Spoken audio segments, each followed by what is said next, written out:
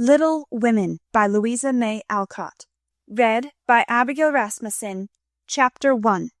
Plain Pilgrims. "Christmas won't be Christmas without any presents," grumbled Joe, lying on the rug. "It's so dreadful to be poor," sighed Meg, looking down at her old dress.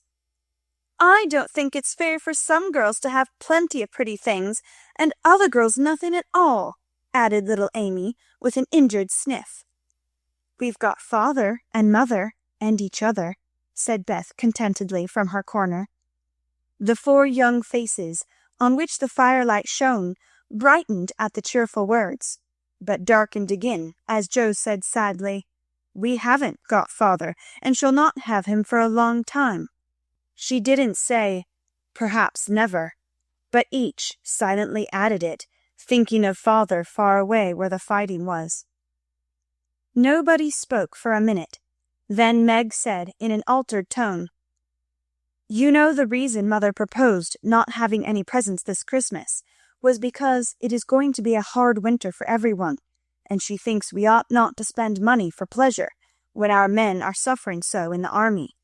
We can't do much, but we can make our little sacrifices, and ought to do it gladly. But I'm afraid I don't." And Meg shook her head as she thought regretfully of all the pretty things she wanted. "But I don't think the little we should spend would do any good. We've each got $1, and the army wouldn't be much helped by our giving that. I agree not to expect anything from Mother or you, but I do want to buy Undine's Sintram for myself. I've wanted it so long," said Joe, who was a bookworm.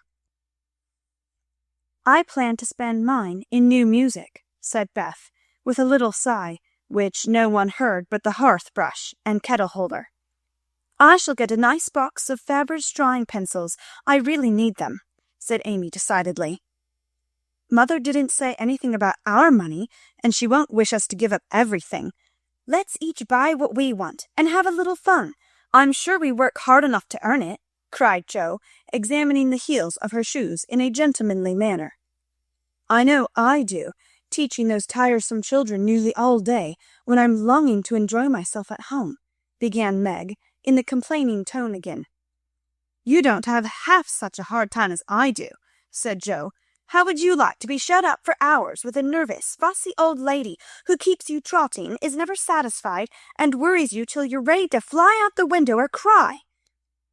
"It's naughty to fret, but I do think washing dishes and keeping things tidy is the worst work in the world. It makes me cross, and my hands get so stiff I can't practice well at all." And Beth looked at her rough hands with a sigh that anyone could hear that time. "I don't believe any of you suffer as I do," cried Amy, "for you don't have to go to school with impertinent girls who plague you if you don't know your lessons, and laugh at your dresses, and label your father if he isn't rich, and insult you when your nose isn't nice." "If you mean libel, I'd say so, and not talk about labels as if Papa was a pickle bottle," advised Joe, laughing. "I know what I mean, and you needn't be satirical about it. It's proper to use good words and improve your vocabulary," returned Amy with dignity. "Don't peck at one another, children. Don't you wish we had the money Papa lost when we were little, Joe? Dear me, how happy and good we'd be if we had no worries," said Meg, who could remember better times. "You said the other day you thought we were a deal happier than the King children, for they were fighting and fretting all the time in spite of their money." "So I did, Beth. Well, I think we are, for though we do have to work, we make fun for ourselves, and we are pretty jolly set, as Joe would say." "Joe does use such slang words," observed Amy, with a reproving look at the long figure stretched on the rug. Joe immediately sat up, put her hands in her pockets, and began to whistle. "Don't, Joe, it's so boyish." "That's why I do it. I detest rude, unladylike girls. I hate affected, niminy-piminy chits." "Birds in their little nests agree," sang Beth, the peacemaker, with such a funny face that both sharp voices softened to a laugh, and the pecking ended for that time. "Really, girls, you are both to be blamed," said Meg, beginning to lecture in her elder sisterly fashion. "You are old enough to leave off boyish tricks, and behave better, Josephine. It didn't matter so much when you were a little girl, but now you are so tall and turn up your hair, you should remember that you are a young lady." "I'm not, and if turning up my hair makes me one, I'll wear it in 2 tails till I'm 20, cried Jo, pulling off her net and shaking down a chestnut mane.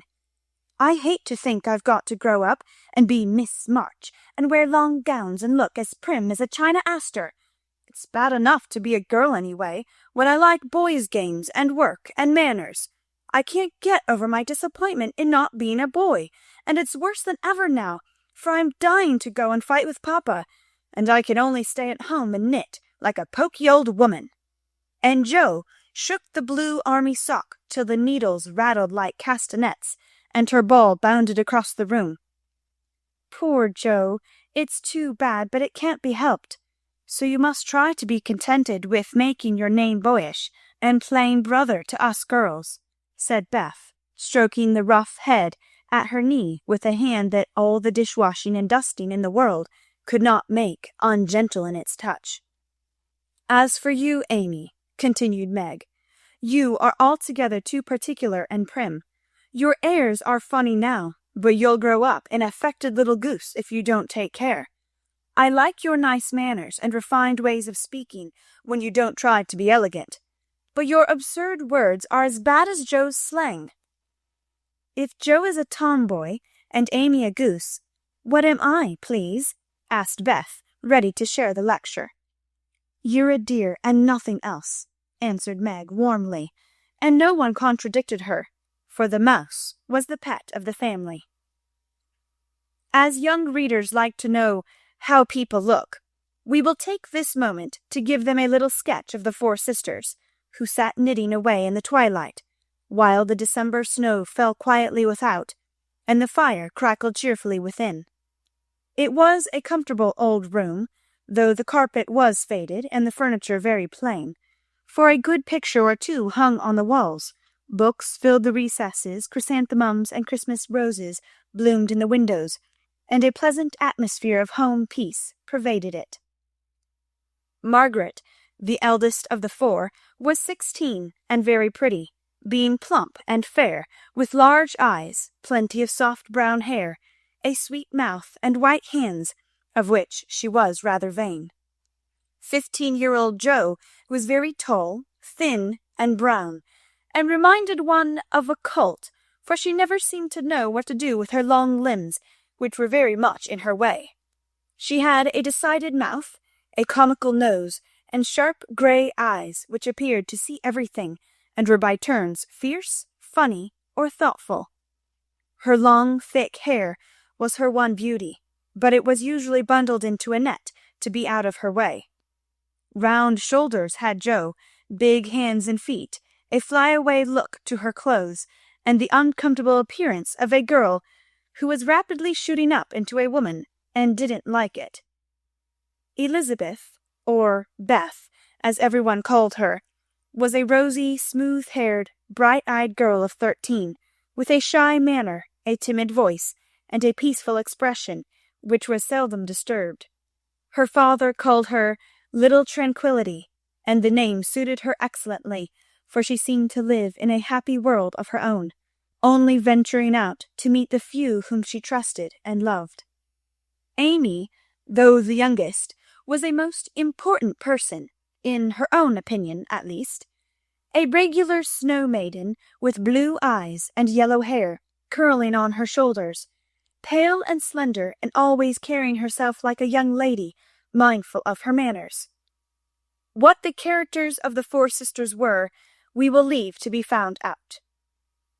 The clock struck 6, and having swept up the hearth, Beth put a pair of slippers down to warm. Somehow the sight of the old shoes had a good effect upon the girls, for Mother was coming, and everyone brightened to welcome her. Meg stopped lecturing and lighted the lamp. Amy got out of the easy-chair without being asked, and Jo forgot how tired she was as she sat up to hold the slippers nearer to the blaze. "They are quite worn out. Marmee must have a new pair." I thought I'd get her some with my dollar, said Beth. No, I shall, cried Amy.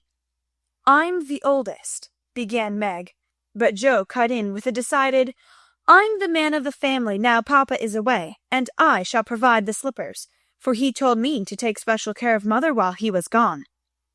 I'll tell you what we'll do, said Beth. Let's each get her something for Christmas, and not get anything for ourselves.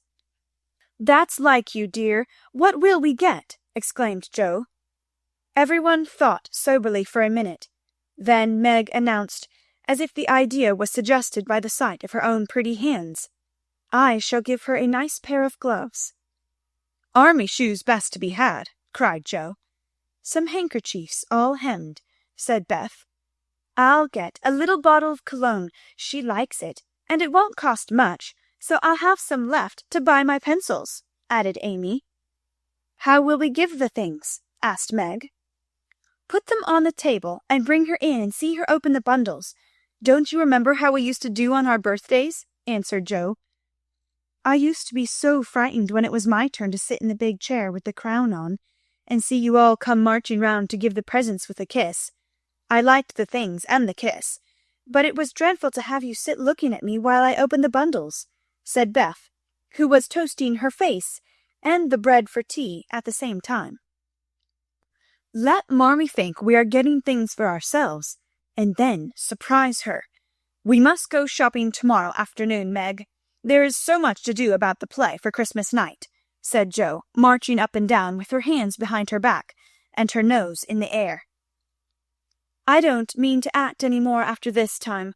I'm getting too old for such things, observed Meg, who was as much a child as ever about dressing up frolics. You won't stop, I know, as long as you can trail round in a white gown with your hair down and wear gold paper jewelry. You are the best actress we've got, and there'll be an end of everything if you quit the boards, said Joe. We ought to rehearse tonight. Come here, Amy, and do the fainting scene, for you are as stiff as a poker in that. I can't help it. I never saw anyone faint, and I don't choose to make myself all black and blue, tumbling flat as you do. If I can go down easily, I'll drop. If I can't, I shall fall into a chair and be graceful. I don't care if Hugo does come at me with a pistol, returned Amy, who is not gifted with dramatic power, but was chosen because she was small enough to be borne out, shrieking by the villain of the piece. Do it this way. Clasp your hands so, and stagger across the room, crying frantically, Roderigo, save me! Save me!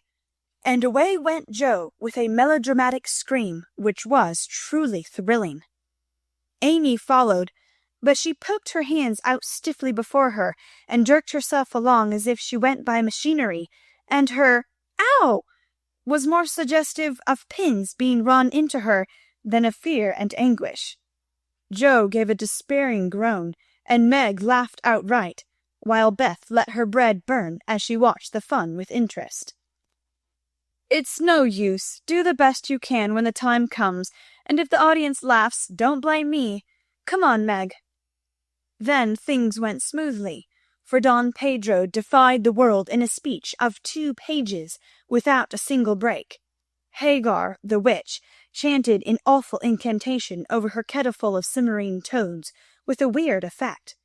Roderigo rent his chains asunder manfully, and Hugo died in agonies of remorse and arsenic, with a wild "ha-ha!"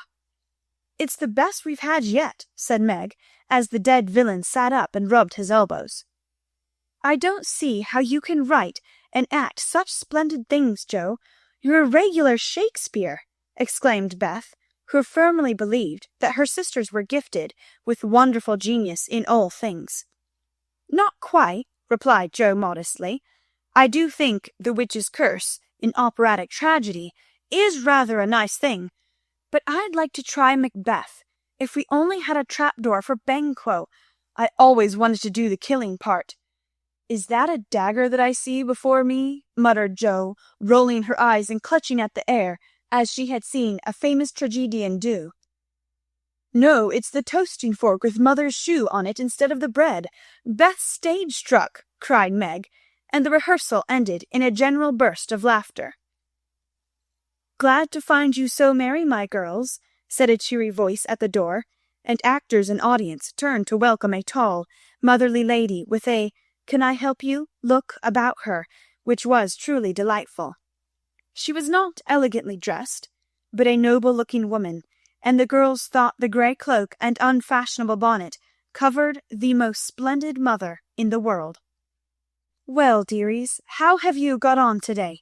There was so much to do, getting the boxes ready to go to-morrow, that I didn't come home to dinner. Has any one called, Beth? How is your cold, Meg? Joe, you look tired to death. Come and kiss me, my baby." While making these maternal inquiries, Mrs. March got her wet things off, her warm slippers on, and sitting down in the easy chair, drew Amy to her lap, preparing to enjoy the happiest hour of her busy day. The girls flew about, trying to make things comfortable, each in her own way. Meg arranged the tea-table. Jo brought wood and set chairs, dropping, overturning, and clattering everything she touched.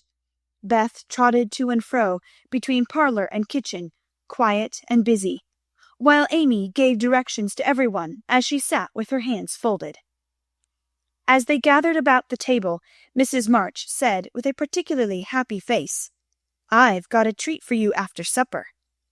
A quick, bright smile went round like a streak of sunshine.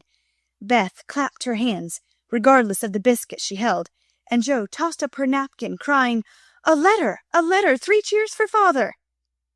"Yes, a nice long letter. He is well, and thinks he shall get through the cold season better than we feared.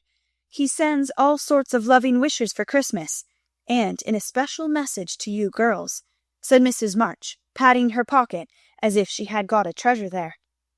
"Hurry and get done. Don't stop to quirk your little finger and simper over your plate, Amy," cried Jo, choking in her tea and dropping her bread, butter side down, on the carpet in her haste to get at the treat. Beth ate no more, but crept away to sit in her shadowy corner and brood over the delight to come till the others were ready.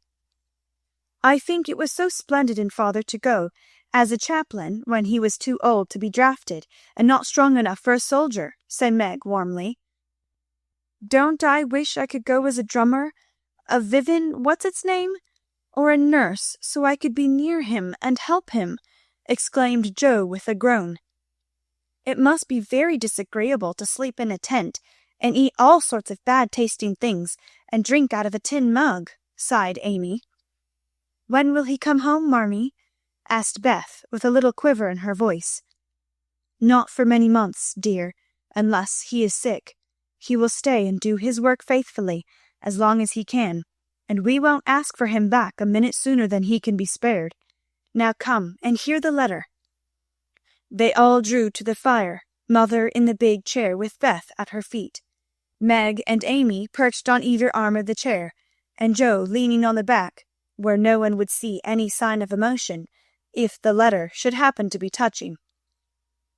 Very few letters were written in those hard times that were not touching, especially those which fathers sent home. In this one, little was said of the hardships endured, the dangers faced, or the homesickness conquered.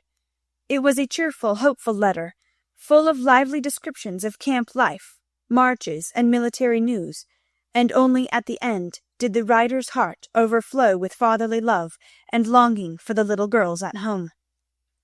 "Give them all my dear love and a kiss. Tell them I think of them by day and pray for them by night, and find my best comfort in their affection at all times. A year seems very long to wait before I see them, but remind them that while we wait, we may all work, so that these hard days need not be wasted. I know they will remember all I said to them, that they will be loving children to you, will do their duty faithfully, fight their bosom enemies bravely, and conquer themselves so beautifully that when I come back to them, I may be fonder and prouder than ever of my little women." Everybody sniffed when they came to that part. Jo wasn't ashamed of the great tear that dropped off the end of her nose, and Amy never minded the rumpling of her curls as she hid her face on her mother's shoulder and sobbed out, "I am a selfish girl, but I'll truly try to be better, so he mayn't be disappointed in me by and by." "We all will," cried Meg. I think too much of my looks and hate to work, but won't any more if I can help it. I'll try and be what he loves to call me, a little woman, and not be rough and wild, but do my duty here instead of wanting to be somewhere else," said Jo, thinking that keeping her temper at home was a much harder task than facing a rebel or two down south. Beth said nothing, but wiped away her tears with a blue army sock, and began to knit with all her might, losing no time in doing the duty that lay nearest her, while she resolved in her quiet little soul to be all that father hoped to find her when the year brought round the happy coming home. Mrs. March broke the silence that followed Jo's words by saying in her cheery voice, "Do you remember how you used to play Pilgrim's Progress when you were little things? Nothing delighted you more than to have me tie my piece bags on your backs for burdens, give you hats and sticks and rolls of paper, and let you travel through the house from the cellar, which was the city of destruction, up to the housetop, where you had all the lovely things you could collect to make a celestial city. What fun it was, especially going by the lions, fighting Apollyon, and passing through the valley where the hobgoblins were," said Jo. "I liked the place where the bundles fell off and tumbled downstairs," said Meg. "My favorite part was when we came out on the flat roof, where our flowers and arbors and pretty things were, and all stood and sung for joy up there in the sunshine," said Beth, smiling, as if that pleasant moment had come back to her. "I don't remember much about it, except that I was afraid of the cellar and the dark entry, and always liked the cake and milk we had up at the top. If I wasn't too old for such things, I'd rather like to play it over again," said Amy, who began to talk of renouncing childish things at the mature age of 12. "We never are too old for this, my dear, because it is a play we are playing all the time, in one way or another. Our burdens are here, our road is before us, and the longing for goodness and happiness is the guide that leads us through many troubles and mistakes to the peace which is a true celestial city. Now, my little pilgrims, suppose you begin again, not in play, but in earnest, and see how far on you can get before father comes home." "Really, mother? Where are our bundles?" asked Amy, who was a very literal young lady. "Each of you told what your burden was just now, except Beth. I rather think she hasn't got any," said her mother. "Yes, I have. Mine is dishes and dusters, and envying girls with nice pianos, and being afraid of people." Beth's bundle was such a funny one that everybody wanted to laugh, but nobody did, for it would have hurt her feelings very much. "Let us do it," said Meg thoughtfully. "It is only another name for trying to be good, and the story may help us, for though we do want to be good, it's hard work and we forget and don't do our best. We were in the Slough of Despond tonight, and mother came and pulled us out as Help did in the book. We ought to have our roll of directions like Christian. What shall we do about that?" asked Jo, delighted with the fancy which lent a little romance to the very dull task of doing her duty. "Look under your pillows Christmas morning, and you will find your guide-book," replied Mrs. March. They talked over the new plan, while old Hannah cleared the table. Then out came the 4 little work-baskets, and the needles flew as the girls made sheets for Aunt March.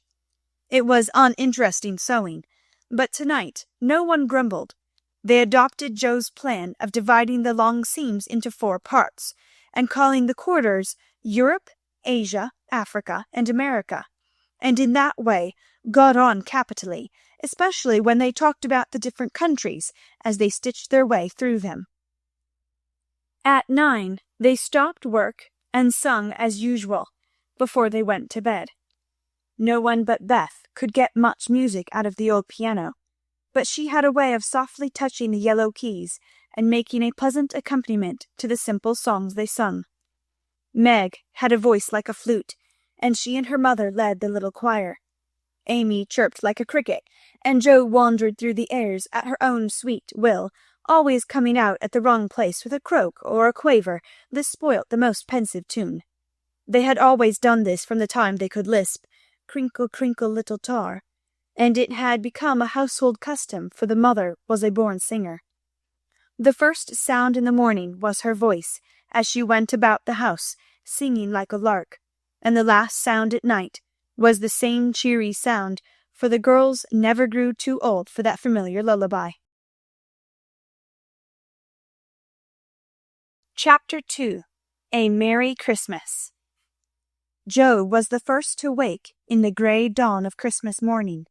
No stockings hung at the fireplace, and for a moment she felt as much disappointed as she did long ago when her little sock fell down because it was crammed so full of goodies. Then she remembered her mother's promise, and slipping her hand under her pillow, drew out a little crimson-covered book. She knew it very well, for it was that beautiful old story of the best life ever lived, and Joe felt that it was a true guidebook for any pilgrim going on a long journey.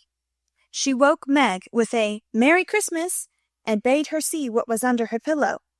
A green-covered book appeared with the same picture inside, and a few words written by their mother, which made their one present very precious in their eyes.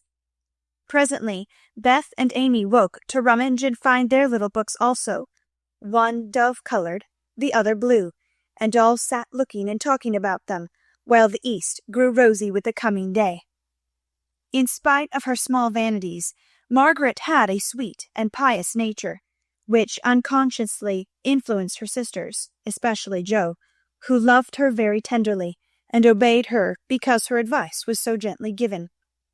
"Girls," said Meg seriously, looking from the tumbled head beside her to the two little night-capped ones in the room beyond, "Mother wants us to read and love and mind these books, and we must begin at once.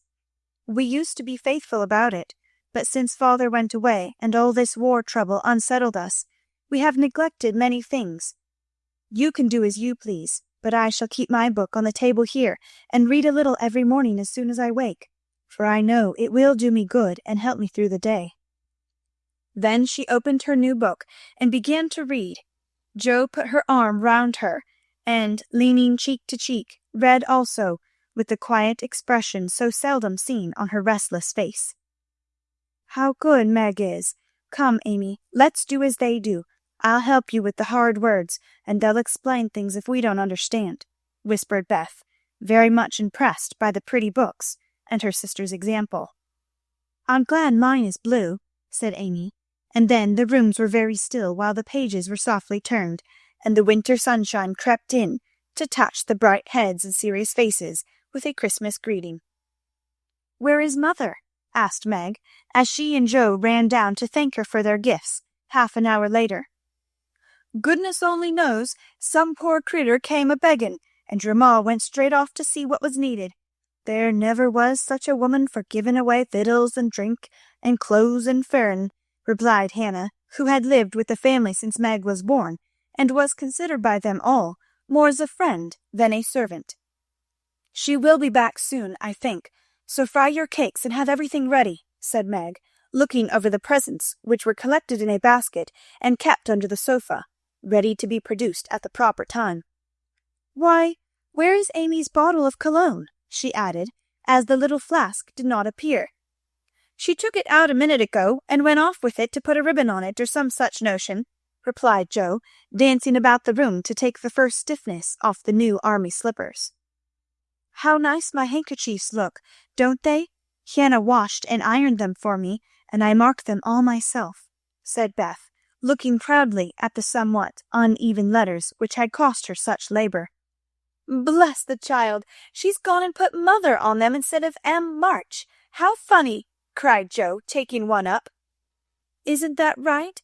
I thought it was better to do it so, because Meg's initials are M.M., and I don't want anyone to use these but Marmee," said Beth, looking troubled. "It's all right, dear, and a very pretty idea, quite sensible too, for no one can ever mistake now. It will please her very much, I know," said Meg, with a frown for Joe and a smile for Beth. "There's Mother! Hide the basket, quick!" cried Joe, as a door slammed and steps sounded in the hall.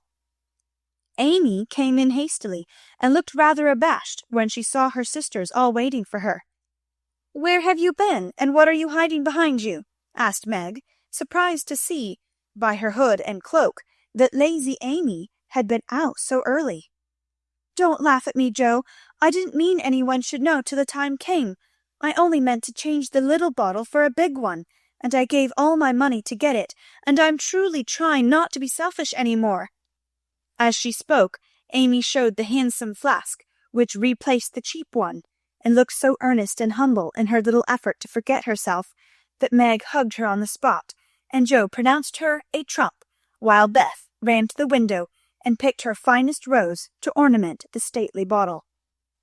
"You see, I felt ashamed of my present after reading and talking about being good this morning, so I ran round the corner and changed it the minute I was up, and I'm so glad, for mine is the handsomest now." Another bang at the street door sent the basket under the sofa, and the girls to the table, eager for breakfast. "Merry Christmas, Marmee! Many of them. Thank you for our books. We read some, and mean to every day," they all cried in chorus. "Merry Christmas, little daughters. I'm glad you began at once, and I hope you will keep on. But I want to say one word before we sit down. Not far away from here lies a poor woman with a little newborn baby. 6 children are huddled into one bed to keep from freezing, for they have no fire. There is nothing to eat over there, and the oldest boy came to tell me they were suffering hunger and cold. My girls, will you give them your breakfast as a Christmas present?" They were all unusually hungry, having waited nearly an hour, and for a minute no one spoke. Only a minute, for Joe exclaimed impetuously, "I'm so glad you came before we began." "May I go and help carry the things to the poor little children?" asked Beth eagerly. "I shall take the cream and the muffins," added Amy, heroically giving up the article she most liked. Meg was already covering the buckwheats and piling the bread into one big plate. "I thought you'd do it," said Mrs. March, smiling as if satisfied. "You shall all go and help me, and when we come back, we will have bread and milk for breakfast, and make it up at dinner time." They were soon ready, and the procession set out. Fortunately, it was early, and they went through the back streets, so few people saw them, and no one laughed at the queer party. A poor, bare, miserable room it was, with broken windows, no fire, ragged bedclothes, a sick mother, wailing baby, and a group of pale, hungry children cuddled under one old quilt, trying to keep warm. How the big eyes stared, and the blue lips smiled as the girls went in.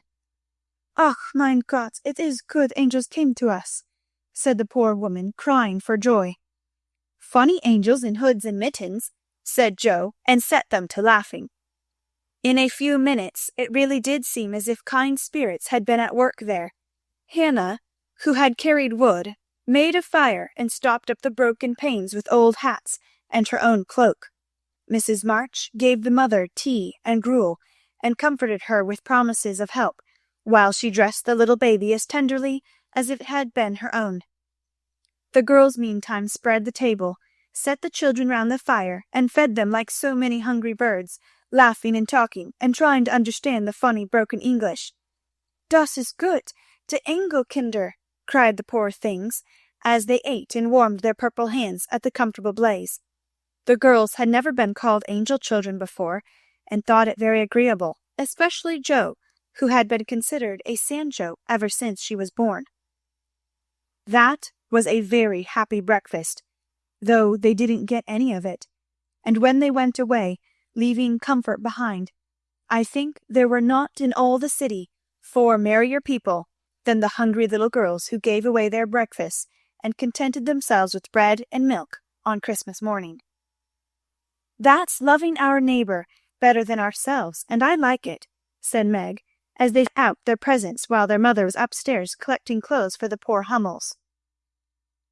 Not a very splendid show, but there was a great deal of love done up in the few little bundles, and the tall vase of red roses, white chrysanthemums, and trailing vines which stood in the middle, gave quite an elegant air to the table.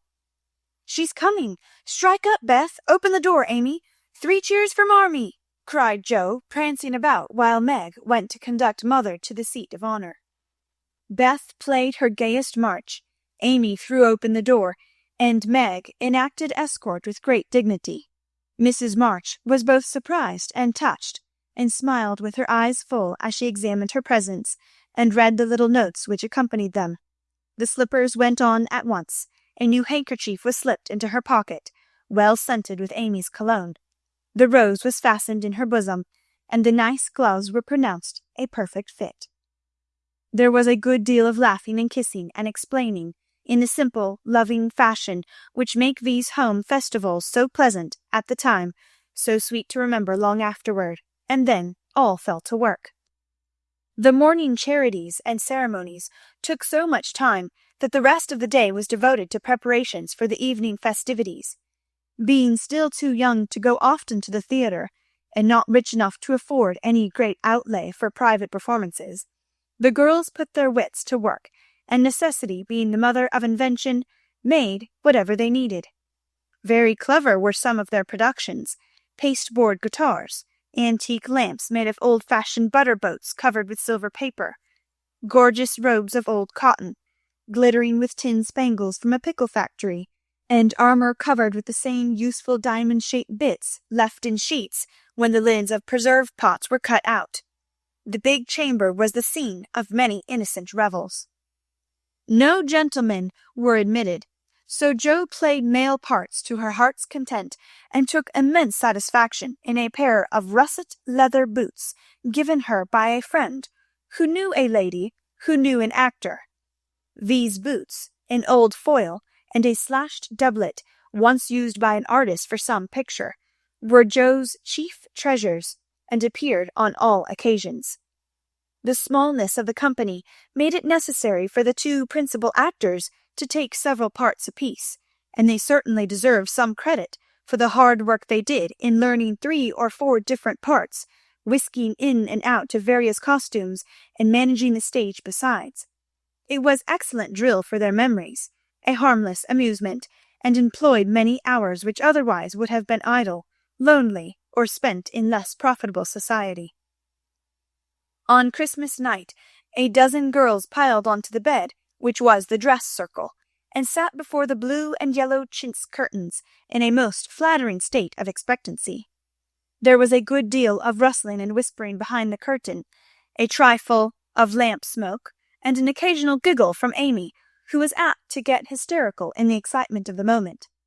Presently a bell sounded, the curtains flew apart, and the operatic tragedy began. A gloomy wood, according to the one playbill, was represented by a few shrubs in pots, green baize on the floor, and a cave in the distance.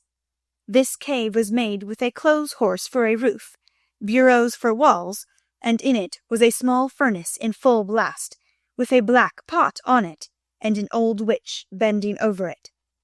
The stage was dark, and the glow of the furnace had a fine effect, especially as real steam issued from the kettle when the witch took off the cover. A moment was allowed for the first thrill to subside. Then Hugo the villain stalked in with a clanking sword at his side, a slouching hat, black beard, mysterious cloak, and the boots. After pacing to and fro in much agitation, he struck his forehead and burst out in a wild strain, singing of his hatred for Roderigo, his love for Zara, and his pleasing resolution to kill the one and win the other. The gruff tones of Hugo's voice, with an occasional shout when his feelings overcame him, were very impressive, and the audience applauded the moment he paused for breath. Bowing with the air of one accustomed to public praise, he stole to the cavern and ordered Hagar to come forth with a commanding, "What ho, minion, I need thee!" Out came Meg, with grey horsehair hanging about her face, a red and black robe, a staff, and cabalistic signs upon her cloak. Hugo demanded a potion to make Zara adore him, and one to destroy Roderigo. Hagar, in a fine dramatic melody, promised both, and proceeded to call up the spirit who would bring the love philtre. Hither, hither from thy home, airy sprite, I bid thee come. Born of roses, fed on dew, charms and potions canst thou brew? Bring me here with elfin speed the fragrant philtre which I need. Make it sweet and swift and strong. Spirit, answer now my song. A soft strain of music sounded, and then at the back of the cave appeared a little figure in cloudy white, with glittering wings, golden hair, and a garland of roses on its head. Waving a wand, it sang, "Hither I come from my airy home, afar in the silver moon. Take the magic spell and use it well, or its power will vanish soon." And dropping a small, gilded bottle at the witch's feet, the spirit vanished. Another chant from Hagar produced another apparition, not a lovely one, for with a bang an ugly black imp appeared, and having croaked a reply, tossed a dark bottle at Hugo and disappeared with a mocking laugh. Having warbled his thanks and put the potions in his boots, Hugo departed, and Hagar informed the audience that as he had killed a few of her friends in times past, she had cursed him and intends to thwart his plans and be revenged on him. Then the curtain fell, and the audience reposed and ate candy while discussing the merits of the play. A good deal of hammering went on before the curtain rose again, but when it became evident what a masterpiece of a stage carpentry had been got up, no one murmured at the delay. It was truly superb. A tower rose to the ceiling. Halfway up appeared a window with a lamp burning in it, and behind the white curtain appeared Zara in a lovely blue and silver dress, waiting for Roderigo. He came in gorgeous array, with plumed cap, red cloak, chestnut lovelocks, a guitar, and the boots, of course. Kneeling at the foot of the tower, he sang a serenade in melting tones. Zara replied, and after a musical dialogue, consented to fly. Then came the grand effect of the play. Roderigo produced a rope ladder with 5 steps to it, threw up one end, and invited Zara to descend. Timidly she crept from her lattice, put her hand on Roderigo's shoulder, and was about to leap gracefully down when, alas, alas for Zara! She forgot her train. It caught in the window, the tower tottered, leaned forward, fell with a crash, and buried the unhappy lovers in the ruins. A universal shriek arose as the russet boots waved wildly from the wreck, and a golden head emerged, exclaiming, "I told you so! I told you so!" With wonderful presence of mind, Don Pedro, the cruel sire, rushed in, dragged out his daughter with a hasty aside, "Don't laugh, act as if it was all right," and ordering Roderigo up, banished him from the kingdom with wrath and scorn. Though decidedly shaken by the fall from the tower upon him, Roderigo defied the old gentleman and refused to stir. This dauntless example fired Zara. She also defied her sire, and he ordered them both to the deepest dungeons of the castle. A stout little retainer came in with chains and led them away, looking very much frightened, and evidently forgetting the speech he ought to have made. Act 3rd was the castle hall, and here Hagar appeared, having come to free the lovers and finish Hugo. She hears him coming and hides, sees him put the potions into 2 cups of wine, and bid the timid little servant, "Bear them to the captives in their cells, and tell them I shall come anon." The servant takes Hugo aside to tell him something, and Hagar changes the cups for 2 others, which are harmless. Ferdinando, the minion, carries them away, and Hagar puts back the cup which holds the poison meant for Roderigo. Hugo, getting thirsty after a long warble, drinks it, loses his wits, and after a good deal of clutching and stamping, falls flat and dies, while Hagar informs him what she has done in a song of exquisite power and melody. This was a truly thrilling scene. though some persons might have thought that the sudden tumbling down of a quantity of long red hair rather marred the effect of the villain's death.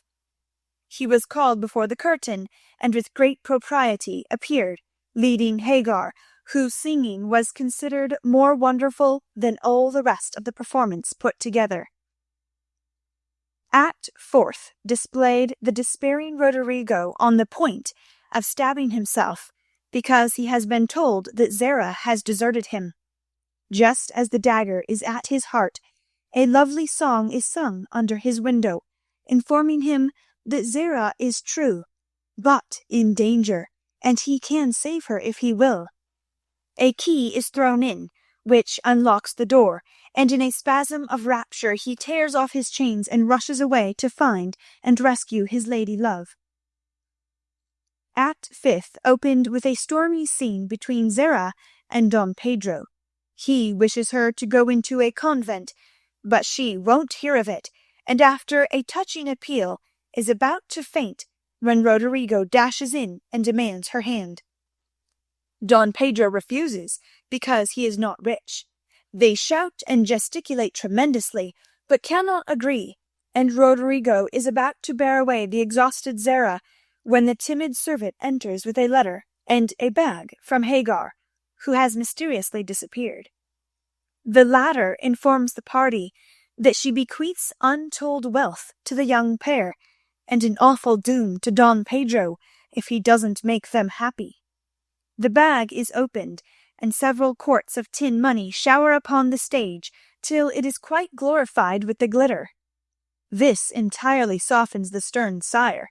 He consents without a murmur. All join in a joyful chorus, and the curtain falls upon the lovers kneeling to receive Don Pedro's blessing in attitudes of the most romantic grace. Tumultuous applause followed, but received an unexpected check, for the cot bed on which the dress circle was built suddenly shut up and extinguished the enthusiastic audience.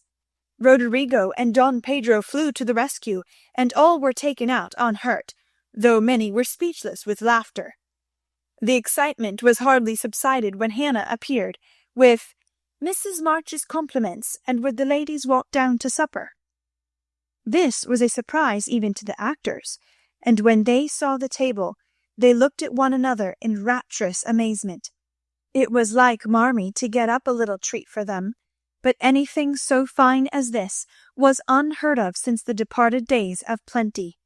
There was ice cream, actually 2 dishes of it, pink and white, and cake and fruit, and distracting French bonbons, and in the middle of the table 4 great bouquets of hothouse flowers.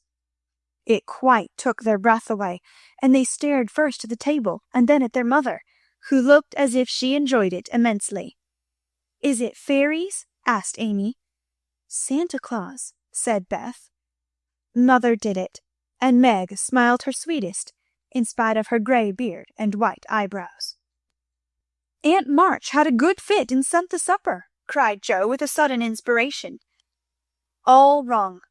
Old Mr. Lawrence sent it," replied Mrs. March. "The Lawrence boy's grandfather? What in the world put such a thing into his head? We don't know him," exclaimed Meg. "Hannah told one of his servants about your breakfast party. He is an odd old gentleman, but that pleased him. He knew my father years ago, and he sent me a polite note this afternoon, saying he hoped I would allow him to express his friendly feeling toward my children by sending them a few trifles in honor of the day. I could not refuse, and so you have a little feast at night to make up for the bread and milk breakfast." "That boy put it into his head. I know he did. He's a capital fellow, and I wish we could get acquainted. He looks as if he'd like to know us, but he's bashful, and Meg is so prim she won't let me speak to him when we pass," said Joe, as the plates went round and the ice began to melt out of sight, with oohs and ahs of satisfaction. "You mean the people who live in the big house next door, don't you?" asked one of the girls. "My mother knows old Mr. Lawrence, but says he's very proud and doesn't like to mix with his neighbors. He keeps his grandson shut up when he isn't riding or walking with his tutor, and makes him study very hard. We invited him to our party, but he didn't come. Mother says he's very nice, though he never speaks to us girls. Our cat ran away once, and he brought her back, and we talked over the fence and were getting on capitally, all about cricket and so on, when he saw Meg coming and walked off. I mean to know him some day, for he needs fun, I'm sure he does," said Joe decidedly. "I like his manners, and he looks like a little gentleman, so I've no objection to your knowing him, if a proper opportunity comes. He brought the flowers himself, and I should have asked him in, if I had been sure what was going on upstairs. He looked so wistful as he went away, hearing the frolic, and evidently having none of his own." "It's a mercy you didn't, mother," laughed Joe, looking at her boots. "But we'll have another play sometime that he can see. Perhaps he'll help act. Wouldn't that be jolly?" "I never had such a fine bouquet before. How pretty it is!" And Meg examined her flowers with great interest. "They are lovely, but Beth's roses are sweeter to me," said Mrs. March, smelling the half-dead posy in her belt. Beth nestled up to her and whispered softly, "I wish I could send my bunch to father. I'm afraid he isn't having such a merry Christmas as we are." Chapter 3. The Lawrence Boy. "Joe, Joe, where are you?" cried Meg, at the foot of the garret stairs. "Here," answered a husky voice from above, and, running up, Meg found her sister eating apples and crying over the heir of Redcliffe, wrapped up in a comforter on an old three-legged sofa by the sunny window. This was Joe's favourite refuge, and here she loved to retire with half a dozen russets and a nice book, to enjoy the quiet and the society of a pet rat who lived near by and didn't mind her a particle. As Meg appeared, Scrabble whisked into his hole. Joe shook the tears off her cheeks and waited to hear the news. "Such fun! Only see! A regular note of invitation from Mrs. Gardner for tomorrow night!" cried Meg, waving the precious paper and then proceeding to read it with girlish delight. "Mrs. Gardner would be happy to see Miss March and Miss Josephine at a little dance on New Year's Eve. Marmee is willing we should go. Now what shall we wear?" "What's the use of asking that, when you know we shall wear our poplins, because we haven't got anything else?" answered Joe, with her mouth full. "If I only had a silk," sighed Meg. "Mother says I may when I'm 18, perhaps, but 2 years is an everlasting time to wait." "I'm sure our pops look like silk, and they are nice enough for us. Yours is as good as new, but I forgot the burn and the tear in mine. Whatever shall I do? The burn shows badly, and I can't take any out." "You must sit still all you can, and keep your back out of sight. The front is all right. I shall have a new ribbon for my hair, and Marmee will lend me her little pearl pin, and my new slippers are lovely, and my gloves will do, though they aren't as nice as I'd like. Mine are spoiled with lemonade, and I can't get any new ones, so I shall have to go without," said Joe, who never troubled herself much about dress. "You must have gloves, or I won't go," cried Meg decidedly. "Gloves are more important than anything else. You can't dance without them, and if you don't, I should be so mortified." "Then I'll stay still. I don't care much for company dancing. It's no fun to go sailing round. I like to fly about and cut capers." "You can't ask Mother for new ones. They are so expensive, and you are so careless. She said when you spoiled the others that she shouldn't get you any more this winter. Can't you make them do?" "I can hold them crumpled up in my hand, so no one will know how stained they are. That's all I can do." "No, I'll tell you how we can manage. Each wear one good one and carry a bad one. Don't you see?" "Your hands are bigger than mine, and you will stretch my glove dreadfully," began Meg, whose gloves were a tender point with her. "Then I'll go without. I don't care what people say," cried Joe, taking up her book. "You may have it, you may, only don't stain it, and do behave nicely. Don't put your hands behind you, or stare, or say Christopher Columbus, will you?" "Don't worry about me. I'll be as prim as I can, and not get into any scrapes if I can help it. Now go and answer your note, and let me finish this splendid story." So Meg went away to accept with thanks, look over her dress, and sing blithely as she did up her one real lace frill, while Jo finished her story, her 4 apples, and had a game of romps with Scrabble. On New Year's Eve the parlor was deserted, for the 2 younger girls played dressing maids, and the 2 elder were absorbed in the all-important business of getting ready for the party. Simple as the toilettes were, there was a great deal of running up and down, laughing and talking, and at one time a strong smell of burned hair pervaded the house.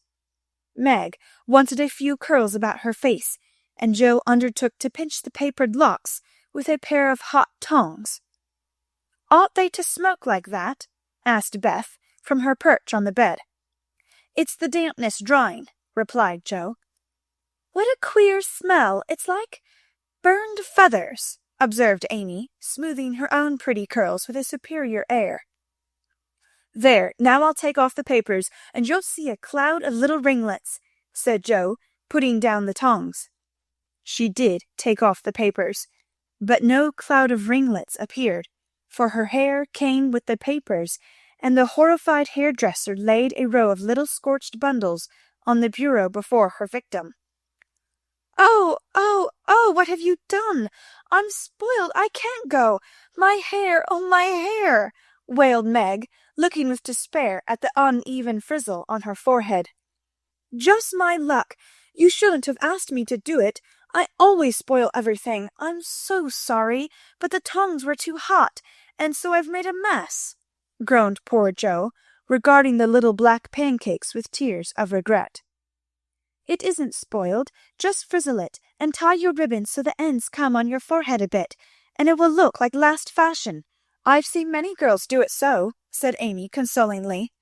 "Serves me right for trying to be fine. I wish I'd let my hair alone," cried Meg petulantly. "So do I. It was so smooth and pretty, but it will soon grow out again," said Beth, coming to kiss and comfort the shorn sheep. After various lesser mishaps, Meg was finished at last, and by the united exertions of the entire family, Jo's hair was got up and her dress on. They looked very well in their simple suits, Meg's in silvery drab, with a blue velvet snood, lace frills, and the pearl pin. Jo in maroon, with a stiff gentlemanly linen collar, and a white chrysanthemum or 2 for her only ornament.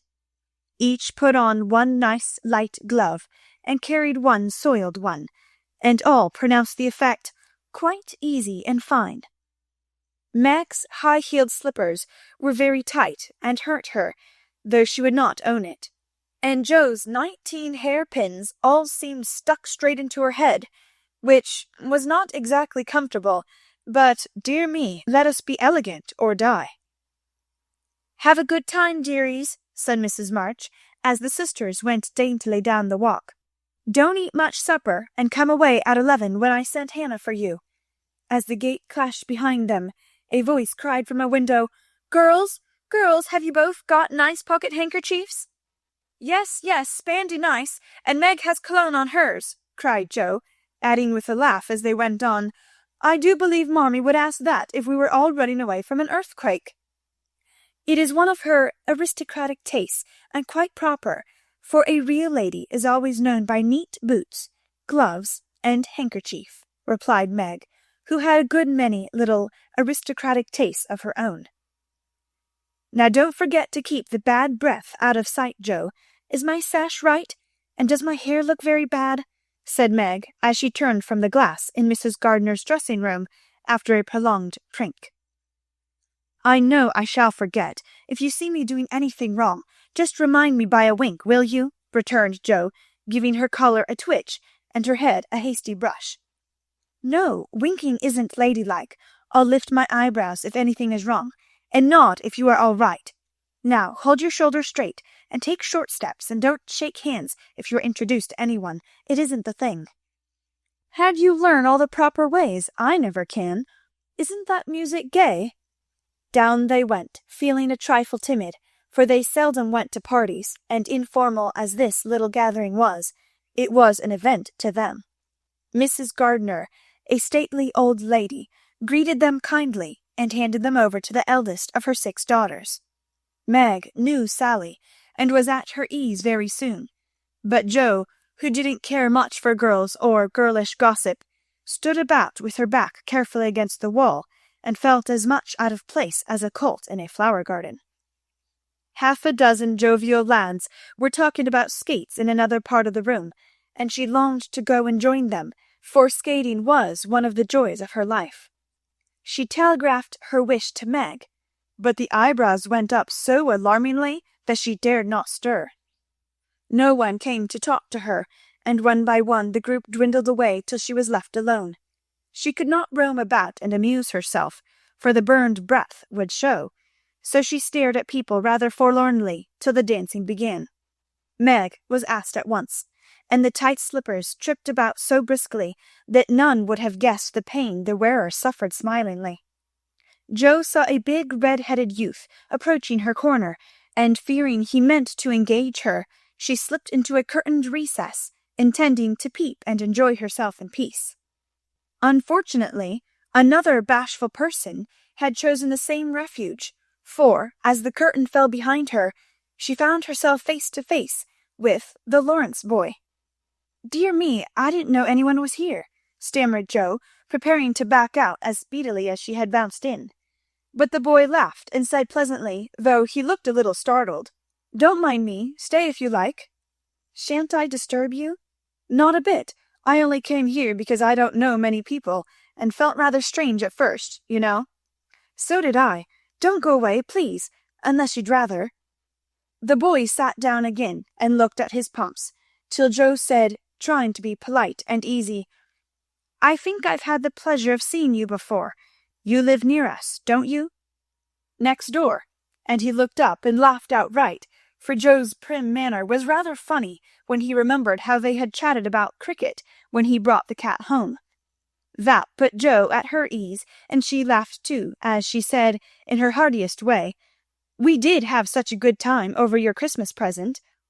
Grandpa sent it. But you put it into his head, didn't you now?" "How is your cat, Miss March?" asked the boy, trying to look sober while his black eyes shone with fun. "Nicely, thank you, Mr. Lawrence. But I'm not Miss March, I'm only Jo," returned the young lady.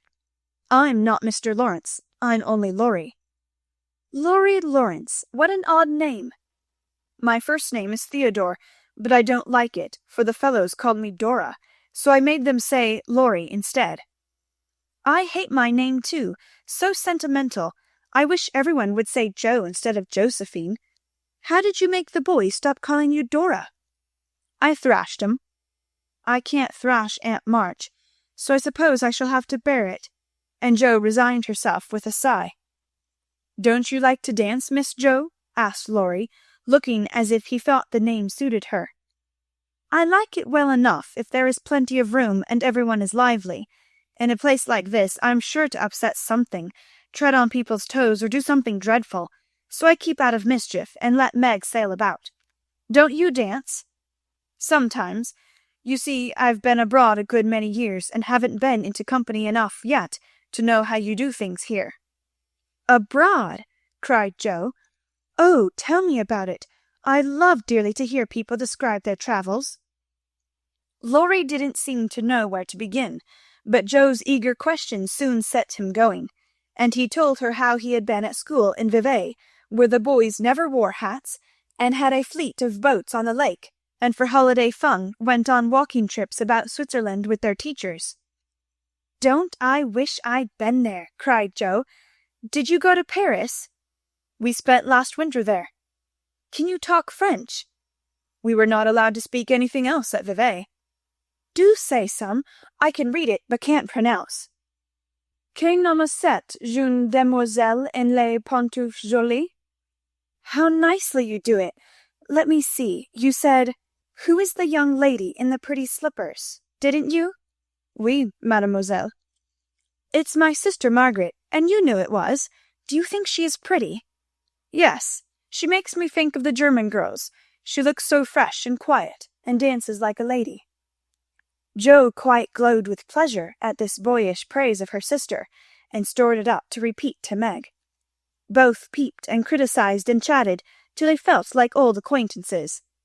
Laurie's bashfulness soon wore off, for Joe's gentlemanly demeanour amused and set him at his ease, and Joe was her merry self again, because her dress was forgotten, and nobody lifted their eyebrows at her. She liked the Lawrence boy better than ever, and took several good looks at him, so that she might describe him to the girls, for they had no brothers, very few male cousins, and boys were almost unknown creatures to them.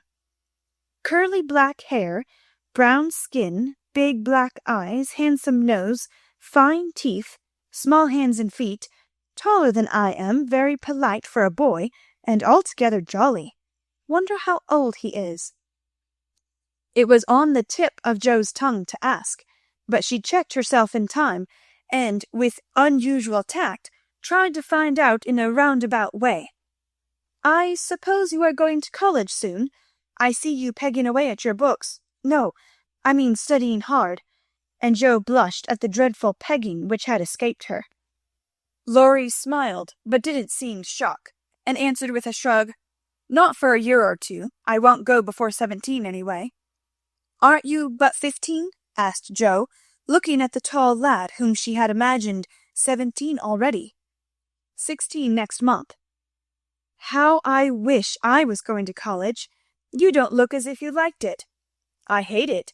Nothing but grinding or skylarking, and I don't like the way fellows do either in this country. What do you like? To live in Italy, and to enjoy myself in my own way.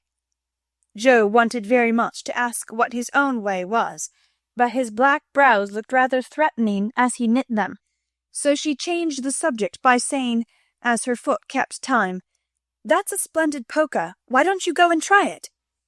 If you will come too, he answered, with a gallant little bow. I can't, for I told Meg I wouldn't, because— There Joe stopped, and looked undecided whether to tell or to laugh. Because what? You won't tell? Never.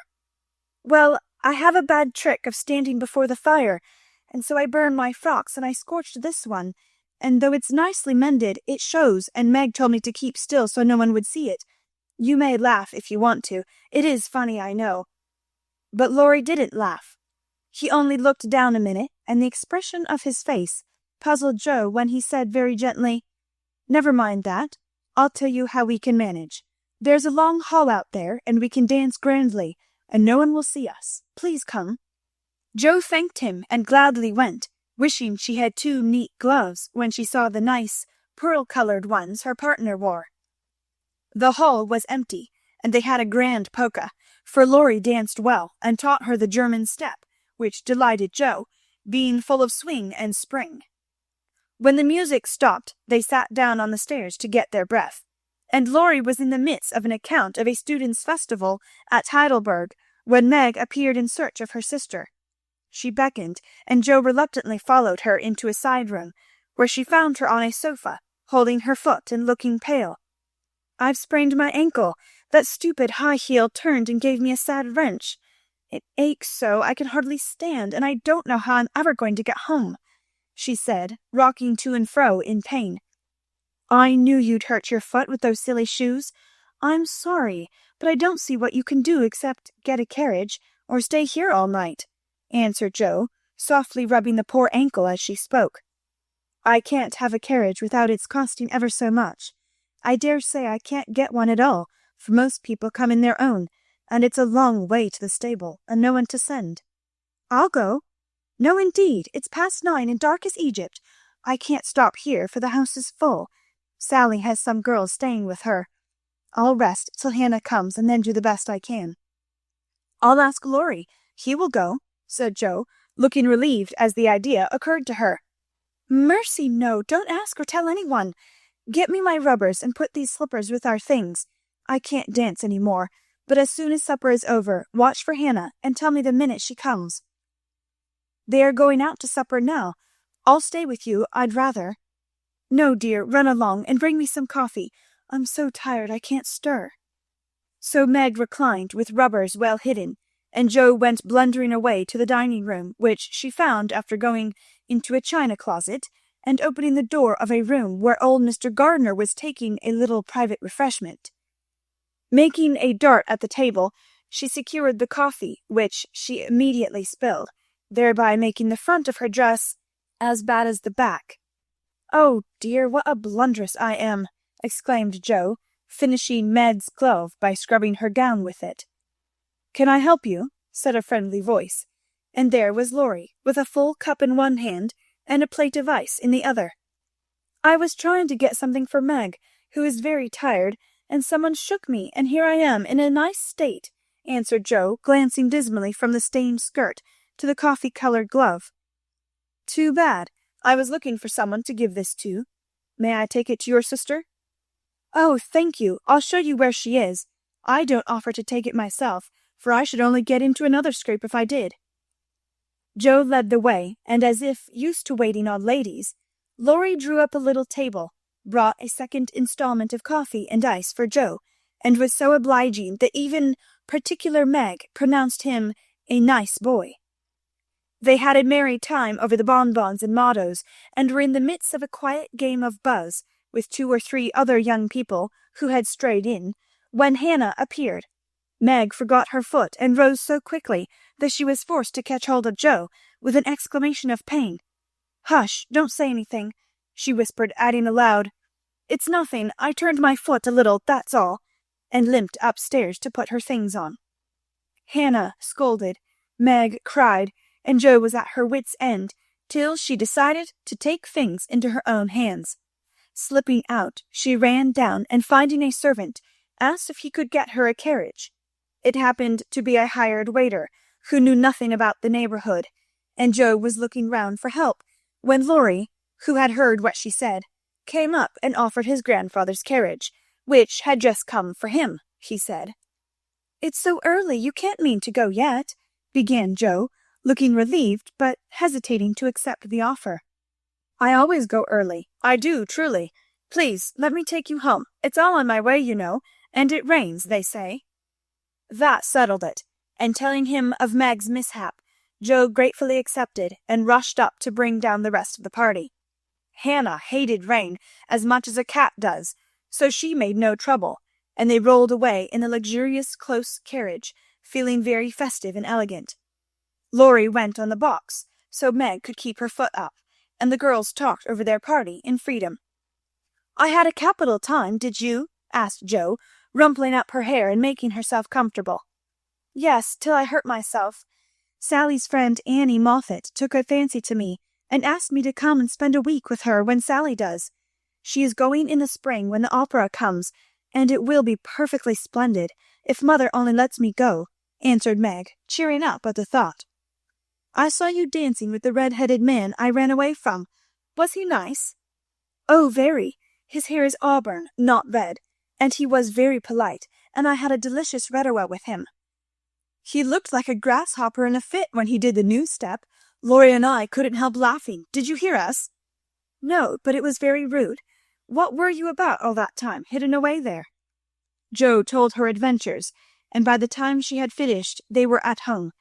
With many thanks they said good night and crept in, hoping to disturb no one, but the instant their door creaked, 2 little nightcaps bobbed up, and 2 sleepy but eager voices cried out, "Tell about the party! Tell about the party!"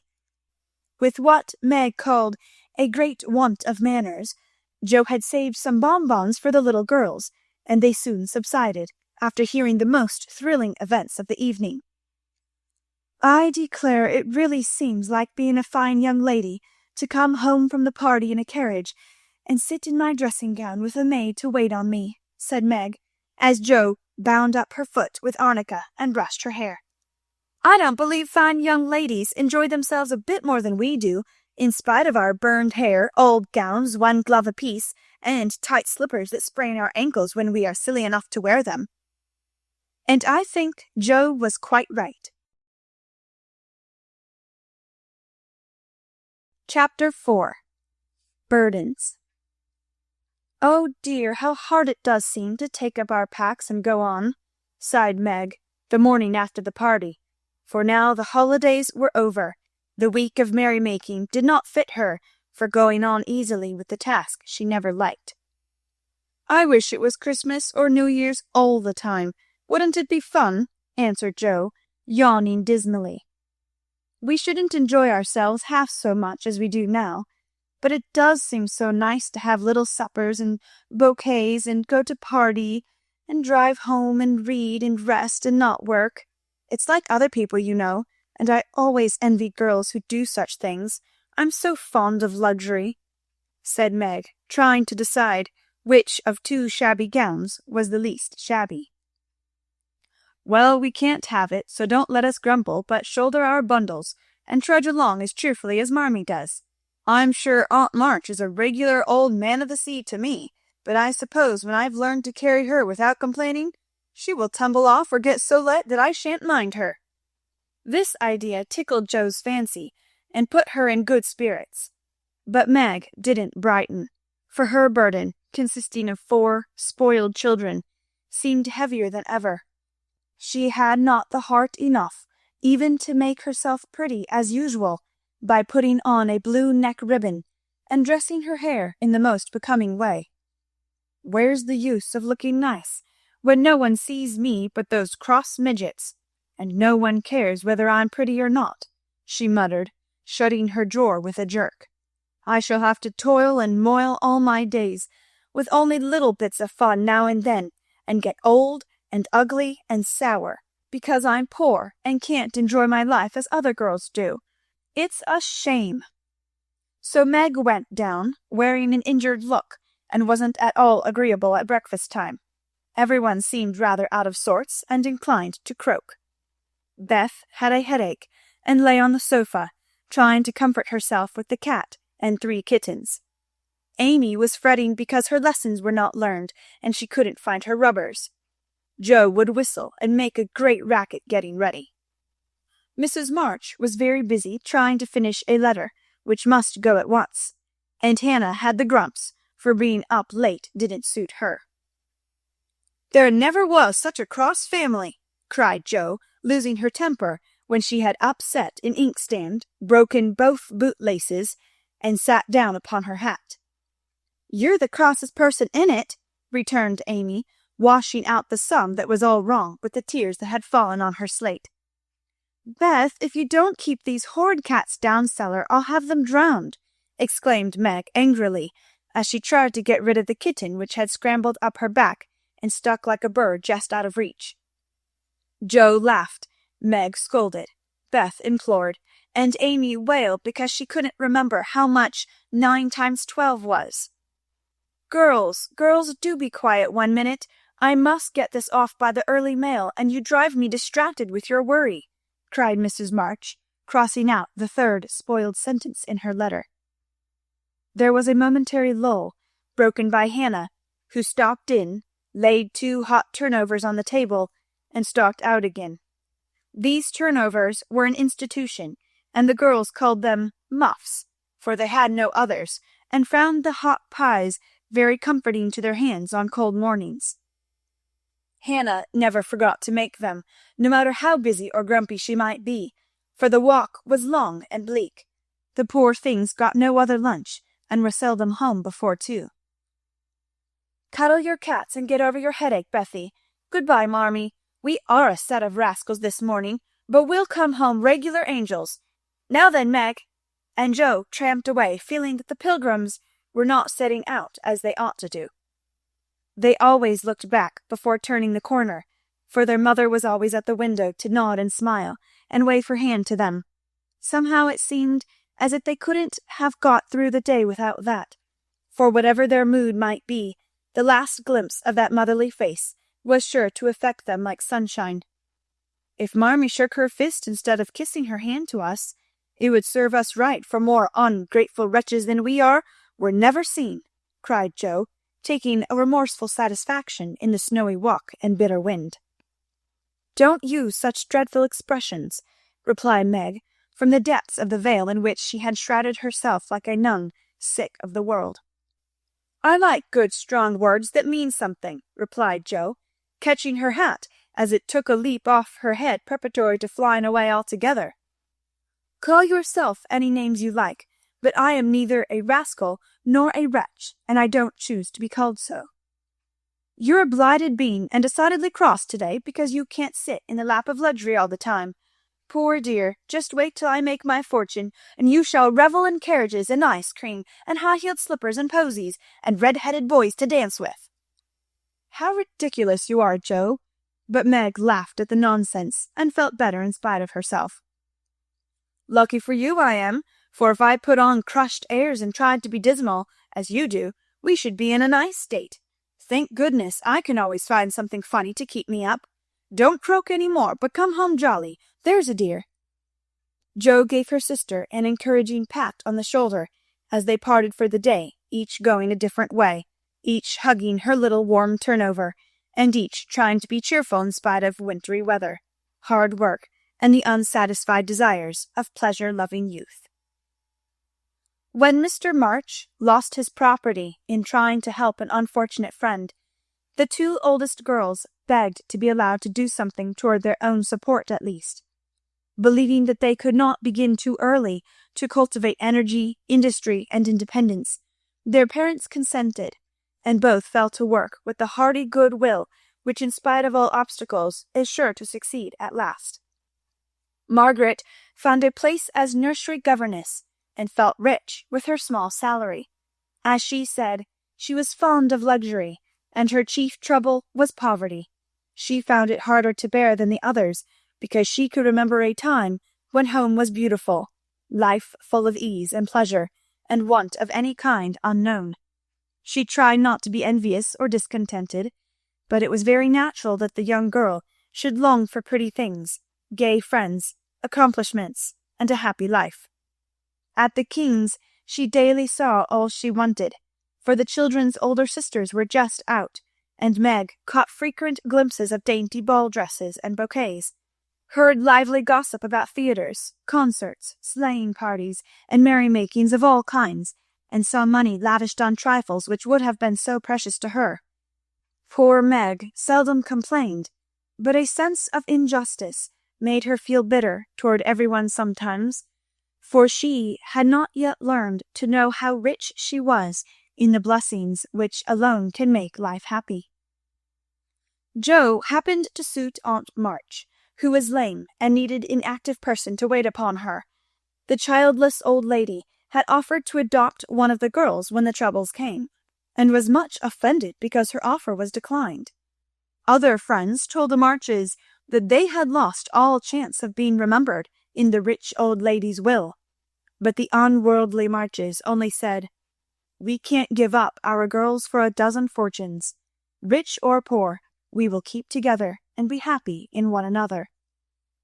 The old lady wouldn't speak to them for a time, but happening to meet Joe at a friend's, something in her comical face and blunt manners struck the old lady's fancy, and she proposed to take her for a companion. This did not suit Joe at all, but she accepted the place since nothing better appeared, and, to everyone's surprise, got on remarkably well with her irascible relative. There was an occasional tempest, and once Joe marched home, declaring she couldn't bear it any longer, but Aunt March always cleared up quickly, and sent for her to come back again, with such urgency that she could not refuse, for in her heart she rather liked the peppery old lady. I suspect that the real attraction was a large library of fine books, which was left to dust and spiders since Uncle March died. Joe remembered the kind old gentleman who used to let her build railroads and bridges with his big dictionaries, tell her stories about queer pictures in his Latin books, and buy her cards of gingerbread whenever he met her in the street. The dim, dusty room, with the bus staring down from the tall bookcases, and cozy chairs, the globes, and best of all, the wilderness of books in which she could wander where she liked, made the library a region of bliss to her. The moment Aunt March took her nap, or was busy with company, Jo hurried to this quiet place, and curling herself up in the easy chair, devoured poetry, romance, history, travels, and pictures like a regular bookworm. But, like all happiness, it did not last long, for as sure as she had just reached the heart of the story, the sweetest verse of a song, or the most perilous adventure of her traveller, a shrill voice called, "Josephine! Josephine!"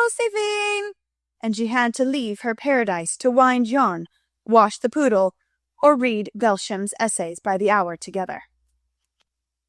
Jo's ambition was to do something very splendid. What it was, she had no idea as yet, but left it for time to tell her, and meanwhile found her greatest affliction in the fact that she couldn't read, run, and ride as much as she liked. A quick temper, sharp tongue, and restless spirit were always getting her into scrapes, and her life was a series of ups and downs which were both comic and pathetic. But the training she received at Aunt March's was just what she needed, and the thought that she was doing something to support herself made her happy in spite of the perpetual "Josephine." Beth was too bashful to go to school. It had been tried, but she suffered so much that it was given up, and she did her lessons at home with her father. Even when he went away, and her mother was called to devote her skill and energy to Soldiers' Aid Societies, Beth went faithfully on by herself and did the best she could. She was a housewifely little creature, and helped Hannah keep home neat and comfortable for the workers, never thinking of any reward but to be loved. Long, quiet days she spent, not lonely nor idle, for her little world was peopled with imaginary friends, and she was by nature a busy bee. There were 6 dolls to be taken up and dressed every morning, for Beth was a child still, and loved her pets as well as ever. Not one whole or handsome one among them, all were outcasts till Beth took them out, for when her sisters outgrew these idols, they passed to her, because Amy would have nothing old or ugly. Beth cherished them all the more tenderly for that very reason, and set up a hospital for infirm dolls. No pins were ever stuck into their cotton vitals, no harsh words or blows were ever given them, no neglect ever saddened the heart of the most repulsive, but all were fed and clothed, nursed and caressed, with an affection which never failed. One forlorn fragment of dollanity had belonged to Jo, and, having led a tempestuous life, was left a wreck in the rag-bag, from which dreary poorhouse it was rescued by Beth and taken to her refuge. Having no top to its head, she tied on a neat little cap, and, as both arms and legs were gone, she hid these deficiencies by holding it in a blanket and devoting her best bed to this chronic invalid. If anyone had known the care lavished on that dolly, I think it would have touched their hearts, even while they laughed. She brought it bits of bouquets, she read to it, took it out to breathe fresh air, hidden under her cloak. She sang it lullabies, and never went to bed without kissing its dirty face, and whispering tenderly, "I hope you'll have a good night, my poor dear." Beth had her troubles as well as the others, and not being an angel, but a very human little girl, she often wept a little weep, as Jo said, because she couldn't take music lessons and have a fine piano. She loved music so dearly, tried so hard to learn, and practiced away so patiently at the jingling old instrument, that it did seem as if someone, not to hint Aunt March, ought to help her. Nobody did, however, and nobody saw Beth wipe the tears off the yellow keys that wouldn't keep in tune when she was all alone. She sang like a little lark about her work, never was too tired for Marmee and the girls, and day after day said hopefully to herself, "I know I'll get my music sometime if I'm good." There are many Beths in the world, shy and quiet, sitting in corners till needed, and living for others so cheerfully that no one sees the sacrifices till the little cricket on the hearth stops chirping, and the sweet sunshiny presence vanishes, leaving silence and shadow behind. If anybody had asked Amy what was the greatest trial of her life, she would have answered at once, "My nose." When she was a baby, Jo had accidentally dropped her into the coal hod, and Amy insisted that the fall had ruined her nose forever. It was not big nor red, like poor Petra's. It was only rather flat, and all the pinching in the world could not give it an aristocratic point. No one minded it but herself, and it was doing its best to grow. But Amy felt deeply the want of a Grecian nose, and drew whole sheets of handsome ones to console herself. Little Raphael, as her sisters called her, had a decided talent for drawing, and was never so happy as when copying flowers, designing fairies, or illustrating stories with queer specimens of art. Her teachers complained that instead of doing her sums, she covered her slate with animals. The blank pages of her atlas were used to copy maps on, and caricatures of the most ludicrous description came fluttering out of all her books at unlucky moments. She got through her lessons as well as she could, and managed to escape reprimands by being a model of deportment. She was a great favourite with her mates, being good-tempered and possessing the happy art of pleasing without effort. Her little airs and graces were much admired, so were her accomplishments, for besides her drawing, she could play 12 tunes, crochet, and read French without mispronouncing more than 2/3 of the words.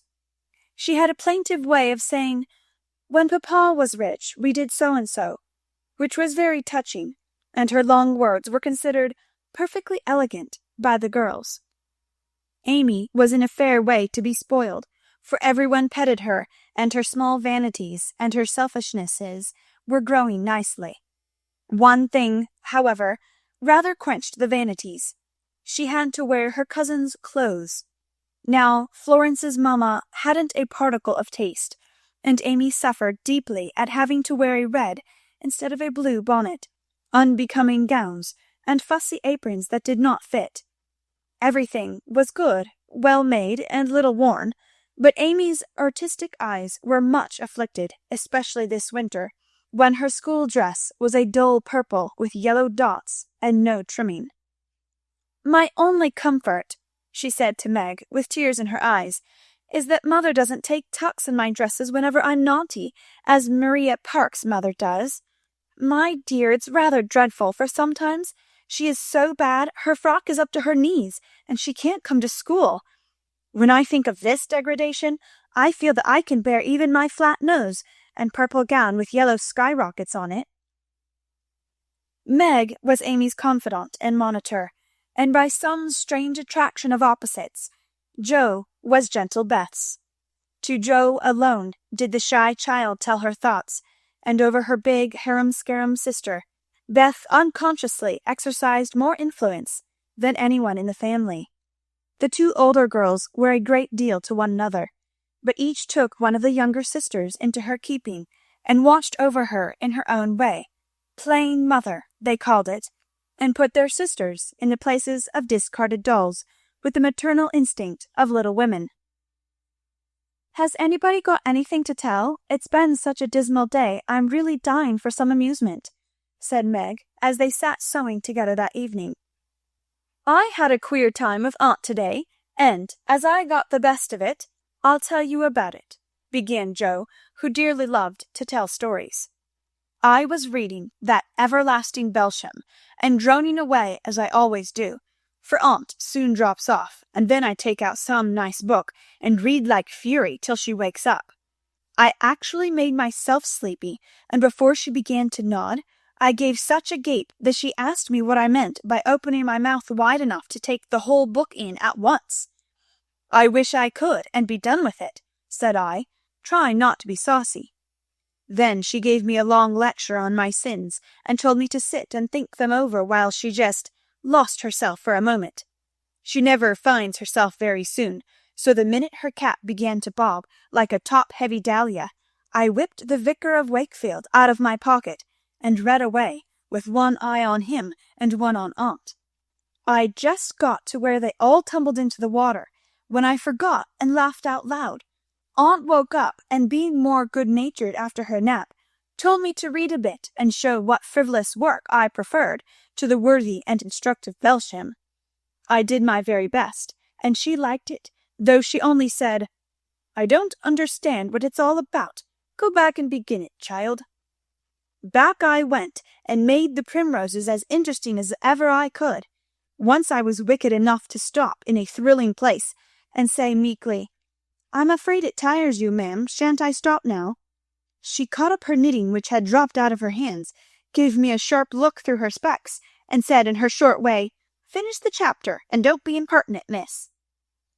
"Did she own she liked it?" asked Meg. "Oh, bless you, no. But she let old Belsham rest, and when I ran back after my gloves this afternoon, there she was, so hard at the vicar that she didn't hear me laugh as I danced a jig in the hall because of the good time coming. What a pleasant life she might have if only she chose. I don't envy her much, in spite of her money, for after all, rich people have about as many worries as poor ones, I think," added Joe.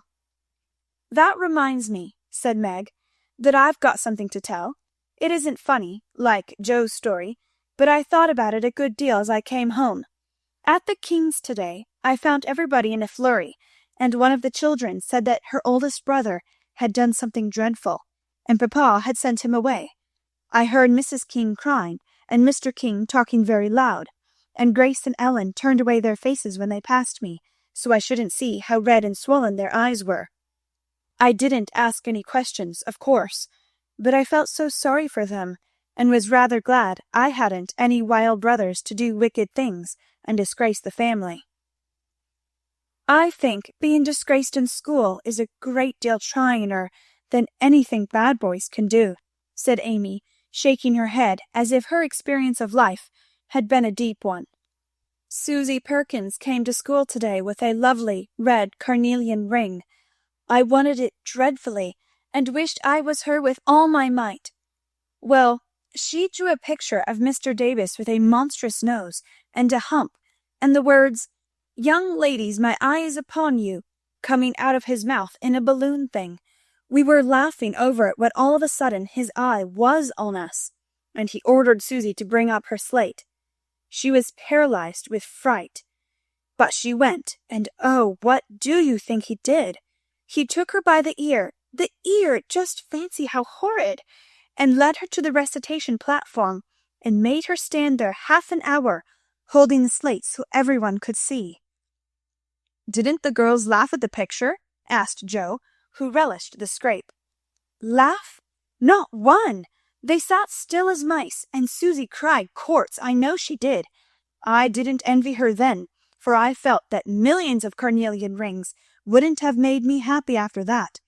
I never should have got over such an agonizing mortification." And Amy went on with her work, in the proud consciousness of virtue and the successful utterance of 2 long words in a breath. "I saw something I liked this morning, and I meant to tell it at dinner, but I forgot," said Beth, putting Joe's topsy-turvy basket in order as she talked.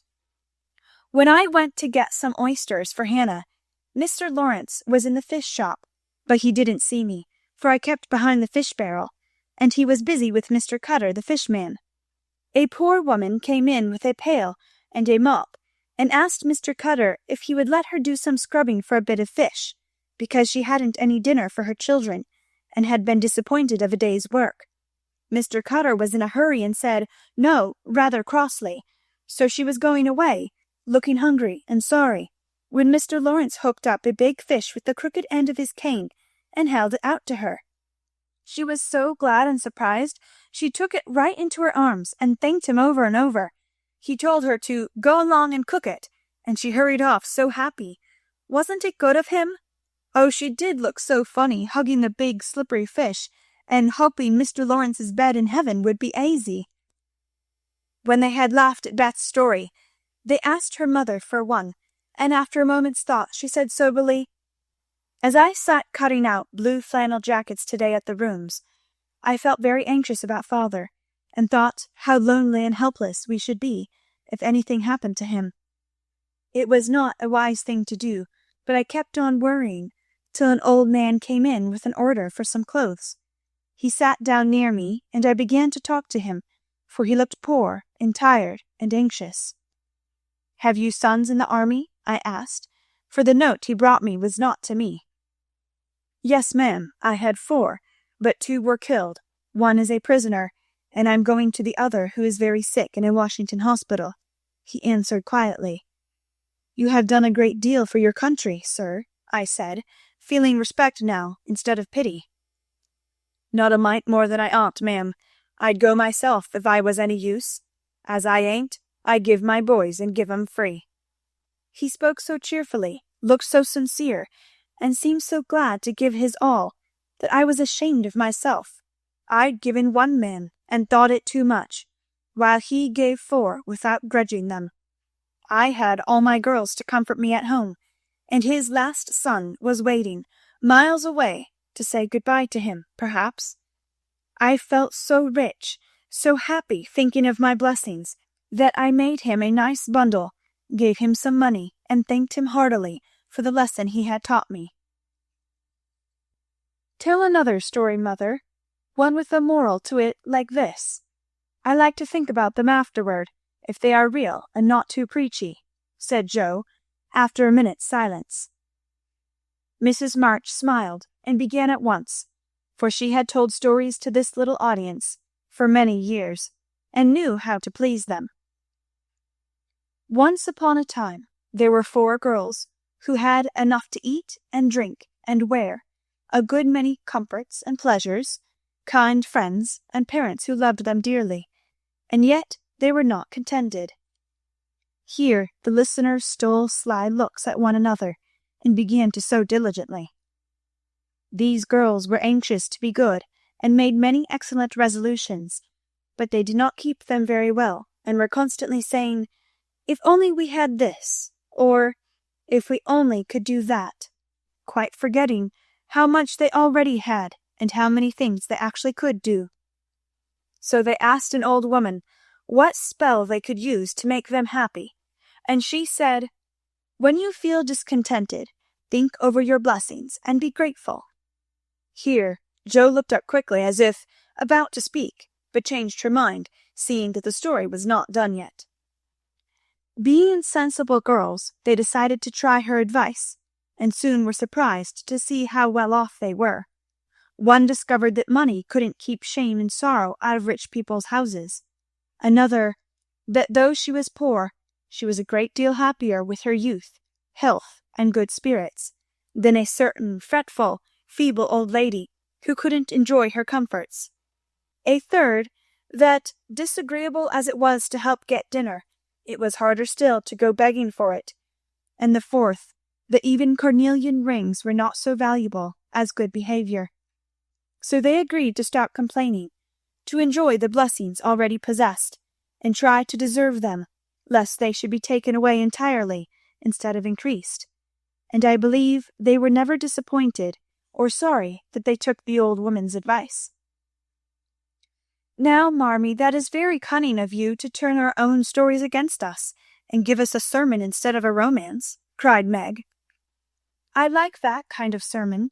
It's the sort father used to tell us," said Beth thoughtfully, putting the needle straight on Joe's cushion. "I don't complain near as much as the others do, and I shall be more careful than ever now, for I've had warning from Susie's downfall," said Amy morally. "We needed that lesson, and we won't forget it. If we do so, you just say to us, as old Chloe did in Uncle Tom, 'Tink ob your mercies, chillin, tink ob your mercies,'" added Joe, who could not for the life of her help getting a morsel of fun out of the little sermon, though she took it to heart as much as any of them. Chapter 5. Being Neighborly. "What in the world are you going to do now, Joe?" asked Meg, one snowy afternoon, as her sister came tramping through the hall in rubber boots, old sack, and hood, with a broom in one hand and a shovel in the other.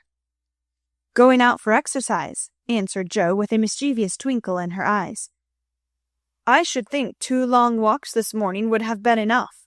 It's cold and dull out, and I advise you to stay warm and dry by the fire, as I do," said Meg with a shiver. "Never take advice. Can't keep still all day, and not being a pussy cat, I don't like to doze by the fire. I like adventures, and I'm going to find some." Meg went back to toast her feet and read Ivanhoe, and Joe began to dig paths with great energy.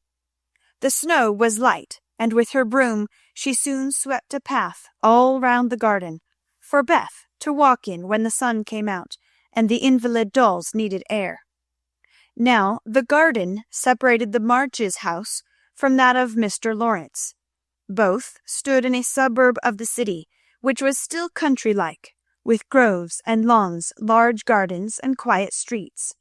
A low hedge parted the two estates. On one side was an old brown house, looking rather bare and shabby, robbed of the vines that in summer covered its walls and the flowers which then surrounded it.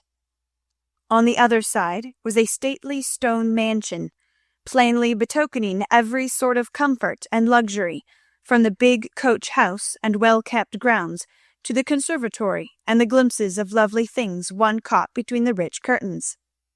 Yet it seemed a lonely, lifeless sort of house, for no children frolicked on the lawn, no motherly face ever smiled at the windows, and few people went in and out except the old gentleman and his grandson. To Joe's lively fancy, this fine house seemed a kind of enchanted palace, full of splendors and delights which no one enjoyed. She had long wanted to behold these hidden glories, and to know the Lawrence boy, who looked as if he would like to be known if he only knew how to begin. Since the party, she had been more eager than ever, and had planned many ways of making friends with him. But he had not been seen lately, and Joe began to think he had gone away, when she one day spied a brown face at an upper window, looking wistfully down into their garden, where Beth and Amy were snowballing one another.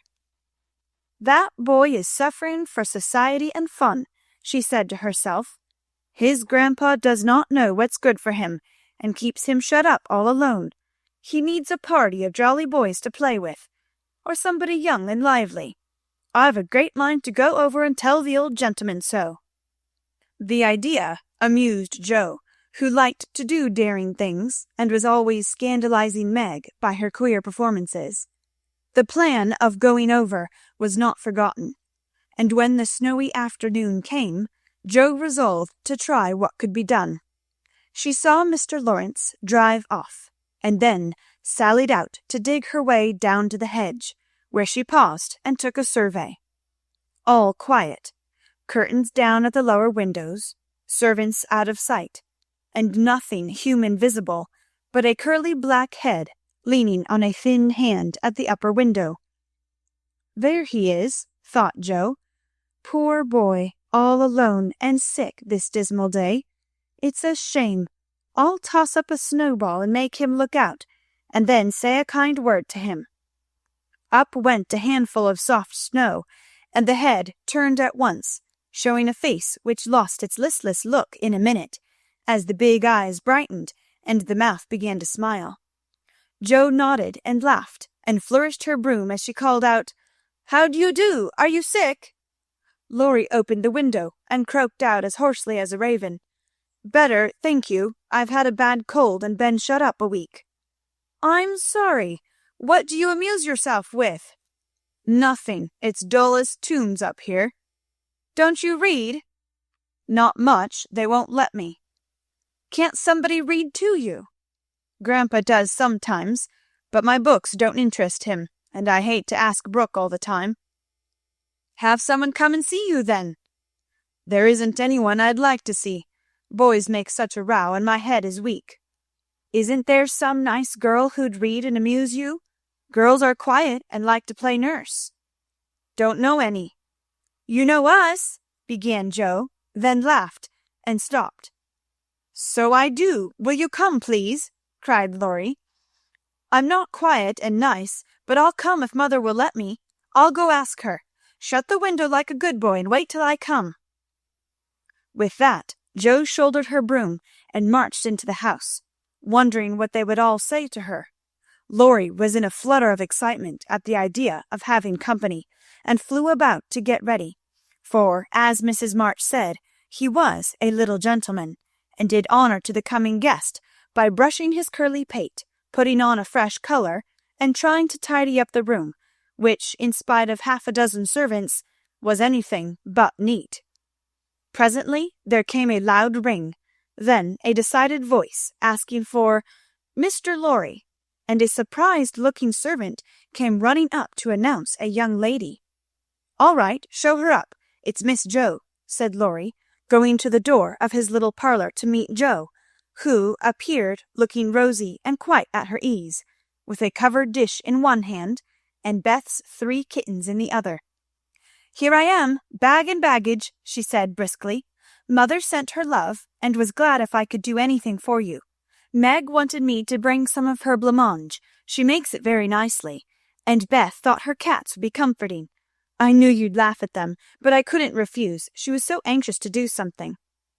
It so happened that Beth's funny loan was just the thing, for in laughing over the kits, Laurie forgot his bashfulness and grew sociable at once.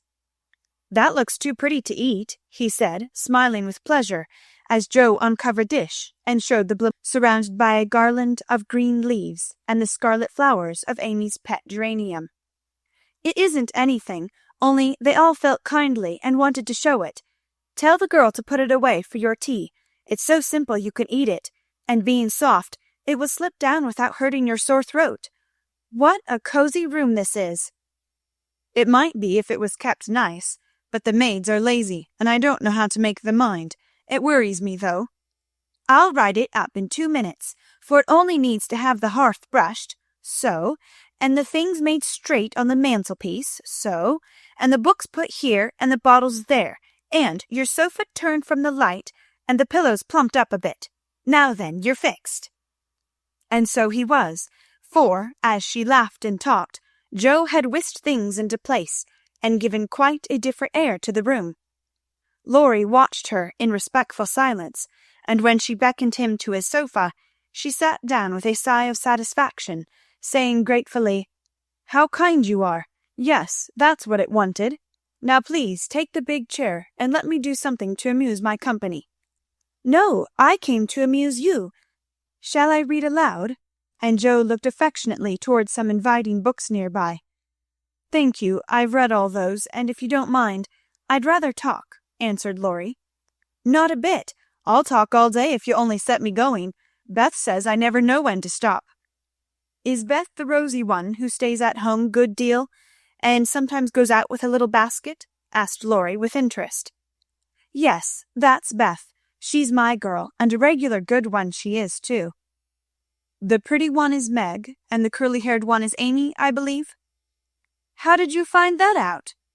Laurie colored up, but answered frankly, "Why, you see, I often hear you calling to one another, and when I'm alone up here, I can't help looking over at your house. You always seem to be having such good times. I beg your pardon for being so rude, but sometimes you forget to put down the curtain at the window where the flowers are, and when the lamps are lighted, it's like looking at a picture to see the fire, and you all around the table with your mother. Her face is right opposite, and it looks so sweet behind the flowers, I can't help watching it. I haven't got any mother, you know." And Laurie poked the fire to hide a little twitching of the lips that he could not control. The solitary, hungry look in his eyes went straight to Joe's warm heart. She had been so simply taught that there was no nonsense in her head, and at 15 she was as innocent and frank as any child. Laurie was sick and lonely, and feeling how rich she was in home and happiness, she gladly tried to share it with him. Her face was very friendly, and her sharp voice unusually gentle as she said, "We'll never draw that curtain any more, and I give you leave to look as much as you like. I just wish, though, instead of peeping, you'd come over and see us. Mother is so splendid, she'd do you heaps of good, and Beth would sing to you if I begged her to, and Amy would dance. Meg and I would make you laugh over our funny stage properties, and we'd have jolly times. Wouldn't your grandpa let you?" "I think he would, if your mother asked him. He's very kind, though he does not look so, and he lets me do what I like pretty much, only he's afraid I might be a bother to strangers," began Laurie, brightening more and more. "We are not strangers, we are neighbors, and you needn't think you'd be a bother. We want to know you, and I've been trying to do it this ever so long. We haven't been here a great while, you know, but we have got acquainted with all our neighbors but you. You see, Grandpa lives among his books and doesn't mind what happens outside. Mr. Brooke, my tutor, doesn't stay here, you know, and I have no one to go about with me, so I just stop at home and get on as I can." That's bad. You ought to make an effort and go visiting everywhere you are asked. Then you'll have plenty of friends and pleasant places to go to. Never mind being bashful. It won't last long if you keep going." Laurie turned red again, but wasn't offended at being accused of bashfulness, for there was so much good will in Jo, it was impossible not to take her blunt speeches as kindly as they were meant. "Do you like your school?" asked the boy, changing the subject after a little pause, during which he stared at the fire, and Jo looked about her, well pleased. "Don't go to school. I'm a girl, I mean. I go to wait on my great aunt, and a dear cross old soul she is too," answered Jo. Laurie opened his mouth to ask another question, but remembering just in time that it wasn't manners to make too many inquiries into people's affairs, he shut it again, and looked uncomfortable. Jo liked his good breeding, and didn't mind having a laugh at Aunt March, so she gave him a lively description of the fidgety old lady, her fat poodle, the parrot that talked Spanish, and the library where she revelled. Laurie enjoyed that immensely, and when she told about the prim old gentleman who came once to woo Aunt March, and in the middle of a fine speech, how Poll had tweaked his wig off to his great dismay, the boy lay back and laughed till the tears ran down his cheeks, and a maid popped her head in to see what was the matter. "Oh, that does me no good of end. Tell on, please," he said, taking his face out of the sofa cushion, red and shining with merriment. Much elated with her success, Jo did tell on all about their plays and plans, their hopes and fears for father, and the most interesting events of the little world in which the sisters lived. Then they got to talking about books, and to Jo's delight she found that Laurie loved them as well as she did, and had read even more than herself. "If you like them so much, come down and see ours. Grandfather is out, so you needn't be afraid," said Laurie, getting up. "I'm not afraid of anything," returned Jo, with a toss of her head. "I don't believe you are," exclaimed the boy, looking at her with much admiration, though he privately thought she would have good reason to be a trifle afraid of the old gentleman if she met him in some of his moods. The atmosphere of the whole house being summer-like, Laurie led the way from room to room, letting Jo stop to examine whatever struck her fancy. And so, at last they came to the library, where she clapped her hands and pranced, as she always did when especially delighted.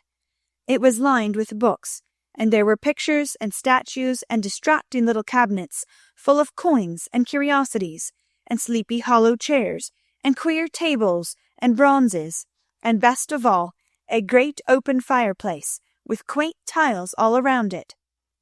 "What richness!" sighed Jo, sinking into the depth of a velour chair, and gazing about her with an air of intense satisfaction. "Theodore Lawrence, you ought to be the happiest boy in the world," she added impressively. "A fellow can't live on books," said Laurie, shaking his head as he perched on a table opposite. Before he could more, a bell rang, and Jo flew up, exclaiming with alarm, "Mercy me, it's your grandpa!" "Well, what if it is? You are not afraid of anything, you know," returned the boy, looking wicked. "I think I am a little bit afraid of him, but I don't know why I should be. Marmee said I might come, and I don't think you're any the worse for it," said Jo, composing herself, though she kept her eyes on the door. "I'm a great deal better for it, and ever so much obliged. I'm only afraid you are very tired of talking to me. It was so pleasant, I couldn't bear to stop," said Laurie gratefully. "The doctor to see you, sir," and the maid beckoned as she spoke. "Would you mind if I left you for a minute? I suppose I must see him," said Laurie. "Don't mind me, I'm happy as a cricket here," answered Jo. Laurie went away, and his guest amused herself in her own way. She was standing before a fine portrait of the old gentleman, when the door opened again, and without turning, she said decidedly, "I'm sure now that I shouldn't be afraid of him, for he's got kind eyes, though his mouth is grim, and he looks as if he had a tremendous will of his own. He isn't as handsome as my grandfather, but I like him." "Thank you, ma'am," said a gruff voice behind her, and there, to her great dismay, stood old Mr. Lawrence. Poor Jo blushed till she couldn't blush any redder, and her heart began to beat uncomfortably fast as she thought what she had said. For a minute a wild desire to run away possessed her, but that was cowardly, and the girls would laugh at her, so she resolved to stay and get out of the scrape as she could. A second look showed her that the living eyes under the bushy eyebrows were kinder even than the painted ones, and there was a sly twinkle in them which lessened her fear a good deal. The gruff voice was gruffer than ever as the old gentleman said abruptly, after the dreadful pause, "So you're not afraid of me, eh?" "Not much, sir." "And you don't think me as handsome as your grandfather?" "Not quite, sir." "And I've got a tremendous will, have I?" "I only said I thought so." "But you like me in spite of it?" "Yes, I do, sir." That answer pleased the old gentleman. He gave a short laugh, shook hands with her, and putting his finger under her chin, turned up her face, examined it gravely, and let it go, saying with a nod, "You've got your grandfather's spirit if you haven't his face. He was a fine man, my dear, but what is better, he was a brave and an honest one, and I was proud to be his friend." "Thank you, sir," and Jo was quite comfortable after that, for it suited her exactly. "What have you been doing to this boy of mine, hey?" was the next question, sharply put. "Only trying to be neighborly, sir," and Jo told how her visit came about. "You think he needs cheering up a bit, do you?" "Yes, sir. He seems a little lonely, and young folks would do him good perhaps. We are only girls, but we should be glad to help if we could, for we don't forget the splendid Christmas present you sent us," said Jo eagerly. "Tut, tut, tut, that was the boy's affair. How is the poor woman?" "Doing nicely, sir," and off went Jo, talking very fast as she told all about the Hummels, in whom her mother had interested richer friends than they were. "Just her father's way of doing good. I shall come and see your mother some fine day. Tell her so. There's the tea bell. We have it early on the boys' account. Come down and go on being neighborly." "If you'd like to have me, sir." "Shouldn't ask you if I didn't." And Mr. Lawrence offered her his arm with old-fashioned courtesy. What would Meg say to this, thought Jo, as she was marched away, while her eyes danced with fun as she imagined herself telling the story at home. "Hey, why, what the dickens has come to the fellow?" said the old gentleman, as Laurie came running downstairs, and brought up with a start of surprise at the astounding sight of Jo arm in arm with his redoubtable grandfather. "I didn't know you'd come, sir," he began, as Jo gave him a triumphant little glance. "That's evident by the way you rack it downstairs. Come to your tea, sir, and behave like a gentleman." And having pulled the boy's hair by way of a caress, Mr. Lawrence walked on, while Laurie went through a series of comic evolutions behind their backs, which nearly produced an explosion of laughter from Jo. The old gentleman did not say much as he drank his 4 cups of tea, but he watched the young people, who soon chatted away like old friends, and the change in his grandson did not escape him. There was colour, light, and life in the boy's face now, vivacity in his manner, and genuine merriment in his laugh. "She's right, the lad is lonely. I'll see what these little girls can do for him," thought Mr. Lawrence, as he looked and listened.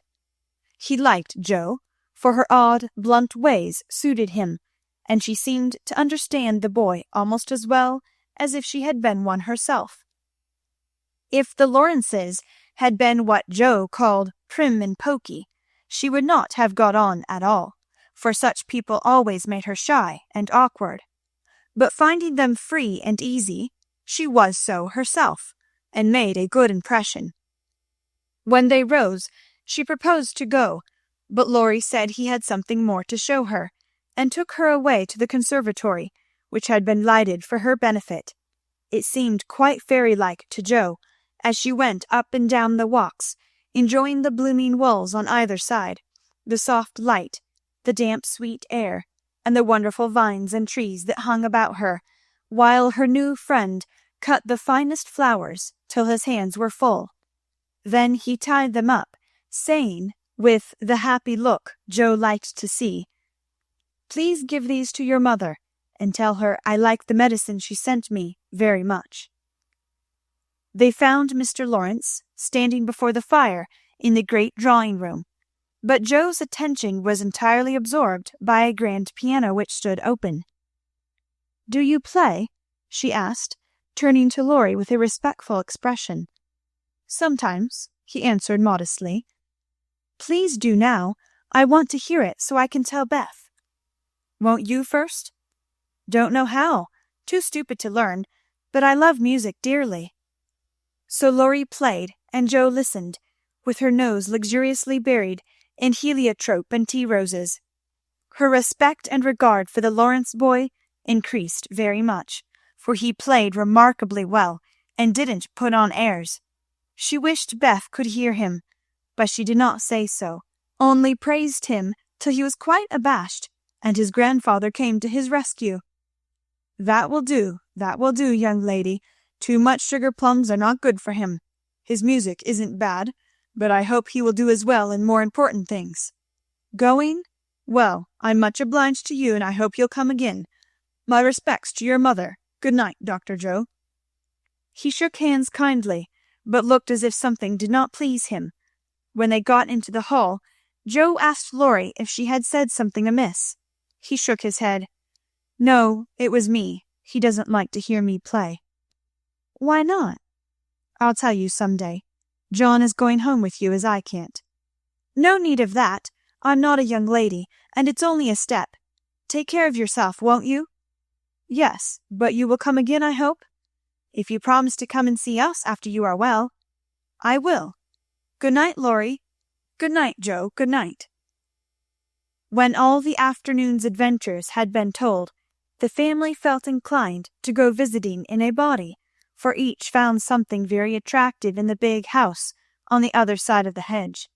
Mrs. March wanted to talk of her father with the old man, who had not forgotten him. Meg longed to walk in the conservatory. Beth sighed for the grand piano, and Amy was eager to see the fine pictures and statues. "Mother, why didn't Mr. Lawrence like to have Laurie play?" asked Joe, who was of an inquiring disposition. "I'm not sure, but I think it was because his son, Laurie's father, married an Italian lady, a musician, which displeased the old man, who is very proud. The lady was good and lovely and accomplished, but he did not like her, and never saw his son after he married. They both died when Laurie was a little child, and then his grandfather took him home.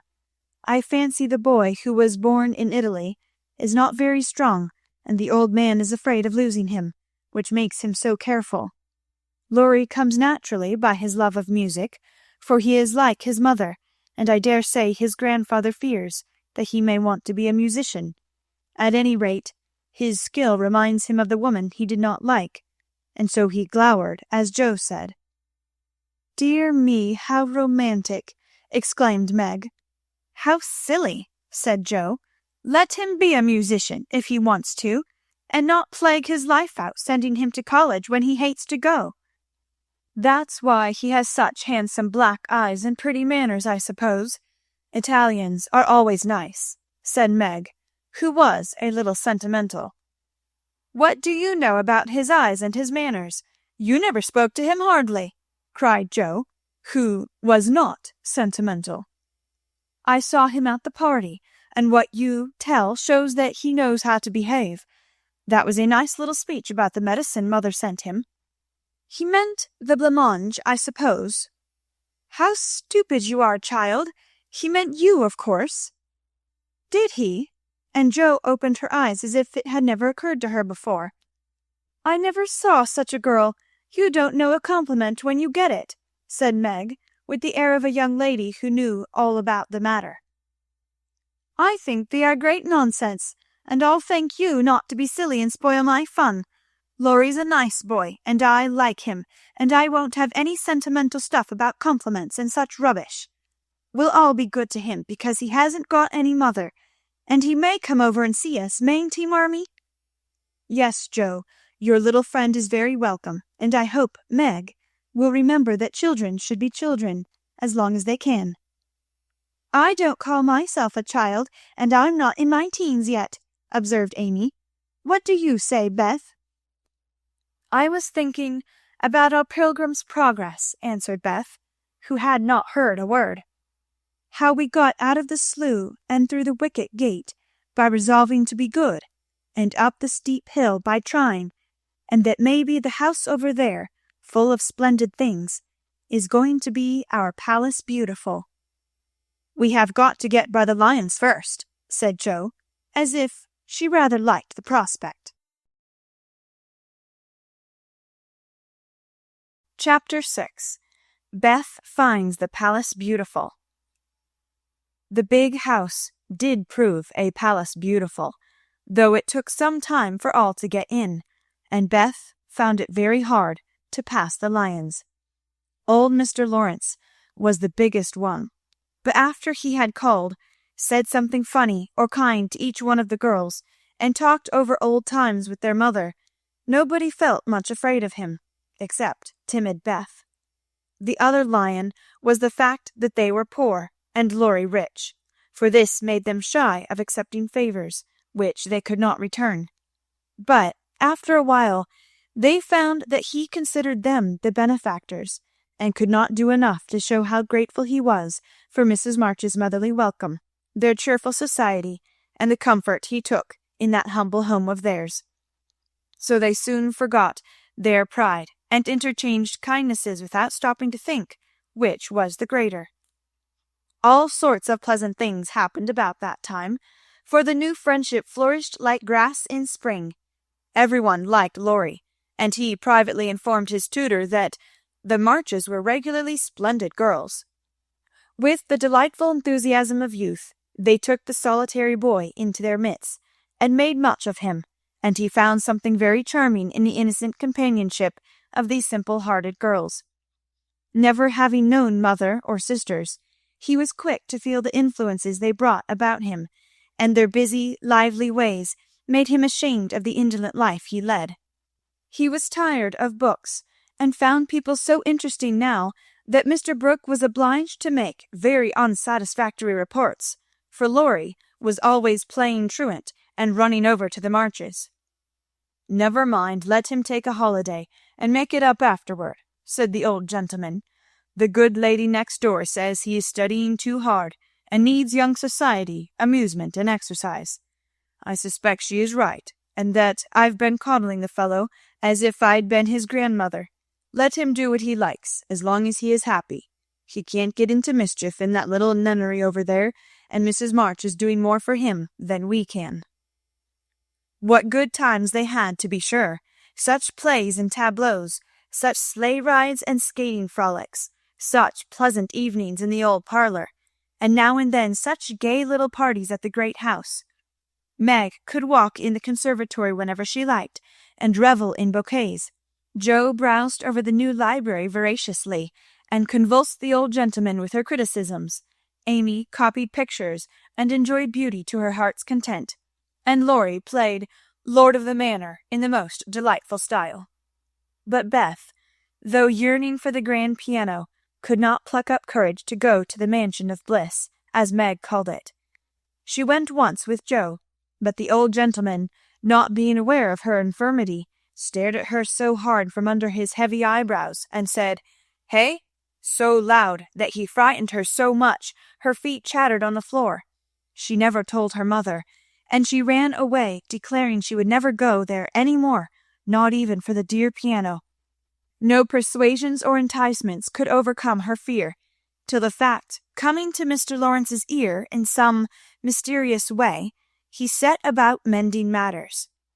During one of the brief calls he made, he artfully led the conversation to music, and talked away about great singers whom he had seen, fine organs he had heard, and told such charming anecdotes that Beth found it impossible to stay in her distant corner, but crept nearer and nearer, as if fascinated.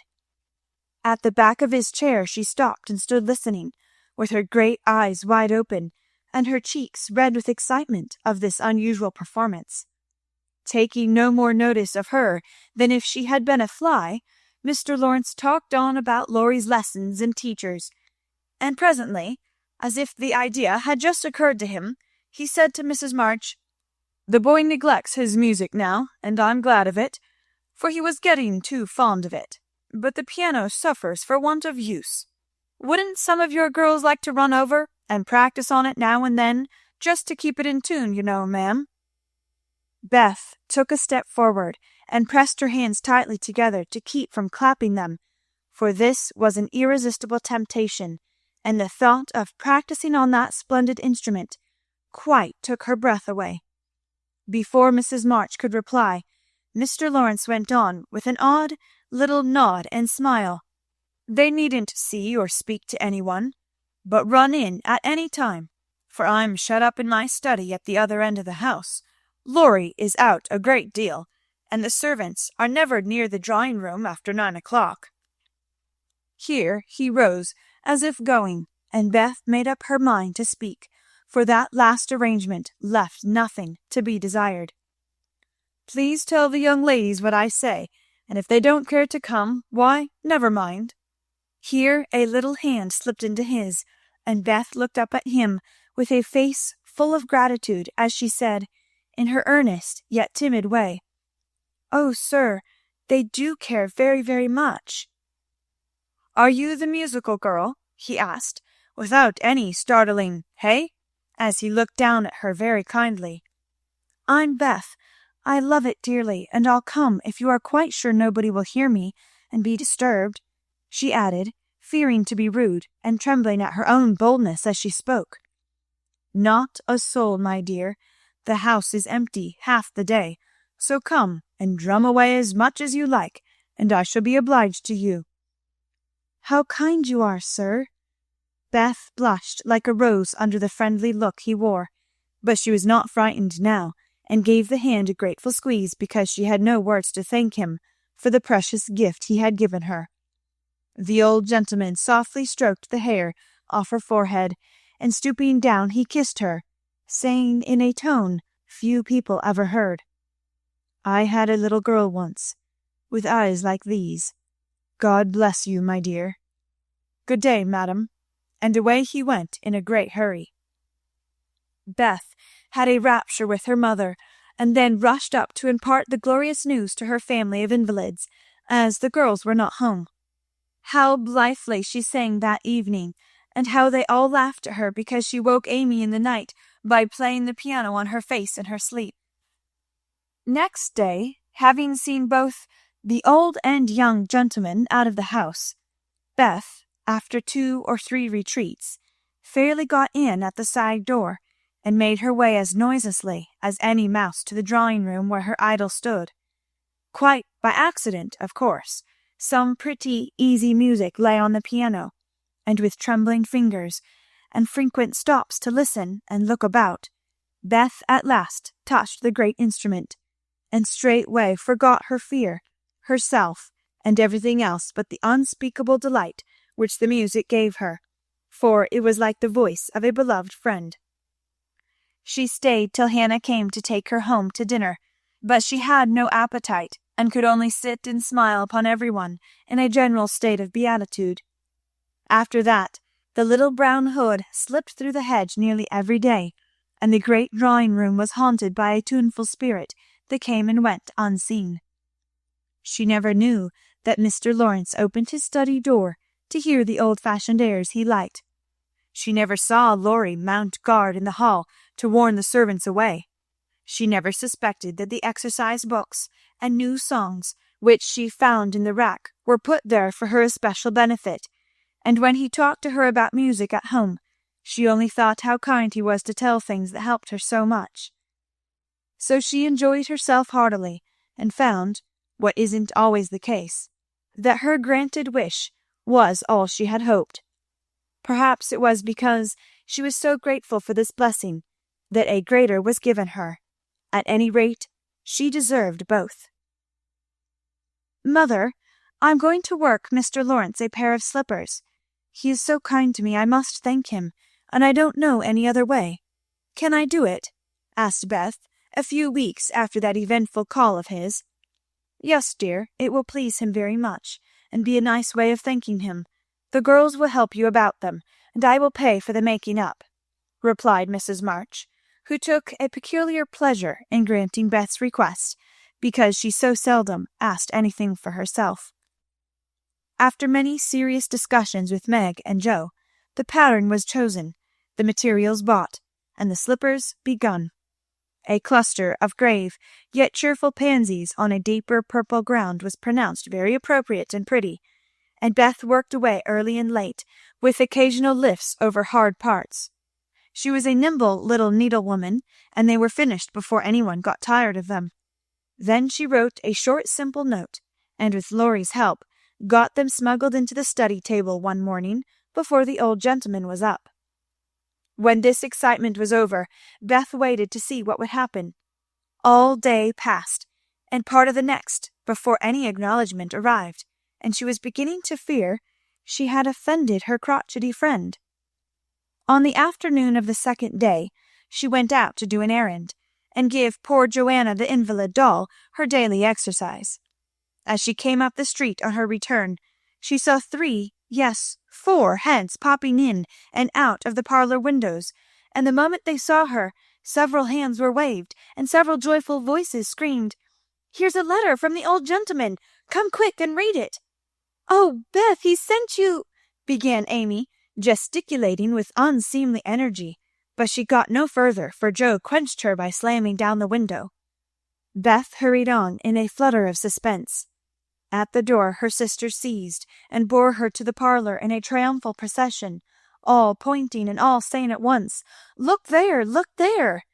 Beth did look, and turned pale with delight and surprise, for there stood a little cabinet piano, with a letter lying on the glossy lid, directed like a signboard to Miss Elizabeth March. "For me?" gasped Beth, holding on to Joe and feeling as if she should tumble down. It was such an overwhelming thing altogether. "Yes, all for you, my precious. Isn't it splendid of him? Don't you think he's the dearest old man in the world? Here's the key in the letter. We didn't open it, but we are dying to know what he says," cried Joe, hugging her sister and offering the note. "You read it. I can't. I feel so queer. Oh, it is too lovely," and Beth hid her face in Joe's apron, quite upset by her present. Joe opened the paper and began to laugh, for the first words she saw were, "Miss March, dear Madam." "How nice it sounds! I wish someone would write to me so," said Amy, who thought the old-fashioned address very elegant. "I have had many pairs of slippers in my life, but I never had any that suited me so well as yours," continues Joe. "Heart's ease is my favorite flower, and these will always remind me of the gentle giver. I like to pay my debts, so I know you will allow the old gentleman to send you something which once belonged to the little granddaughter he lost. With hearty thanks and best wishes, I remain your grateful friend and humble servant, James Lawrence." "There, Beth, that's an honor to be proud of, I'm sure. Laurie told me how fond Mr. Lawrence used to be of the child who died, and how he kept all her little things carefully. Just think, he's given you her piano. That comes of having big blue eyes and loving music," said Joe, trying to soothe Beth, who trembled and looked more excited than she had ever been before. "See the cunning brackets to hold candles, and the nice green silk puckered up with a gold rose in the middle, and the pretty rack and stool all complete," added Meg, opening the instrument and displaying its beauties. "Your humble servant, James Lawrence. Only think of his writing that to you! I'll tell the girls, they'll think it's splendid," said Amy, much impressed by the note. "Try it, honey. Let's hear the sound of the baby peony," said Hannah, who always took a share in the family's joys and sorrows. So Beth tried it, and everyone pronounced it the most remarkable piano ever heard. It had evidently been newly tuned and put in apple pie order, but perfect as it was, I think the real charm lay in the happiest of all happy faces which leaned over it, as Beth lovingly touched the beautiful black and white keys and pressed the bright pedals. "You'll have to go and thank him," said Joe, by way of a joke, for the idea of the child's really going never entered her head. "Yes, I mean to. I guess I'll go now, before I get frightened thinking about it." And, to the utter amazement of the assembled family, Beth walked deliberately down the garden, through the hedge, and in at the Lawrences' door. "Well, I wish I may die if it ain't the queerest thing I ever see. The peony has turned her head. She'd never have gone in her right mind," cried Hannah, staring after her, while the girls were rendered quite speechless by the miracle. They would have been still more amazed if they had seen what Beth did afterward. If you will believe me, she went and knocked at the study door before she gave herself time to think, and when a gruff voice called out, "Come in," she did go in, right up to Mr. Lawrence, who looked quite taken aback, and held out her hand, saying with only a small quaver in her voice, "I came to thank you, sir, for—" But she didn't finish, for he looked so friendly that she forgot her speech, and, only remembering that he had lost the little girl he loved, she put both arms around his neck and kissed him. If the roof of the house had suddenly flown off, the old gentleman wouldn't have been more astonished. But he liked it. Oh dear, yes, he liked it amazingly, and was so touched and pleased by that confiding little kiss, that all his crustiness vanished, and he just set her on his knee and laid his wrinkled cheek against her rosy one, feeling as if he had got his own little granddaughter back again. Beth ceased to fear him from that moment, and sat there talking to him as cosily as if she had known him all her life. For love casts out fear, and gratitude can conquer pride. When she went home, he walked with her to her own gate, shook hands cordially, and touched his hat as he marched back again, looking very stately and erect, like a handsome, soldierly old gentleman as he was. When the girls saw that performance, Jo began to dance a jig by way of expressing her satisfaction. Amy nearly fell out of the window in her surprise, and Meg exclaimed with uplifted hands, "Well, I do believe the world is coming to an end." Chapter 7. Amy's Valley of Humiliation. "That boy is a perfect Cyclops, isn't he?" said Amy one day, as Laurie clattered by on horseback, with a flourish of his whip as he passed. "How dare you say so, when he's got both his eyes? And very handsome ones they are, too," cried Jo, who resented any slighting remarks about her friend. "I didn't say anything about his eyes, and I don't see why you need fire up when I admire his riding." "Oh, my goodness! That little goose means a centaur, and she called him a Cyclops!" exclaimed Jo with a burst of laughter. "You needn't be so rude. It's only a lapse of linguae, as Mr. Davis says," retorted Amy, finishing Jo with her Latin. "I just wish I had a little of the money Laurie spends on that horse," she added, as if to herself, yet hoping her sisters would hear. "Why?" asked Meg kindly, for Jo had gone off in another laugh at Amy's second blunder. "I need it so much. I'm dreadfully in debt, and it won't be my turn to have the rag money for a month." "In debt, Amy? What do you mean?" And Meg looked sober. "Why, I owe at least a dozen pickled limes, and I can't pay them, you know, till I have money, for Marmee forbade my having anything charged at the shop." "Tell me all about it. Are limes the fashion now? It used to be pricking bits of rubber to make balls." And Meg tried to keep her countenance. Amy looked so grave and important. "Why, you see, the girls are always buying them, and unless you want to be thought mean, you must do it too. It's nothing but limes now, for everyone is sucking them in their desks in school time, and trading them off for pencils, bead rings, paper dolls, or something else at recess. If one girl likes another, she gives her a lime. If she's mad with her, she eats one before her face and doesn't offer even a suck. They treat by turns, and I've had ever so many but haven't returned them, and I ought, for they are debts of honor, you know." "How much will pay them off and restore your credit?" asked Meg, taking out her purse. "A quarter would more than do it, and leave a few cents over for a treat for you. Don't you like limes?" "Not much. You may have my share. Here's the money. Make it last as long as you can, for it isn't very plenty, you know." "Oh, thank you. It must be so nice to have pocket money. I'll have a grand feast, for I haven't tasted a lime this week. I felt delicate about taking any, as I couldn't return them, and I'm actually suffering for one."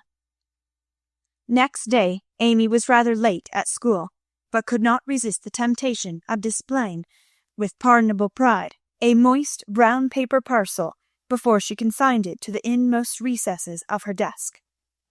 During the next few minutes, the rumor that Amy March had got 24 delicious limes, she ate one on the way, and was going to treat, circulated through her set, and the attentions of her friends became quite overwhelming.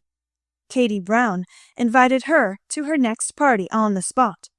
Mary Kingsley insisted on lending her watch till recess, and Jenny Snow, a satirical young lady who had basely twitted Amy upon her limeless state, promptly buried the hatchet and offered to furnish answers to certain appalling sums. But Amy had not forgotten Miss Snow's cutting remarks about some persons whose noses were not too flat to smell other people's limes, and stuck-up people who were not too proud to ask for them. And she instantly crushed that Snow girl's hopes by the withering telegram, "You needn't be so polite all of a sudden, for you won't get any." A distinguished personage happened to visit the school that morning, and Amy's beautifully drawn maps received praise, which honor to her foe rankled in the soul of Miss Snow, and caused Miss March to assume the airs of a studious young peacock. But, alas, alas, pride goes before a fall, and the revengeful Snow turned the tables with disastrous success. No sooner had the guest paid the usual stale compliments and bowed himself out, than Jenny, under pretense of asking an important question, informed Mr. Davis, the teacher, that Amy March had pickled limes in her desk. Now, Mr. Davis had declared limes a contraband article, and solemnly vowed to publicly ferule the first person who is found breaking the law. This much-enduring man had succeeded in banishing chewing gum after a long and stormy war, had a bonfire of the confiscated novels and newspapers, had suppressed a private post office, had forbidden distortions of the face, nicknames, and caricatures, and done all that one man could do to keep 100 rebellious girls in order. Boys are trying enough to human patience. Goodness knows, but girls are infinitely more so, especially to nervous gentlemen with tyrannical tempers, and no more talent for teaching than Dr. Blimber. Mr. Davis knew any quantity of Greek, Latin, algebra, and ologies of all sorts, so he was called a fine teacher, and manners, morals, feelings, and examples were not considered of any particular importance. It was a most unfortunate moment for denouncing Amy, and Jenny knew it. Mr. Davis had evidently taken his coffee too strong that morning. There was an east wind, which always affected his neuralgia, and his pupils had not done him the credit which he felt he deserved. Therefore, to use the expressive, if not elegant language of a schoolgirl, he was as nervous as a witch and as cross as a bear. The word limes was like fire to powder. His yellow face flushed, and he rapped on his desk with an energy which made Jenny skip to her seat with unusual rapidity. Young ladies, attention, if you please." At the stern order, the buzz ceased, and 50 pairs of blue, black, gray, and brown eyes were obediently fixed upon his awful countenance. "Miss March, come to the desk." Amy rose to comply with outward composure, but a secret fear oppressed her, for the limes weighed upon her conscience. "Bring with you the limes you have in your desk," was the unexpected command which arrested her before she got out of her seat. "Don't take all," whispered her neighbor, a young lady of great presence of mind. Amy hastily shook out half a dozen and laid the rest down before Mr. Davis, feeling that any man possessing a human heart would relent when that delicious perfume met his nose. Unfortunately, Mr. Davis particularly detested the odor of the fashionable pickle, and disgust added to his wrath. "Is that all?" "Not quite," stammered Amy. "Bring the rest immediately." With a despairing glance at her set, she obeyed. "You are sure there are no more?" "I never lie, sir." "So I see. Now take these disgusting things 2 by 2 and throw them out of the window." There was a simultaneous sigh, which created quite a little gust, as the last hope fled, and the treat was ravished from their longing lips.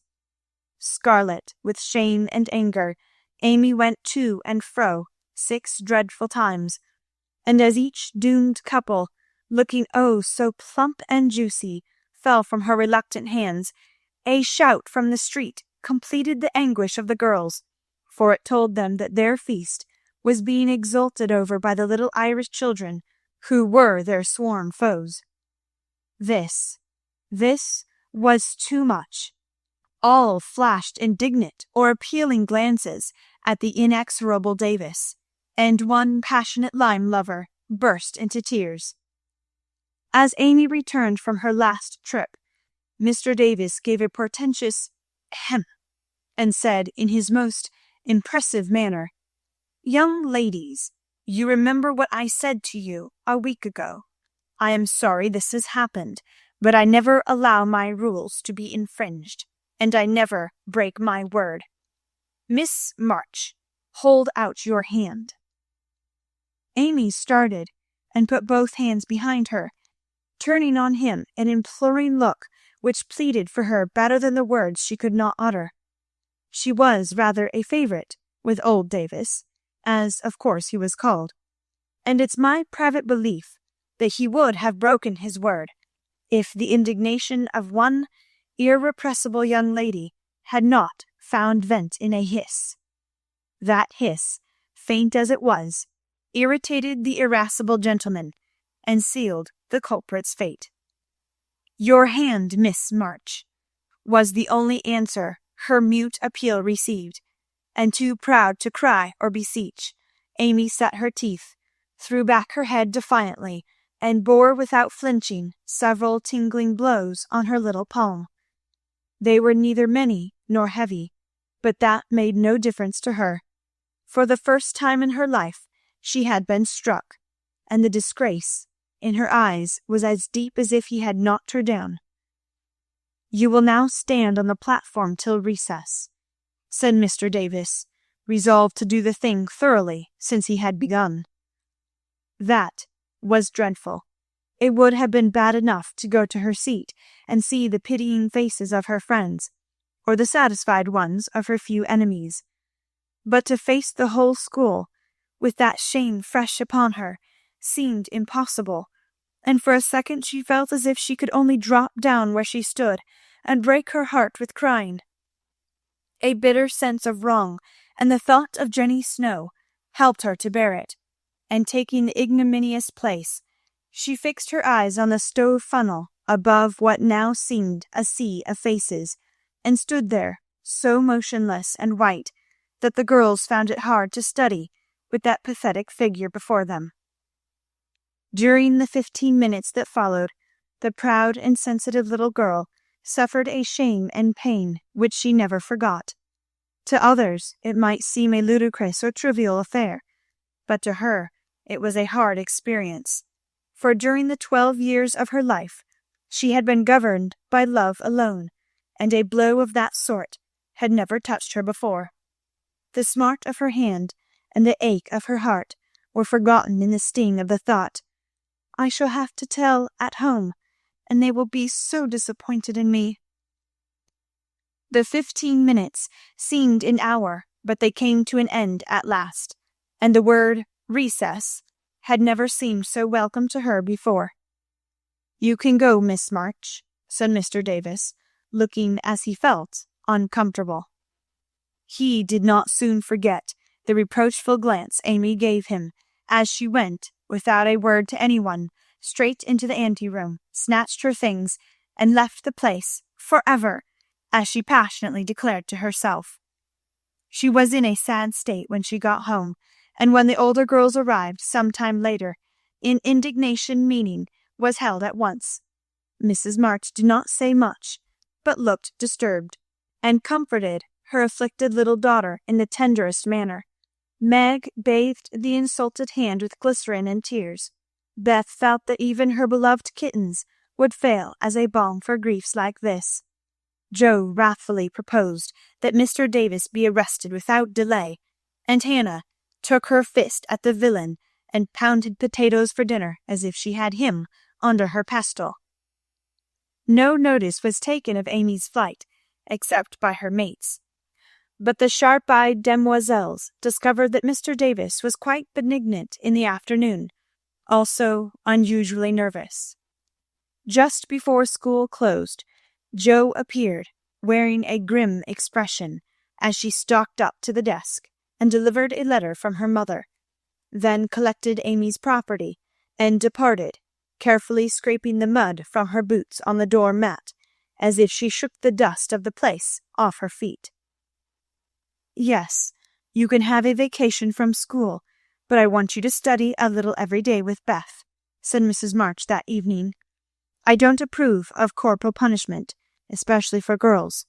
I dislike Mr. Davis's manner of teaching, and don't think the girls you associate with are doing you any good, so I shall ask your father's advice before I send you anywhere else." "That's good. I wish all the girls would leave and spoil his old school. It's perfectly maddening to think of those lovely limes," sighed Amy with the air of a martyr.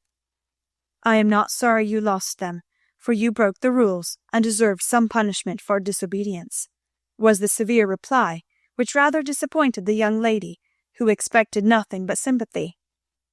"Do you mean you are glad I was disgraced before the whole school?" cried Amy. "I should not have chosen that way of mending a fault," replied her mother, "but I'm not sure that it won't do you more good than a bolder method. You are getting to be rather conceited, my dear, and it is quite time you set about correcting it. You have a good many little gifts and virtues, but there is no need of parading them, for conceit spoils the first genius. There is not much danger that real talent or goodness will be overlooked long, even if it is. The consciousness of possessing it and using it well should satisfy one, and the great charm of all power is modesty." "So it is," cried Laurie, who was playing chess in a corner with Joe. "I knew a girl once who had a really remarkable talent for music, and she didn't know it. Never guessed what sweet little things she composed when she was alone, and wouldn't have believed it if anyone had told her." "I wish I'd known that nice girl. Maybe she would have helped me. I'm so stupid," said Beth, who stood beside him listening eagerly. "You do know her, and she helps you better than anyone else could," answered Laurie, looking at her with such mischievous meaning in his merry black eyes that Beth suddenly turned very red and hid her face in the sofa cushion, quite overcome by such an unexpected discovery. Joe let Laurie win the game to pay for that praise of her Beth, who could not be prevailed upon to play for them after her compliment. So Laurie did his best and sang delightfully, being in a particularly lively humour, for to the Marches he seldom showed the moody side of his character. When he was gone, Amy, who had been pensive all evening, said suddenly, as if busy over some new idea. "Is Laurie an accomplished boy?" "Yes, he has had an excellent education, and has much talent. He will make a fine man, if not spoiled by petting," replied her mother. "And he isn't conceited, is he?" asked Amy. "Not in the least. That is why he is so charming, and we all like him so much." "I see. It's nice to have accomplishments, and be elegant, but not to show off or get perked up," said Amy thoughtfully. "These things are always seen and felt in a person's manner and conversations, if modestly used, but it is not necessary to display them," said Mrs. March. "Any more than it's proper to wear all your bonnets and gowns and ribbons at once, that folks may know you've got them," added Joe, and the lecture ended in a laugh. Chapter 8. Joe Meets Apollyon. "Girls, where are you going?" asked Amy, coming into their room one Saturday afternoon, and finding them getting ready to go out with an air of secrecy which excited her curiosity. "Never mind, little girls shouldn't ask questions," returned Joe sharply. "Now if there is anything mortifying to our feelings when we are young, it is to be told that, and to be bidden to run away, dear, is still more trying to us." Amy bridled up at this insult, and determined to find out the secret, if she teased for an hour. Turning to Meg, who never refused her anything very long, she said coaxingly, "Do tell me. I should think you might let me go too, for Beth is fussing over her piano, and I haven't got anything to do, and am so lonely." "I can't, dear, because you aren't invited," began Meg, but Joe broke in impatiently. "Now, Meg, be quiet, or you will spoil it all. You can't go, Amy, so don't be a baby and whine about it." "You are going somewhere with Laurie. I know you are. You were whispering and laughing together on the sofa last night, and you stopped when I came in. Aren't you going with him?" "Yes, we are. Now do be still and stop bothering." Amy held her tongue, but used her eyes, and saw Meg slip a fan into her pocket.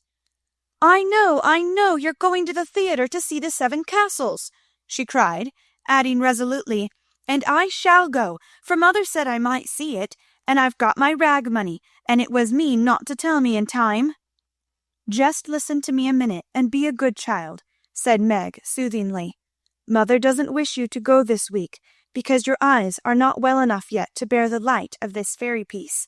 Next week you can go with Beth and Hannah, and have a nice time." "I don't like that half as well as going with you and Laurie. Please let me. I've been sick with this cold so long and shut up. I'm dying for some fun. Do, Meg, I'll be ever so good," pleaded Amy, looking as pathetic as she could. "Suppose we take her. I don't believe mother would mind, if we bundle her up well," began Meg. "If she goes, I shan't, and if I don't, Laurie won't like it, and it will be very rude after he invited only us, to go and drag in Amy.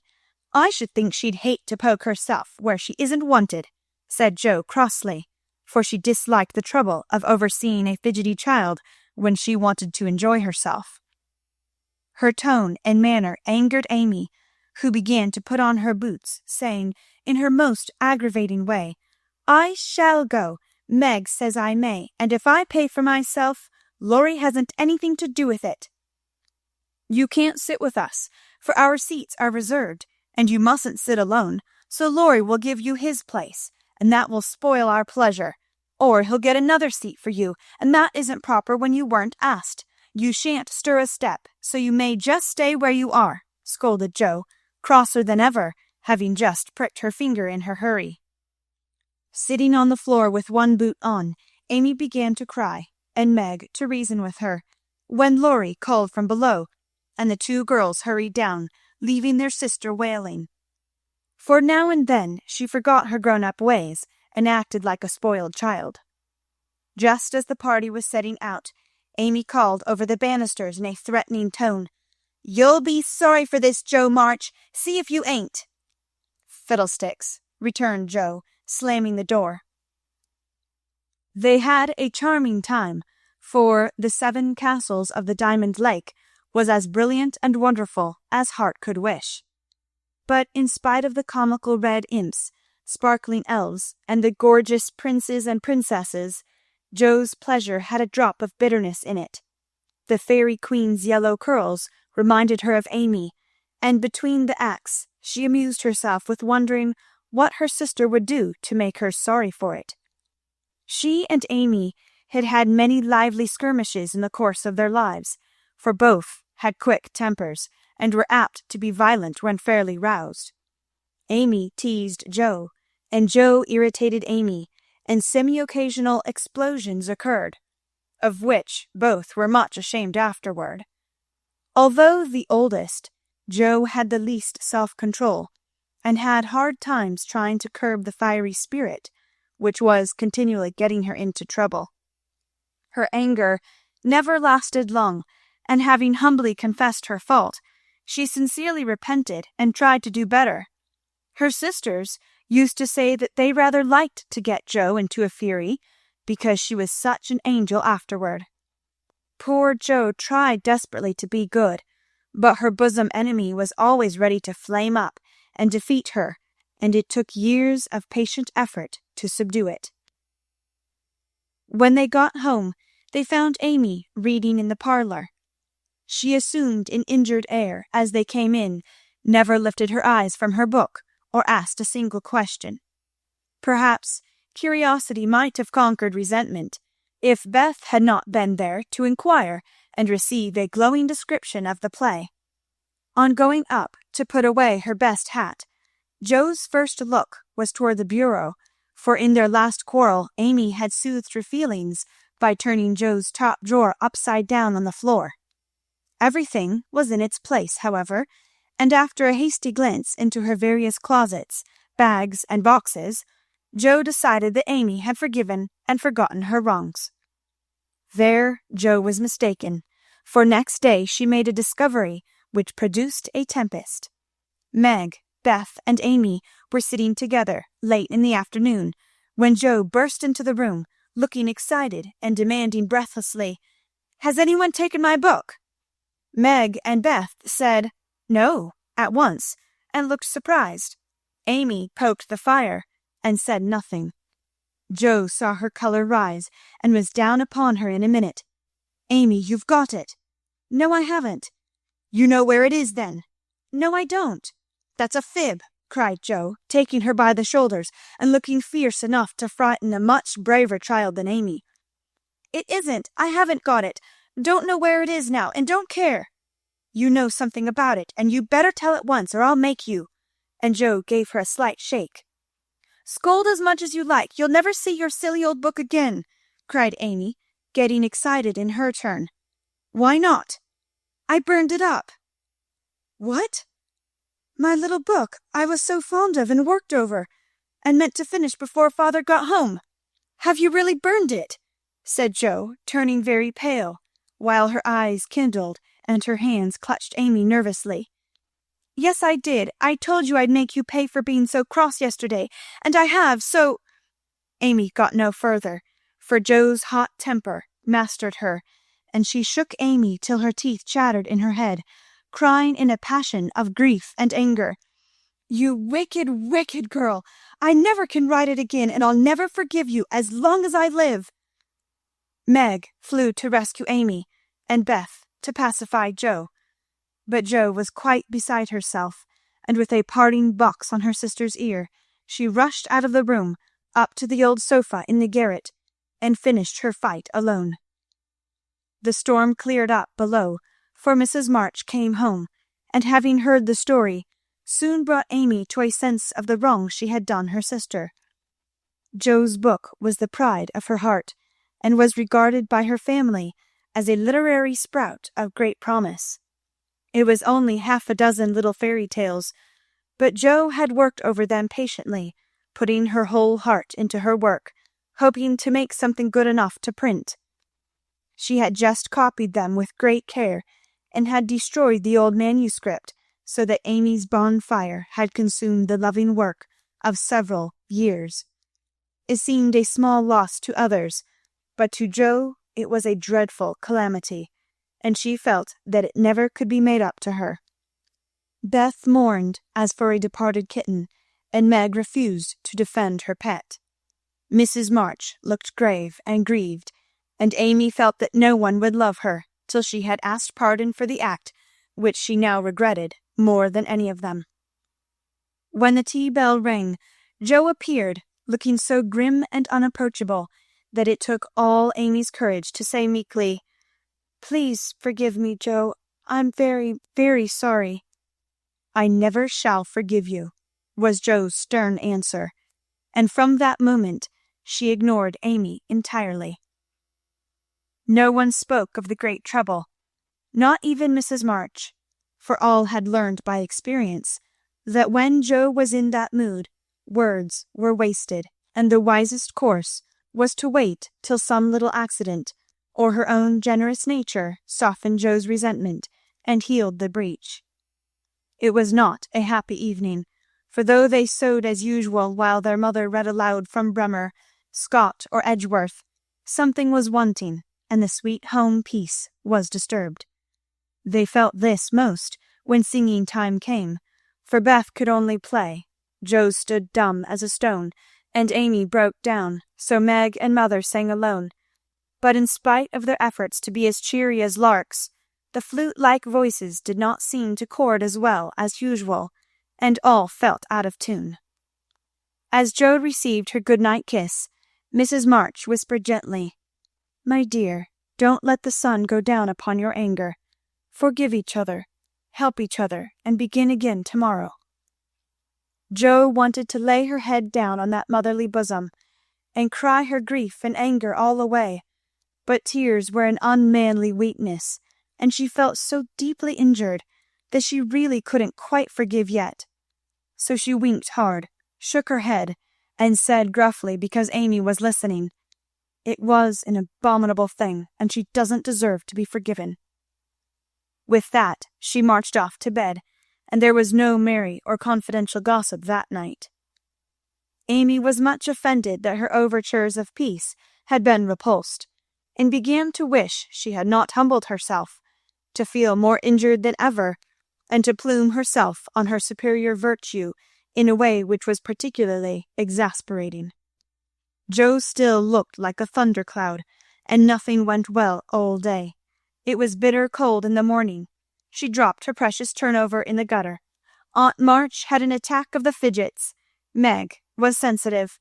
Beth would look grieved and wistful when she got home, and Amy kept making remarks about people who were always talking about being good, and yet wouldn't even try when other people set them a virtuous example. "Everybody is so hateful. I'll ask Laurie to go skating. He is always kind and jolly, and will put me to rights, I know," said Joe to herself, and off she went. Amy heard the clash of skates, and looked out with an impatient exclamation. "There, she promised I should go next time, for this is the last ice we shall have. But it's no use to ask such a cross-patch to take me." "Don't say that. You were very naughty, and it is hard to forgive the loss of her precious little book. But I think she might do it now, and I guess she will if you try her at the right minute," said Meg. "Go after them. Don't say anything till Joe has got good-natured with Laurie. Then take a quiet minute, and just kiss her, or do some kind thing, and I'm sure she'll be friends again with all her heart." "I'll try," said Amy, for the advice suited her, and after a flurry to get ready, she ran after the friends, who were just disappearing over the hill. It was not far to the river, but both were ready before Amy reached them. Joe saw her coming, and turned her back. Laurie did not see, for he was carefully skating along the shore, sounding the ice, for a warm spell had preceded the cold snap. "I'll go on to the first bend, and see if it's all right before we begin to race," Amy heard him say, as he shot away, looking like a young Russian in his fur-trimmed coat and cap. Joe heard Amy panting after her run, stamping her feet and blowing on her fingers as she tried to put her skates on, but Joe never turned, and went slowly zigzagging down the river, taking a bitter, unhappy sort of satisfaction in her sister's troubles. She had cherished her anger till it grew strong and took possession of her, as evil thoughts and feelings always do unless cast out at once. As Laurie turned the bend, he shouted back, "Keep near the shore, it isn't safe in the middle." Joe heard, but Amy was struggling to her feet and did not catch a word. Joe glanced over her shoulder, and the little demon she was harboring said in her ear, "No matter whether she heard or not, let her take care of herself." Laurie had vanished round the bend, Joe was just at the turn, and Amy, far behind, striking out toward the smoother ice in the middle of the river. For a minute Joe stood still with a strange feeling in her heart. Then she resolved to go on, but something held and turned her round just in time to see Amy throw up her hands and go down with a sudden crash of rotten ice, the splash of water, and a cry that made Joe's heart stand still with fear. She tried to call Laurie, but her voice was gone. She tried to rush forward, but her feet seemed to have no strength in them, and for a second she could only stand motionless, staring with a terror-stricken face at the little blue hood above the black water. Something rushed swiftly by her, and Laurie's voice cried out, "Bring a rail! Quick, quick!" How she did it she never knew, but for the next few minutes she worked as if possessed, blindly obeying Laurie, who was quite self-possessed, and lying flat, held Amy up by his arm and hockey stick, till Joe dragged a rail from the fence, and together they got the child out, more frightened than hurt. "Now then, we must walk her home as fast as we can. Pile our things on her while I get off these confounded skates," cried Laurie, wrapping his coat round Amy, and tugging away at the straps which never seemed so intricate before. Shivering, dripping, and crying, they got Amy home, and after an exciting time of it, she fell asleep, rolled in blankets before a hot fire. During the bustle, Joe had scarcely spoken, but flown about, looking pale and wild, with her things half off, her dress torn, and her hands cut and bruised by ice and rails and refractory buckles. When Amy was comfortably asleep, the house quiet, and Mrs. March sitting by the bed, she called Joe to her and began to bind up the hurt hands. "Are you sure she is safe?" whispered Joe, looking remorsefully at the golden head, which might have been swept away from her sight forever under the treacherous ice. "Quite safe, dear. She is not hurt, and won't even take cold, I think. You were so sensible in covering and getting her home quickly," replied her mother cheerfully. "Laurie did it all. I only let her go. Mother, if she should die, it would be my fault." And Joe dropped down beside the bed in a passion of penitent tears, telling all that had happened, bitterly condemning her hardness of heart, and sobbing out her gratitude for being spared the heavy punishment which might have come upon her. "It's my dreadful temper. I tried to cure it. I think I have, and then it breaks out worse than ever. Oh, mother, what shall I do? What shall I do?" cried poor Joe in despair. "Watch and pray, dear. Never get tired of trying, and never think it is impossible to conquer your fault," said Mrs. March, drawing the blousy head to her shoulder and kissing the wet cheek so tenderly that Joe cried even harder. "You don't know, you can't guess how bad it is. It seems as if I could do anything when I'm in a passion. I get so savage I could hurt anyone, and enjoy it. I'm afraid I shall do something dreadful some day, and spoil my life and make everybody hate me. Oh, mother, help me, do help me." "I will, my child, I will. Don't cry so bitterly, but remember this day, and resolve with all your soul that you will never know another like it. Joe, dear, we all have our temptations, some far greater than yours, and it often takes us all our lives to conquer them. You think your temper is the worst in the world, but mine used to be just like it." "Yours, mother? Why, you are never angry." And for the moment Joe forgot remorse in surprise. "I've been trying to cure it for 40 years, and have only succeeded in controlling it. I am angry nearly every day of my life, Joe, but I have learned not to show it, and I still hope to learn not to feel it, though it may take me another 40 years to do so." The patience and the humility of the face she loved so well was a better lesson to Joe than the wisest lecture, the sharpest reproof. She felt comforted at once by the sympathy and confidence given her.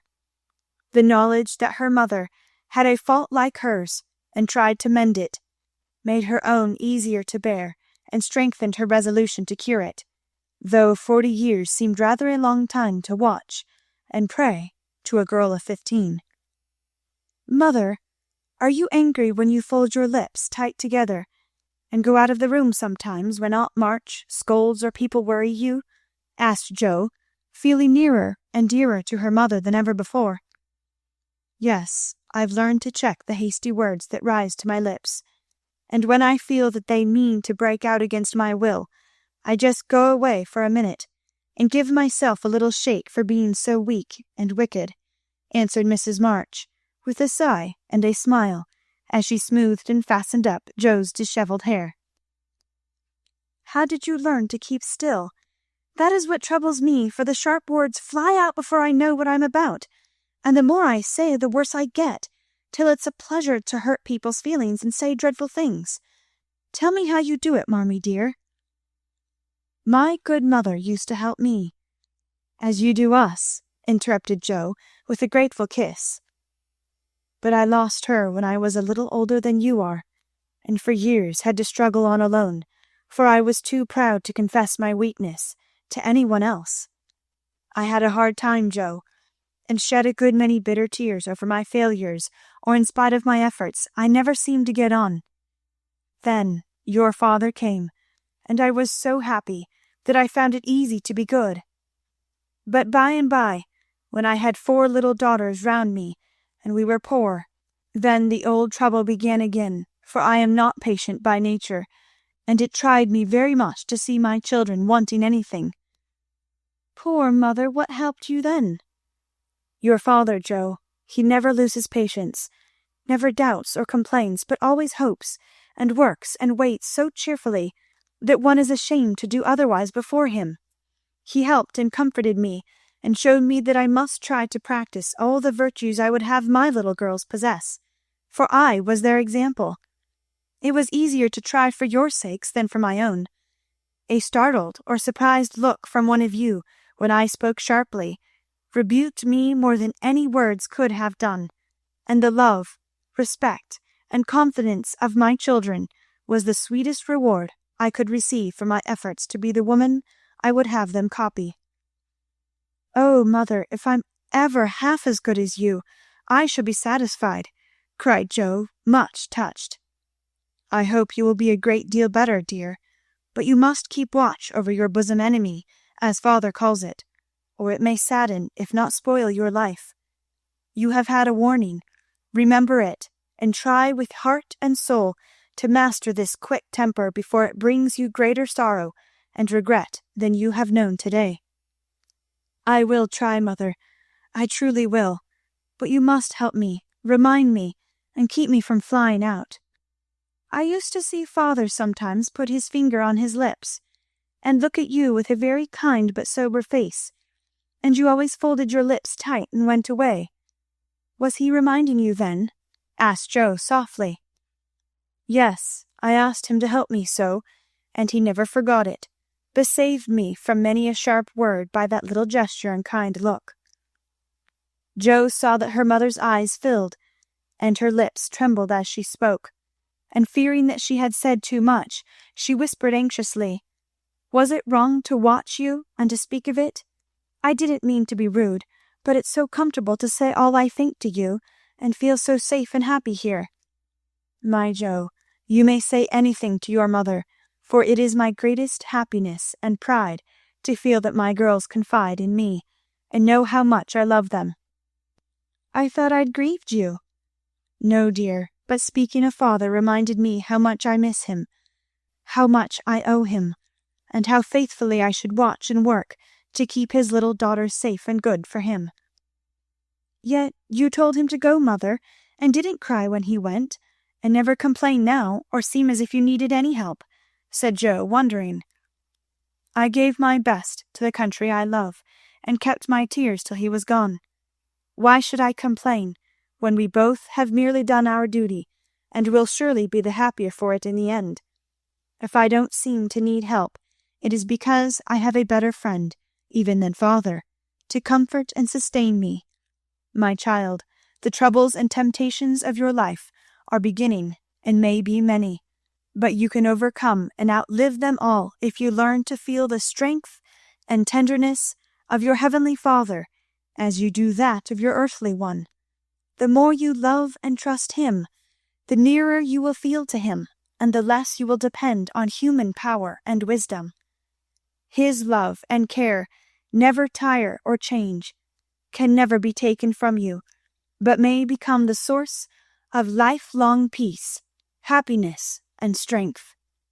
Believe this heartily, and go to God with all your little cares and hopes and sins and sorrows, as freely and confidingly as you come to your mother. Jo's only answer was to hold her mother close, and in the silence which followed the sincerest prayer she had ever prayed, left her heart without words. For in that sad yet happy hour she had learned not only the bitterness of remorse and despair, but the sweetness of self-denial and self-control, and led by her mother's hand, she had drawn nearer to the friend who always welcomes every child with a love stronger than that of any father, tenderer than that of any mother. Amy stirred and sighed in her sleep, and as if eager to begin at once to mend her fault, Jo looked up with an expression on her face which it had never worn before. I let the sun go down on my anger. I wouldn't forgive her, and today, if it hadn't been for Laurie, it might have been too late. How could I be so wicked? Said Jo half aloud, as she leaned over her sister, softly stroking the wet hair scattered on the pillow. As if she heard, Amy opened her eyes and held out her arms, with a smile that went straight to Jo's heart. Neither said a word, but they hugged one another close, in spite of the blankets, and everything was forgiven and forgotten in one hearty kiss. Chapter 9. Meg Goes to Vanity Fair. I do think it was the most fortunate thing in the world that those children should have the measles just now, said Meg, one April day as she stood packing the go-abroady trunk in her room surrounded by her sisters. And so nice of Annie Moffat not to forget her promise. A whole fortnight of fun will be regularly splendid, replied Jo, looking like a windmill as she folded skirts with her long arms. And such lovely weather, I'm so glad of that, added Beth, tidily sorting neck and hair ribbons in her best box, lent for the great occasion. I wish I was going to have a fine time and wear all these nice things, said Amy, with her mouth full of pins, as she artistically replenished her sister's cushion. I wish you were all going, but as you can't, I shall keep my adventures and tell you when I come back. I'm sure it's the least thing I can do when you have been so kind, lending me things and helping me get ready, said Meg, glancing round the room at the very simple outfit, which seemed nearly perfect in their eyes. What did Mother give you out of the treasure box? Asked Amy, who had not been present at the opening of a certain cedar chest, in which Mrs. March kept a few relics of past splendor as gifts for her girls when the proper time came. A pair of silk stockings, that pretty carved fan, and a lovely blue sash. I wanted the violet silk, but there isn't time to make it over, so I must be contented with my old tarlatan. It will look nice over my new muslin skirt, and the sash will set it off beautifully. I wish I hadn't smashed my coral bracelet, for you might have had it, said Jo, who loved to give and lend, but whose possessions were usually too dilapidated to be of much use. There is a lovely old-fashioned pearl set in the treasure chest, but Mother said real flowers were the prettiest ornament for a young girl, and Laurie promised to send me all I want, replied Meg. Now, let me see. There's my new gray walking suit. Just curl up the feather in my hat, Beth. Then my poplin for Sunday, and the small party. It looks heavy for spring, doesn't it? The violet silk would be so nice. Oh, dear. Never mind. You've got the tarlatan for the big party, and you always look like an angel in white, said Amy, brooding over the little store of finery in which her soul delighted. It isn't low-necked, and it doesn't sweep enough, but it will have to do. My blue house dress looks so well turned and freshly trimmed that I feel as if I'd got a new one. My silk sack isn't a bit the fashion, and my bonnet doesn't look like Sally's. I didn't like to say anything, but I was sadly disappointed in my umbrella. I told Mother black with a white handle, but she forgot and bought a green one with a yellowish handle. It's strong and neat, so I ought not to complain, but I know I shall feel ashamed of it besides Annie's silk one with a gold top," sighed Meg, surveying the little umbrella with great disfavour. "Change it," advised Joe. "I won't be silly or hurt Marmy's feelings when she took so much pains to get my things. It's a nonsensical notion of mine, and I'm not going to give up to it. My silk stockings and 2 pairs of new gloves are my comfort. You are a dear to lend me yours, Joe. I feel so rich and sort of elegant with 2 new pairs, and the old ones cleaned up for common." And Meg took a refreshing peep at her glove box. "Annie Moffat has blue and pink bows on her nightcaps. Would you put some on mine?" she asked, as Beth brought up a pile of snowy muslins, fresh from Hannah's hands. "No, I wouldn't, for the smart caps won't match the plain gowns without any trimming on them. Poor folks shouldn't rig," said Joe decidedly.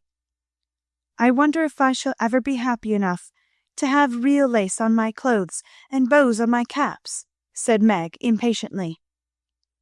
"You said the other day that you'd be perfectly happy if you could only go to Annie Moffat's," observed Beth in her quiet way. "So I did. Well, I am happy, and I won't fret, but it does seem as if the more one gets, the more one wants, doesn't it? There now, the trays are ready and everything in but my ball dress, which I shall leave for Mother to pack," said Meg, cheering up as she glanced from the half-filled trunk to the many times pressed and mended white tarlatan, which she called her ball dress with an important air. The next day was fine, and Meg departed in style for a fortnight of novelty and pleasure. Mrs. March had consented to the visit rather reluctantly, fearing that Margaret would come back more discontented than she went. But she begged so hard, and Sally had promised to take good care of her, and a little pleasure seemed so delightful after a winter of irksome work, that the mother yielded, and the daughter went to take her first taste of fashionable life. The Moffats were very fashionable, and simple Meg was rather daunted, at first, by the splendour of the house and the elegance of its occupants. But they were kindly people in spite of the frivolous life they led, and soon put their guest at her ease. Perhaps Meg felt, without understanding why, that they were not particularly cultivated or intelligent people, and that all their gilding could not quite conceal the ordinary material of which they were made. It certainly was agreeable to fare sumptuously, drive in a fine carriage, wear her best frock every day, and do nothing but enjoy herself. It suited her exactly, and soon she began to imitate the manners and conversation of those about her, to put on little airs and graces, use French phrases, crimp her hair, take in her dresses, and talk about the fashions as well as she could. The more she saw of Annie Moffat's pretty things, the more she envied her, and sighed to be rich. Home now looked bare and dismal as she thought of it. Work grew harder than ever, and she felt that she was a very destitute and much injured girl, in spite of the new gloves and silk stockings. She had not much time for repining, however, for the 3 young girls were busily employed in having a good time. They shopped, walked, rode, and called all day, went to theatres and operas, or frolicked at home in the evening, for Annie had many friends and knew how to entertain them. Her older sisters were very fine young ladies, and one was engaged, which was extremely interesting and romantic, Meg thought. Mr. Moffat was a fat, jolly old gentleman who knew her father, and Mrs. Moffat a fat, jolly old lady who took as great a fancy to Meg as her daughter had done. Everyone petted her, and Daisy, as they called her, was in a fair way to have her head turned.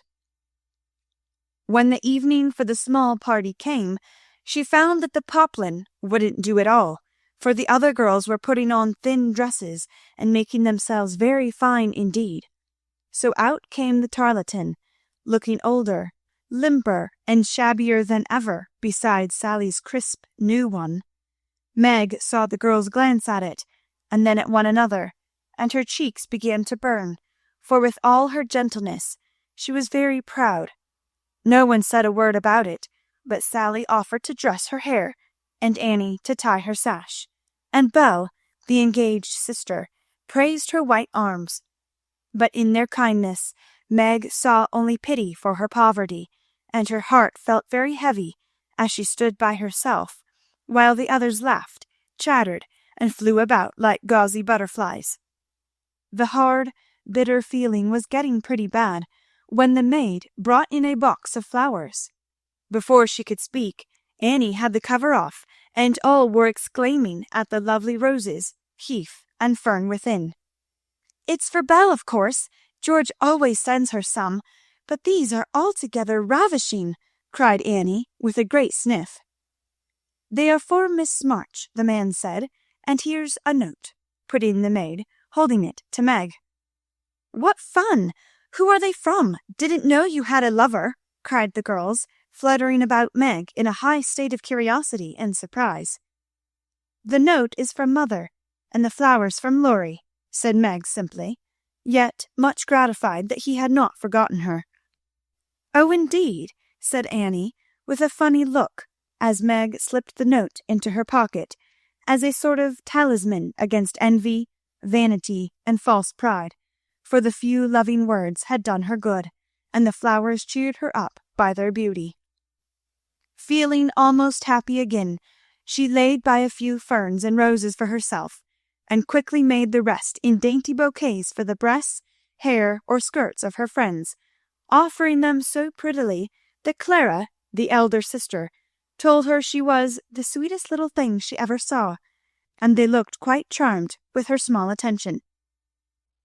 Somehow the kind act finished her despondency, and when all the rest went to show themselves to Mrs. Moffat, she saw a happy, bright-eyed face in the mirror, as she laid her ferns against her rippling hair and fastened the roses in the dress that didn't strike her as so very shabby now. She enjoyed herself very much that evening, for she danced to her heart's content. Every one was very kind, and she had 3 compliments. Annie made her sing, and someone said she had a remarkably fine voice. Major Lincoln asked who the fresh little girl with the beautiful eyes was, and Mr. Moffat insisted on dancing with her because she didn't dawdle but had some spring in her, as he gracefully expressed it. So altogether she had a very nice time, till she overheard a bit of conversation, which disturbed her extremely. She was sitting just inside the conservatory, waiting for her partner to bring her an ice, when she heard a voice ask on the other side of the flowery wall, "How old is he?" 16 or 17, I should say," replied another voice. "It would be a grand thing for one of those girls, wouldn't it? Sally says they are very intimate now, and the old man quite dotes on them." "Mrs. M. has made her plans, I dare say, and will play her cards well, early as it is. The girl evidently doesn't think of it yet," said Mrs. Moffat. "She told that fib about her mamma, as if she did know, and coloured up when the flowers came quite prettily. Poor thing, she'd be so nice if she was only got up in style. Do you think she'd be offended if we offered to lend her a dress for Thursday?" asked another voice. "She's proud, but I don't believe she'd mind, for that dowdy tarleton is all she has got. She may tear it tonight, and that will be a good excuse for offering a decent one." Here Meg's partner appeared, to find her looking much flushed and rather agitated. She was proud, and her pride was useful just then, for it helped her hide her mortification, anger, and disgust at what she had just heard. For, innocent and unsuspicious as she was, she could not help understanding the gossip of her friends. She tried to forget it, but could not, and kept repeating to herself, "Mrs. M. has made her plans. That fib about her mamma, and dowdy tarleton. till she was ready to cry and rush home to tell her troubles and ask for advice. As that was impossible, she did her best to seem gay, and being rather excited, she succeeded so well that no one dreamed what an effort she was making. She was very glad when it was all over, and she was quiet in her bed, where she could think and wonder and fume till her head ached and her hot cheeks were cooled by a few natural tears. Those foolish yet well-meant words had opened a new world to Meg, and much disturbed the peace of the old one in which till now she had lived as happily as a child. Her innocent friendship with Laurie was spoiled by the silly speeches she had overheard. Her faith in her mother was a little shaken by the worldly plans attributed to her by Mrs. Moffat, who judged others by herself, and the sensible resolution to be contented with the simple wardrobe which suited a poor man's daughter was weakened by the unnecessary pity of girls who thought a shabby dress one of the greatest calamities under heaven. Poor Meg had a restless night, and got up heavy-eyed, unhappy, half resentful toward her friends, and half ashamed of herself for not speaking out frankly and setting everything right. Everybody dawdled that morning, and it was noon before the girls found energy enough even to take up their worsted work. Something in the manner of her friends struck Meg at once. They treated her with more respect, she thought, took quite a tender interest in what she said, and looked at her with eyes that plainly betrayed curiosity. All this surprised and flattered her, though she did not understand it, till Miss Bell looked up from her writing and said, with a sentimental air, "Daisy, dear, I've sent an invitation to your friend Mr. Lawrence for Thursday. We should like to know him, and it's only a proper compliment to you." Meg coloured, but a mischievous fancy to tease the girls made her reply demurely, "You are very kind, but I'm afraid he won't come." "Why not, Cherry?" asked Miss Bell. "He's too old."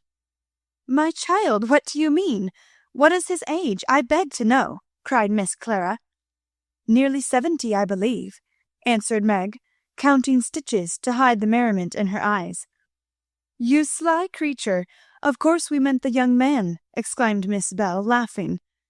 "There isn't any. Laurie is only a little boy." And Meg laughed also at the queer look which the sisters exchanged as she thus described her supposed lover. "About your age," Nan said.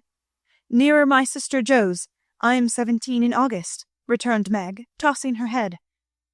"It's very nice of him to send you flowers, isn't it?" said Annie, looking wise about nothing. "Yes, he often does to all of us, for their house is full, and we are so fond of them. My mother and old Mr. Lawrence are friends, you know, so it is quite natural that we children should play together," and Meg hoped they would say no more. "It's evident Daisy isn't out yet," said Miss Clara to Bell with a nod. "Quite a pastoral state of innocence all round," returned Miss Bell with a shrug. "I'm going out to get some little matters for my girls. Can I do anything for you, young ladies?" asked Mrs. Moffat, lumbering in like an elephant in silk and lace. "No, thank you, ma'am," replied Sally. "I've got my new pink silk for Thursday, and don't want a thing." "Nor I," began Meg, but stopped because it occurred to her that she did want several things, and could not have them. "What shall you wear?" asked Sally. "My old white one again, if I can mend it fit to be seen.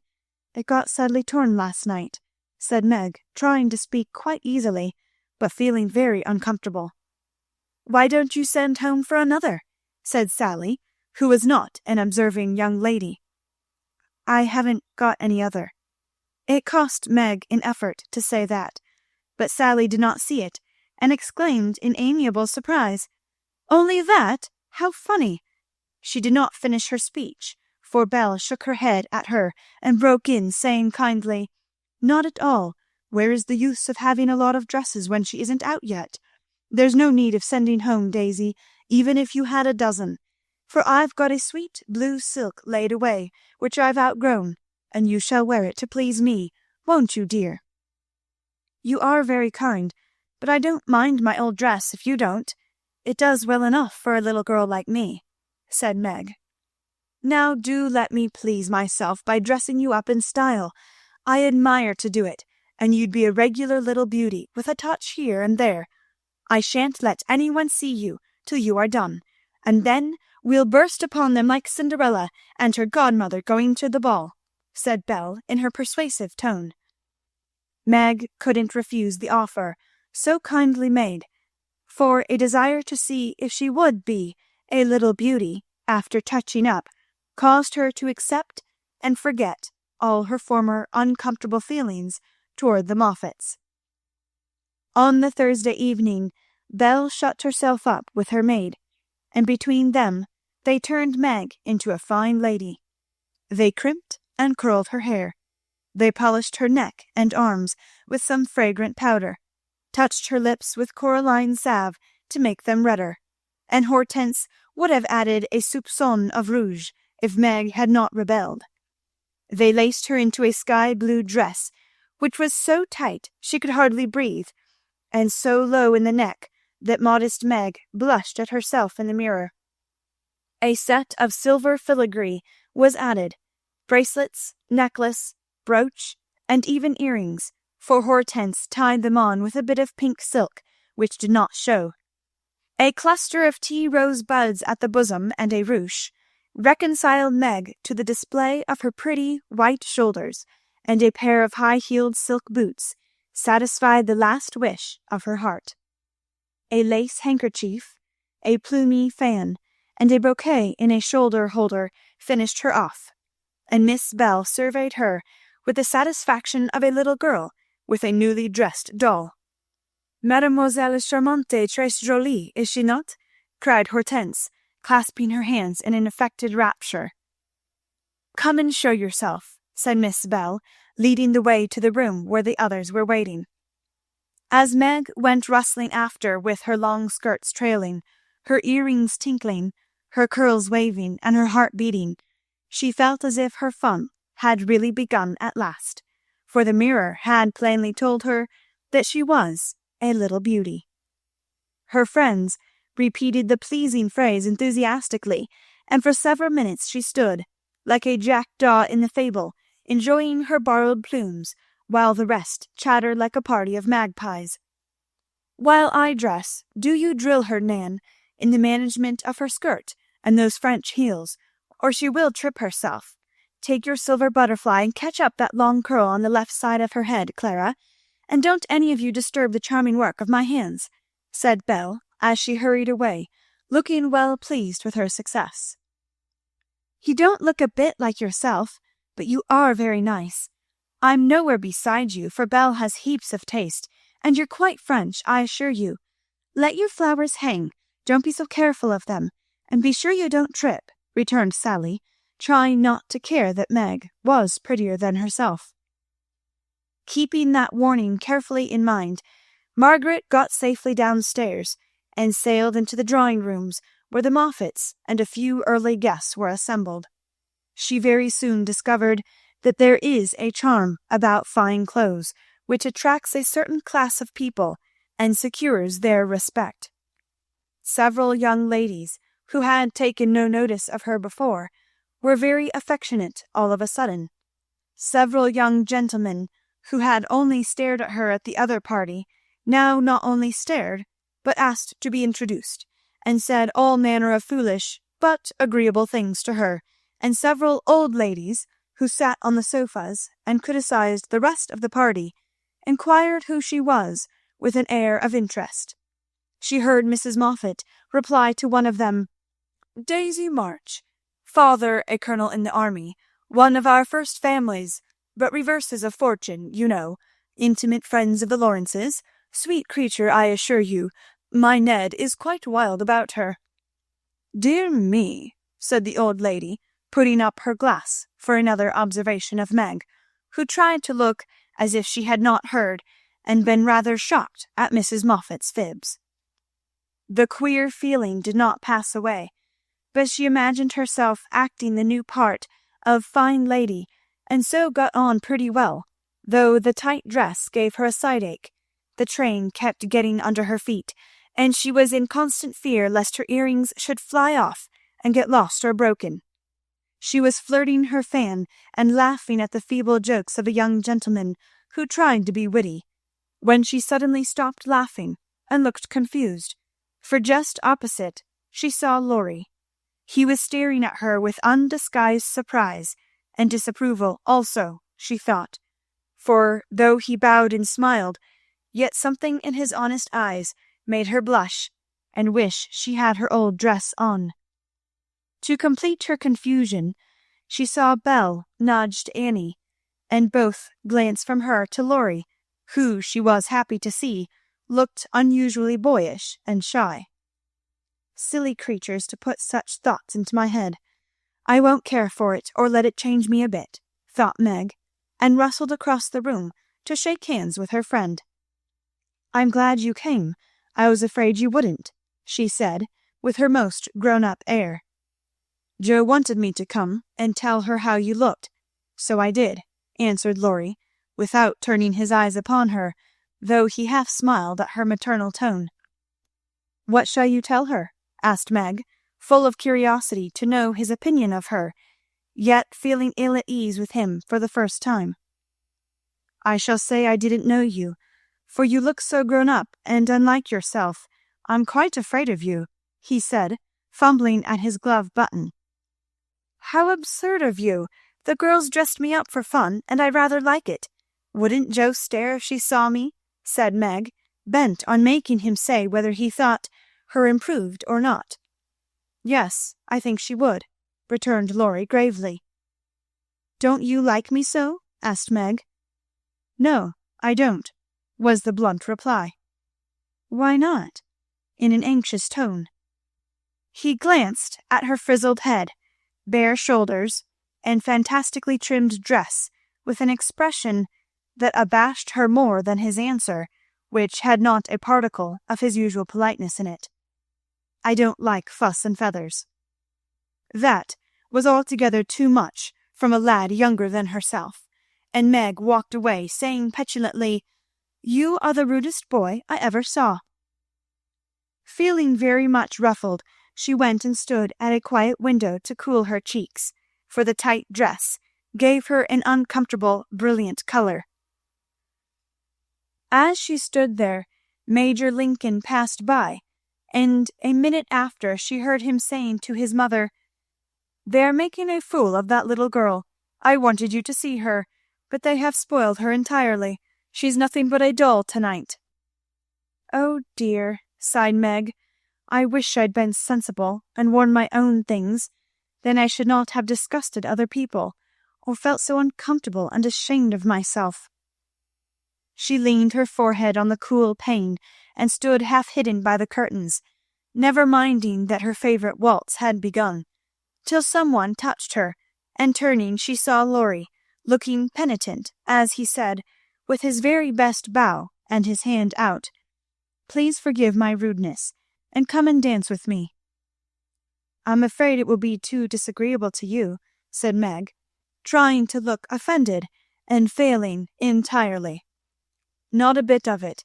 I am dying to do it. Come, I'll be good. I don't like your gown, but I do think you are just splendid. And he waved his hands as if words failed to express his admiration. Meg smiled and relented, and whispered as they stood waiting to catch the time, Take care my skirt doesn't trip you up. It's the plague of my life, and I was a goose to wear it. Put it round your neck, and then it will be useful, said Laurie, looking down at the little blue boots which he evidently approved of. Away they went, fleetly and gracefully, for having practised at home, they were well matched, and the blithe young couple were a pleasant sight to see, as they twirled merrily round and round, feeling more friendly than ever after their small tiff. Laurie, I want you to do me a favour, will you? Said Meg, as he stood fanning her, when her breath gave out, which it did very soon, though she would not own why. Won't I? Said Laurie, with alacrity. Please don't tell them at home about my dress tonight. They won't understand the joke, and it will worry Mother. Then why did you do it? Said Laurie's eyes, so plainly that Meg hastily added, I shall tell them myself all about it, and fess to Mother how silly I've been. but I'd rather do it myself, so you'll not tell, will you?" "I give you my word I won't. Only what shall I say when they ask me?" "Just say I looked pretty well and was having a good time." "I'll say the first with all my heart, but how about the other? You don't look as if you were having a good time. Are you?" And Laurie looked at her with an expression which made her answer in a whisper, "No, not just now. Don't think I'm horrid. I only wanted a little fun, but this sort doesn't pay, I find, and I'm getting tired of it." "Here comes Ned Moffat. What does he want?" said Laurie, knitting his black brows as if he did not regard his young host in the light of a pleasant addition to the party. "He put his name down for 3 dances, and I suppose he's coming for them." "What a bore!" said Meg, assuming a languid air which amused Laurie immensely. He did not speak to her again till supper time, when he saw her drinking champagne with Ned and his friend Fisher, who were behaving like a pair of fools, as Laurie said to himself, for he felt a brotherly sort of right to watch over the Marches and fight their battles whenever a defender was needed. "You'll have a splitting headache tomorrow if you drink much of that. I wouldn't, Meg. Your mother doesn't like it, you know," he whispered, leaning over her chair, as Ned turned to refill her glass, and Fisher stooped to pick up her fan. "I'm not Meg tonight. I'm a doll who does all sorts of crazy things. Tomorrow I shall put away my fuss and feathers and be desperately good again," she answered, with an affected little laugh. "Wish tomorrow was here then," muttered Laurie, walking off, ill-pleased at the change he saw in her. Meg danced and flirted, chattered and giggled, as the other girls did. After supper she undertook the German, and blundered through it, nearly upsetting her partner with her long skirt, and romping in a way that scandalized Laurie, who looked on and meditated a lecture. But he got no chance to deliver it, for Meg kept away from him till he came to say good night. "Remember," she said, trying to smile, for the splitting headache had already begun. "Silence à la mort," replied Laurie, with a melodramatic flourish, as he went away.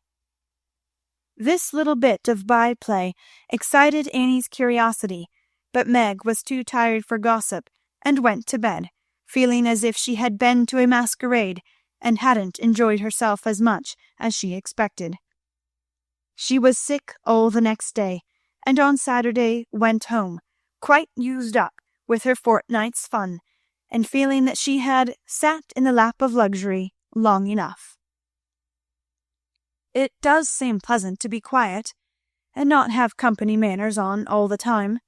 Home is a nice place, though it isn't splendid, said Meg, looking about her with a restful expression as she sat with her mother and Joe on the Sunday evening. "I'm glad to hear you say so, dear, for I was afraid home would seem dull and poor to you after your fine quarters," replied her mother, who had given her many anxious looks that day, for motherly eyes are quick to see any change in children's faces.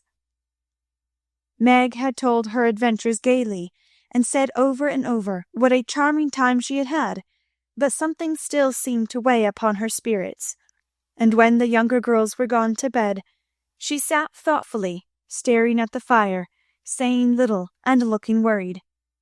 As the clock struck 9 and Joe proposed bed, Meg suddenly left her chair and, taking Beth's stool, leaned her elbows on her mother's knee, and saying bravely, "Marmee, I want to fess." "I thought so. What is it, dear?" "Shall I go away?" asked Joe discreetly. "Of course not. Don't I always tell you everything? I was ashamed to speak of it before the younger children, but I want you to know all the dreadful things I did at the Moffats." "We are prepared," said Mrs. March, smiling, but looking a little anxious. "I told you they dressed me up, but I didn't tell you that they powdered and squeezed and frizzled, and made me look like a fashion plate. Laurie thought I wasn't proper. I know he did, though he didn't say so, and one man called me a doll. I knew it was silly, but they flattered me and said I was a beauty, and quantities of nonsense, so I let them make a fool of me." "Is that all?" asked Joe, as Mrs. March looked silently at the downcast face of her pretty daughter, and could not find it in her heart to blame her little follies. "No, I drank champagne and romped and tried to flirt, and was altogether abominable," said Meg, self-reproachfully. "There is something more, I think," and Mrs. March smoothed the soft cheek, which suddenly grew rosy, as Meg answered slowly, "Yes, it's very silly, but I want to tell it, because I hate to have people say and think such things about us and Laurie." Then she told the various bits of gossip she had heard at the Moffats, and as she spoke, Joe saw her mother fold her lips tightly, as if ill pleased that such ideas should be put into Meg's innocent mind. "Well, if that isn't the greatest rubbish I ever heard!" cried Joe indignantly. "Why didn't you pop out and tell them so on the spot?" "I couldn't. It was so embarrassing for me. I couldn't help hearing at first, and then I was so angry and ashamed I didn't remember that I ought to go away." "Just wait till I see Annie Moffat, and I'll show you how to settle such ridiculous stuff. The idea of having plans, and being kind to Laurie because he's rich, and may marry us by and by.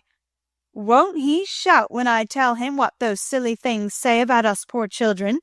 And Joe laughed, as if on second thoughts the thing struck her as a good joke.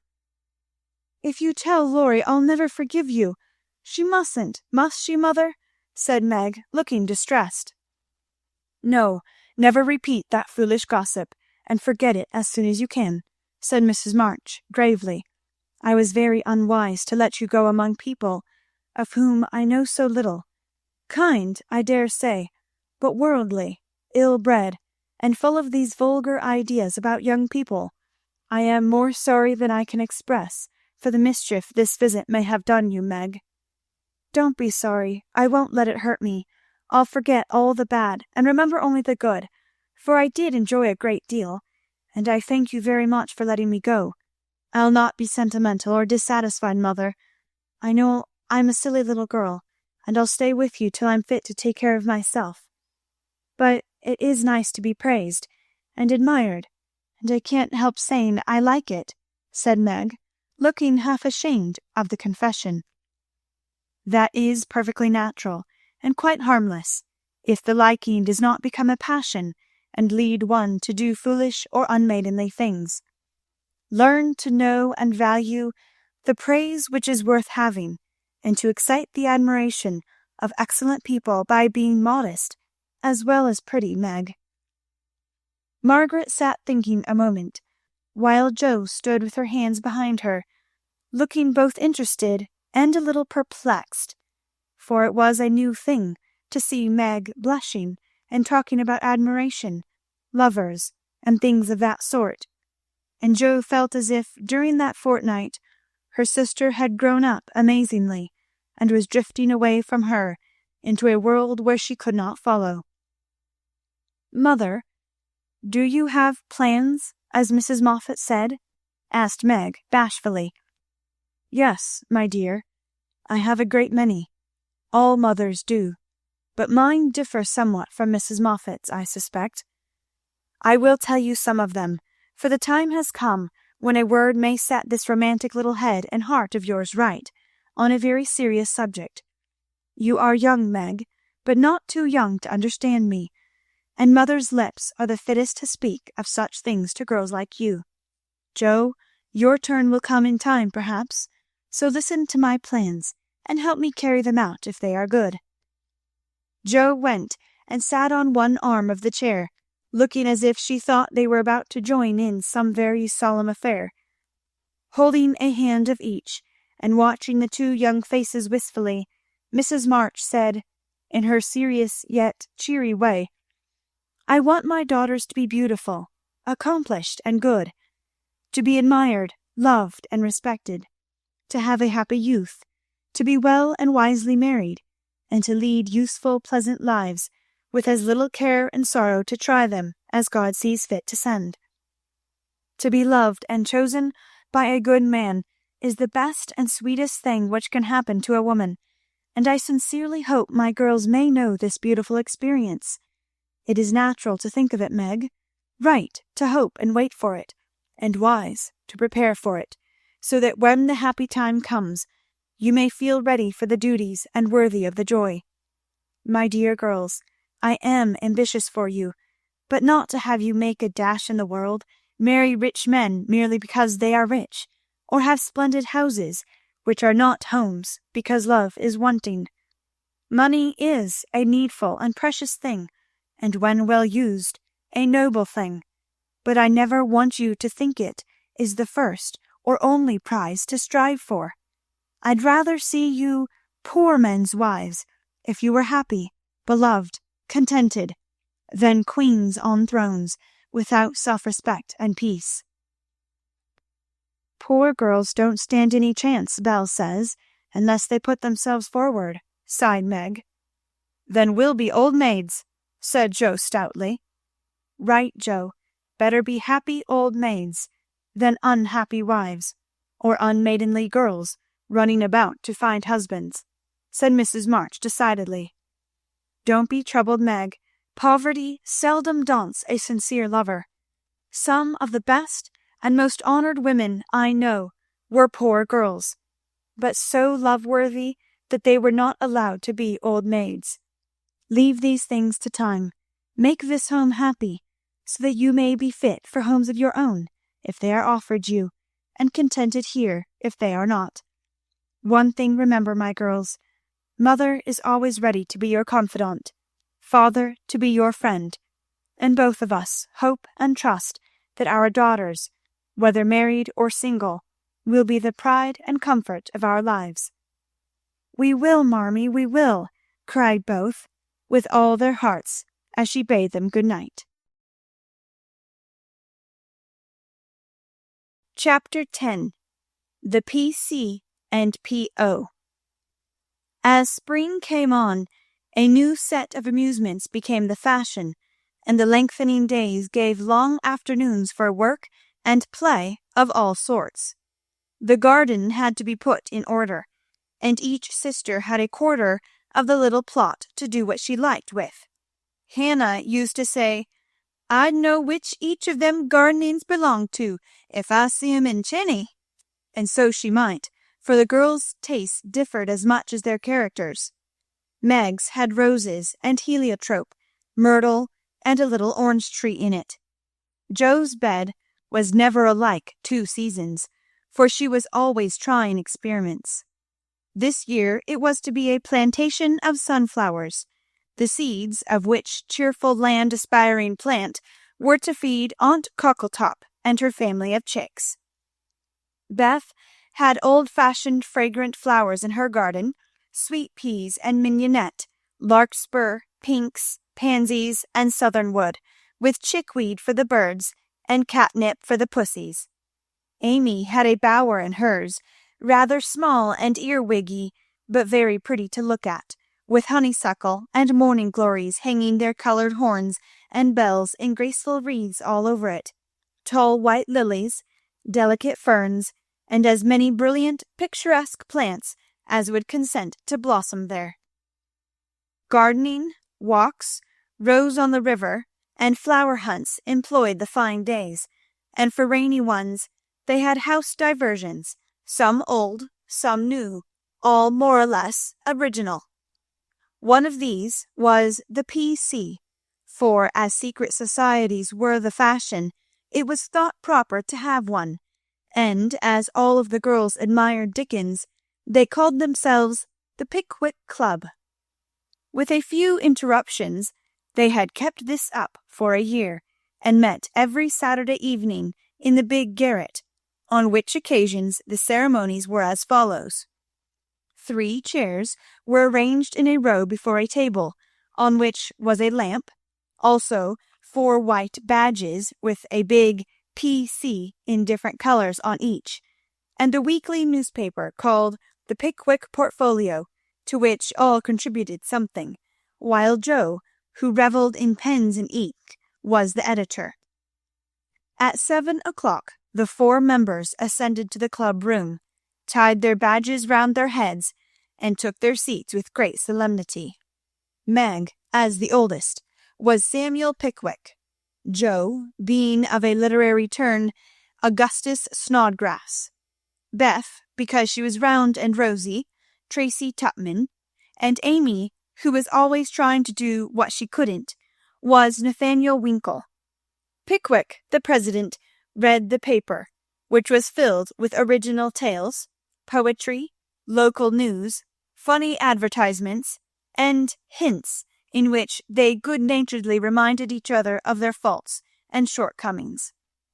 On one occasion, Mr. Pickwick put on a pair of spectacles without any glass, rapped upon the table, hemmed, and having stared hard at Mr. Snodgrass, who was tilting back in his chair till he arranged himself properly, began to read. The Pickwick Portfolio, May 20th, 18. Poet's Corner, Anniversary Ode. Again we meet to celebrate, with badge and solemn rite, our 52nd anniversary in Pickwick Hall tonight. We all are here in perfect health, none gone from our small band. Again we see each well-known face, and press each friendly hand. Our Pickwick, always at his post, with reverence we greet, as, spectacles on nose, he reads our well-filled weekly sheet.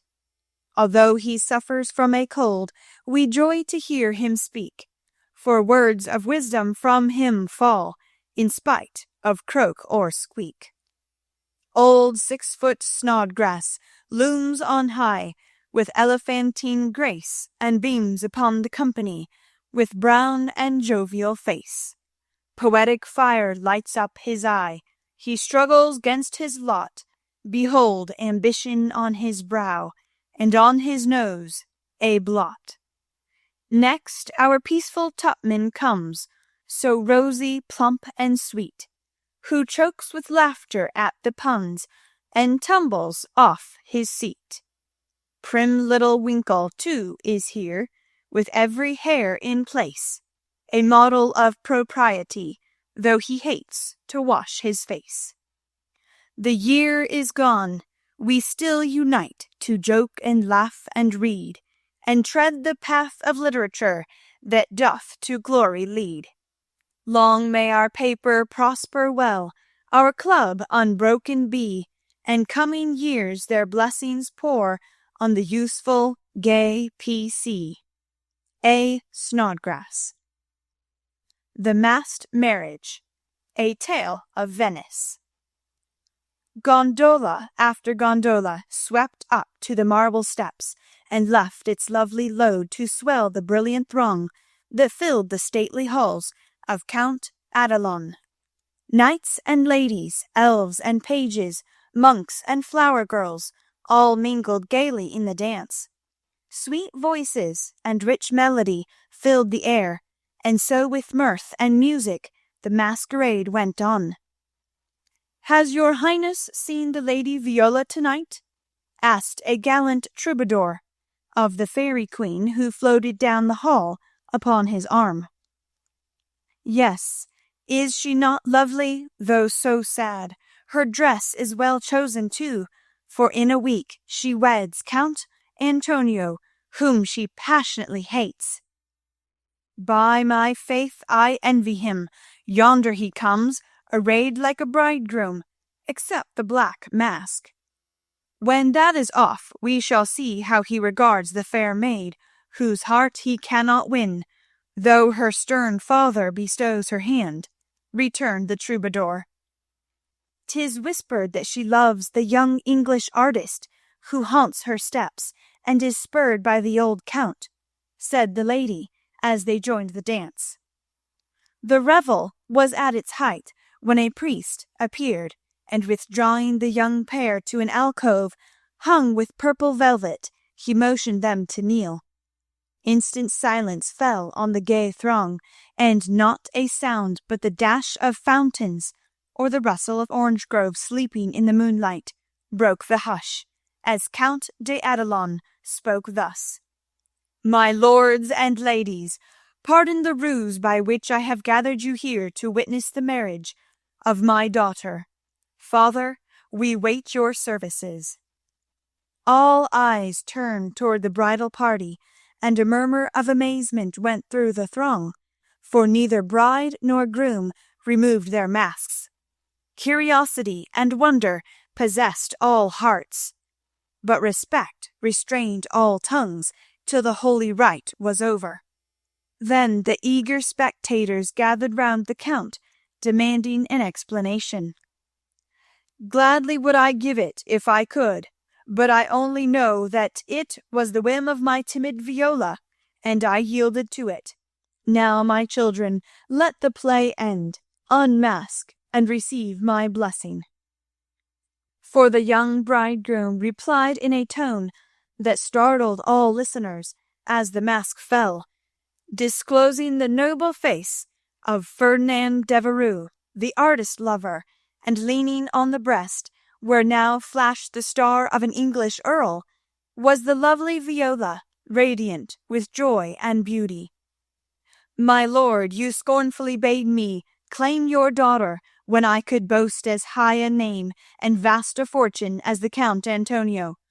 I can do more, for even your ambitious soul cannot refuse the Earl of Devereux and de Vere when he gives his ancient name and boundless wealth in return for the beloved hand of this fair lady, now my wife." The Count stood like one changed to stone. Turning to the bewildered crowd, Ferdinand added, with a gay smile of triumph, "To you, my gallant friends, I can only wish that your wooing may prosper as mine has done, and that you may all win as fair a bride as I have by this masked marriage." S. Pickwick. Why is the P.C. like the Tower of Babel? It is full of unruly members. The history of a squash. Once upon a time a farmer planted a little seed in his garden, and after a while it sprouted and became a vine and bore many squashes. One day in October, when they were ripe, he picked one and took it to market. A grocerman bought and put it in his shop.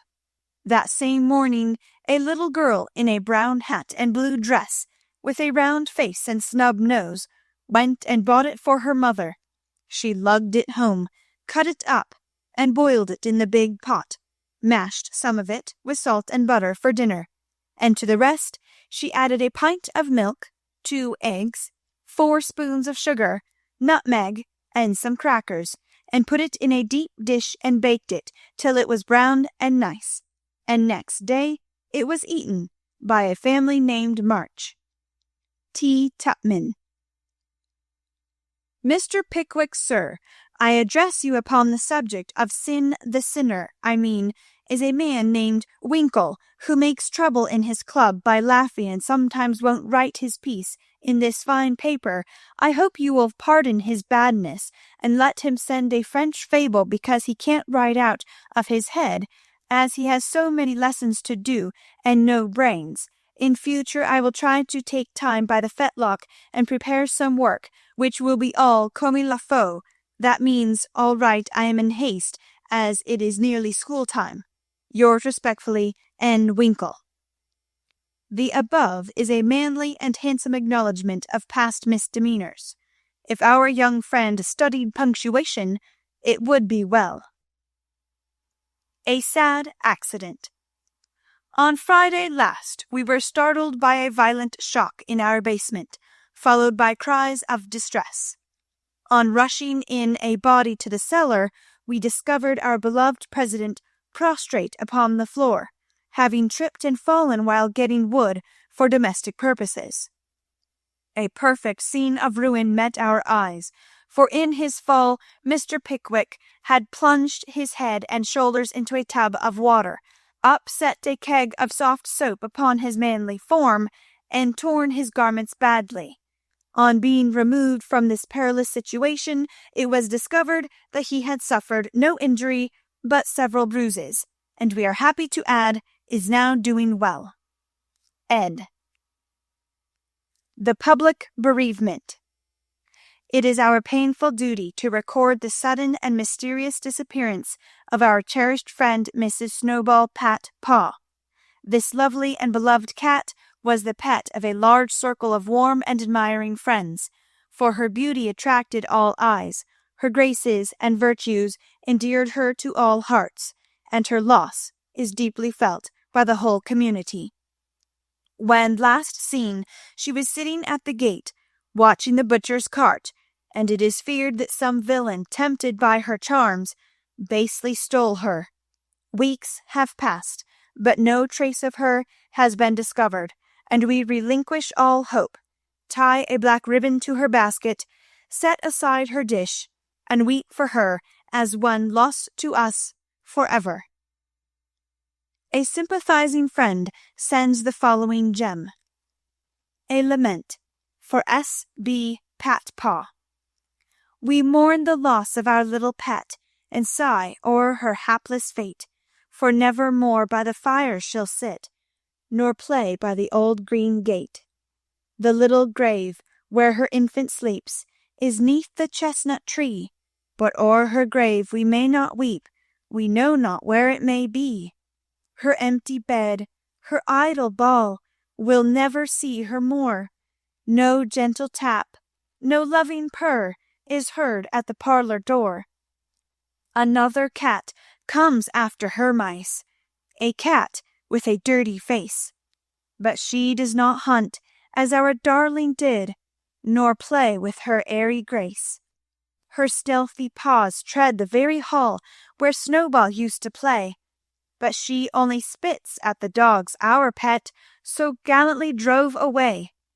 She is useful and mild, and does her best, but she is not fair to see, and we cannot give her your place, dear, nor worship her as we worship thee. A.S.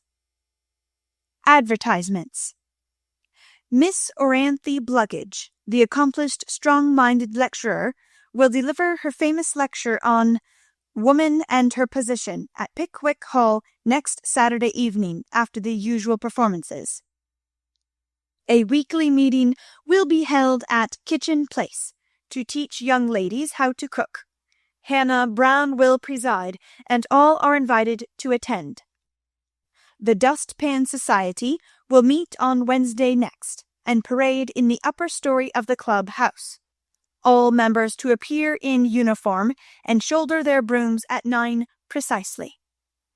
Mrs. Beth Bouncer will open her new assortment of dolls' millinery next week. The latest Paris fashions have arrived, and orders are respectfully solicited. A new play will appear at the Barnville Theatre in the course of a few weeks, which will surpass anything ever seen on the American stage. The Greek Slave, or Constantine the Avenger, is the name of this thrilling drama. Hints. If S.P. didn't use so much soap on his hands, he wouldn't always be late at breakfast. A.S. is requested not to whistle in the street. T.T. Please don't forget Amy's napkin.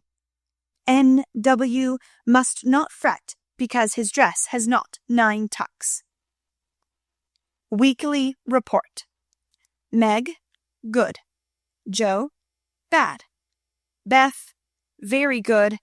Amy, middling. As the president finished reading the paper, which I beg leave to assure my readers is a bona fide copy of one written by bona fide girls once upon a time, a round of applause followed, and then Mr. Snodgrass rose to make a proposition. "Mr. President and gentlemen," he began, assuming a parliamentary attitude and tone, "I wish to propose the admission of a new member, one who highly deserves the honor, would be deeply grateful for it, and would add immensely to the spirit of the club, the literary value of the paper, and be no end jolly and nice. I propose Mr. Theodore Lawrence as an honorary member of the P.C. Come now, do have him." Joe's sudden change of tone made the girls laugh, but all looked rather anxious, and no one said a word as Snodgrass took his seat. "We'll put it to a vote," said the president. "All in favor of this motion, please to manifest it by saying aye." A loud response from Snodgrass, followed, to everybody's surprise, by a timid one from Beth. Contrary-minded, say no. Meg and Amy were contrary-minded, and Mr. Winkle rose to say with great elegance, "We don't wish any boys. They only joke and bounce about. This is a ladies' club, and we wish to be private and proper." "I'm afraid he'll laugh at our paper and make fun of us afterward," observed Pickwick, pulling the little curl on her forehead, as she always did when doubtful. Up rose Snodgrass very much in earnest. "Sir, I give you my word as a gentleman, Laurie won't do anything of the sort. He likes to write, and he'll give a tone to our contributions, and keep us from being sentimental. Don't you see? We can do so little for him, and he does so much for us. I think the least we can do is to offer him a place here, and make him welcome if he comes." This artful allusion to benefits conferred brought Tupman to his feet, looking as if he had quite made up his mind. "Yes, we ought to do it, even if we are afraid. I say he may come, and his grandpa too, if he likes." This spirited burst from Beth electrified the club, and Jo left her seat to shake hands approvingly. "Now then, vote again. Everybody remember it's our Laurie, and say aye," cried Snodgrass excitedly. "Aye, aye, aye," replied 3 voices at once. "Good, bless you! Now, as there's nothing like taking time by the fetlock, as Winkle characteristically observes, allow me to present the new member." And, to the dismay of the rest of the club, Jo threw open the door of the closet and displayed Laurie sitting on a rag bag, flushed and twinkling with suppressed laughter. "You rogue! You traitor! Jo, how could you?" cried the 3 girls, as Snodgrass led her friend triumphantly forth, and producing both a chair and a badge, installed him in a jiffy. "The coolness of you 2 rascals is amazing," began Mr. Pickwick, trying to get up an awful frown, and only succeeding in producing an amiable smile. But the new member was equal to the occasion, and rising with a grateful salutation to the chair, said in the most engaging manner, "Mr. President and ladies, I beg pardon, gentlemen, allow me to introduce myself as Sam Weller, the very humble servant of the club." "Good, good!" cried Jo, pounding with the handle of the old warming pan on which she leaned. "My faithful friend and noble patron," continued Laurie, with a wave of the hand, "who has so flatteringly presented me, is not to be blamed for the base stratagem of tonight. I planned it, and she only gave in after lots of teasing." "Come now, don't lay it all on yourself. You know I proposed the cupboard," broke in Snodgrass, who was enjoying the joke amazingly. "Never mind what she says. I'm the wretch that did it, sir," said the new member, with a Welleresque nod to Mr. Pickwick. "But on my honor, I never will do so again, and henceforth devote myself to the interest of this immortal club." "Hear, hear!" cried Jo, clashing the lid of the warming pan like a cymbal. Go on," added Winkle and Tupman, while the president bowed benignly. "I merely wish to say that as a slight token of my gratitude for the honor done me, and as means of promoting friendly relations between adjoining nations, I have set up a post office in the hedge in the lower corner of the garden, a fine spacious building with padlocks on the doors, and every convenience for the males, also the females, if I may be allowed the expression. It's the old Martin house, but I've stopped up the door and made the roof open, so it will hold all sorts of things and save our valuable time. Letters, Manuscripts, books, and bundles can be pressed in there, and as each nation has a key, it will be uncommonly nice, I fancy. Allow me to present the club key, and with many thanks for your favor, take my seat." Great applause as Mr. Weller deposited a little key on the table and subsided. The warming pan clashed and waved wildly, and it was some time before order could be restored. A long discussion followed, and everyone came out surprising, for everyone did her best. So it was an unusually lively meeting, and did not adjourn till a late hour, when it broke up with 3 shrill cheers for the new member. No one ever regretted the admittance of Sam Weller, for a more devoted, well-behaved, and jovial member no club could have. He certainly did add spirit to the meetings and a tone to the paper, for his orations convulsed his hearers, and his contributions were excellent, being patriotic, classical, comical, or dramatic, but never sentimental. Jo regarded them as worthy of Bacon, Milton, or Shakespeare, and remodeled her own works with good effect, she thought. The P.O. was a capital little institution, and flourished wonderfully, for nearly as many queer things passed through it as through the real post office. Tragedies and cravats, poetry and pickles, garden seeds and long letters, music and gingerbread, rubbers, invitations, scoldings, and puppies. The old gentleman liked the fun, and amused himself by sending odd bundles, mysterious messages, and funny telegrams, and his gardener, who was smitten with Hannah's charms, actually sent a love letter to Jo's care.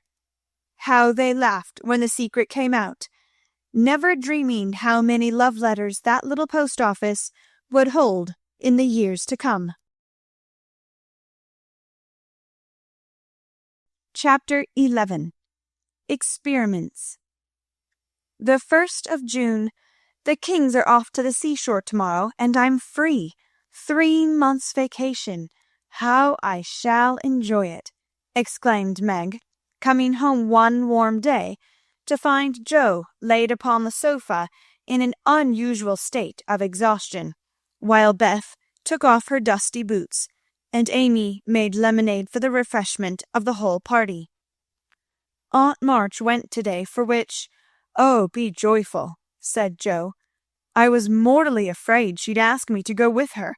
If she had, I should have felt as if I ought to do it, but Plumfield is about as gay as a churchyard, you know, and I'd rather be excused. We had a flurry getting the old lady off, and I had a fright every time she spoke to me, for I was in such a hurry to be through that I was uncommonly helpful and sweet, and feared she'd find it impossible to part from me. I quaked till she was fairly in the carriage, and I had a final fright, for as it drove off, she popped out her head, saying, 'Josephine, won't you—' I didn't hear any more, for I basely turned and fled. I did actually run, and whisked round the corner where I felt safe." "Poor old Jo, she came in looking as if bears were after her," said Beth, as she cuddled her sister's feet with a motherly air. "Aunt March is a regular samphire, is she not?" observed Amy, tasting her mixture critically. "She means vampire, not seaweed, but it doesn't matter, it's too warm to be particular about one's parts of speech," murmured Jo. "What shall you do all your vacation?" asked Amy, changing the subject with tact. "I shall lay abed late and do nothing," replied Meg, from the depths of the rocking-chair. "I've been routed up early all winter, and I had to spend my days working for other people, so now I'm going to rest, and revel to my heart's content." "No," said Jo, "that dozy way wouldn't suit me. I've laid in a heap of books, and I'm going to improve my shining hours, reading on my perch in the old apple tree, when I'm not having "Don't say larks," implored Amy, as a return snub for the samphire correction. "I'll say nightingales then, with Laurie, That's proper and appropriate, since he's a warbler. Don't let us do any lessons, Beth, for a while, but play all the time and rest, as the girls mean to," proposed Amy. "Well, I will, if mother doesn't mind. I want to learn some new songs, and my children need fitting up for the summer. They are dreadfully out of order, and really suffering for clothes." "May we, mother?" asked Meg, turning to Mrs. March, who sat sewing in what they called Marmy's corner. "You may try your experiment for a week, and see how you like it. I think by Saturday night you will find that all play and no work is as bad as all work and no play." "Oh dear no, it will be delicious, I'm sure," said Meg complacently. "I now propose a toast, as my friend and partner Sary Gamp says. 'Fun forever and no grubbing,'" cried Joe, rising glass in hand as the lemonade went round. They all drank it merrily, and began the experiment by lounging for the rest of the day. Next morning Meg did not appear till 10 o'clock. Her solitary breakfast did not taste good, and the room seemed lonely and untidy, for Joe had not filled the vases, Beth had not dusted, and Amy's books lay scattered about. Nothing was neat and pleasant but Marmy's corner, which looked as usual.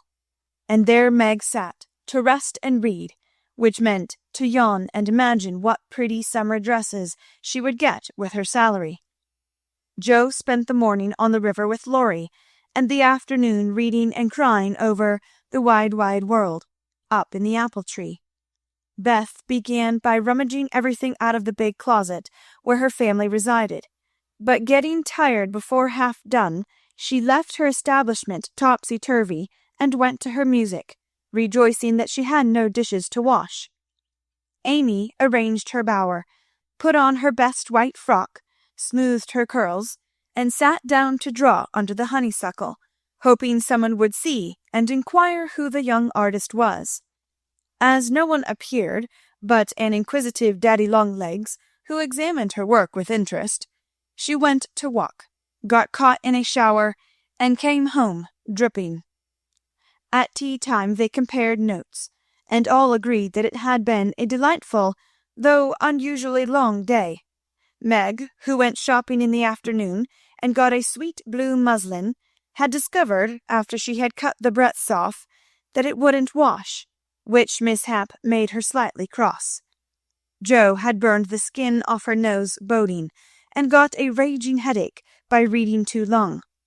Beth was worried by the confusion of her closet, and the difficulty of learning 3 or 4 songs at once, and Amy deeply regretted the damage done her frock, for Katy Brown's party was to be the next day, and now, like Flora McFlimsy, she had nothing to wear. But these were mere trifles, and they assured their mother that the experiment was working finely. She smiled, said nothing, and with Hannah's help did their neglected work, keeping home pleasant, and the domestic machinery running smoothly. It was astonishing what a peculiar and uncomfortable state of things was produced by the resting and reveling process. The days kept getting longer and longer. The weather was unusually variable, and so were tempers. An unsettled feeling possessed everyone, and Satan found plenty of mischief for the idle hands to do. As the height of luxury, Meg put out some of her sewing, and then found time hang so heavily that she fell to snipping and spoiling her clothes in her attempts to furbish them up a la Moffat. Joe read till her eyes gave out, and she was sick of books, got so fidgety that even good-natured Laurie had a quarrel with her, and so reduced in spirits that she desperately wished she had gone with Aunt March. Beth got on pretty well, for she was constantly forgetting that it was to be all play and no work, and fell back into her old ways now and then.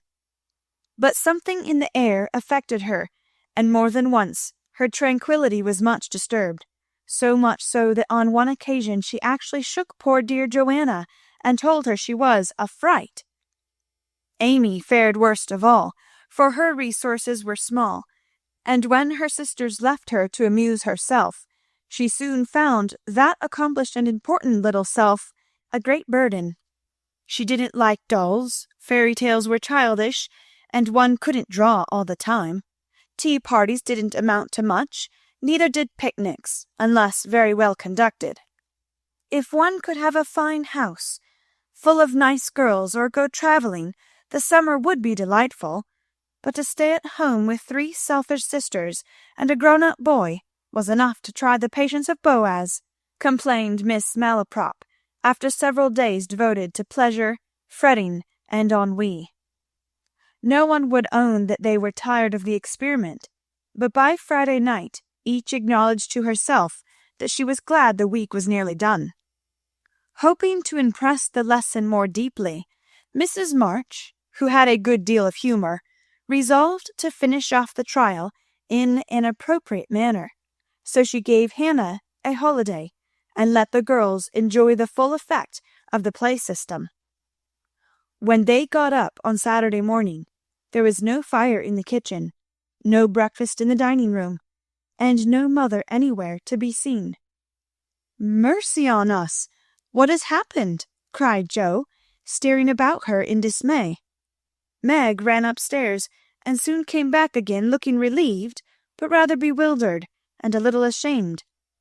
"Mother isn't sick, only very tired, and she says she is going to stay quietly in her room all day and let us do the best we can. It's a very queer thing for her to do. She doesn't act a bit like herself, but she says it has been a hard week for her, so we mustn't grumble but take care of ourselves." "That's easy enough, and I like the idea. I'm aching for something to do, that is, some new amusement, you know," added Jo quickly. In fact, it was an immense relief to them all to have a little work, and they took hold with a will, but soon realized the truth of Hannah's saying, housekeeping ain't no joke. There was plenty of food in the larder, and while Beth and Amy set the table, Meg and Jo got breakfast, wondering as they did why servants ever talked about hard work. "I shall take some up to Mother, though she said we were not to think of her, for she'd take care of herself," said Meg, who presided and felt quite matronly behind the teapot. So a tray was fitted out before anyone began, and taken up with the cook's compliments. The boiled tea was very bitter, the omelette scorched, and the biscuits speckled with saleratus, but Mrs. March received her repast with thanks, and laughed heartily over it after Jo was gone. "Poor little souls, they will have a hard time, I'm afraid, but they won't suffer, and it will do them good," she said, producing the more palatable viands with which she had provided herself, and disposing of the bad breakfast so that their feelings might not be hurt, a motherly little deception for which they were grateful. Many were the complaints below, and great the chagrin of the head cook at her failures. "Never mind, I'll get the dinner and be servant. You be mistress, keep your hands nice, see company, and give orders," said Jo, who knew still less than Meg about culinary affairs. This obliging offer was gladly accepted, and Margaret retired to the parlour, which she hastily put in order by whisking the litter under the sofa and shutting the blinds to save the trouble of dusting. Jo, with perfect faith in her own powers, and a friendly desire to make up the quarrel, immediately put a note in the office, inviting Laurie to dinner. "You'd better see what you have got before you think of having company," said Meg, when informed of the hospitable but rash act. "Oh, there's corned beef and plenty of potatoes, and I shall get some asparagus and a lobster, for a relish, as Hannah says. We'll have lettuce and make a salad. I don't know how, but the book tells. I'll have blancmange and strawberries for dessert, and coffee too, if you want to be elegant." "Don't try too many messes, Jo, for you can't make anything but gingerbread and molasses candy fit to eat. I wash my hands at the dinner party, and since you have asked Laurie on your own responsibility, you may just take care of him." "I don't want you to do anything but be civil to him, and help to the pudding. You'll give me your advice if I get in a muddle, won't you?" asked Jo, rather hurt. "Yes, but I don't know much, except about bread and a few trifles. You had better ask Mother's leave before you order anything," returned Meg prudently. "Of course I shall. I'm not a fool." And Jo went off in a huff at the doubts expressed of her powers. "Get what you like and don't disturb me. I'm going out to dinner, and can't worry about things at home," said Mrs. March, when Jo spoke to her. "I never enjoyed housekeeping, and I'm going to take a vacation today, and read, write, go visiting, and amuse myself." The unusual spectacle of her busy mother rocking comfortably and reading early in the morning made Jo feel as if some unnatural phenomenon had occurred, for an eclipse, an earthquake, or a volcanic eruption would hardly have seemed stranger. "Everything is out of sorts somehow," she said to herself, going downstairs. "There's Beth crying. That's a sure sign that something is wrong in this family. If Amy is bothering, I'll shake her." Feeling very much out of sorts herself, Jo hurried into the parlor, to find Beth sobbing over Pip, the canary, who lay dead in the cage, with his little claws pathetically extended, as if imploring the food for want of which he had died. "It's all my fault. I forgot him. There isn't a seed or a drop left. Oh, Pip, how could I be so cruel to you?" cried Beth, taking the poor thing in her hands and trying to restore him. Jo peeped into his half-open eye, felt his little heart, and finding him stiff and cold, shook her head and offered her domino box for a coffin. "Put him in the oven, and maybe he will get warm and revive," said Amy hopefully. "He's been starved, and he shan't be baked now he's dead. I'll make him a shroud, and he shall be buried in the garden, and I'll never have another bird, never, my Pip, for I am too bad to own one," murmured Beth, sitting on the floor with her pet folded in her hands. "The funeral shall be this afternoon, and we will all go. Now don't cry, Bethy. It's a pity, but nothing goes right this week, and Pip has had the worst of the experiment. Make the shroud and lay him in my box, and after the dinner party we'll have a nice little funeral," said Jo, beginning to feel as if she had undertaken a good deal. Leaving the others to console Beth, she departed to the kitchen, which was in a most discouraging state of confusion. Putting on a big apron, she fell to work and got the dishes piled up ready for washing, when she discovered that the fire was out. "Here's a sweet prospect," muttered Jo, slamming the stove door open and poking vigorously among the cinders. Having rekindled the fire, she thought she would go to market while the water heated. The walk revived her spirits, and flattering herself that she had made good bargains, she trudged home again, after buying a very long lobster and some very old asparagus, and 2 boxes of acid strawberries. By the time she got cleared up, the dinner arrived and the stove was red hot. Hannah had left a pan of bread to rise. Meg had worked it up early, set it on the hearth for a second rising, and forgotten it. Meg was entertaining Sally Gardner in the parlor, when the door flew open, and a floury, crocky, flushed, and dishevelled figure appeared, demanding tartly, "I say, isn't bread riz enough when it runs over the pans?" Sally began to laugh, but Meg nodded and lifted her eyebrows as high as they would go, which caused the apparition to vanish, and put the sour bread into the oven without further delay. Mrs. March went out, after peeping here and there to see how matters went, also saying a word of comfort to Beth, who sat making a winding sheet, while the dear departed lay in state in the domino box. A strange sense of helplessness fell upon the girls as the grey bonnet vanished round the corner, and despair seized them when a few minutes later Miss Crocker appeared and said she'd come to dinner. Now this lady was a thin, yellow spinster, with a sharp nose and inquisitive eyes, who saw everything and gossiped about all she saw. They disliked her, but had been taught to be kind to her, simply because she was old and poor and had few friends.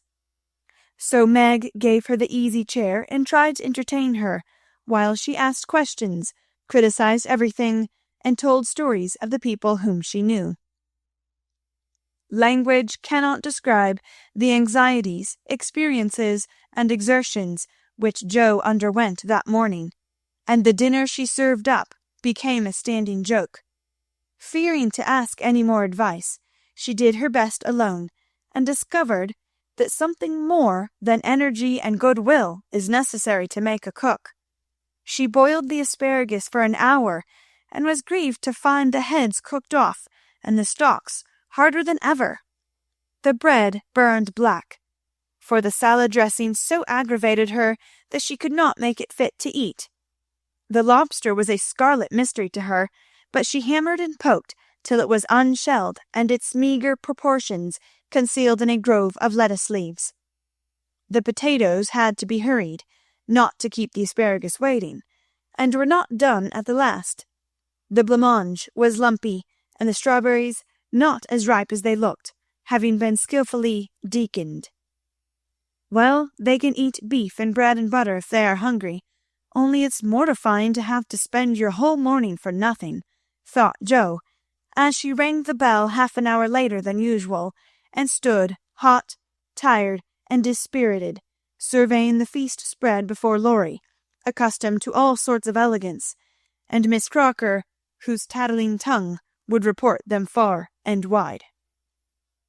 Poor Jo would gladly have gone under the table, as one thing after another was tasted and left, while Amy giggled, Meg looked distressed, Miss Crocker pursed her lips, and Laurie talked and laughed with all his might to give a cheerful tone to the festive scene. Jo's one strong point was the fruit, for she had sugared it well, and had a pitcher of rich cream to eat with it. Her hot cheeks cooled a trifle, and she drew a long breath as the pretty glass plates went round, and everyone looked graciously at the little rosy islands floating in a sea of cream. Miss Crocker tasted first, made a wry face, and drank some water hastily. Jo, who refused, thinking there might not be enough, for they dwindled sadly after the picking over, glanced at Laurie, but he was eating away manfully, though there was a slight pucker about his mouth, and he kept his eye fixed on his plate. Amy, who was fond of delicate fare, took a heaping spoonful, choked, hid her face in her napkin, and left the table precipitately. "Oh, what is it?" exclaimed Jo, trembling. "Salt instead of sugar, and the cream is sour," replied Meg, with a tragic gesture. Jo uttered a groan, and fell back in her chair, remembering that she had given a last hasty powdering to the berries out of one of the 2 boxes on the kitchen table, and had neglected to put the milk in the refrigerator. She turned scarlet, and was on the verge of crying, when she met Laurie's eyes, which would look merry in spite of his heroic efforts. The comical side of the affair suddenly struck her, and she laughed till the tears ran down her cheeks. So did everyone else, even Croker, as the girls called the old lady, and the unfortunate dinner ended gaily, with bread and butter, olives, and fun. "I haven't strength of mind enough to clear up now, so we will sober ourselves with a funeral," said Jo, as they rose, and Miss Crocker made ready to go, being eager to tell the new story at another friend's dinner table. They did sober themselves for Beth's sake. Laurie dug a grave under the ferns in the grove.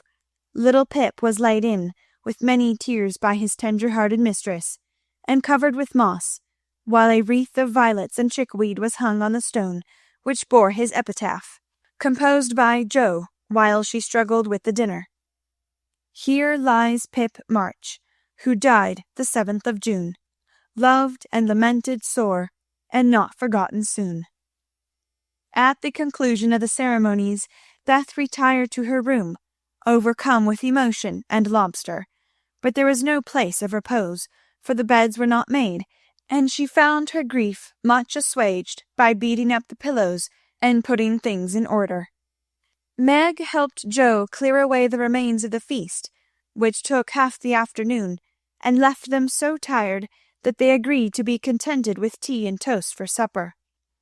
Laurie took Amy to drive, which was a deed of charity, for the sour cream seemed to have had a bad effect upon her temper. Mrs. March came home to find the 3 older girls hard at work in the middle of the afternoon, and a glance at the closet gave her an idea of the success of one part of the experiment. Before the housewives could rest, several people called, and there was a scramble to get ready to see them. Then tea must be got, errands done, and 1 or 2 necessary bits of sewing neglected until the last minute. As twilight fell, dewy and still, one by one they gathered on the porch, where the June roses were budding beautifully, and each groaned or sighed as she sat down, as if tired or troubled. "What a dreadful day this has been," began Joe, usually the first to speak. "It has seemed shorter than usual, but so uncomfortable," said Meg. "Not a bit like home," added Amy. "It can't seem so without Marmee and little Pip," sighed Beth, glancing with full eyes at the empty cage above her head. "Here's mother, dear, and you shall have another bird tomorrow if you want it."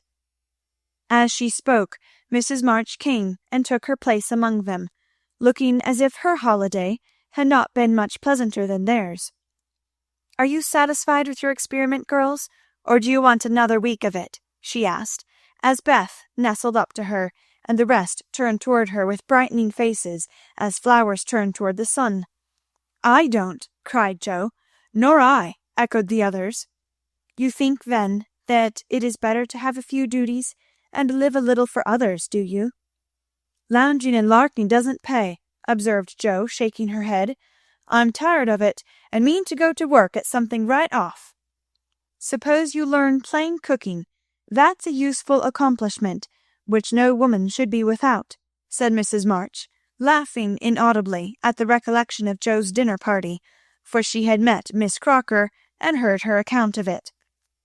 "Mother, did you go away and let everything be, just to see how we'd get on?" cried Meg, who had had suspicions all day.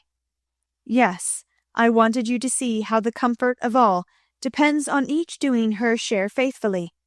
While Hannah and I did your work, you got on pretty well, though I don't think you were very happy or amiable. So I thought, as a little lesson, I would show you what happens when everyone thinks only of herself. Don't you feel that it is pleasanter to help one another, to have daily duties which make leisure sweet when it comes, and to bear and forbear, that home may be comfortable and lovely to us all?" "We do, mother, we do," cried the girls. "Then let me advise you to take up your little burdens again, for though they seem heavy sometimes, they are good for us, and lighten as we learn to carry them. Work is wholesome, and there is plenty for everyone. It keeps us from ennui and mischief, is good for health and spirits, and gives us a sense of power and independence better than money or fashion." "We'll work like bees, and love it too, see if we don't," said Joe. "I'll learn plain cooking for my holiday task, and the next dinner party I have shall be a success." "I'll make the set of shirts for father, instead of letting you do it, Marmee. I can, and I will, though I'm not fond of sewing. That will be better than fussing over my own things, which are pretty nice enough as they are," said Meg. "I'll do my lessons every day, and not spend so much time with my music and dolls. I am a stupid thing, and ought to be studying, not playing," was Beth's resolution, while Amy followed their example by heroically declaring, "I shall learn to make buttonholes and attend to my parts of speech." "Very good. Then I am quite satisfied with the experiment, and fancy that we shall not have to repeat it. Only don't go to the other extreme, and delve like slaves. Have regular hours for work and play, make each day both useful and pleasant, and prove that you understand the worth of time by employing it well. Then youth will be delightful, old age will bring few regrets, and life become a beautiful success, in spite of poverty. We'll remember, mother." And they did. Chapter 12. Camp Lawrence. Beth was postmistress, for, being most at home, she could attend to it regularly, and dearly liked the daily task of unlocking the little door and distributing the mail. One July day she came in with her hands full, and went about the house, leaving letters and parcels like the penny post. "Here's your posy, mother. Laurie never forgets that," she said, putting the fresh nosegay in the vase that stood in Marmy's corner, and was kept supplied by the affectionate boy. "Miss Meg March, 1 letter and a glove," continued Beth, delivering the articles to her sister, who sat near her mother, stitching wristbands. "Why, I left a pair over there, and here's only 1, said Meg, looking at the gray cotton glove. "Didn't you drop the other in the garden?" "No, I'm sure I didn't, for there was only 1 in the office." "I hate to have odd gloves. Never mind, the other may be found. My letter is only a translation of the German song I wanted. I think Mr. Brooke did it, for this isn't Laurie's writing." Mrs. March glanced at Meg, who was looking very pretty in her gingham morning gown, with the little curls blowing about her forehead, and very womanly, as she sat sewing at her little work-table, full of tidy white rolls, so unconscious of the thought in her mother's mind as she sewed and sang, while her fingers flew and her thoughts were busied with girlish fancies as innocent and fresh as the pansies in her belt, that Mrs. March smiled and was satisfied. 2 letters for Dr. Joe, a book, and a funny old hat which covered the whole post office and stuck outside, said Beth, laughing as she went into the study where Joe sat writing. "What a sly fellow Laurie is. I said I wished bigger hats were the fashion, because I burn my face every hot day. He said, 'Why mind the fashion? Wear a big hat and be comfortable.' I said I would if I had one, and he has sent me this to try me. I'll wear it for fun, and show him I don't care for the fashion." And hanging the antique broad brim on a bust of Plato, Joe read her letters. One from her mother made her cheeks glow and her eyes fill, for it said to her, "My dear, I write a little word to tell you with how much satisfaction I watch your efforts to control your temper. You say nothing about your trials, failures, or successes, and think, perhaps, that no one sees them but the friend whose help you daily ask, if I may trust the well-worn cover of your guide-book. I, too, have seen them all, and heartily believe in the sincerity of your resolution, since it begins to bear fruit. Go on, dear, patiently and bravely, and always believe that no one sympathizes more tenderly with you than your loving mother." "That does me good. That's worth millions of money and pecks of praise. Oh, Marmee, I do try. I will keep on trying, and not get tired, since I have you to help me." Laying her head on her arms, Joe wet her little romance with a few happy tears, for she had thought that no one saw and appreciated her efforts to be good, and this assurance was doubly precious, doubly encouraging, because unexpected, and from the person whose commendation she most valued. Feeling stronger than ever to meet and subdue her Apollyon, she pinned the note inside her frock as a shield and a reminder, lest she be taken unaware, and proceeded to open her other letter, quite ready for either good or bad news. In a big, dashing hand, Laurie wrote, "Dear Joe, what ho! Some English girls and boys are coming to see me tomorrow, and I want to have a jolly time. If it's fine, I'm going to pitch my tent in Long Meadow, and row up the whole crew to lunch and croquet, have a fire, make messes, gypsy fashion, and all sorts of larks. They are nice people, and like such things. Brooke will go to keep us boys steady, and Kate Vaughn will play propriety for the girls. I want you all to come. Can't let Beth off at any price, and nobody shall worry her. Don't bother about rations. I'll see to that and everything else. Only do come, there's a good fellow. In a tearing hurry, yours ever, Laurie."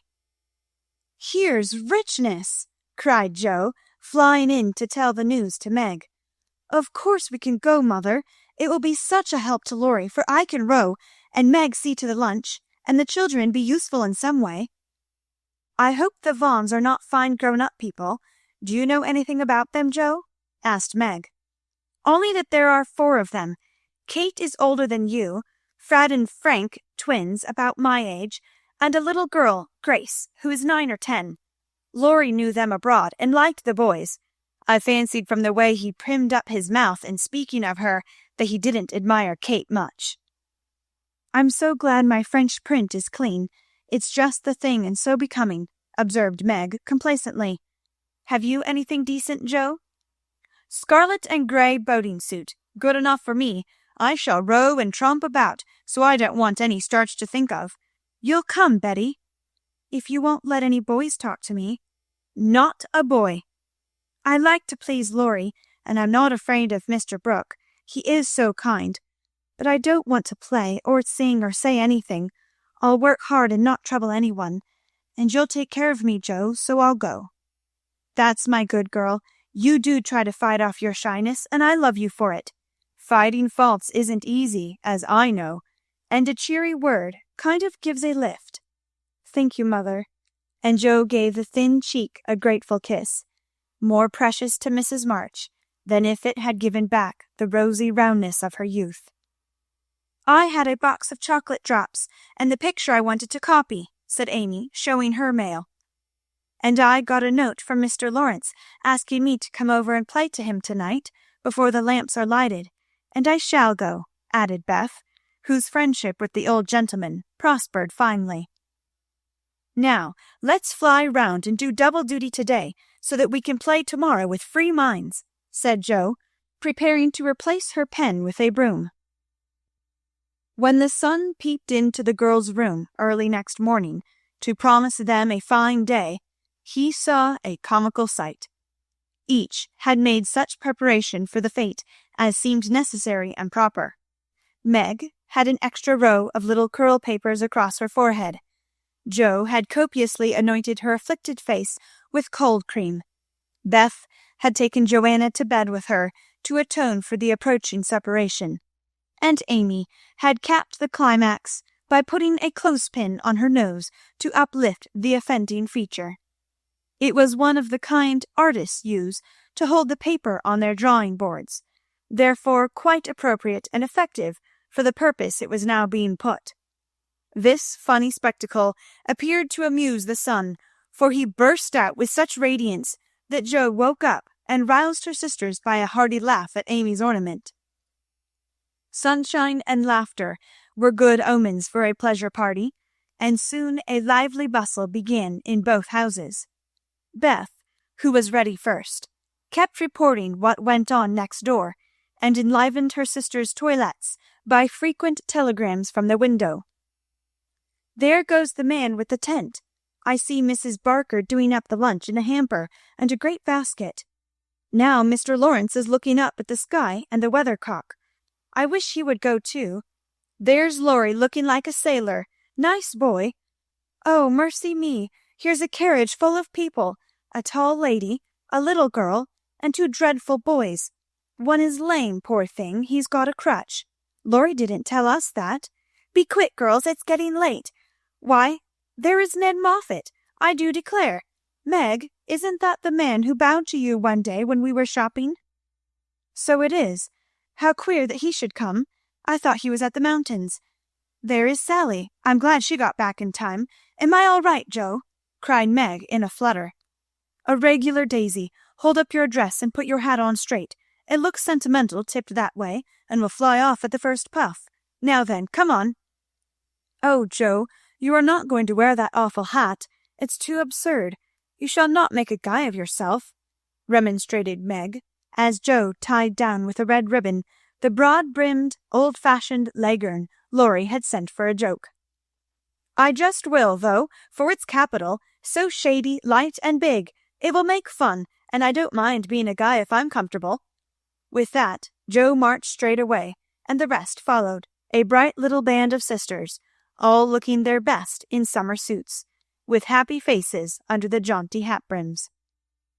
Laurie ran to meet and present them to his friends in the most cordial manner. The lawn was the reception room, and for several minutes a lively scene was enacted there. Meg was grateful to see that Miss Kate, though 20, was dressed with a simplicity which American girls would do well to imitate, and who was much flattered by Mr. Ned's assurances that he came specially to see her.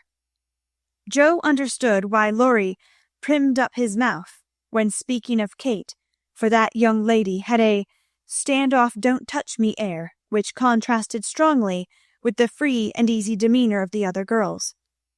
Beth took an observation of the new boys, and decided that the lame one was not dreadful, but gentle and feeble, and she would be kind to him on that account. Amy found Grace a well-mannered, merry little person, and after staring dumbly at one another for a few minutes, they suddenly became very good friends. Tents, lunch, and croquet utensils having been sent on beforehand, the party was soon embarked, and the two boats pushed off together, leaving Mr. Lawrence waving his hat on the shore. Laurie and Joe rowed one boat, Mr. Brooke and Ned the other, while Fred Vaughan, the riotous twin, did his best to upset both by paddling about in a wherry like a disturbed water-bug. Joe's funny hat deserved a vote of thanks, for it was of general utility. It broke the ice in the beginning by producing a laugh. It created quite a refreshing breeze, flapping to and fro as she rowed, and would make an excellent umbrella for the whole party if a shower came up, she said. Miss Kate decided that she was odd, but rather clever, and smiled upon her from afar. Meg, in the other boat, was delightfully situated, face to face with the rowers, who both admired the prospect and feathered their oars with uncommon skill and dexterity. Mr. Brooke was a grave, silent young man, with handsome brown eyes and a pleasant voice. Meg liked his quiet manners, and considered him a walking encyclopedia of useful knowledge. He never talked to her much, but he looked at her a good deal, and she felt sure that he did not regard her with aversion. Ned, being in college, of course put on all the airs which freshmen think it their bounden duty to assume. He was not very wise, but very good-natured, and altogether an excellent person to carry on a picnic. Sally Gardner was absorbed in keeping her white pique dress clean, and chattering with the ubiquitous Fred, who kept Beth in constant terror by his pranks. It was not far to Long Meadow, but the tent was pitched and the wickets down by the time they arrived. A pleasant green field, with 3 wide-spreading oaks in the middle, and a smooth strip of turf for croquet. "Welcome to Camp Lawrence," said the young host, as they landed with exclamations of delight.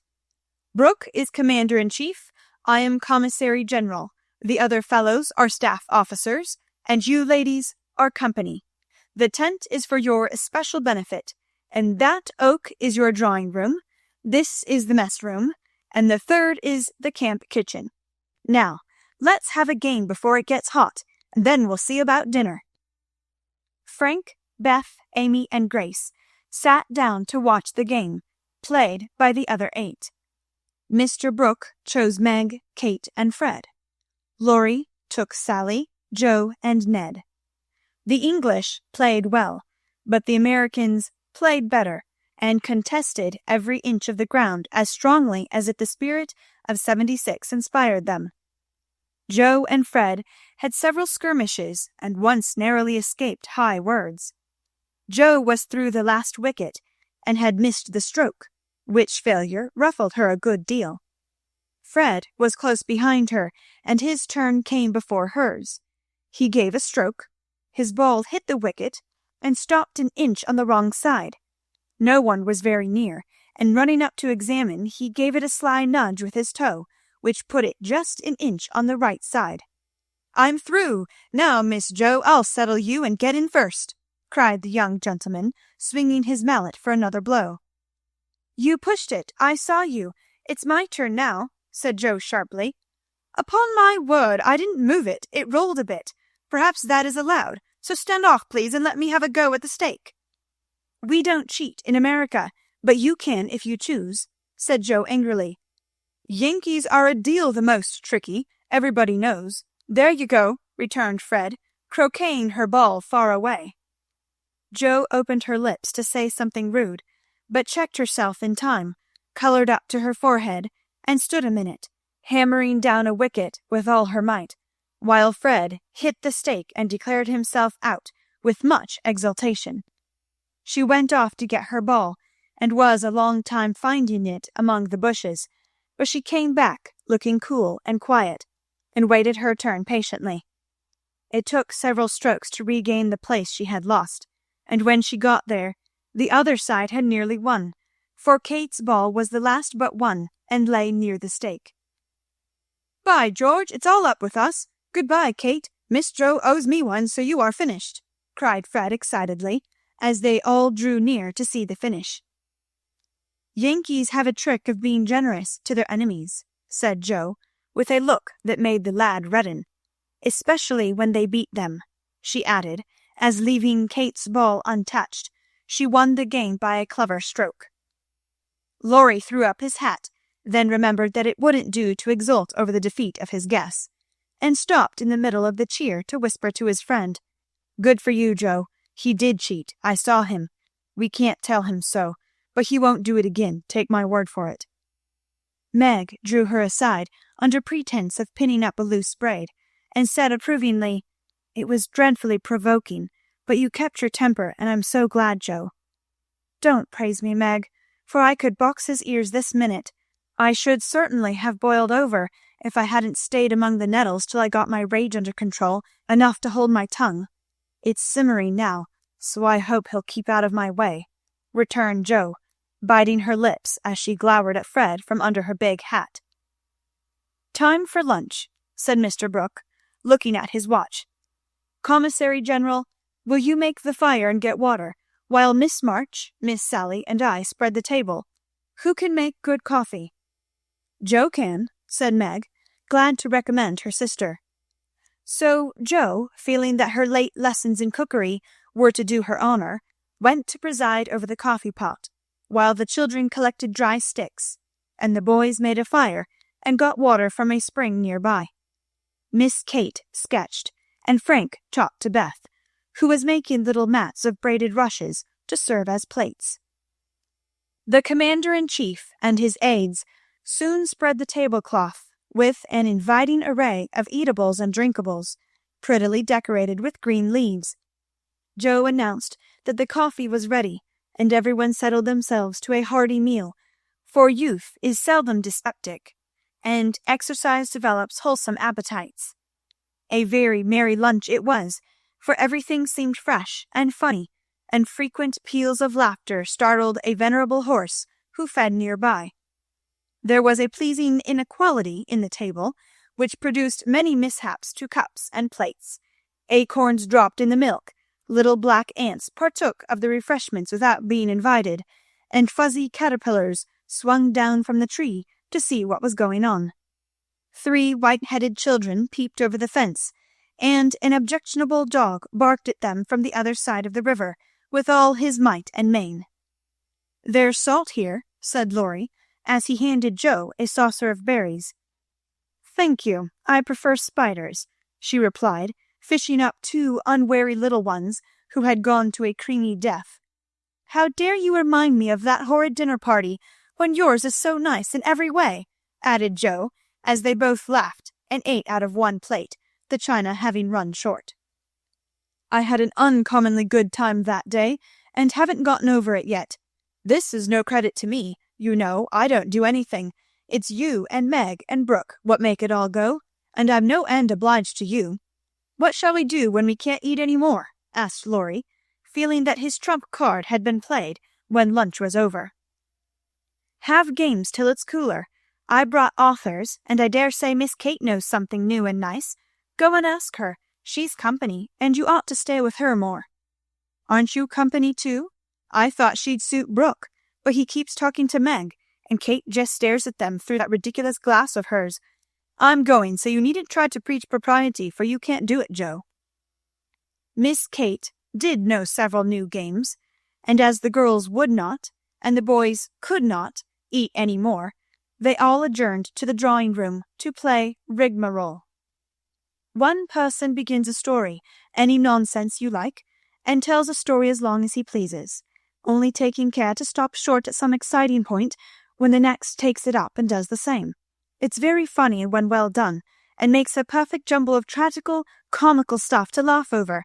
Please start it, Mr. Brooke," said Kate, with a commanding air which surprised Meg, who treated the tutor with as much respect as any other gentleman. Lying on the grass at the feet of the two young ladies, Mr. Brooke obediently began the story, with the handsome brown eyes steadily fixed upon the sunshiny river.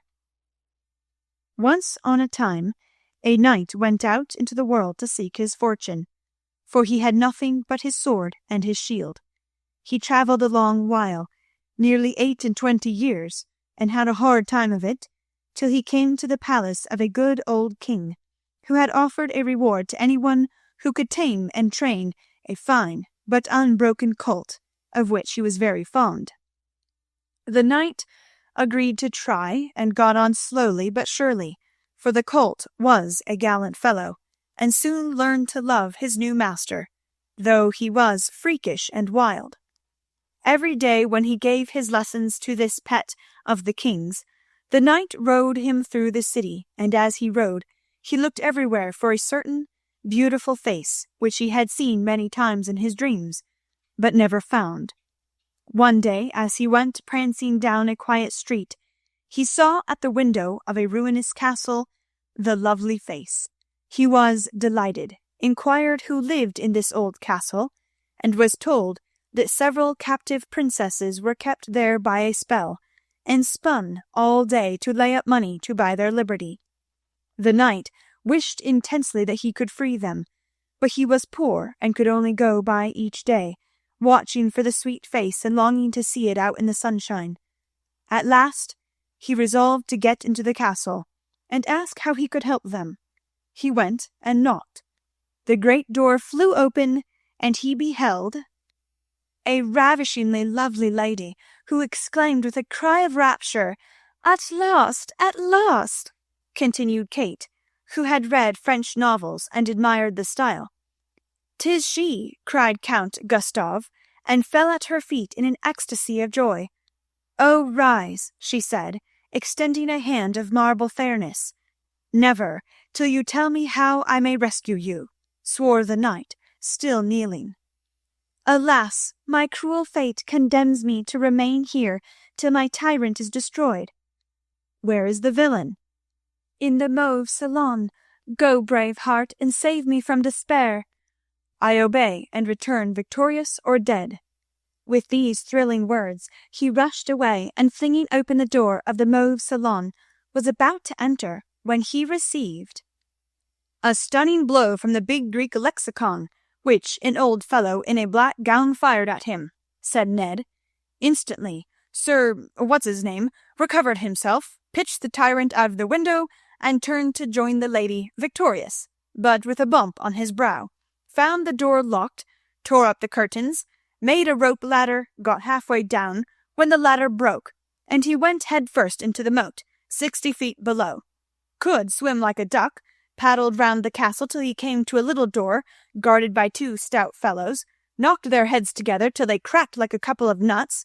Then, by a trifling exertion of his prodigious strength, he smashed in the door, went up a pair of stone steps, covered with dust a foot thick, toads as big as your fist, and spiders that would frighten you into hysterics, Miss March. At the top of these steps he came plump upon a sight that took his breath away and chilled his blood. A tall figure, all in white, with a veil over its face and a lamp in its wasted hand, went on Meg. It beckoned, gliding noisily before him down a corridor as dark and cold as any tomb. Shadowy effigies in armor stood on either side. A dead silence reigned. The lamp burned blue, and the ghostly figure, over and anon, turned its face toward him, showing the glitter of awful eyes through its white veil. They reached a curtained door, behind which sounded lovely music. He sprang forward to enter, but the spectre plucked him back and waved threateningly before him a "Snuff-box," said Joe, in a sepulchral tone which convulsed the audience. "Thank ye," said the knight politely, as he took a pinch and sneezed 7 times so violently that his head fell off. "Ha ha!" laughed the ghost, and having peeped through the keyhole at the princesses spinning away for dear life, the evil spirit picked up her victim and put him in a large tin box, where there were 11 other knights packed together without their heads, like sardines, who all rose and began to dance a hornpipe, cut in Fred, as Joe paused for breath. And as they danced, the rubbishy old castle turned to a man-of-war in full sail. "Up with the jib! Reef the tops, hallards! Helm hard a-lee, and man the guns!" roared the captain, as a Portuguese pirate hove in sight, with a flag black as ink flying from her foremast. "Go in and win, my hearties," says the captain, and a tremendous fight began. Of course, the British beat. They always do. "No, they don't," cried Joe, aside. Having taken the pirate captain prisoner, sailed slap over the schooner, whose decks were piled high with dead, and whose lee scuppers ran blood, for the order had been, "Cutlasses and die hard! Boatswain's mate, take a bite of the flying jib sheet, and start this villain if he doesn't confess his sins double quick," said the British captain. The Portuguese held his tongue like a brick, and walked the plank, while the jolly tars cheered like mad. But the sly dog dived, came up under the man-of-war, scuttled her, and down she went, with all sails set, to the bottom of the sea, where— "Oh, gracious, what shall I say?" cried Sally, as Fred ended his rigmarole, in which he had jumbled together pell-mell nautical phrases and facts out of one of his favourite books. "Well, they went to the bottom, and a nice mermaid welcomed them, but was much grieved on finding the box of headless knights, and kindly pickled them in brine, hoping to discover the mystery about them, for, being a woman, she was curious. By and by a diver came down, and the mermaid said, 'I'll give you a box of pearls if you can take it up,' for she wanted to restore the poor things to life, and couldn't raise the heavy load herself. So the diver hoisted it up, and was much disappointed on opening it to find no pearls. He left it in a great lonely field, where it was found by a little goose girl who kept 100 fat geese in the field," said Amy, when Sally's invention gave out. "The little girl was sorry for them, and asked an old woman what she should do to help them. 'Your geese will tell you, they know everything,' said the old woman. So she asked what she should use for new heads, since the old ones were lost, and all the geese opened their 100 mouths and screamed." "Cabbages," continued Laurie promptly. "Just the thing," said the girl, and ran to get 12 fine ones from her garden. She put them on. The knights revived at once, thanked her, and went on their way rejoicing, never knowing the difference, for there were so many other heads like them in the world that no one thought anything of it. The knight in whom I'm interested went back to find the pretty face, and learned that the princesses had spun themselves free and all gone and married, but one. He was in a great state of mind at that, and mounting the colt, stood by him through thick and thin, rushed to the castle to see which was left. Peeping over the hedge, he saw the queen of his affections picking flowers in her garden. "Will you give me a rose?" said he. "You must come and get it. I can't come to you. It isn't proper," said she, as sweet as honey. He tried to climb over the hedge, but it seemed to grow higher and higher. Then he tried to push through, but it grew thicker and thicker, and he was in despair. So he patiently broke twig after twig till he had made a little hole through which he peeped, saying imploringly, "Let me in, let me in." But the pretty princess did not seem to understand, for she picked her roses quietly and left him to fight his way in. Whether he did or not, Frank will tell you. "I can't.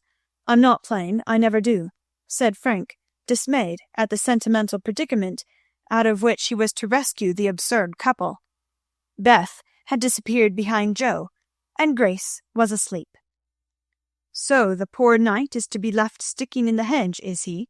asked Mr. Brooke, still watching the river, and playing with the wild rose in his buttonhole. "I guess the princess gave him a posy, and opened the gate after a while," said Laurie, smiling to himself as he threw acorns at his tutor. "What a piece of nonsense we have made!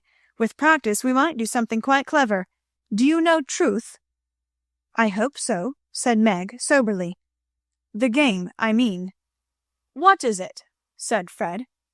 Why, you pile up your hands, choose a number, and draw out in turn, and the person who draws at the number has to answer truly any question put by the rest. It's great fun. Let's try it, said Joe, who liked new experiments.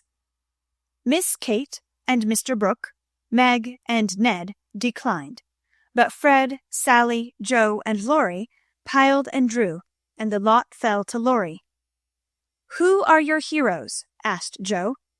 Grandfather and Napoleon. Which lady here do you think prettiest? Said Sally. Margaret. Which do you like best? From Fred. Joe, of course. What silly questions you ask! And Joe gave a disdainful shrug as the rest laughed at Laurie's matter-of-fact tone. Try again. Truth isn't a bad game, said Fred.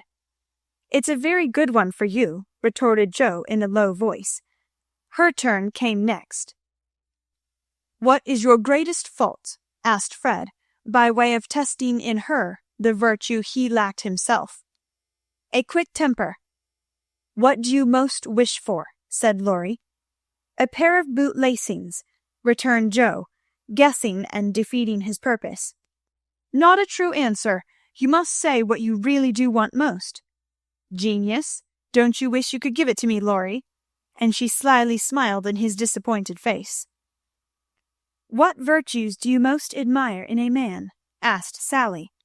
Courage and honesty. Now my turn, said Fred, as his hand came last.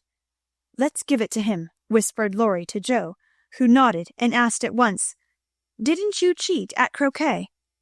Well, yes, a little bit.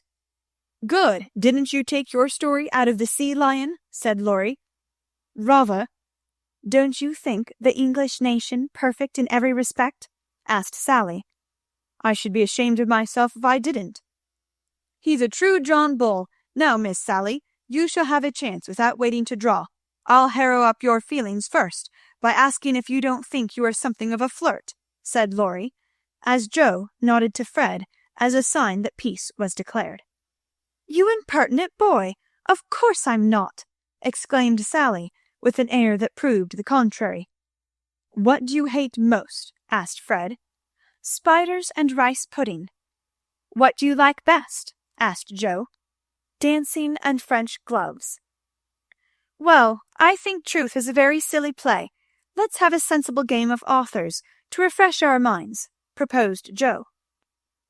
Ned, Frank, and the little girls joined in this, and while it went on, the three elders sat apart, talking. Miss Kate took out her sketch again, and Margaret watched her, while Mr. Brooke lay on the grass with a book, which he did not read. How beautifully you do it!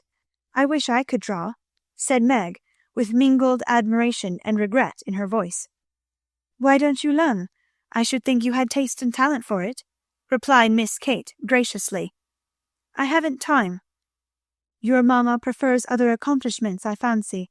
So did mine, but I proved to her that I had talent by taking a few lessons privately, and then she was quite willing I should go on. Can't you do the same with your governess? I have none. I forgot. Young ladies in America go to school more than with us. Very fine schools they are, too, papa says. You go to a private one, I suppose? I don't go at all. I am a governess myself. Oh, indeed, said Miss Kate, but she might as well have said, Dear me, how dreadful, for her tone implied it, and something in her face made Meg colour and wish she had not been so frank. Mr. Brooke looked up and said quickly, Young ladies in America love independence as much as their ancestors did, and are admired and respected for supporting themselves. Oh, yes, of course, it's very nice and proper in them to do so. We have many most respectable and worthy young women who do the same and are employed by the nobility, because being the daughters of gentlemen, they are both well bred and accomplished, you know, said Miss Kate, in a patronizing tone that hurt Meg's pride and made her work seem not only more distasteful, but degrading. Did the German song suit, Miss March? inquired Mr. Brooke, breaking an awkward pause. "Oh yes, it was very sweet, and I'm much obliged to whoever translated it for me," and Meg's downcast face brightened as she spoke. "Don't you read German?"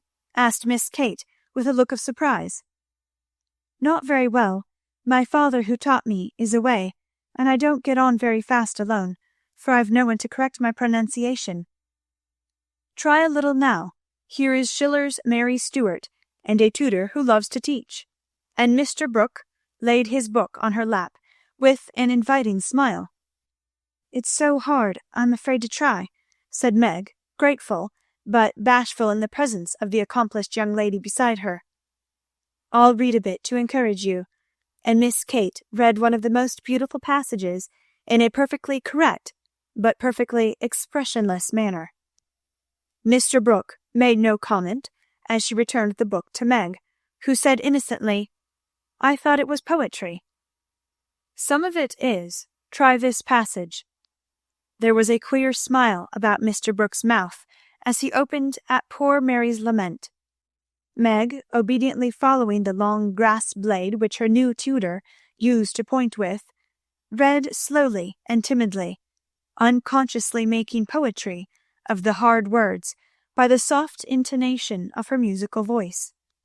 Down the page went the green guide, and presently, forgetting her listener in the beauty of the sad scene, Meg read as if alone, giving a little touch of tragedy to the words of the unhappy queen. If she had seen the brown eyes then, she would have stopped short, but she never looked up, and the lesson was not spoiled for her. "Very well indeed," said Mr. Brooke, as she paused, quite ignoring her many mistakes, and looking as if he did indeed love to teach. Miss Kate put up her glass, and having taken a survey of the little tableau before her, shut her sketch-book, saying with condescension, "You've a nice accent, and in time will be a clever reader. I advise you to learn, for German is a valuable accomplishment to teachers. I must look after Grace. She is romping." And Miss Kate strolled away, adding to herself with a shrug, "I didn't come to chaperone a governess, though she is young and pretty. What odd people these Yankees are. I'm afraid Laurie will be quite spoiled among them." "I forgot that English people rather turn up their noses at governesses, and don't treat them as we do," said Meg, looking after the retreating figure with an annoyed expression. "Tutors also have rather a hard time of it there, as I know to my sorrow. There's no place like America for us workers, Miss Margaret." And Mr. Brooke looked so contented and cheerful that Meg was ashamed to lament her hard lot. "I'm glad I live in it, then. I don't like my work, but I get a good deal of satisfaction out of it, after all, so I won't complain. I only wished I liked teaching as you do." "I think you would if you had Laurie for a pupil. I shall be very sorry to lose him next year," said Mr. Brooke, busily punching holes in the turf. "Going to college, I suppose?" Meg's lips asked the question, but her eyes added, "And what becomes of you?" "Yes, it's high time he went, for he is ready, and as soon as he is off, I shall turn soldier. I am needed." "I am glad of that," exclaimed Meg. "I should think every young man would want to go, though it is hard for the mothers and sisters who stay at home," she added sorrowfully. "I have neither, and very few friends to care whether I live or die," said Mr. Brooke, rather bitterly, as he absently put the dead rose in the hole he had made, and covered it up like a little grave. "Laurie and his grandfather would care a great deal, and we should all be very sorry to have any harm happen to you," said Meg heartily.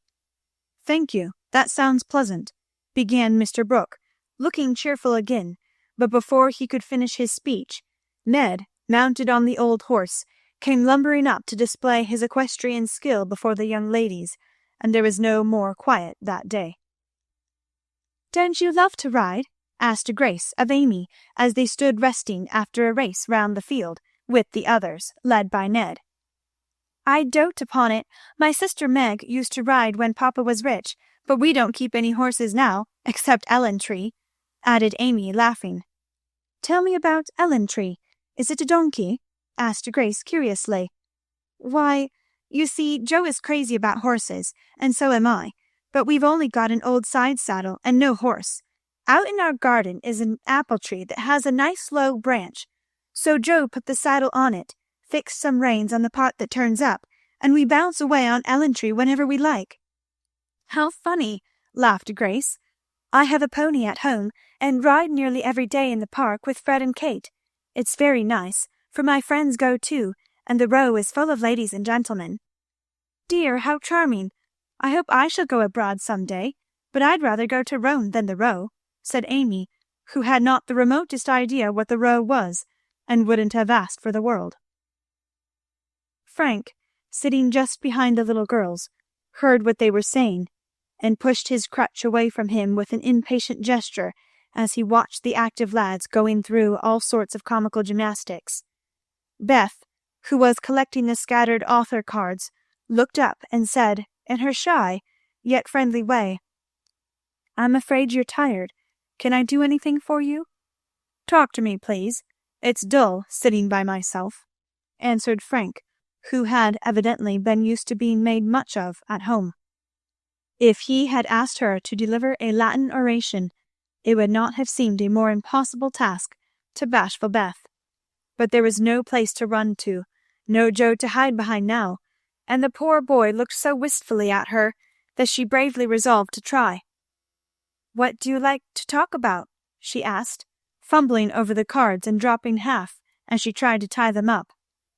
"Well, I like to hear about cricket and boating and hunting," said Frank, who had not yet learned to suit his amusements to his strength.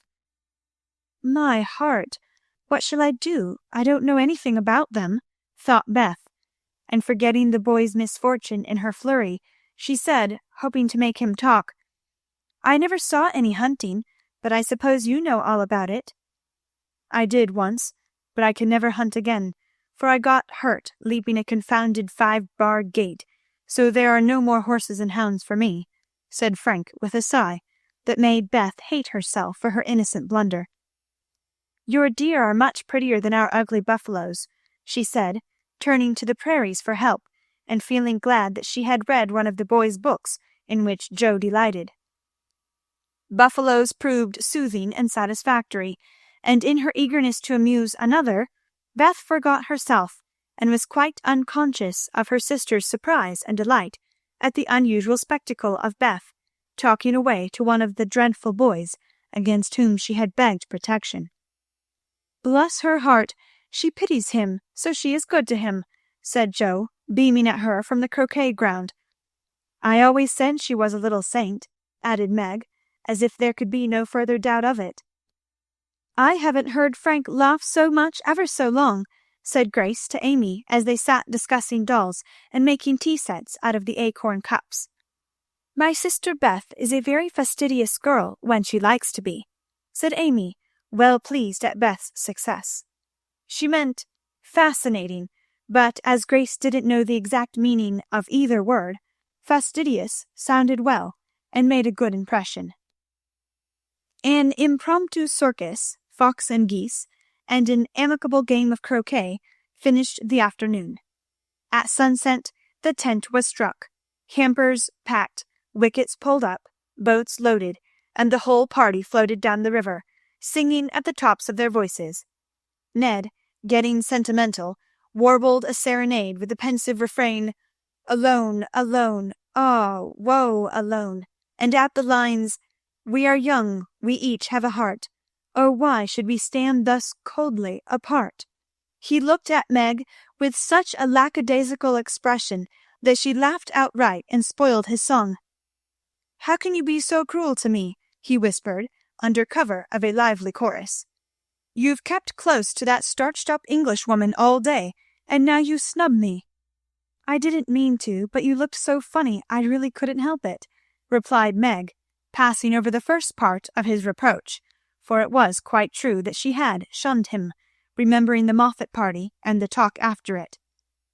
Ned was offended, and turned to Sally for consolation, saying to her rather pettishly, "There isn't a bit of flirt in that girl, is there?" "Not a particle, but she's a dear," returned Sally defending her friend even while confessing her shortcomings. "She's not a stricken dear, anyway," said Ned, trying to be witty, and succeeding as well as very young gentlemen usually do. On the lawn where it had gathered, the little party separated, with cordial good nights and good byes, for the Vaughns were going to Canada. As the four sisters went home through the garden, Miss Kate looked after them, saying, without the patronizing tone in her voice, "In spite of their demonstrative manners, American girls are very nice when one knows them." "I quite agree with you," said Mr. Brooke. Chapter 13. Castles in the Air.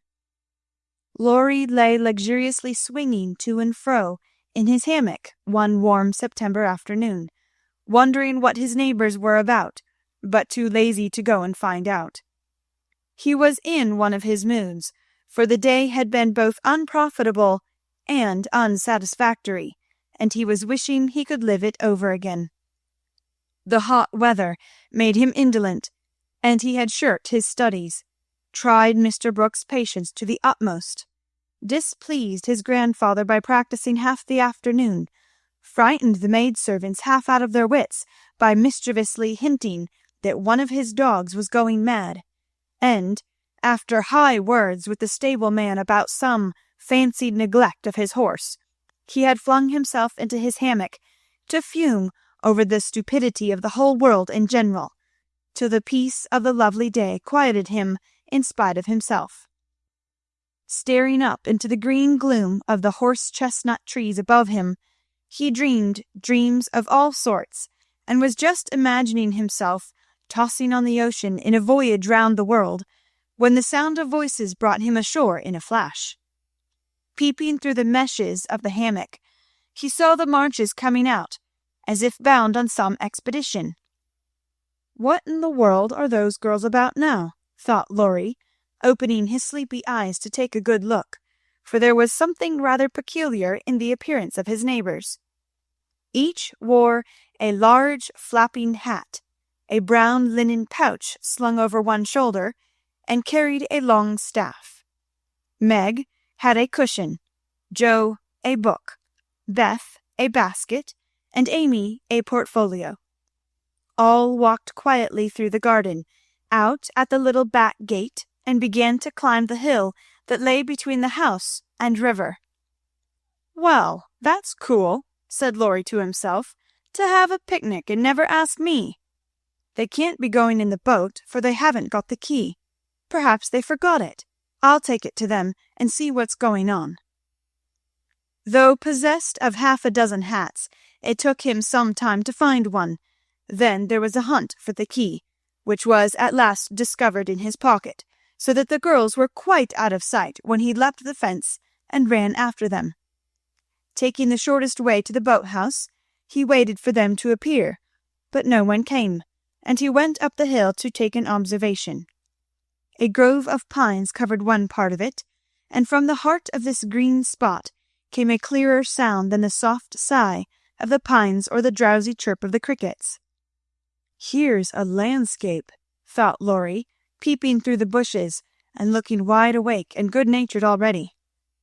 It was rather a pretty little picture, for the sisters sat together in the shady nook, with sun and shadow flickering over them, the aromatic wind lifting their hair and cooling their hot cheeks, and all the little wood people going on with their affairs, as if these were no strangers but old friends.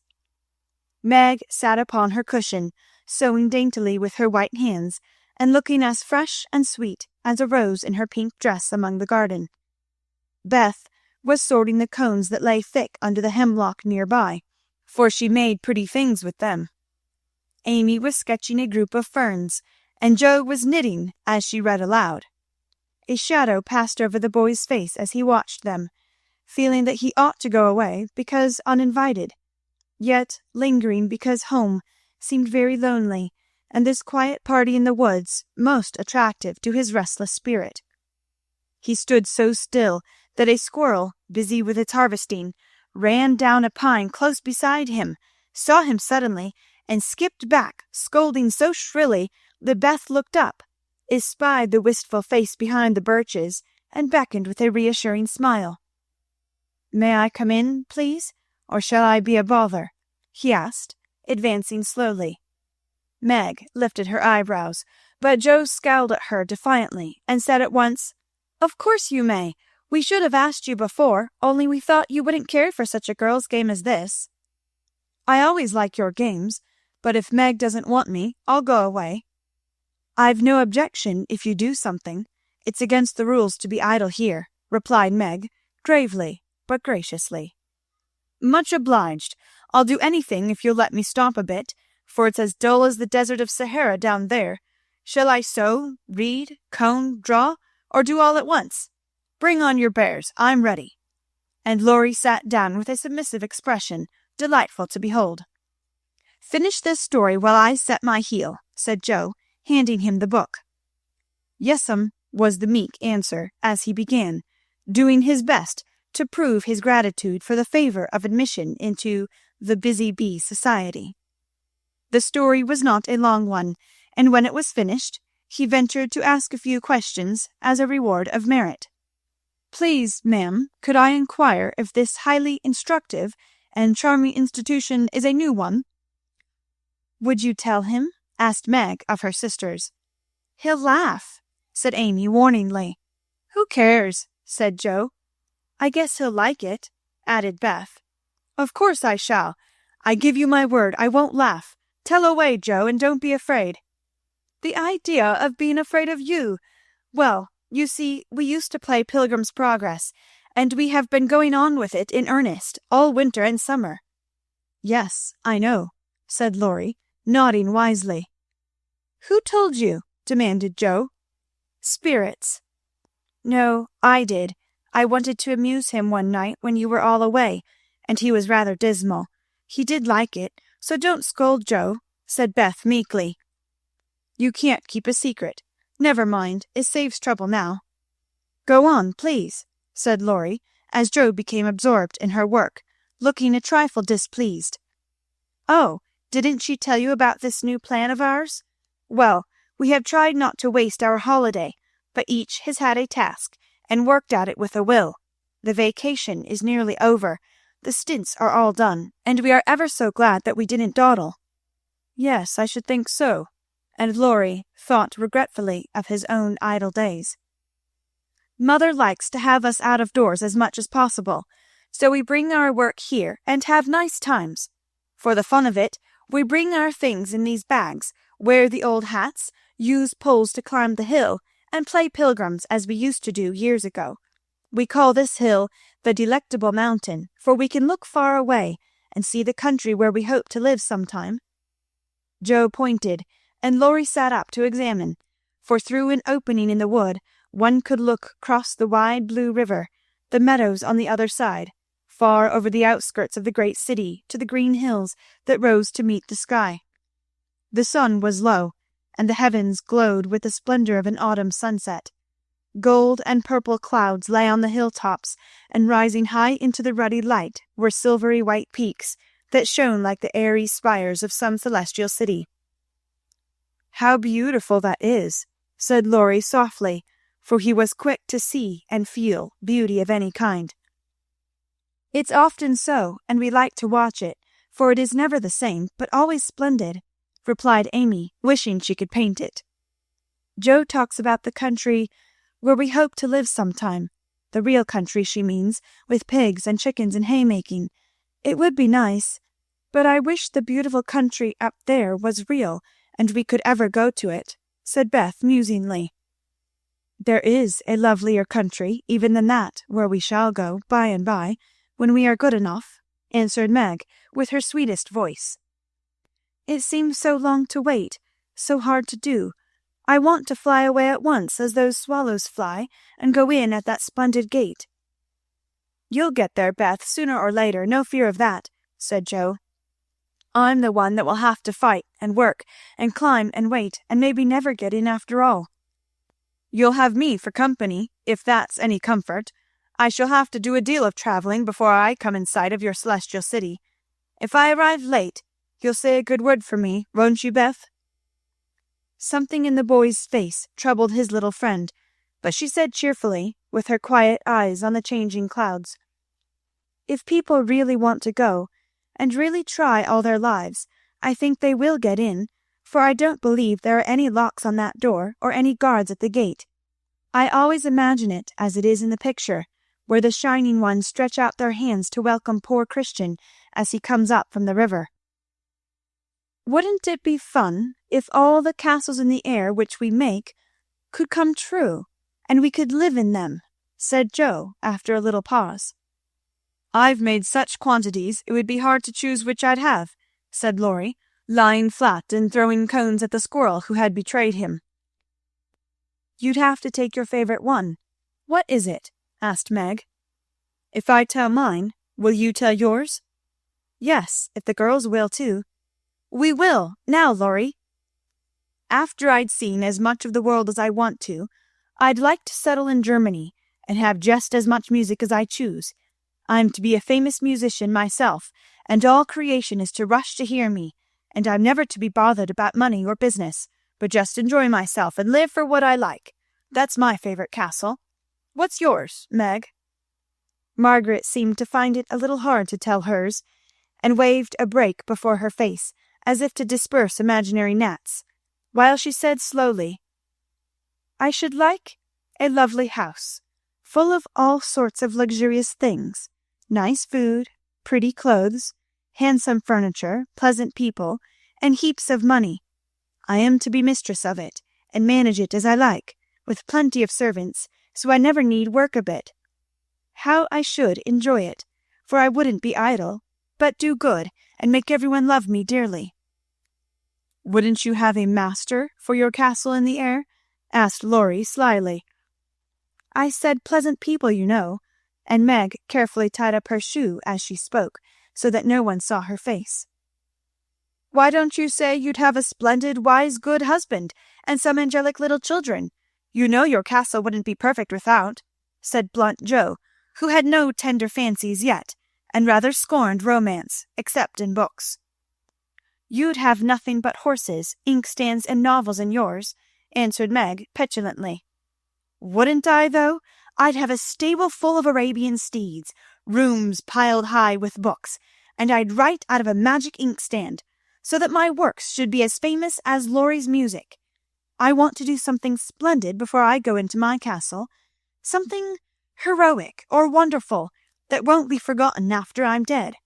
I don't know what, but I'm on the watch for it, and mean to astonish you all some day. I think I shall write books, and get rich and famous. That would suit me. So that is my favorite dream." "Mine is to stay at home, safe, with father and mother, and help take care of the family," said Beth contentedly. "Don't you wish for anything else?" asked Laurie. "Since I had my little piano, I am perfectly satisfied. I only wish we may all keep well and be together, nothing else." "I have ever so many wishes, but the pet one is to be an artist, and go to Rome, and do fine pictures, and be the best artist in the whole world," was Amy's modest desire. "We're an ambitious set, aren't we? Every one of us, but Beth, wants to be rich and famous, and gorgeous in every respect. I do wonder if any of us will ever get our wishes," said Laurie, chewing grass like a meditative calf. "I've got the key to my castle in the air, but whether I can unlock the door remains to be seen," observed Joe mysteriously. "I've got the key to mine, but I'm not allowed to try it. Hang college," muttered Laurie with an impatient sigh. "Here's mine," and Amy waved her pencil. "I haven't got any," said Meg forlornly. "Yes, you have," said Laurie at once. "Where?" "In your face." "Nonsense, that's of no use." "Wait and see if it doesn't bring you something worth having," replied the boy, laughing at the thought of a charming little secret which he fancied he knew. Meg coloured behind the brake, but asked no questions, and looked across the river with the same expectant expression which Mr. Brooke had worn when he told the story of the night. "If we are all alive 10 years hence, let's meet and see how many of us have got our wishes, or how much nearer we are than now," said Joe, always ready with a plan. Bless me, how old I shall be! 27, exclaimed Meg, who felt grown up already, having just reached 17.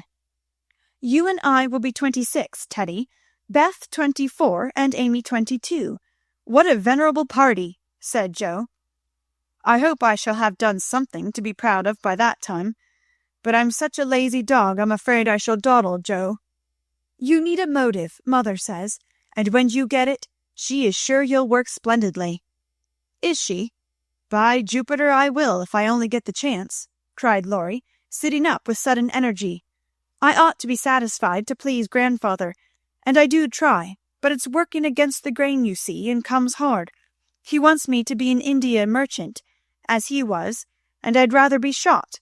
I hate tea and silk and spices, and every sort of rubbish his old ships bring, and I don't care how soon they go to the bottom when I own them. Going to college ought to satisfy him, for if I give him 4 years, he ought to let me off from the business. But he's set, and I've got to do just as he did, unless I break away and please myself as my father did. If there was any one left to stay with the old gentleman, I'd do it tomorrow. Laurie spoke excitedly, and looked ready to carry his threat into execution on the slightest provocation, for he was growing up very fast, and in spite of his indolent ways, had a young man's hatred of subjection, a young man's restless longing to try the world for himself. I advise you to sail away in one of your ships and never come home again till you have tried your own way, said Joe, whose imagination was fired by the thought of such a daring exploit, and whose sympathy was excited by what she called Teddy's wrongs. That's not right, Joe. You mustn't talk in that way, and Laurie mustn't take your bad advice. You should do just what your grandfather wishes, my dear boy, said Meg, in her most maternal tone. Do your best at college, and when he sees that you try to please him, I'm sure he won't be hard on you or unjust to you. As you say, there is no one else to stay with and love him, and you'd never forgive yourself if you left him without his permission. Don't be dismal or fret, but do your duty, and you'll get your reward, as good Mr. Brooke has, by being respected and loved. What do you know about him? Asked Laurie, grateful for the good advice, but objecting to the lecture, and glad to turn the conversation from himself after his unusual outbreak. Only what your grandpa told us about him, how he took good care of his own mother till she died, and wouldn't go abroad as tutor to some nice person because he wouldn't leave her, and how he provides now for an old woman who nursed his mother and never tells anyone, but is just as generous and patient and good as he can be. So he is, dear old fellow, said Laurie heartily, as Meg paused, looking flushed and earnest with her story. It's like Grandpa to find out all about him without letting him know, and to tell all his goodness to others, so that they might like him. Brooke couldn't understand why your mother was so kind to him, asking him over with me and treating him in her beautiful friendly way. He thought she was just perfect, and talked about it for days and days, and went on about you all in flaming style. If I ever do get my wish, you see what I'll do for Brooke. Begin to do something now by not plaguing his life out, said Meg sharply. How do you know I do, miss? I can always tell by his face when he goes away. If you have been good, he looks satisfied and walks briskly. If you have plagued him, he's sober, and walks slowly as if he wanted to go back and do his work better. Well, I like that. So you keep an account of my good and bad marks in Brooke's face, do you? I see him bow and smile as he passes your window, but I didn't know you'd got up a telegraph. We haven't. Don't be angry, and oh, don't tell him I said anything. It was only to show that I cared how you get on, and what is said here is said in confidence, you know, cried Meg, much alarmed at the thought of what might follow from her careless speech.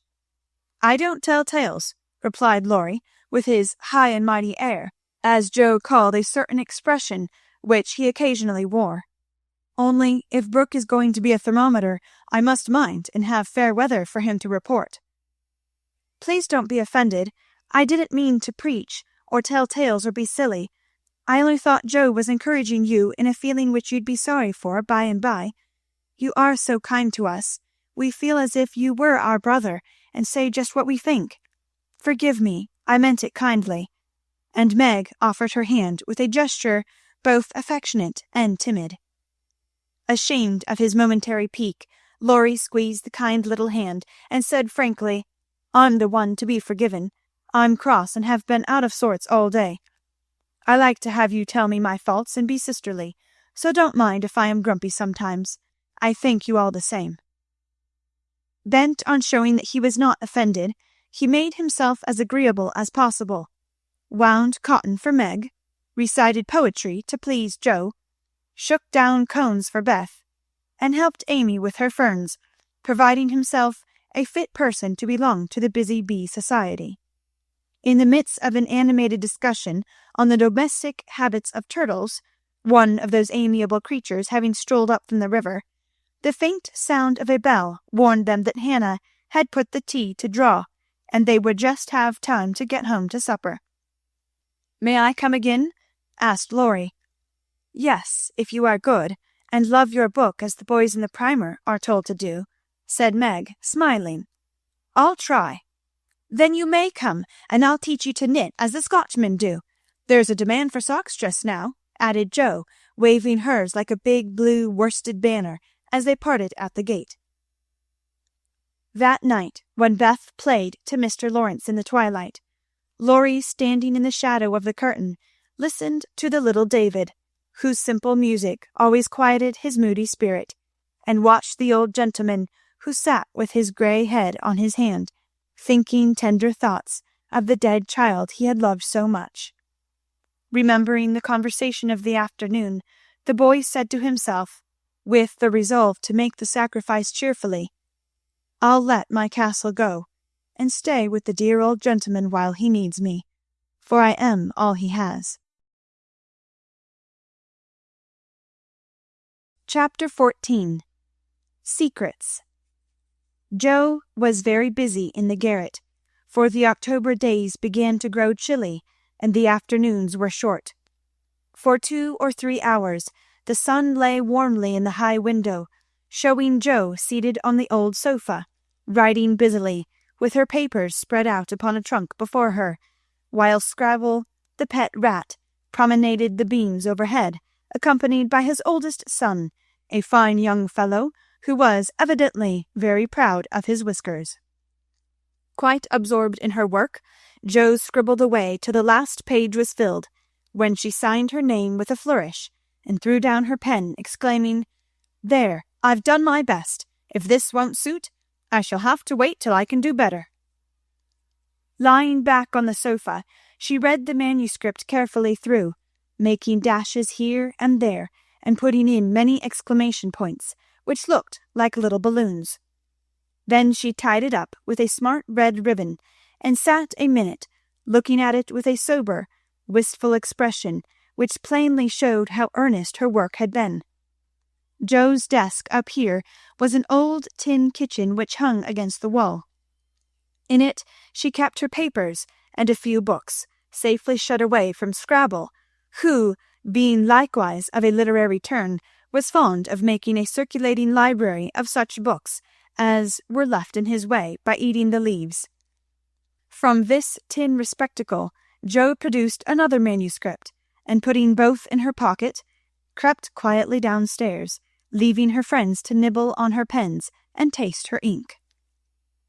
She put on her hat and jacket as noiselessly as possible, and going to the back entry window, got out upon the roof of a low porch, swung herself down to the grassy bank, and took a roundabout way to the road. Once there, she composed herself, hailed a passing omnibus, and rolled away to town, looking very merry and mysterious.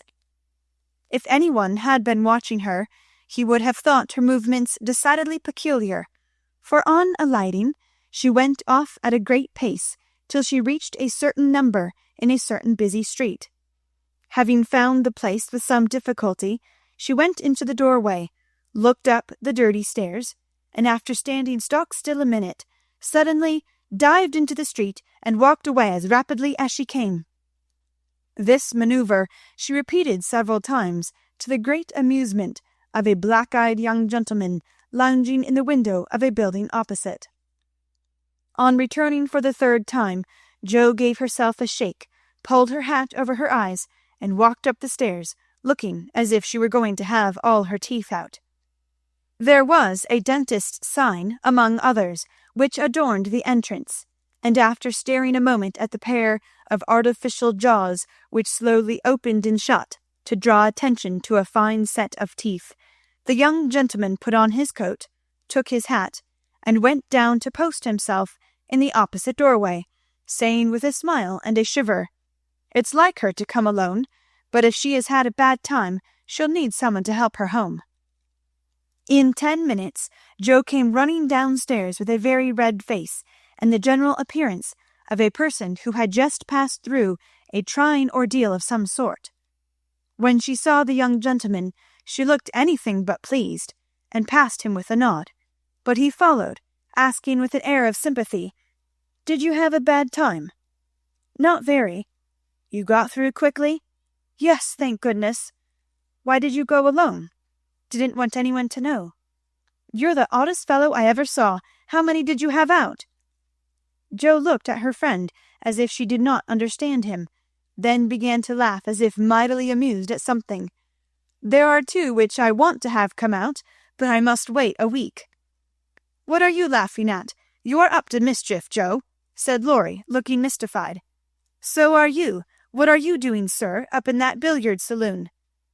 "Begging your pardon, ma'am, it wasn't a billiard saloon, but a gymnasium, and I was taking a lesson in fencing." "I'm glad of that."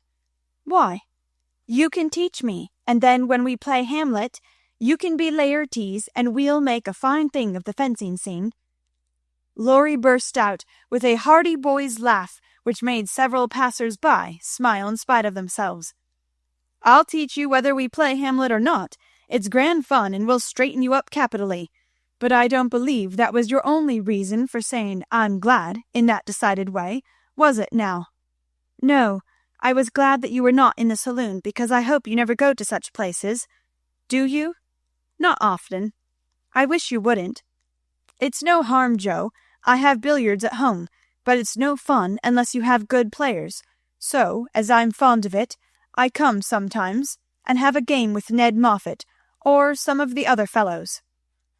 "Oh dear, I'm so sorry, for you'll get to liking it better and better, and will waste time and money, and grow like those dreadful boys. I did hope you'd stay respectable, and be a satisfaction to your friends," said Jo, shaking her head. "Can't a fellow take a little innocent amusement now and then without losing his respectability?" asked Laurie, looking nettled. "That depends upon how and where he takes it. I don't like Ned and his set, and wish you'd keep out of it. Mother won't let us have him at our house, though he wants to come, and if you grow like him, she won't be willing to have us frolic together as we do now." "Won't she?" asked Laurie anxiously. "No, she can't bear fashionable young men, and she'd shut us all up in bandboxes rather than have us associate with them." "Well, she needn't get out her bandboxes yet. I'm not a fashionable party, and don't mean to be, but I do like harmless larks now and then, don't you?" "Yes, nobody minds them, so lark away, but don't get wild, will you, or there will be an end of all our good times." "I'll be a double distilled saint." "I can't bear saints. Just be a simple, honest, respectable boy, and we'll never desert you. I don't know what I should do if you acted like Mr. King's son. He had plenty of money, but didn't know how to spend it, and got tipsy and gambled and ran away, and forged his father's name, I believe, and was altogether horrid." "You think I'm likely to do the same? Much obliged." "No, I don't. Oh dear, no, but I hear people talking about money being such a temptation, and I sometimes wish you were poor. I shouldn't worry then." "Do you worry about me, Jo?" "A little, when you look moody and discontented, as you sometimes do, for you've got such a strong will. If you once get started wrong, I'm afraid it would be hard to stop you." Laurie walked in silence a few minutes, and Jo watched him, wishing she had held her tongue, for his eyes looked angry, though his lips smiled as if at her warnings. "Are you going to deliver lectures all the way home?" he asked presently. "Of course not. Why?" "Because if you are, I'll take a bus. If you're not, I'd like to walk with you and tell you something very interesting. I won't preach any more, and I'd like to hear the news immensely. Very well then, come on. It's a secret, and if I tell you, you must tell me yours. I haven't got any, began Jo, but stopped suddenly, remembering that she had. You know you have. You can't hide anything, so up and fess, or I won't tell, cried Laurie. Is your secret a nice one? Oh, isn't it? All about people, you know, and such fun. You ought to hear it, and I've been aching to tell it this long time. Come, you begin. You'll not say anything about it at home, will you? Not a word. And you won't tease me in private? I never tease. Yes, you do. You get everything you want out of people. I don't know how you do it, but you are a born wheedler. Thank you. Fire away. Well, I've left 2 stories with a newspaper man, and he's to give his answer next week, whispered Jo in her confidante's ear. Hurrah for Miss March, the celebrated American authoress, cried Laurie, throwing up his hat and catching it again, to the great delight of 2 ducks, 4 cats, 5 hens, and half a dozen Irish children, for they were out of the city now. Hush! It won't come to anything, I dare say, but I couldn't rest till I had tried, and I said nothing about it because I didn't want anyone else to be disappointed. It won't fail. Why, Jo, your stories are works of Shakespeare compared to half the rubbish that is published every day. Won't it be fun to see them in print? And shan't we feel proud of our authoress? Jo's eyes sparkled, for it is always pleasant to be believed in, and a friend's praise is always sweeter than a dozen newspaper puffs. Where's your secret? Play fair, Teddy, or I'll never believe you again, she said, trying to extinguish the brilliant hopes that blazed up at the word of encouragement. I may get into a scrape for telling, but I didn't promise not to, so I will, for I never feel easy in my mind till I've told you any plummy bit of news I get. I know where Meg's glove is. Is that all? Said Jo, looking disappointed, as Laurie nodded and twinkled with a face full of mysterious intelligence. It's quite enough for the present, as you'll agree when I tell you where it is. Tell, then. Laurie bent and whispered 3 words in Jo's ear, which produced a comical change. She stood and stared at him for a minute, looking both surprised and displeased, then walked on, saying sharply, How do you know? Saw it. Where? Pocket. All this time? Yes, isn't that romantic? No, it's horrid. Don't you like it? Of course I don't. It's ridiculous. It won't be allowed. My patience! What would Meg say?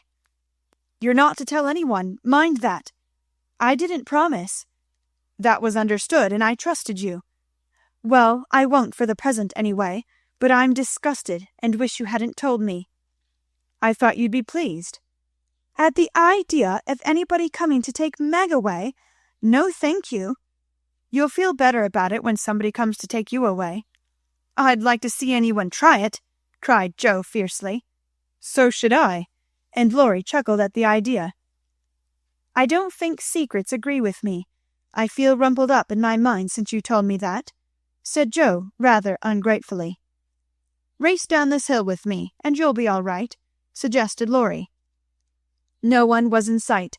The smooth road sloped invitingly before her, and finding the temptation irresistible, Jo darted away, soon leaving hat and comb behind her, and scattering hairpins as she ran. Laurie reached the goal first, and was quite satisfied with the success of his treatment, for his Atlanta came panting up with flying hair, bright eyes, ruddy cheeks, and no signs of dissatisfaction in her face. I wish I was a horse. Then I could run for miles in this splendid air, and not lose my breath. It was capital, but see what a guy it's made me. Go pick up my things like a cherub as you are, said Jo, dropping down under a maple tree, which was carpeting the bank with crimson leaves. Laurie leisurely departed to recover the lost property, and Jo bundled up her braids, hoping no one would pass by till she was tidy again.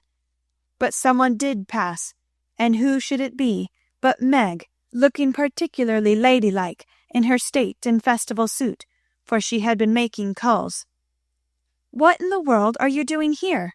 she asked, regarding her disheveled sister with well-bred surprise. "Getting leaves," meekly answered Jo, sorting the rosy handful she had just swept up. "And hairpins," added Laurie, throwing half a dozen into Jo's lap. "They grow on this road, Meg. So do combs and brown straw hats." "You have been running, Jo. How could you? When will you stop such romping ways?" said Meg, reprovingly, as she settled her cuffs and smoothed her hair, with which the wind had taken liberties. "Never till I'm stiff and old and have to use a crutch. Don't try to make me grow up before my time, Meg. It's hard enough to have you change all of a sudden. Let me be a little girl as long as I can." As she spoke, Jo bent over the leaves to hide the trembling of her lips, for lately she had felt that Margaret was fast getting to be a woman, and Laurie's secret made her dread the separation which must surely come some time, and now seemed very near. He saw the trouble in her face, and drew Meg's attention from it by asking quickly, "Where have you been calling, all so fine?" "At the gardener's, and Sally has been telling me all about Belle Moffat's wedding. It was very splendid, and they have gone to spend the winter in Paris. Just think how delightful that must be." "Do you envy her, Meg?" said Laurie. "I'm afraid I do." "I'm glad of it," muttered Jo, tying on her hat with a jerk. "Why?" asked Meg, looking surprised. "Because if you care much about riches, you will never go and marry a poor man," said Jo, frowning at Laurie, who was mutely warning her to mind what she said. "I shall never go and marry any one," observed Meg, walking on with great dignity, while the others followed, laughing, whispering, skipping stones, and behaving like children, as Meg said to herself, though she might have been tempted to join them if she had not had her best dress on. For a week or two Jo behaved so queerly that her sisters were quite bewildered. She rushed to the door when the postman rang, was rude to Mr. Brooke whenever they met, would sit looking at Meg with a woe-begone face, occasionally jumping up to shake and then kiss her in a very mysterious manner. Laurie and she were always making signs to one another and talking about spread eagles, till the girls declared they had both lost their wits. On the second Saturday after Jo got out of the window, Meg, as she sat sewing at her window, was scandalized by the sight of Laurie chasing Jo all over the garden and finally capturing her in Amy's bower. What went on there Meg could not see, but shrieks of laughter were heard, followed by the murmur of voices and a great flapping of newspapers. "What shall we do with that girl? She never will behave like a young lady," sighed Meg, as she watched the race with a disapproving face. "I hope she won't. She is so funny and dear as she is," said Beth, who had never betrayed that she was a little hurt at Jo's having secrets with anyone but her. "It's very trying, but we never can make her comme il la faut," added Amy, who sat making some new frills for herself, with her curls tied up in a very becoming way, two agreeable things that made her feel unusually elegant and ladylike. In a few minutes Jo bounced in, laid herself on the sofa, and affected to read. "Have you anything interesting there?" asked Meg with condescension. "Nothing but a story, won't amount to much, I guess," returned Jo, carefully keeping the name of the paper out of sight. "You'd better read it aloud. That will amuse us and keep you out of mischief," said Amy in her most grown-up tone. "What's the name?" asked Beth, wondering why Jo kept her face behind the sheet. "The Rival Painters." "That sounds well. Read it," said Meg. With a loud ahem and a long breath, Jo began to read very fast. The girls listened with interest, for the tale was romantic, and somewhat pathetic, as most of the characters died in the end. "I like that about the splendid picture," was Amy's approving remark, as Jo paused. "I prefer the lovering part. Viola and Angelo are two of our favorite names. Isn't that queer?" said Meg, wiping her eyes, for the lovering part was tragical. "Who wrote it?" asked Beth, who had caught a glimpse of Jo's face. The reader suddenly sat up, cast away the paper, displaying a flushed countenance, and with a funny mixture of solemnity and excitement, replied in a loud voice, "Your sister." "You?" cried Meg, dropping her work. "It's very good," said Amy critically. "I knew it! I knew it! Oh, my Joe, I'm so proud!" And Beth ran to hug her sister and exult over the splendid success. Dear me, how delighted they all were, to be sure. How Meg wouldn't believe it till she saw the words, "Miss Josephine March," actually printed in the paper. How graciously Amy criticized the artistic parts of the story, and offered hints for a sequel, which unfortunately couldn't be carried out, as the hero and heroine were dead. How Beth got excited and skipped and sang with joy. How Hannah came in to exclaim, "Sakes alive, well I never," in great astonishment at "that Joe's doings." How proud Mrs. March was when she knew it. How Joe laughed with tears in her eyes as she declared she might as well be a peacock and done with it, and how the spread eagle might be said to flap his wings triumphantly over the house of March as the paper passed from hand to hand. "Tell us about it. When did it come? How much did you get for it? What will father say? Won't Laurie laugh?" cried the family, all in one breath, as they clustered about Joe, for these foolish, affectionate people made a jubilee of every little household joy. "Stop jabbering, girls, and I'll tell you everything," said Joe, wondering if Miss Burney felt any grander over her Evelina than she did over her rival painters.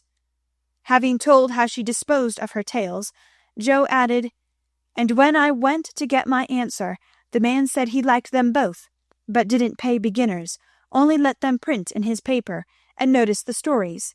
It was good practice, he said, and when the beginners improved, anyone would pay.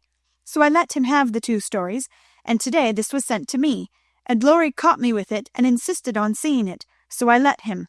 And he said it was good, and I shall write more, and he's going to get the next paid for, and I'm so happy, for in time I may be able to support myself and help the girls."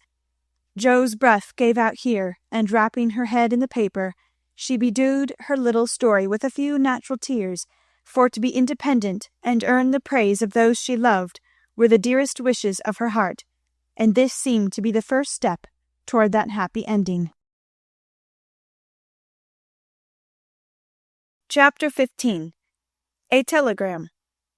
"November is the most disagreeable month in the whole year," said Margaret, standing at the window one dull afternoon, looking out at the frost-bitten garden. "That's the reason I was born in it," observed Joe pensively, quite unconscious of the blot on her nose. "If something very pleasant should happen now, we should think it a delightful month," said Beth, who took a hopeful view of everything, even November. "I dare say, but nothing pleasant ever does happen in this family," said Meg, who was out of sorts. "We go grubbing along day after day without a bit of change, and very little fun. We might as well be in a treadmill." "My patience, how blue we are!" cried Joe. "I don't much wonder, poor dear, for you see other girls having splendid times, while you grind year in and year out. Oh, don't I wish I could manage things for you as I do for my heroines. You're pretty enough and good enough already, so I'd have some rich relation leave you a fortune unexpectedly. Then you dash out as an heiress, scorn everyone who has slighted you, go abroad and come home, my lady something, in a blaze of splendor and elegance." "People don't have fortunes left them in that style nowadays. Men have to work, and women marry for money. It's a dreadfully unjust world," said Meg bitterly. "Joe and I are going to make fortunes for you all. Just wait 10 years and see if we don't," said Amy, who sat in a corner making mud pies, as Hannah called her little clay models of birds, fruit, and faces. "Can't wait, and I'm afraid I haven't much faith in ink and dirt, though I'm grateful for your good intentions." Meg sighed, and turned to the frost-bitten garden again. Joe groaned and leaned both elbows on the table in a despondent attitude, but Amy spat it away energetically, and Beth, who sat at the other window, said smiling, "Two pleasant things are going to happen right away. Marmee is coming down the street, and Laurie is tramping through the garden as if he had something nice to tell." In they both came, Mrs. March with her usual question, "Any letter from father, girls?" and Laurie to say in his persuasive way, "Won't some of you come for a drive? I've been working away at mathematics till my head is in a muddle, and I'm going to freshen my wits by a brisk turn. It's a dull day, but the air isn't bad, and I'm going to take Brooke home, so it will be gay inside, if it isn't out. Come, Joe, you and Beth will go, won't you?" "Of course we will." "Much obliged, but I'm busy," and Meg whisked out her work-basket, for she had agreed with her mother that it was best for her at least not to drive too often with the young gentleman. "We three will be ready in a minute," cried Amy, running away to wash her hands. "Can I do anything for you, Madam Mother?" asked Laurie, leaning over Mrs. March's chair with the affectionate look and tone he always gave her. "No, thank you, except call at the office, if you'll be so kind, dear. It's our day for a letter, and the postman hasn't been. Father is as regular as the sun, but there's some delay on the way, perhaps." A sharp ring interrupted her, and a minute after Hannah came in with a letter. "It's one of them horrid telegraph things, Mum," she said, handling it as if she was afraid it would explode and do some damage. At the word telegraph, Mrs. March snatched it, read the 2 lines it contained, and dropped back into her chair as white as if the little paper had sent a bullet to her heart. Laurie dashed downstairs for water, while Meg and Hannah supported her, and Joe read aloud in a frightened voice, "Mrs. March, your husband is very ill. Come at once. S. Hale, Hospital, Washington." How still the room was as they listened breathlessly. How strangely the day darkened outside, and how suddenly the whole world seemed to change, as the girls gathered about their mother, feeling as if all the happiness and support of their lives was about to be taken from them. Mrs. March was herself again directly, read the message over, and stretched out her arms to her daughters, saying, in a tone they never forgot, "I shall go at once, but it may be too late. Oh, children, children, help me to bear it." For several minutes there was nothing but the sound of sobbing in the room, mingled with broken words of comfort, tender assurances of help, and hopeful whispers that died away in tears. Poor Hannah was the first to recover, and with unconscious wisdom she set all the rest a good example, for with her work was a panacea for most afflictions. "The Lord keep the dear man. I won't waste no time a-crying, but get your things ready right away, Mum," she said heartily, as she wiped her face on her apron, gave her mistress a warm shake of the hand with her own hard one, and went away to work like 3 women in one. "She's right. There's no time for tears now. Be calm, girls, and let me think." They tried to be calm, poor things, as their mother sat up, looking pale but steady, and put away her grief to think and plan for them. "Where's Laurie?" she asked presently, when she had collected her thoughts and decided on the first duties to be done. "Here, ma'am. Oh, let me do something," cried the boy, hurrying from the next room, whither he had withdrawn, feeling that their first sorrow was too sacred for even his friendly eyes to see. "Send a telegram saying I will come at once. The next train goes early in the morning. I'll take that." "What else? The horses are ready. I can go anywhere, do anything," he said, looking ready to fly to the ends of the earth. "Leave a note at Aunt March's. Joe, give me that pen and paper." Tearing off the blank side of one of her newly copied pages, Joe drew the table before her mother, well knowing that money for the long, sad journey must be borrowed, and feeling as if she could do anything to add a little to the sum for her father. "Now go, dear, but don't kill yourself driving at a desperate pace. There is no need of that." Mrs. March's warning was evidently thrown away, for 5 minutes later Laurie tore by the window on his own fleet horse, riding as if for his life. "Joe, run to the rooms and tell Mrs. King that I can't come. On the way get these things. I'll put them down. They'll be needed, and I must go prepared for nursing. Hospital stores are not always good. Beth, go and ask Mr. Lawrence for a couple of bottles of old wine. I'm not too proud to beg for father. He shall have the best of everything. Amy, tell Hannah to get down the black trunk, and Meg, come and help me find my things, for I'm half bewildered. Writing, thinking, and directing all at once might well bewilder the poor lady, and Meg begged her to sit quietly in her room for a little while, and let them work. Everyone scattered like leaves before a gust of wind, and the quiet, happy household was broken up as suddenly as if the paper had been an evil spell. Mr. Lawrence came hurrying back with Beth, bringing every comfort the kind old gentleman could think of for the invalid, and the friendliest promises of protection for the girls during the mother's absence, which comforted her very much. There was nothing he didn't offer, from his own dressing gown to himself as escort, but the last was impossible. Mrs. March would not hear of the old gentleman's undertaking the long journey, yet an expression of relief was visible when he spoke of it, for anxiety ill fits one for travelling.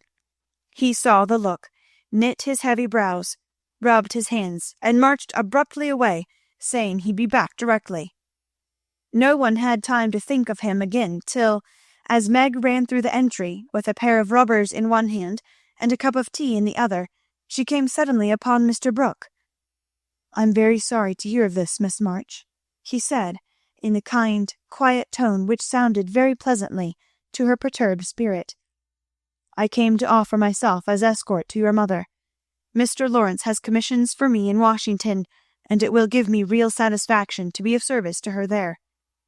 Down dropped the rubbers, and the tea was very near following, as Meg put out her hand with a face so full of gratitude that Mr. Brooke would have felt repaid for a much greater sacrifice than the trifling one of time and comfort which he was about to take.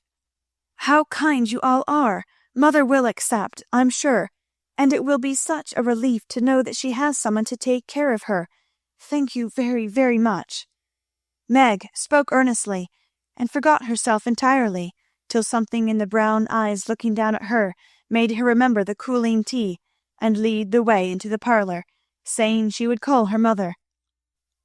Everything was arranged by the time Laurie returned, with a note from Aunt March, enclosing the desired sum, and a few lines repeating what she had often said before, that she had always told them it was absurd for March to go into the army, always predicted that no good would come of it, and she hoped they would take her advice the next time. Mrs. March put the note in the fire, the money in her purse, and went on with her preparations, with her lips folded tightly in a way which Joe would have understood if she had been there. The short afternoon wore away, all other errands were done, and Meg and her mother busy at some necessary needlework, while Beth and Amy got tea, and Hannah finished her ironing with what she called a slap and a bang, but still Joe did not come. They began to get anxious, and Laurie went off to find her, for no one knew what freak Joe might take into her head. He missed her, however, and she came walking in with a very queer expression of countenance, for there was a mixture of fun and fear, satisfaction and regret in it, which puzzled the family as much as did the roll of bills she laid before her mother, saying with a little choke in her voice, "That's my contribution toward making father comfortable and bringing him home." "My dear, where did you get it? $25, Joe, I hope you haven't done anything rash." "No, it's mine, honestly. I didn't beg, borrow, or steal it. I earned it, and I don't think you'll blame me, for I only sold what was my own." As she spoke, Joe took off her bonnet, and a general outcry arose, for all her abundant hair was cut short. "Your hair! Your beautiful hair! Oh, Joe, how could you? You're one beauty!" "My dear girl, there was no need of this." "She doesn't look like my Joe any more, but I love her dearly for it." As everyone exclaimed, and Beth hugged the cropped head tenderly, Joe assumed an indifferent air which did not deceive anyone a particle, and said, rumpling up the brown bush and trying to look as if she liked it, "It doesn't affect the fate of the nation, so don't wail, Beth. It will be good for my vanity. I was getting too proud of my wig. It will do my brains good to have that mop taken off. My head feels deliciously light and cool, and the barber said I could soon have a curly crop, which will be boyish and becoming, and easy to keep in order. I'm satisfied, so please take the money, and let's have supper." "Tell me all about it, Joe. I'm not quite satisfied, but I can't blame you, for I know how willingly you sacrificed your vanity, as you call it, to your love. But, my dear, it was not necessary, and I'm afraid you will regret it one of these days," said Mrs. March. "No, I won't," returned Joe stoutly, feeling much relieved that her prank was not entirely condemned. "What made you do it?" asked Amy, who would as soon have thought of cutting off her head as her pretty hair. "Well, I was wild to do something for father," replied Joe, as they gathered about the table for healthy young people can eat even in the midst of trouble. "I hate to borrow as much as mother does, and I knew Aunt March would croak. She always does if you ask for a ninepence. Meg gave all her quarterly salary toward the rent, and I only got some clothes with mine, so I felt wicked, and was bound to have some money if I sold the nose off my face to get it." "You needn't feel wicked, my child. You had no winter things and got the simplest with your own hard earnings," said Mrs. March, with a look that warmed Joe's heart. "I hadn't the least idea of selling my hair at first, but as I went along I kept thinking what I could do, and feeling as if I'd like to dive into some of the rich stores and help myself. In a barber's window I saw tails of hair with the prices marked, and one black tail, not so thick as mine, was $40. It came to me all of a sudden that I had one thing to make money out of, and without stopping to think, I walked in, asked if they bought hair, and what they would give for mine." "I don't see how you dared to do it," said Beth in a tone of awe. "Oh, he was a little man, who looked as if he merely lived to oil his hair.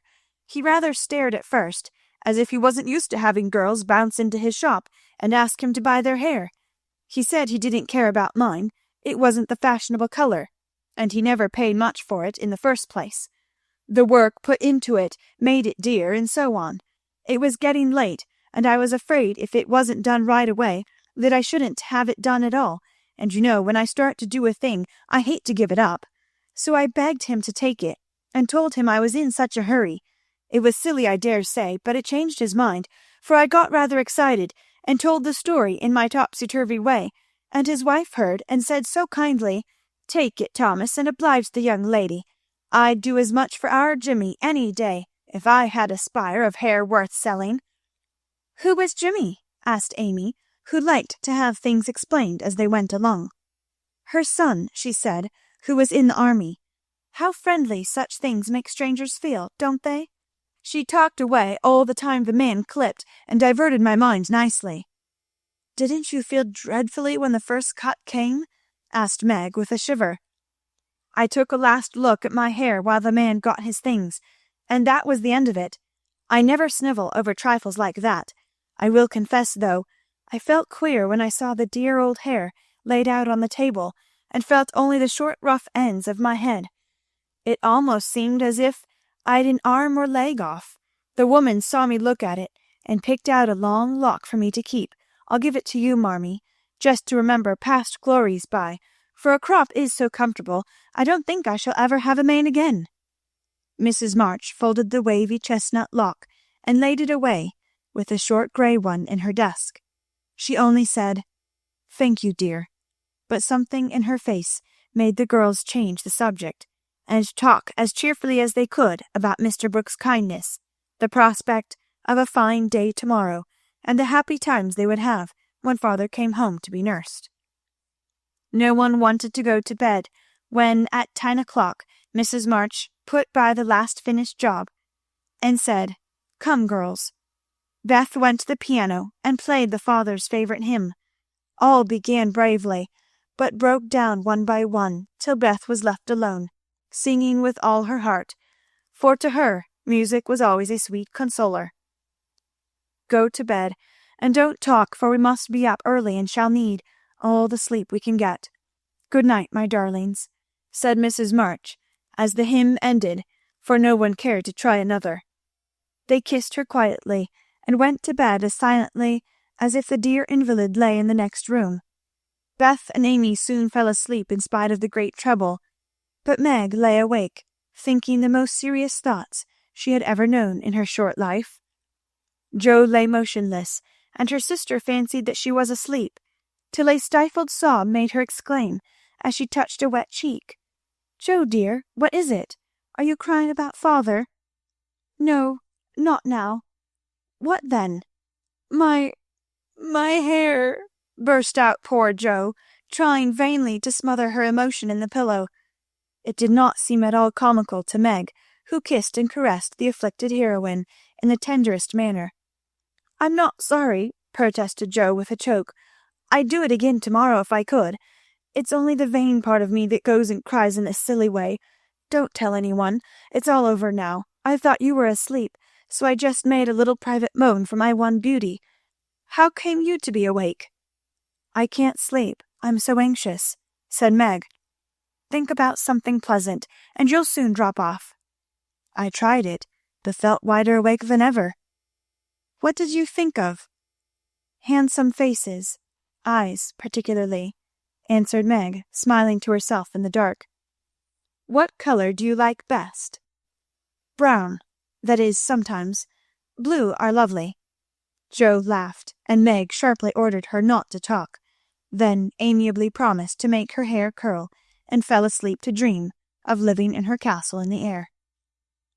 The clocks were striking midnight, and the rooms were very still, as a figure glided quietly from bed to bed, smoothing a coverlet here, settling a pillow there, and pausing to look long and tenderly at each unconscious face, to kiss each with lips that mutely blessed, and to pray the fervent prayers which only mothers utter. As she lifted the curtain to look out into the dreary night, the moon broke suddenly from behind the clouds, and shone upon her like a bright, benignant face, which seemed to whisper in the silence, "Be comforted, dear soul, there is always light behind the clouds." Chapter 16. Letters. In the cold grey dawn the sisters lit their lamp, and read their chapter with an earnestness never felt before. For now the shadow of a real trouble had come. The little books were full of help and comfort, and as they dressed they agreed to say good-bye cheerfully and hopefully, and send their mother on her anxious journey unsaddened by tears or complaints from them. Everything seemed very strange when they went down, so dim and still outside, so full of light and bustle within. Breakfast at that early hour seemed odd, and even Hannah's familiar face looked unnatural as she flew about her kitchen with her nightcap on. The big trunk stood ready in the hall, mother's cloak and bonnet lay on the sofa, and mother herself sat trying to eat, but looking so pale and worn with sleeplessness and anxiety that the girls found it very hard to keep their resolution. Meg's eyes kept filling in spite of herself. Jo was obliged to hide her face in the kitchen roller more than once, and the little girls wore a grave, troubled expression, as if sorrow was a new experience to them. Nobody talked much, but as the time drew very near, and they sat waiting for the carriage, Mrs. March said to the girls, who were all busied about her, one folding her shawl, another smoothing out the strings of her bonnet, a third putting on her overshoes, and a fourth fastening up her travelling bag, "Children, I leave you to Hannah's care, and Mr. Lawrence's protection. Hannah is faithfulness itself, and our good neighbor will guard you as if you were his own. I have no fears for you, yet I am anxious that you should take this trouble rightly. Don't grieve and fret when I am gone, or think that you can be idle and comfort yourselves by being idle and trying to forget. Go on with your work as usual, for work is a blessed solace. Hope and keep busy, and whatever happens, remember that you never can be fatherless." "Yes, mother."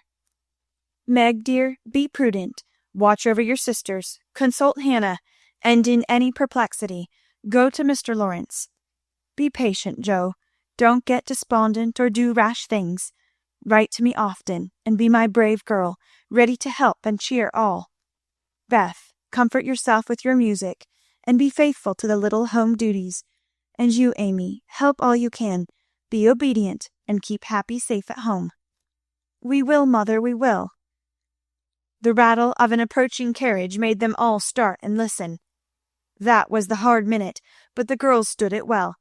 No one cried, no one ran away or uttered a lamentation, though their hearts were very heavy, as they sent loving messages to father, remembering as they spoke that it might be too late to deliver them.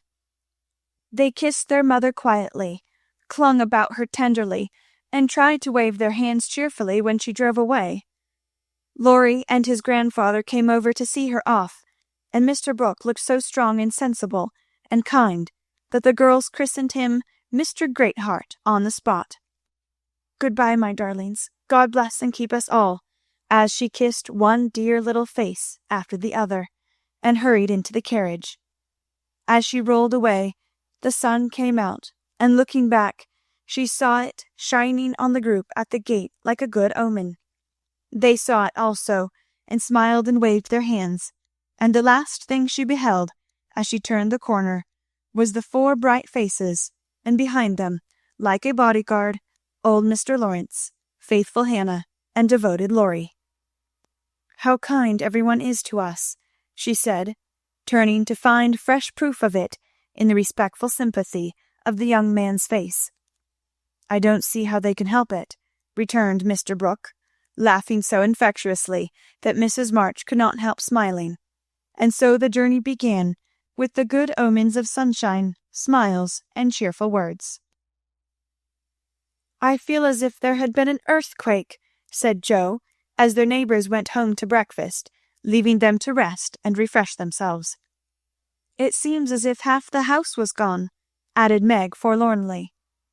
Beth opened her lips to say something, but she could only point to the pile of nicely mended hose which lay on mother's table, showing that even in her last hurried moments she had thought and worked for them. It was a little thing, but it went straight to their hearts, and in spite of their brave resolutions, they all broke down and cried bitterly. Hannah wisely allowed them to relieve their feelings, and when the shower showed signs of clearing up, she came to the rescue, armed with a coffee pot. "Now, my dear young ladies, remember what your ma said and don't fret.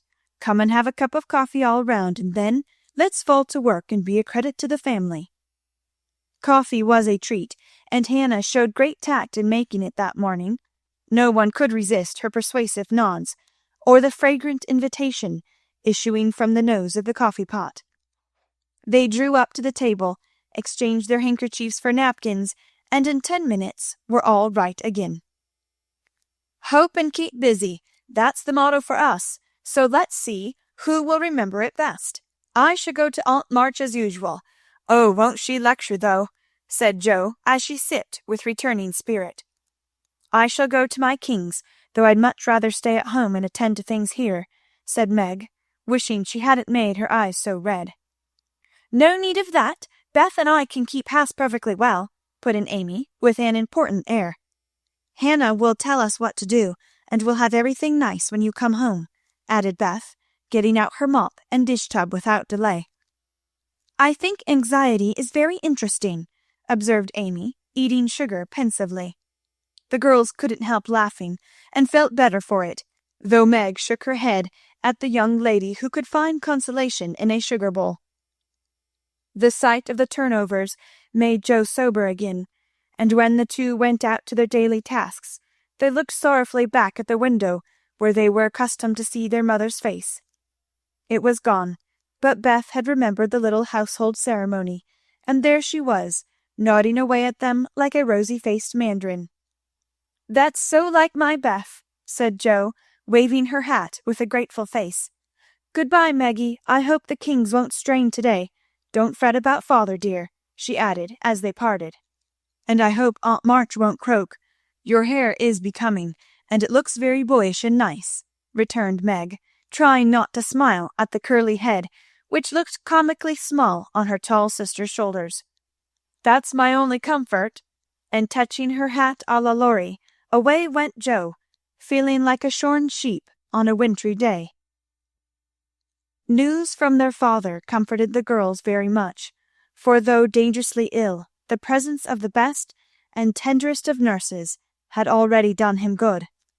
Mr. Brooke sent a bulletin every day, and as the head of the family, Meg insisted on reading the dispatches, which grew more cheerful as the week passed. At first, everyone was eager to write, and plump envelopes were carefully poked into the letter-box by one or other of the sisters, who felt rather important with their Washington correspondence. As one of these packets contained characteristic notes from the party, we will rob an imaginary mail and read them. My dearest mother, it is impossible to tell you how happy your last letter made us, for the news was so good we couldn't help laughing and crying over it. How very kind Mr. Brooke is, and how fortunate that Mr. Lawrence's business detains him near you so long, since he is so useful to you and father. The girls are all as good as gold. Jo helps me with the sewing, and insists on doing all sorts of hard jobs. I should be afraid she might overdo, if I didn't know her moral fit wouldn't last long. Beth is as regular about her tasks as a clock, and never forgets what you told her. She grieves about father, and looks sober except when she is at her little piano. Amy minds me nicely, and I take great care of her. She does her own hair, and I am teaching her to make buttonholes and mend her stockings. She tries very hard, and I know you will be pleased with her improvement when you come. Mr. Lawrence watches over us like a motherly old hen, as Jo says, and Laurie is very kind and neighbourly. He and Jo keep us merry, for we get pretty blue sometimes, and feel like orphans, with you so far away. Hannah is a perfect saint. She does not scold at all, and always calls me Miss Margaret, which is quite proper, you know, and treats me with respect. We are all well and busy, but we long day and night to have you back. Give my dearest love to father, and believe me, ever your own, Meg. This note, prettily written on scented paper, was a great contrast to the next, which was scribbled on a big sheet of thin foreign paper, ornamented with blots and all manner of flourishes and curly-tailed letters. My precious Marmee, 3 cheers for dear father. Brooke was a trump to telegraph right off, and let us know the minute he was better. I rushed up garret when the letter came, and tried to thank God for being so good to us, but I could only cry and say, I'm glad, I'm glad. Didn't that do as well as a regular prayer? For I felt a great many in my heart. We have such funny times, and now I can enjoy them, for everyone is so desperately good. It's like living in a nest of turtle doves. You'd laugh to see Meg head the table and try to be motherish. She gets prettier every day, and I'm in love with her sometimes. The children are regular archangels, and I'm Jo, and never shall be anything else. Oh, I must tell you that I came near having a quarrel with Laurie. I freed my mind about a silly little thing, and he was offended. I was right, but didn't speak as I ought, and he marched home, saying he wouldn't come again till I begged pardon. I declared I wouldn't, and got mad. It lasted all day. I felt bad and wanted you very much. Laurie and I are both so proud, it's hard to beg pardon. But I thought he'd come to it, for I was in the right. He didn't come, and just at night I remembered what you said when Amy fell into the river. I read my little book, felt better, resolved not to let the sun set on my anger, and ran over to tell Laurie I was sorry. I met him at the gate, coming for the same thing. We both laughed, begged each other's pardon, and felt all good and comfortable again. I made a poem yesterday when I was helping Hannah wash, and as father likes my silly little things, I put it in to amuse him. Give him my lovingest hug that ever was, and kiss yourself 12 times for your Topsy-Turvy Jo. A Song from the Suds. Queen of my tub, I merrily sing, while the white foam rises high, and sturdily wash and rinse and wring, and fasten the clothes to dry. Then out in the free, fresh air they swing, under the sunny sky. I wish we could wash from our hearts and souls the stains of the week away, and let the water and air by their magic make ourselves as pure as they. Then on the earth there would be indeed a glorious washing day. Along the path of a useful life will heart's ease ever bloom. The busy mind has no time to think of sorrow or care or gloom, and anxious thoughts may be swept away as we bravely wield a broom. I am glad a task to me is given to labor at day by day, for it brings me health and strength and hope, and I cheerfully learn to say, Head, you may think, heart, you may feel, but hand, you shall work alway.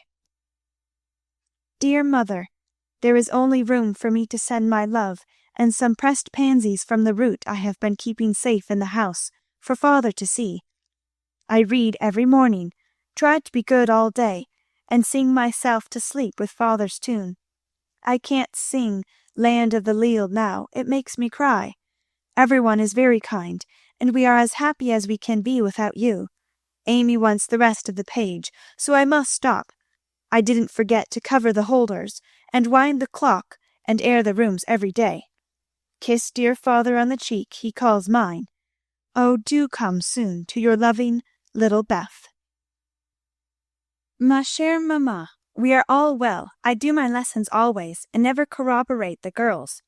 Meg says I mean contradict, so I put in both words, and you can take the properest. Meg is a great comfort to me, and lets me have jelly every night at tea.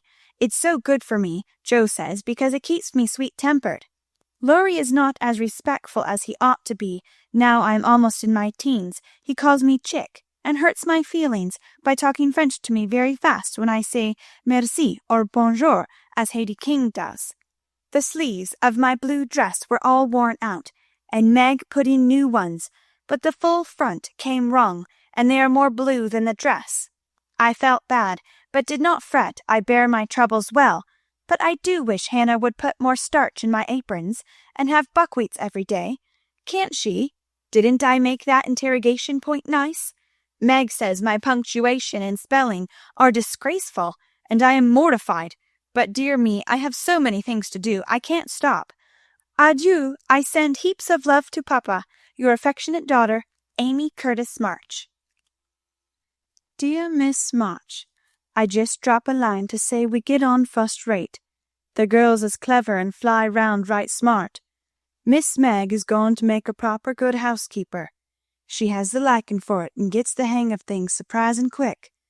Joe does beat all for going ahead, but she don't stop to calculate first, and you never know where she's like to bring up. She done out a tub of clothes on Monday, but she starched 'em afore they was wrenched, and blued a pink calico dress till I thought I should 'a died a laughin'. Beth is the best of little creeters, and a sight of help to me, being so forehanded and dependable. She tries to learn everything, and really goes to market beyond her years, likewise keeps accounts, with my help, quite wonderful. We have got on very economical so far. I don't let the girls have coffee only once a week, according to your wish, and keep 'em on plain wholesome victuals. Amy does well without frettin', wearing her best clothes and eatin' sweet stuff. Mr. Lorry is as full as didios as usual, and turns the house upside down frequent, but he heartens the girls, so I let him have full swing. The old gentleman sends heaps of things, and is rather wearin', but means well, and it ain't my place to say nothin'.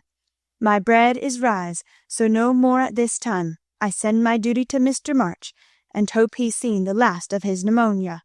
Yours respectful, Hannah Mollett. Head Nurse of Ward No. 2. All serene on the Rappahannock. Troops in fine condition. Commissary Department well conducted. The Home Guard under Colonel Teddy always on duty. Commander-in-Chief General Lawrence reviews the Army daily. Quartermaster Mullet keeps order in camp, and Major Lyon does picket duty at night. A salute of 24 guns was fired on receipt of good news from Washington, and a dress parade took place at headquarters. Commander-in-Chief sends best wishes, in which he is heartily joined by Colonel Teddy. Dear Madam, the little girls are all well. Beth and my boy report daily. Hannah is a model servant, and guards pretty Meg like a dragon. Glad the fine weather holds. Pray make Brooke useful, and draw on me for funds if expenses exceed your estimate. Don't let your husband want anything. Thank God he is mending. Your sincere friend and servant, James Lawrence. Chapter 17. Little Faithful. For a week, the amount of virtue in the old house would have supplied the neighborhood. It was really amazing, for everyone seemed in a heavenly frame of mind, and self-denial was all the fashion. Relieved of their first anxiety about their father, The girls insensibly relaxed their praiseworthy efforts a little, and began to fall back into old ways. They did not forget their motto, but hoping and keeping busy seemed to grow easier, and after such tremendous exertions, they felt that endeavor deserved a holiday, and gave it a good many. Jo caught a bad cold through neglect to cover the shorn head enough, and was ordered to stay at home till she was better, for Aunt March didn't like to hear people read with colds in their heads. Jo liked this, and after an energetic rummage from garret to cellar, subsided on the sofa to nurse her cold with arsenicum and books. Amy found that housework and art did not go well together, and returned to her mud pies. Meg went daily to her pupils and sewed, or thought she did, at home, but much time was spent in writing long letters to her mother, or reading the Washington dispatches over and over. Beth kept on, with only slight relapses into idleness or grieving. All the little duties were faithfully done each day, and many of her sisters also, for they were forgetful, and the house seemed like a clock whose pendulum was gone a-visiting.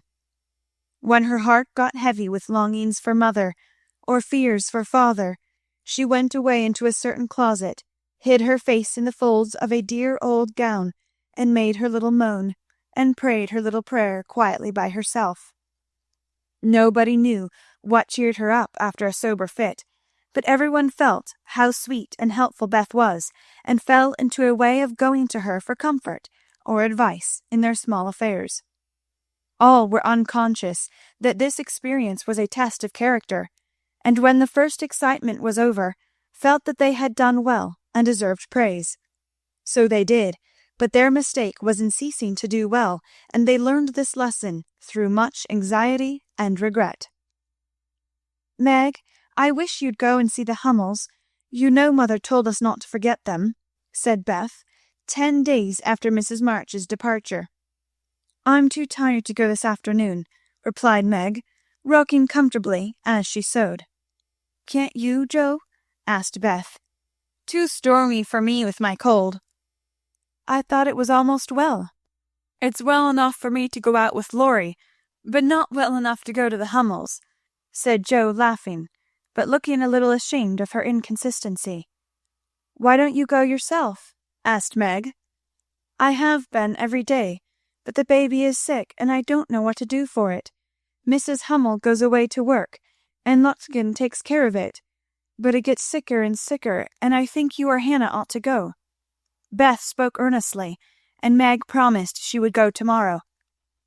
"Ask Hannah for some nice little mess, and take it round, Beth. The air will do you good," said Jo, adding apologetically, "I'd go, but I want to finish my writing." "My head aches, and I'm tired, so I thought maybe some of you would go," said Beth. "Amy will be in presently, and she will run down for us," suggested Meg. So Beth lay down on the sofa, the others returned to their work, and the Hummels were forgotten. An hour passed. Amy did not come. Meg went to her room to try on a new dress. Jo was absorbed in her story, and Hannah was sound asleep before the kitchen fire, when Beth quietly put on her hood, filled her basket with odds and ends for the poor children, and went out into the chilly air with a heavy head and a grieved look in her patient eyes. It was late when she came back, and no one saw her creep upstairs and shut herself into her mother's room. Half an hour later, Jo went to mother's closet for something, and there found little Beth sitting on the medicine chest, looking grave, with red eyes and a camphor bottle in her hand. "Christopher Columbus, what's the matter?" cried Jo, as Beth put out her hand as if to warn her off, and asked quickly, "You've had the scarlet fever, haven't you?" "Years ago, when Meg did. Why?" "Then I'll tell you. Oh, Jo, the baby's dead." "What baby?" "Mrs. Hummel's. It died in my lap before she got home," cried Beth with a sob. "My poor dear, how dreadful for you. I ought to have gone," said Jo, taking her sister in her arms as she sat down in her mother's big chair with a remorseful face.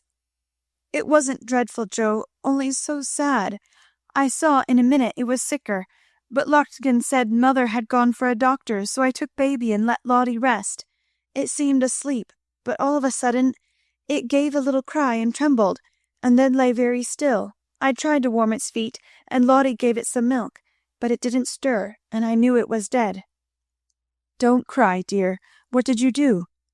"I just sat and held it softly till Mrs. Hummel came with the doctor. He said it was dead, and looked at Heinrich and Minna, who have sore throats. 'Scarlet fever, ma'am, ought to have called me before,' he said crossly, and Mrs. Hummel told him she was poor and had tried to cure baby herself, but now it was too late and she could only ask him to help the others and trust to charity for his pay. He smiled then and was kinder, but it was very sad, and I cried with them till he returned round all of a sudden and told me to go home and take belladonna right away, or I'd have the fever." "No, you won't," cried Joe, hugging her close, with a frightened look. "Oh, Beth, if you should be sick, I never could forgive myself. What shall we do?" "Don't be frightened. I guess I shan't have it badly. I looked in mother's book and saw that it begins with headache, sore throat, and queer feelings like mine. So I did take some belladonna, and I feel better," said Beth, laying her cold hands on her hot forehead, and trying to look well. "If mother was only at home!" exclaimed Joe, seizing the book, and feeling that Washington was an immense way off. She read a page, looked at Beth, felt her head, peeped into her throat, and then said gravely, "You've been over the baby every day for more than a week, and among the others who are going to have it.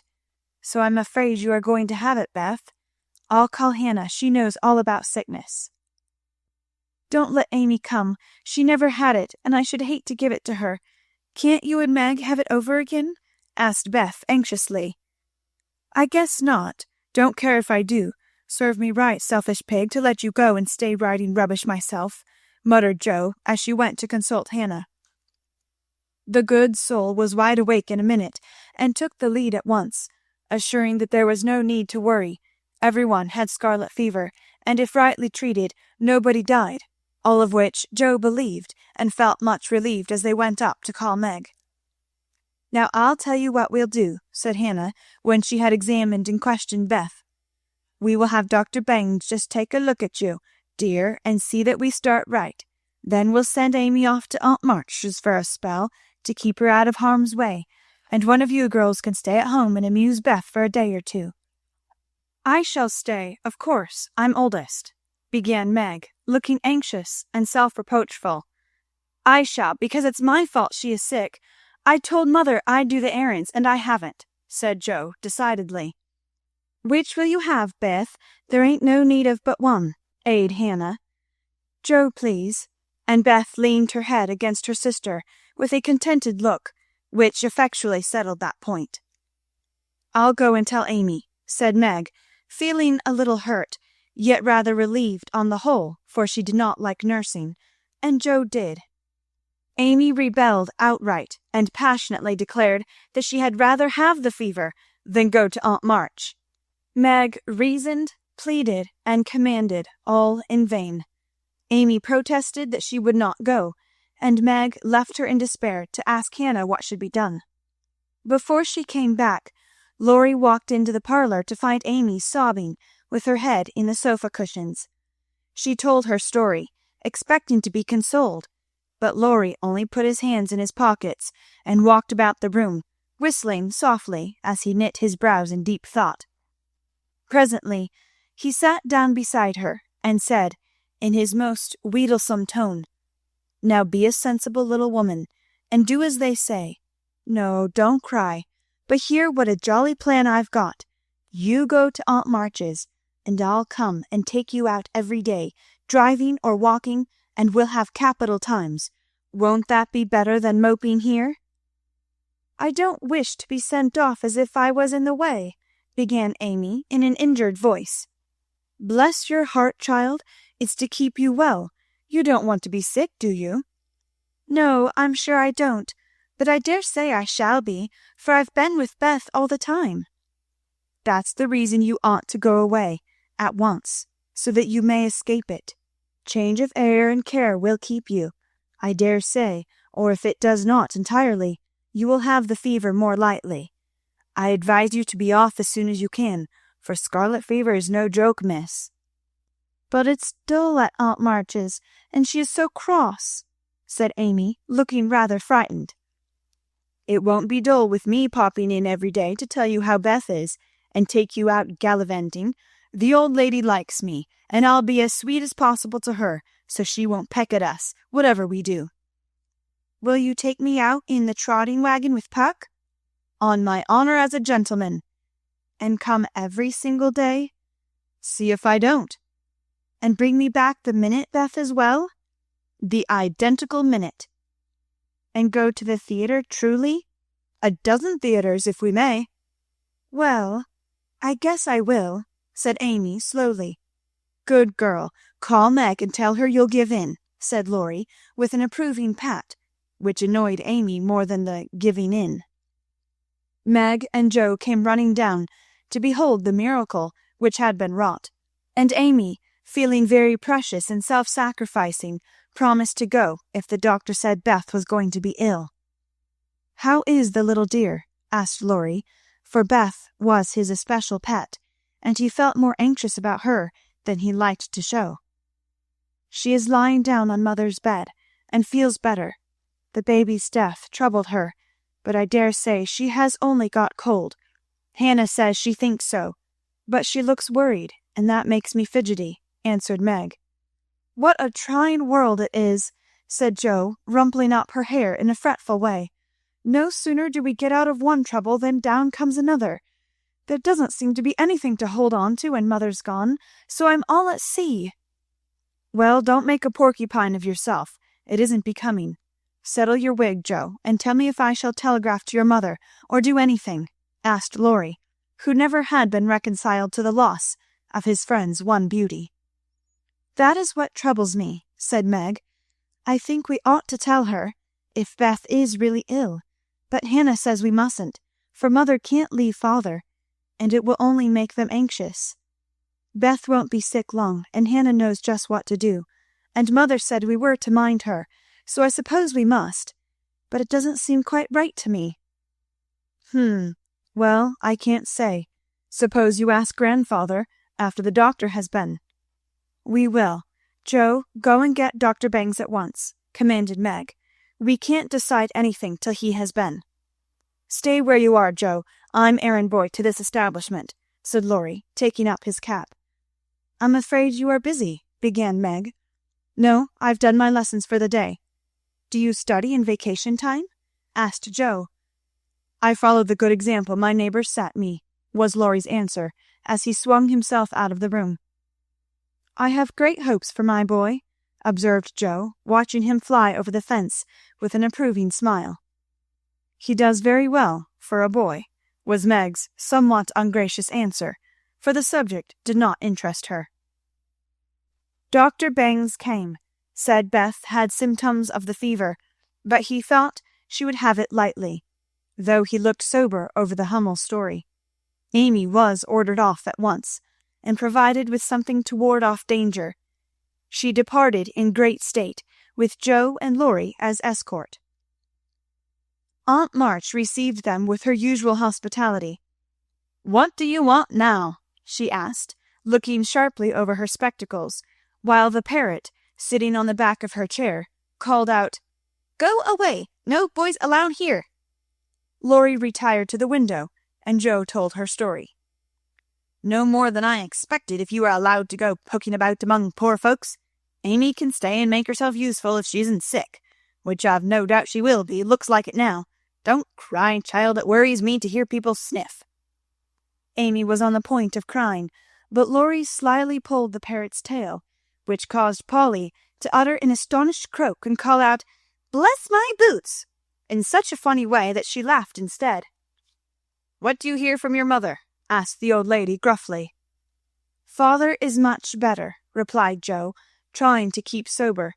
"Oh, is he? Well, that won't last long, I fancy. March never had any stamina," was the cheerful reply. "Ha, ha! Never say die! Take a pinch of snuff! Goodbye, goodbye!" squalled Polly, dancing on her perch and clawing at the old lady's cap, as Laurie tweaked him in the rear. "Hold your tongue, you disrespectful old bird! And Joe, you better go at once. It isn't proper to be gadding about so late with a rattle-pated boy like—" "Hold your tongue, you disrespectful old bird!" cried Polly, tumbling off the chair with a bounce, and running to peck the rattle-pated boy, who was shaking with laughter at the last speech. "I don't think I can bear it, but I'll try," thought Amy, as she was left alone with Aunt March. "Get along, you fright!" screamed Polly, and at that rude speech Amy could not restrain a sniff. Chapter 18. Dark Days. Beth did have the fever, and was much sicker than anyone but Hannah and the doctor suspected. The girls knew nothing about illness, and Mr. Lawrence was not allowed to see her, so Hannah had everything her own way, and busy Dr. Bangs did his best, but left a good deal to the excellent nurse. Meg stayed at home lest she should infect the Kings, and kept house, feeling very anxious and a little guilty when she wrote letters in which no mention was made of Beth's illness. She could not think it right to deceive her mother, but she had been bidden to mind Hannah, and Hannah wouldn't hear of Mrs. March being told and worried just for such a trifle. Jo devoted herself to Beth day and night, not a hard task, for Beth was very patient and bore her pain uncomplainingly as long as she could control herself. But there came a time when during the fever fits she began to talk in a hoarse, broken voice, to play on the coverlet as if on her beloved little piano, and tried to sing with a throat so swollen that there was no music left, a time when she did not know the familiar faces around her, but addressed them by wrong names, and called imploringly for her mother. Then Jo grew frightened. Meg begged to be allowed to write the truth, and even Hannah said she would think of it though there was no danger yet. A letter from Washington added to their trouble, for Mr. March had had a relapse, and could not think of coming home for a long while. How dark the days seemed now, how sad and lonely the house, and how heavy were the hearts of the sisters as they worked and waited, while the shadow of death hovered over the once happy home. Then it was that Margaret, sitting alone with tears dropping often on her work, felt how rich she had been in things more precious than any luxuries money could buy, in love, protection, peace, and health, the real blessings of life. Then it was that Jo, living in the darkened room, with that suffering little sister always before her eyes, and that pathetic voice sounding in her ears, learned to see the beauty and the sweetness of Beth's nature, to feel how deep and tender a place she filled in all hearts, and to acknowledge the worth of Beth's unselfish ambition to live for others, and make home happy by that exercise of those simple virtues which all may possess, and which all should love and value more than talent, wealth, or beauty. And Amy, in her exile, longed eagerly to be at home, that she might work for Beth, feeling now that no service would be hard or irksome, and remembering with regretful grief how many neglected tasks those willing hands had done for her. Laurie haunted the house like a restless ghost, and Mr. Lawrence locked the grand piano because he could not bear to be reminded of the young neighbor who used to make the twilight pleasant for him. Everyone missed Beth. The milkman, baker, grocer, and butcher inquired how she did. Poor Mrs. Hummel came to beg pardon for her thoughtlessness and to get a shroud for Minna. The neighbors sent all sorts of comforts and good wishes, and even those who knew her best were surprised to find how many friends shy little Beth had made. Meanwhile, she lay on her bed with old Joanna at her side, for even in her wanderings she did not forget her forlorn protégé. She longed for her cats, but would not have them brought lest they should get sick, and in her quiet hours she was full of anxiety about Jo. She sent loving messages to Amy, bade them tell her mother that she would write soon, and often begged for pencil and paper to try to say a word, that father might not think she had neglected him. But soon even these intervals of consciousness ended, and she lay hour after hour, tossing to and fro, with incoherent words on her lips, or sank into a heavy sleep which brought her no refreshment. Dr. Bangs came twice a day. Hannah sat up at night. Meg kept a telegram in her desk, all ready to send off at any minute, and Joe never stirred from Beth's side. The 1st of December was a wintry day indeed to them, for a bitter wind blew, snow fell fast, and the year seemed getting ready for its death. When Dr. Bangs came that morning, he looked long at Beth, held the hot hand in both his own for a minute, and laid it gently down, saying in a low voice to Hannah, "If Mrs. March can leave her husband, she'd better be sent for." Hannah nodded without speaking, for her lips twitched nervously. Meg dropped down into a chair as the strength seemed to go out of her limbs at the sound of those words, and Joe, standing with a pale face for a minute, ran to the parlour, snatched up the telegram, and throwing on her things rushed out into the storm. She was soon back, and while noiselessly taking off her cloak, Laurie came in with a letter, saying that Mr. March was mending again. Joe read it thankfully, but the heavy weight did not seem lifted off her heart, and her face was so full of misery that Laurie asked quickly, "What is it? Is Beth worse?" "I've sent for mother," said Joe, tugging at her rubber boots with a tragic expression. "Good for you, Joe. Did you do it on your own responsibility?" asked Laurie, as he seated her in the hall chair and took off the rebellious boots, seeing how her hands shook. "No. The doctor told us to." "Oh, Joe, it's not so bad as that," cried Laurie, with a startled face. "Yes, it is.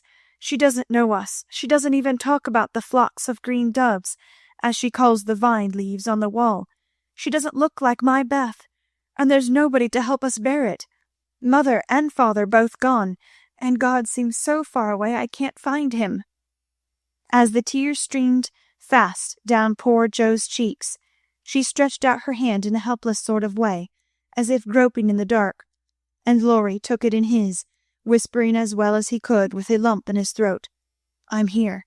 Hold on to me, Joe dear." She could not speak, but she did hold on, and the warm grasp of the friendly human hand comforted her sore heart, and seemed to lead her nearer to the divine arm which alone could uphold her in her trouble. Laurie longed to say something tender and comfortable, but no fitting words came to him, so he stood silent, gently stroking her bent head as her mother used to do. It was the best thing he could have done, far more soothing than the most eloquent words, for Joe felt the unspoken sympathy, and in the silence learned the sweet solace which affection administers to sorrow. Soon she dried the tears which had relieved her, and looked up with a grateful face. "Thank you, Teddy. I'm better now. I don't feel so forlorn, and will try to bear it if it comes." "Keep hoping for the best. That will help you, Joe. Soon your mother will be here, and then everything will be all right." "I'm so glad father is better.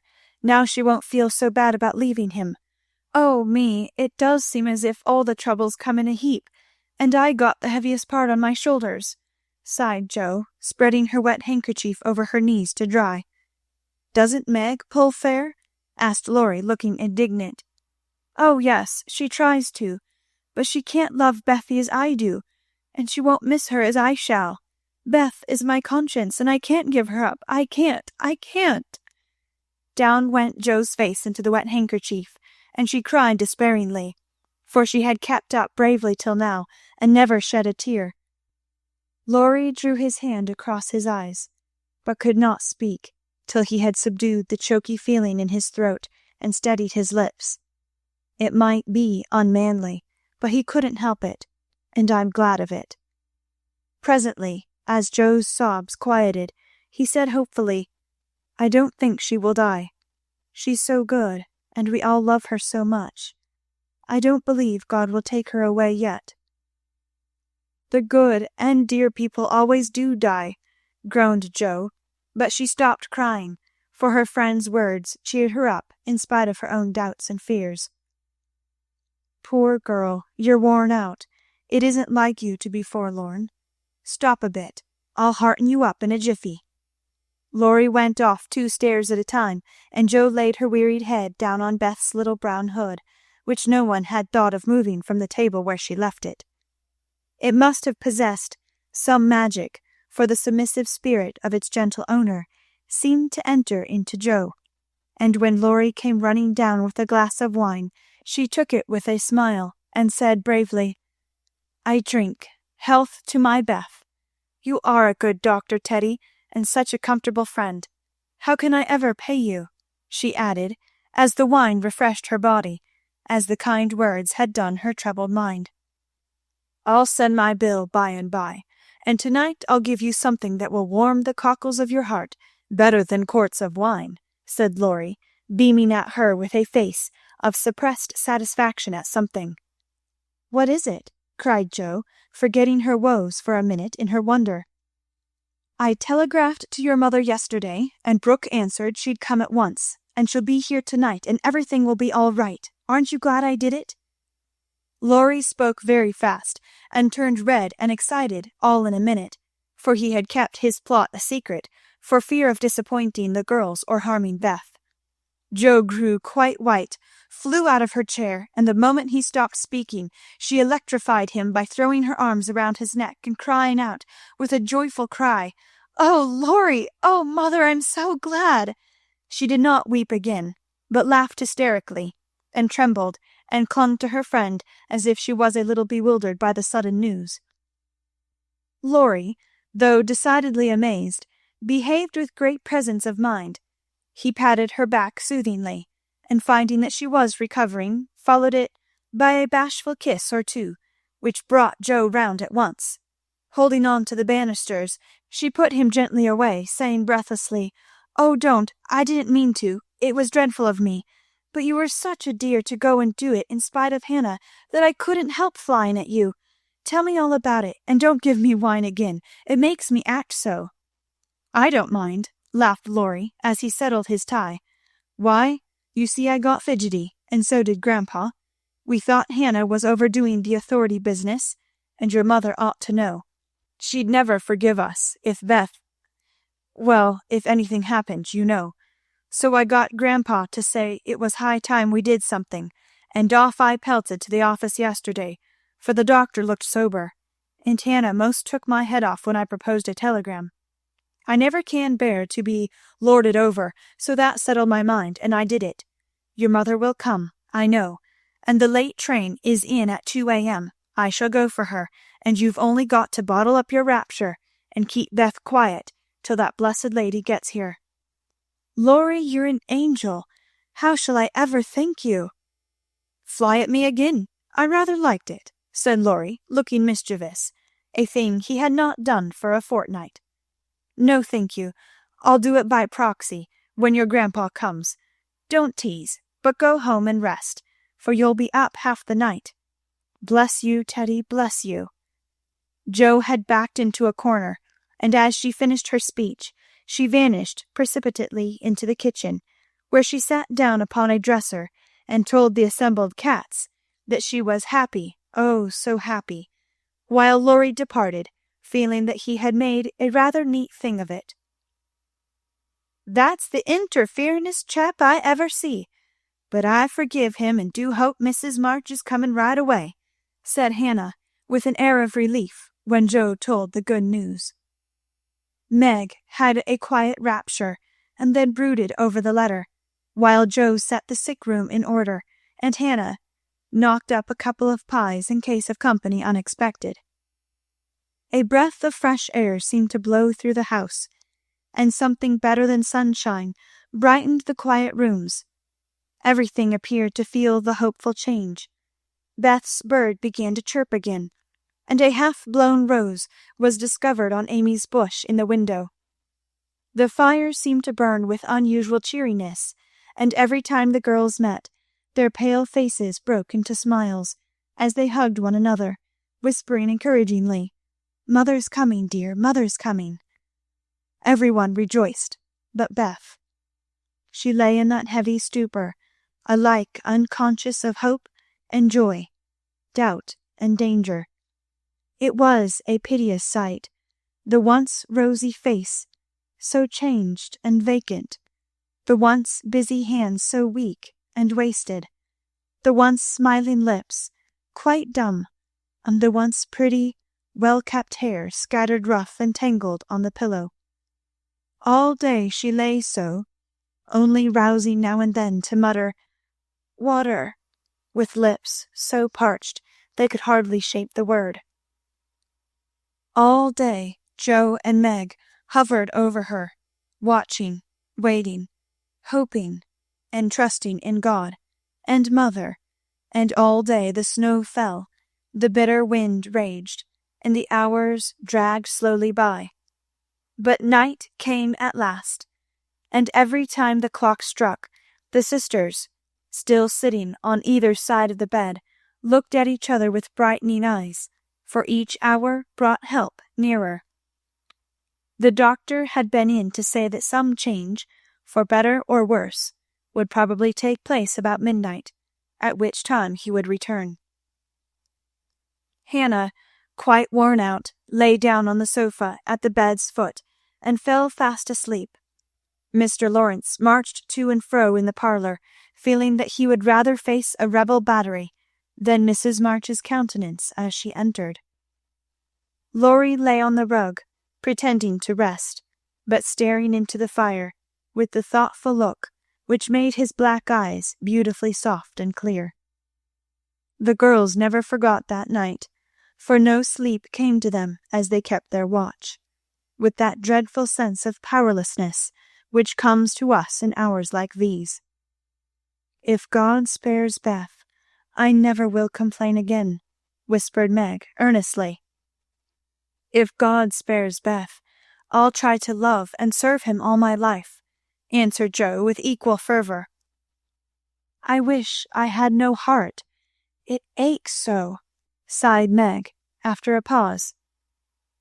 "If life is often as hard as this, I don't see how we ever shall get through it," added her sister despondently. Here the clock struck 12, and both forgot themselves in watching Beth, for they fancied a change passed over her wan face. The house was still as death, and nothing but the wailing of the wind broke the deep hush. Weary Hannah slept on, and no one but the sisters saw the pale shadow which seemed to fall upon the little bed.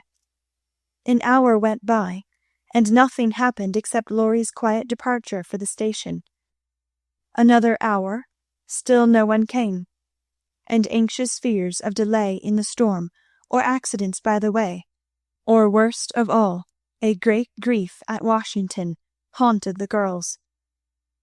It was past 2 when Joe, who stood at the window thinking how dreary the world looked in its winding sheet of snow, heard a movement by the bed, and turning quickly, saw Meg kneeling before their mother's easy chair with her face hidden. A dreadful fear passed coldly over Joe as she thought, "Beth is dead, and Meg is afraid to tell me." She was back at her post in an instant, and to her excited eyes a great change seemed to have taken place. The fever flush and the look of pain were gone, and the beloved little face looked so pale and peaceful in its utter repose that Joe felt no desire to weep or to lament. Leaning low over this dearest of her sisters, she kissed the damp forehead with her heart on her lips, and softly whispered, "Good-bye, my Beth, good-bye."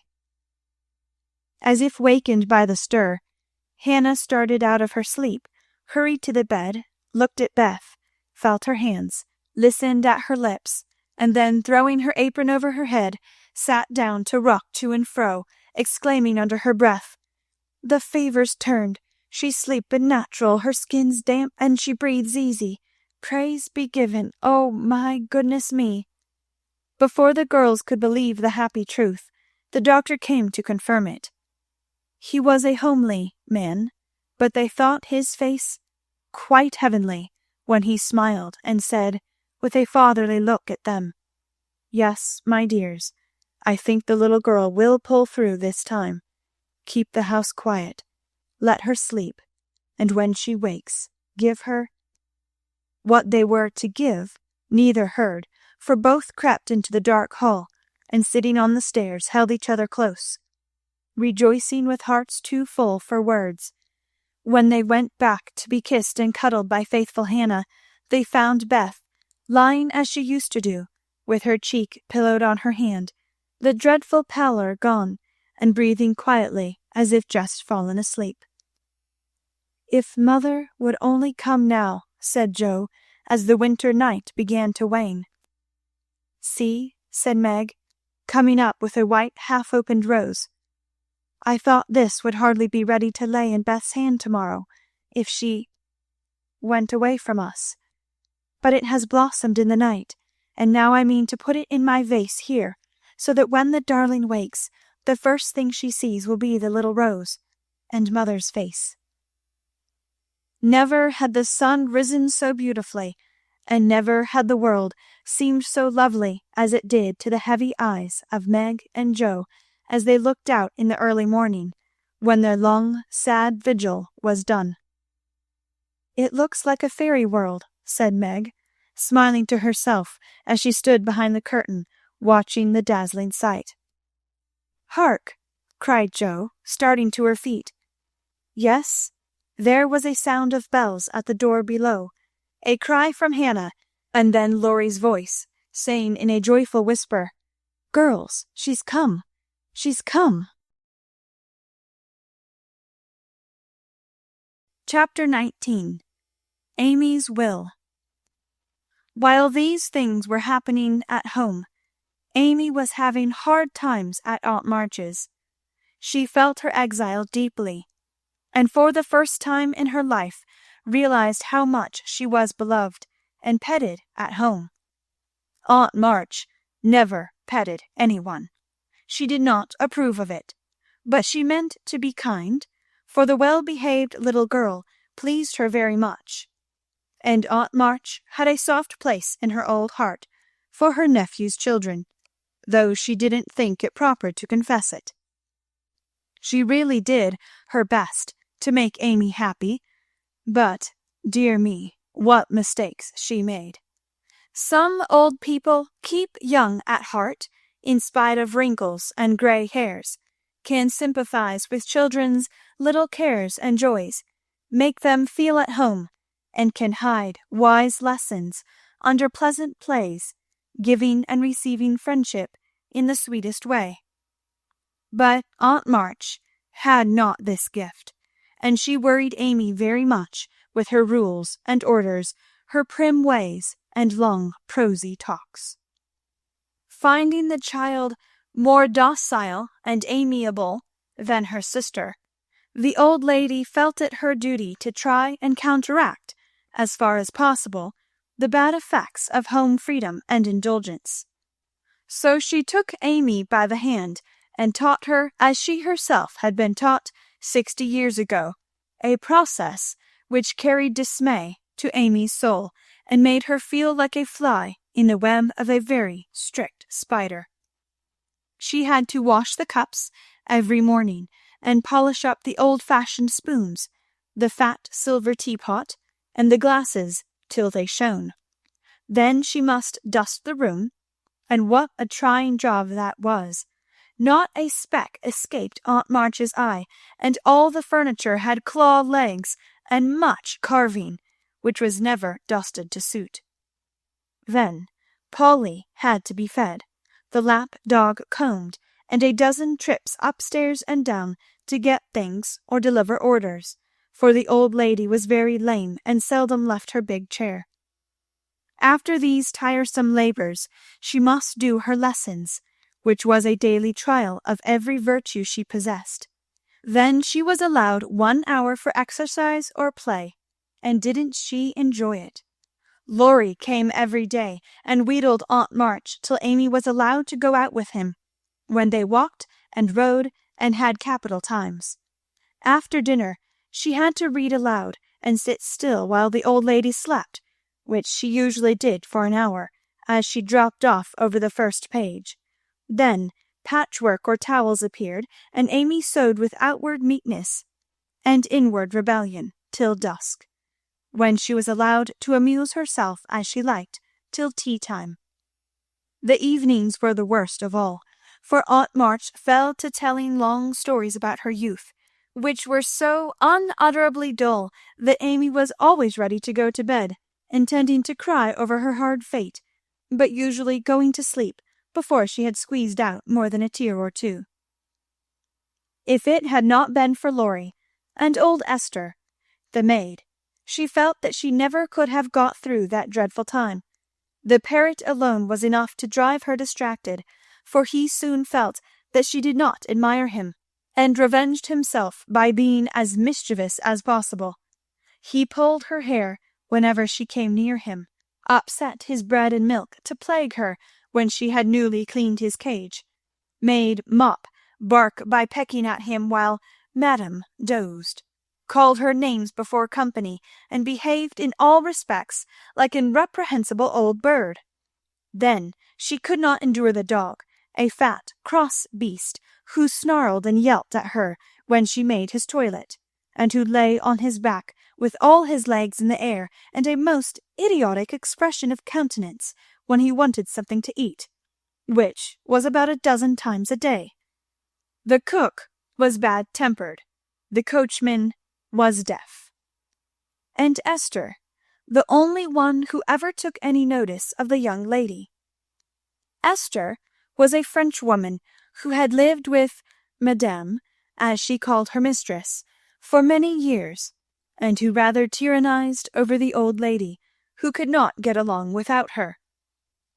Her real name was Estelle, but Aunt March ordered her to change it, and she obeyed, on condition that she was never asked to change her religion. She took a fancy to Mademoiselle, and amused her very much with odd stories of her life in France, when Amy sat with her while she got up Madame's laces. She also allowed her to roam about the great house, and examine the curious and pretty things stored away in the big wardrobes and the ancient chests, for Aunt March hoarded like a magpie. Amy's chief delight was an Indian cabinet full of queer drawers, like pigeon-holes and secret places, in which were kept all sorts of ornaments, some precious, some merely curious, all more or less antique. To examine and arrange these things gave Amy great satisfaction, especially the jewel cases, in which on velvet cushions reposed the ornaments which had adorned a belle 40 years ago. There was the garnet set which Aunt March wore when she came out, the pearls her father gave her on her wedding day, her lover's diamonds, the jet mourning rings and pins, the queer lockets, with portraits of dead friends and weeping willows made of hair inside, the baby bracelets her one little daughter had worn, Uncle March's big watch, with the red seal so many childish hands had played with, and in a box all by itself lay Aunt March's wedding ring, too small now for her fat finger, but put carefully away like the most precious jewel of them all. "Which would Mademoiselle choose if she had her will?" asked Esther, who always sat near to watch over and lock up the valuables. "I like the diamonds best, but there is no necklace among them, and I'm fond of necklaces. They are so becoming. I should choose this if I might," replied Amy, looking with great admiration at a string of gold and ebony beads from which hung a heavy cross of the same. "I too covet that, but not as a necklace. Ah, no, to me it is a rosary, and as such I should use it like a good Catholic," said Esther, eyeing the handsome thing wistfully. "Is it meant to use as you use the string of good-smelling beads hanging over your glass?" asked Amy. "Truly, yes, to pray with. It would be pleasing to the saints if one used so fine a rosary as this, instead of wearing it as a vain bijou." You seem to take a great deal of comfort in your prayers, Esther, and always come down looking quiet and satisfied. I wish I could." "If mademoiselle was a Catholic, she would find true comfort, but as that is not to be, it would be well if you went apart each day to meditate and pray, as did the good mistress whom I served before, madame. She had a little chapel, and in it found solacement for much trouble." "Would it be right for me to do so too?" asked Amy, who in her loneliness felt the need of help of some sort, and found that she was apt to forget her little book, now that Beth was not there to remind her of it. "It would be excellent and charming, and I shall gladly arrange the little dressing room for you, if you like it. Say nothing to madame, but when she sleeps, go you and sit alone a while to think good thoughts, and pray the dear God preserve your sister." Esther was truly pious, and quite sincere in her advice, for she had an affectionate heart, and felt much for the sisters in their anxiety. Amy liked the idea, and gave her leave to arrange the light closet next her room, hoping it would do her good. "I wish I knew where all these pretty things would go when Aunt March dies," she said, as she slowly replaced the shining rosary and shut the jewel cases one by one. "To you and your sisters, I know it. Madame confides in me. I witnessed her will, and it is to be so," whispered Esther, smiling. "How nice! But I wish she'd let us have them now. Procrastination is not agreeable," observed Amy, taking a last look at the diamonds. "It is too soon yet for the young ladies to wear these things. The first one who is affianced will have the pearls. Madame has said it. And I have a fancy that the little turquoise ring will be given to you when you go, for Madame approves your good behaviour and charming manners." "Do you think so? Oh, I'll be a lamb if I can only have that lovely ring. It's ever so much prettier than Kitty Bryant's. I do like Aunt March after all." And Amy tried on the blue ring with a delighted face and a firm resolve to earn it.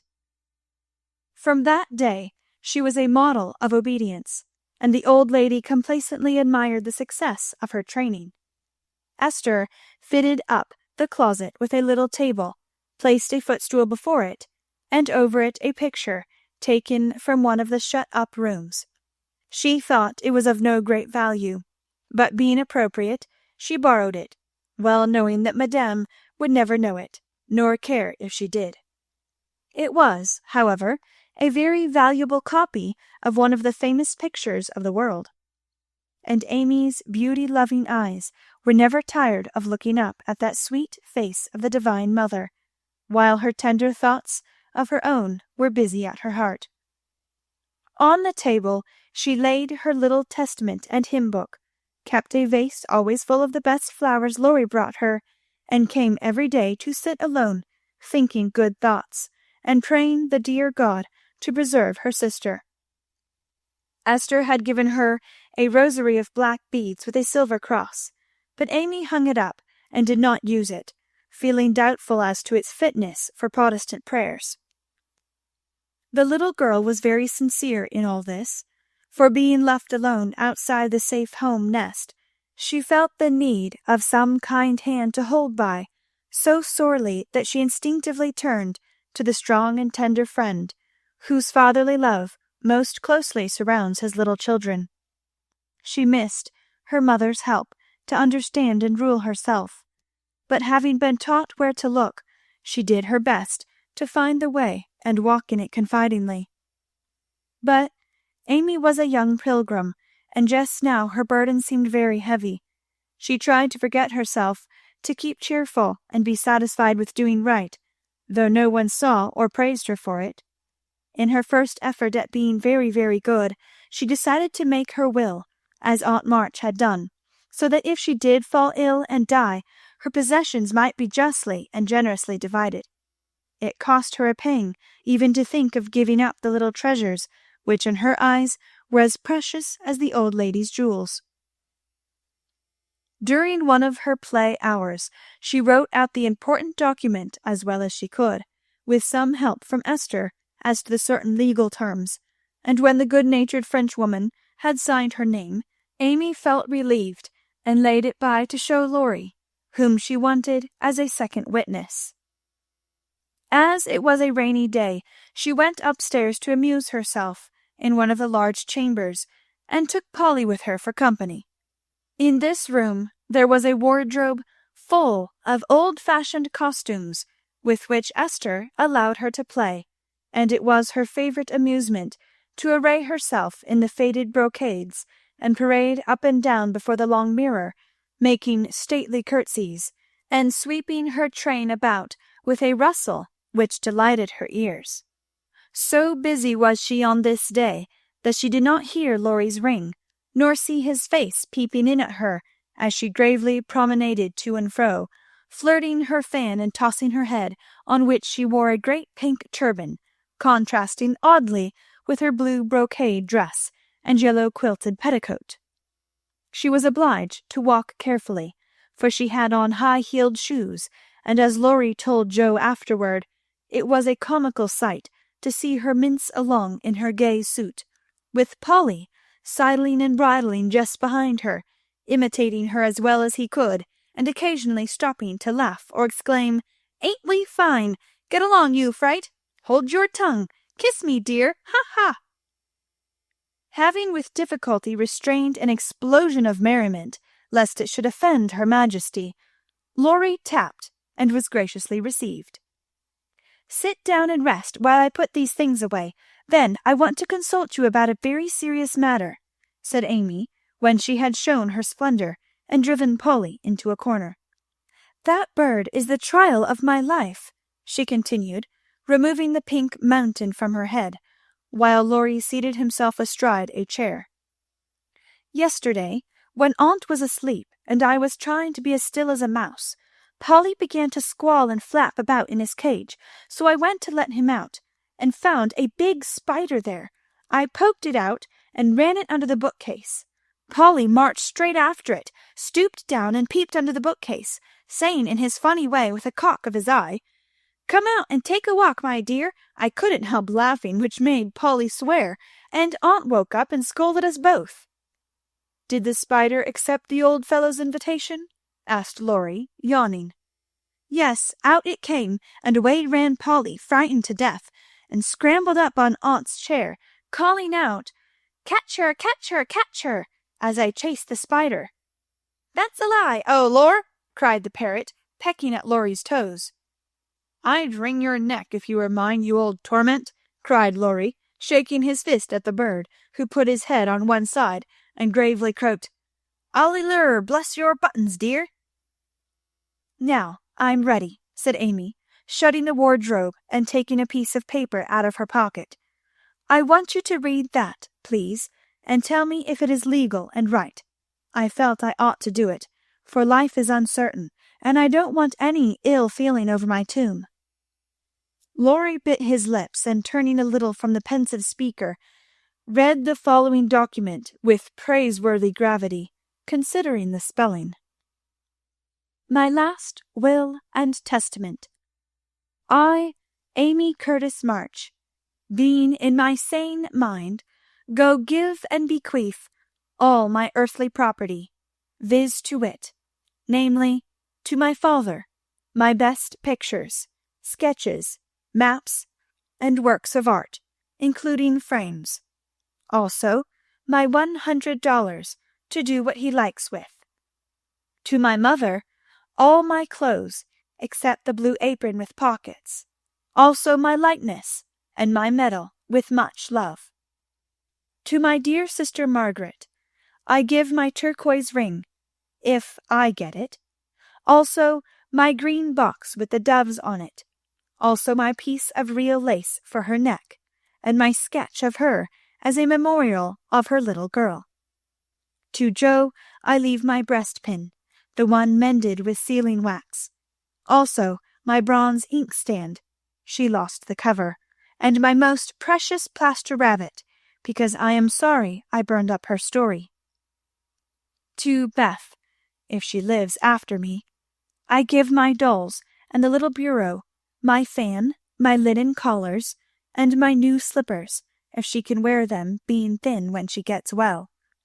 And I herewith also leave her with my regret that I ever made fun of old Joanna. To my friend and neighbor Theodore Lawrence, I bequeath my paper mache portfolio, my clay model of a horse, though he did say it hadn't any neck. Also, in return for his great kindness in the hour of affliction, any one of my artistic works he likes. Notre Dame is the best. To our venerable benefactor Mr. Lawrence, I leave my purple box, with a looking-glass in the cover, which will be nice for his pens, and remind him of the departed girl who thanks him for his favours to our family, especially Beth. I wish my favourite playmate, Kitty Bryant, to have the blue silk apron and my gold bead ring with a kiss. To Hannah I give the bandbox she wanted, and all the patchwork I leave, hoping she will remember me when it you see. And now, having disposed of my most valuable property, I hope all will be satisfied, and not blame the dead. I forgive everyone, and trust we may all meet when the trump shall sound. Amen. To this will and testament I set my hand and seal on this 20th day of November, Anni Domino, 1861. Amy Curtis March. Witnesses: Estelle Valnor, Theodore Lawrence. The last name was written in pencil, and Amy explained that he was to rewrite it in ink and seal it up for her properly. What put it into your head? Did anyone tell you about Beth's giving away her things? Asked Laurie soberly, as Amy laid a bit of red tape with sealing wax, a taper, and a stand dish before him. She explained, and then asked anxiously, "What about Beth?" "I'm sorry I spoke, but as I did, I'll tell you.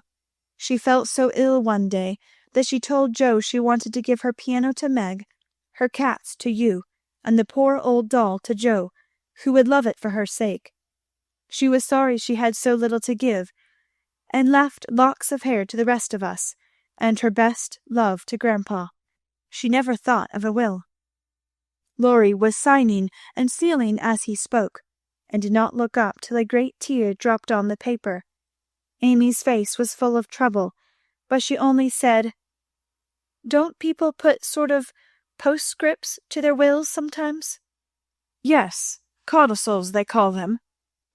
"Put one in mine then, that I wish all my curls cut off and given round to my friends. I forgot it, but I want it done, though it will spoil my looks." Laurie added it, smiling at Amy's last and greatest sacrifice. Then he amused her for an hour, and was much interested in all her trials. But when he came to go, Amy held him back to whisper with trembling lips, "Is there really any danger about Beth?" "I'm afraid there is, but we must hope for the best, so don't cry, dear." And Laurie put his arm about her with a brotherly gesture which was very comforting. When he had gone, she went to her little chapel, and sitting in the twilight, prayed for Beth, with streaming tears and an aching heart, feeling that a million turquoise rings would not console her for the loss of her gentle little sister.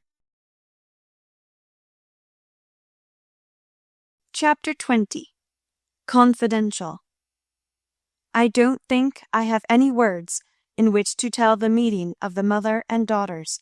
Such hours are beautiful to live, but very hard to describe, so I will leave it to the imagination of my readers, merely saying that the house was full of genuine happiness, and that Meg's tender hope was realized, for when Beth woke from that long, healing sleep, the first objects on which her eyes fell were the little rose and mother's face. Too weak to wonder at anything, she only smiled and nestled close in the loving arms about her, feeling that the hungry longing was satisfied at last. Then she slept again, and the girls waited upon their mother, for she would not unclasp the thin hand which clung to hers even in sleep. Hannah had dished up an astonishing breakfast for the traveler, finding it impossible to vent her excitement in any other way. And Meg and Joe fed their mother like dutiful young storks, while they listened to her whispered accounts of father's state, Mr. Brooks' promise to stay and nurse him, the delays which the storm occasioned on the homeward journey, and the unspeakable comfort Laurie's hopeful face had given her when she arrived, worn out with fatigue, anxiety, and cold. What a strange, yet pleasant day that was, so brilliant and gay without, for all the world seemed abroad to welcome the first snow, so quiet and reposeful within, for everyone slept, spent with watching, and a Sabbath stillness reigned through the house, while nodding Hannah mounted guard at the door. With a blissful sense of burdens lifted off, Meg and Joe closed their weary eyes, and lay at rest, like storm-beaten boats, safe at anchor in a quiet harbor. Mrs. March would not leave Beth's side, but rested in the big chair, waking often to look at, touch, and brood over her child like a miser over some recovered treasure. Laurie, meanwhile, posted off to comfort Amy, and told his story so well that Aunt March actually sniffed herself, and never once said, "I told you so." Amy came out so strong on this occasion that I think the good thoughts in the little chapel really began to bear fruit. She dried her tears quickly, restrained her impatience to see her mother, and never even thought of the turquoise ring, when the old lady heartily agreed, in Laurie's opinion, that she behaved like a capital little woman. Even Polly seemed impressed, for he called her a good girl, blessed her buttons, and begged her to "come and take a walk, dear," in his most affable tone. She would very gladly have gone out to enjoy the bright wintry weather, but discovering that Laurie was dropping with sleep, in spite of manful efforts to conceal the fact, she persuaded him to rest on the sofa, while she wrote a note to her mother. She was a long time about it, and when she returned, he was stretched out with both arms under his head, sound asleep, while Aunt March had pulled down the curtains, and sat doing nothing in an unusual fit of benignity. After a while they began to think he was not going to wake up till night, and I'm not sure that he would, had he not been effectually roused by Amy's cry of joy at sight of her mother. There probably were a good many happy little girls in and about the city that day, but it is my private opinion that Amy was the happiest of all, when she sat in her mother's lap and told her trials, receiving consolation and compensation in the shape of approving smiles and fond caresses. They were alone together in the chapel, to which her mother did not object when its purpose was explained to her. On the contrary, I like it very much, dear, looking from the dusty rosary to well-worn little book, and the lovely picture with its garland of evergreen. It is an excellent plan to have some place where we can go to be quiet, when things vex or grieve us. There are a good many hard times in this life of ours, but we can always bear them if we ask help in the right way. I think my little girl is learning this. Yes, mother, and when I go home I mean to have a corner in the big closet to put my books, and the copy of that picture which I've tried to make. The woman's face is not good. It's too beautiful for me to draw, but the baby is done better, and I love it very much. I like to think he was a little child once, for then I don't seem so far away, and that helps me. As Amy pointed to the smiling Christ-child on his mother's knee, Mrs. March saw something on the lifted hand that made her smile. She said nothing, but Amy understood the look, and after a minute's pause, she added gravely, "I wanted to speak to you about this, but I forgot. Aunt gave me the ring today. She called me to her and kissed me and put it on my finger and said I was a credit to her and she'd like to keep me always. She gave that funny guard to keep the turquoise on, as it's too big. I'd like to wear them, Mother, can I?" "They are very pretty, but I think you're rather too young for such ornaments, Amy," said Mrs. March, looking at the plump little hand with the band of sky-blue stones on the forefinger, and the quaint guard formed of 2 tiny golden hands clasped together. "I'll try not to be vain," said Amy. "I don't think I like it only because it's so pretty, but I want to wear it as the girl in the story wore her bracelet, to remind me of something." "Do you mean Aunt March?" asked her mother, laughing. "No, to remind me not to be selfish." Amy looked so earnest and sincere about it that her mother stopped laughing and listened respectfully to their little plan. "I've thought a great deal lately about my bundle of naughties, and being selfish is the largest one in it, so I'm going to try hard to cure it if I can. Beth isn't selfish, and that's the reason everyone loves her and feels so bad at the thoughts of losing her. People wouldn't feel so bad about me if I was sick, and I don't deserve to have them. But I'd like to be loved and missed by a great many friends, so I'm going to try and be like Beth all I can. I'm apt to forget my resolutions, but if I had something always about me to remind me, I guess I should do better. May we try this way?" "Yes, but I have more faith in the corner of the big closet. Wear your ring, dear, and do your best. I think you will prosper, for the sincere wish to be good is half the battle. Now I must go back to Beth. Keep up your heart, little daughter, and we will soon have you home again." That evening, while Meg was writing to her father to report the traveller's safe arrival, Jo slipped upstairs into Beth's room, and finding her mother in her usual place, stood a minute twisting her fingers in her hair, with a worried gesture and an undecided look. "What is it, dearie?" asked Mrs. March, holding out her hand with a face which invited confidence. "I want to tell you something, mother." "About Meg?" "How quickly you guessed! Yes, it's about her, and though it's a little thing, it fidgets me." "Beth is asleep. Speak low and tell me all about it. That Moffat hasn't been here, I hope?" asked Mrs. March, rather sharply. "No, I should have shut the door in his face if he had," said Jo, settling herself on the floor at her mother's feet. "Last summer, Meg left a pair of gloves over at the Lawrences, and only one was returned. We forgot about it, till Teddy told me that Mr. Brooke owned that he liked Meg, but didn't dare say so, she was so young and he so poor. Now isn't it a dreadful state of things?" "Do you think Meg cares for him?" asked Mrs. March, with an anxious look. "Mercy me, I don't know anything about love and such nonsense," cried Jo with a funny mixture of interest and contempt. "In novels the girls show it by starting and blushing, fainting away, growing thin, and acting like fools. Now Meg doesn't do anything of the sort. She eats and drinks and sleeps like a sensible creature. She looks straight in my face when I talk about that man, and only blushes a little bit when Teddy jokes about lovers. I forbid him to do it, but he doesn't mind me as he ought." "Then you fancy that Meg is not interested in John?" "Who?" cried Jo, staring. "Mr. Brooke. I call him John now. We fell into the way of doing so at the hospital, and he likes it." "Oh dear, I know you'll take his part. He's been good to father, and you won't send him away, but let Meg marry him if she wants to. Mean thing, to go petting papa and helping you, just to wheedle you into liking him."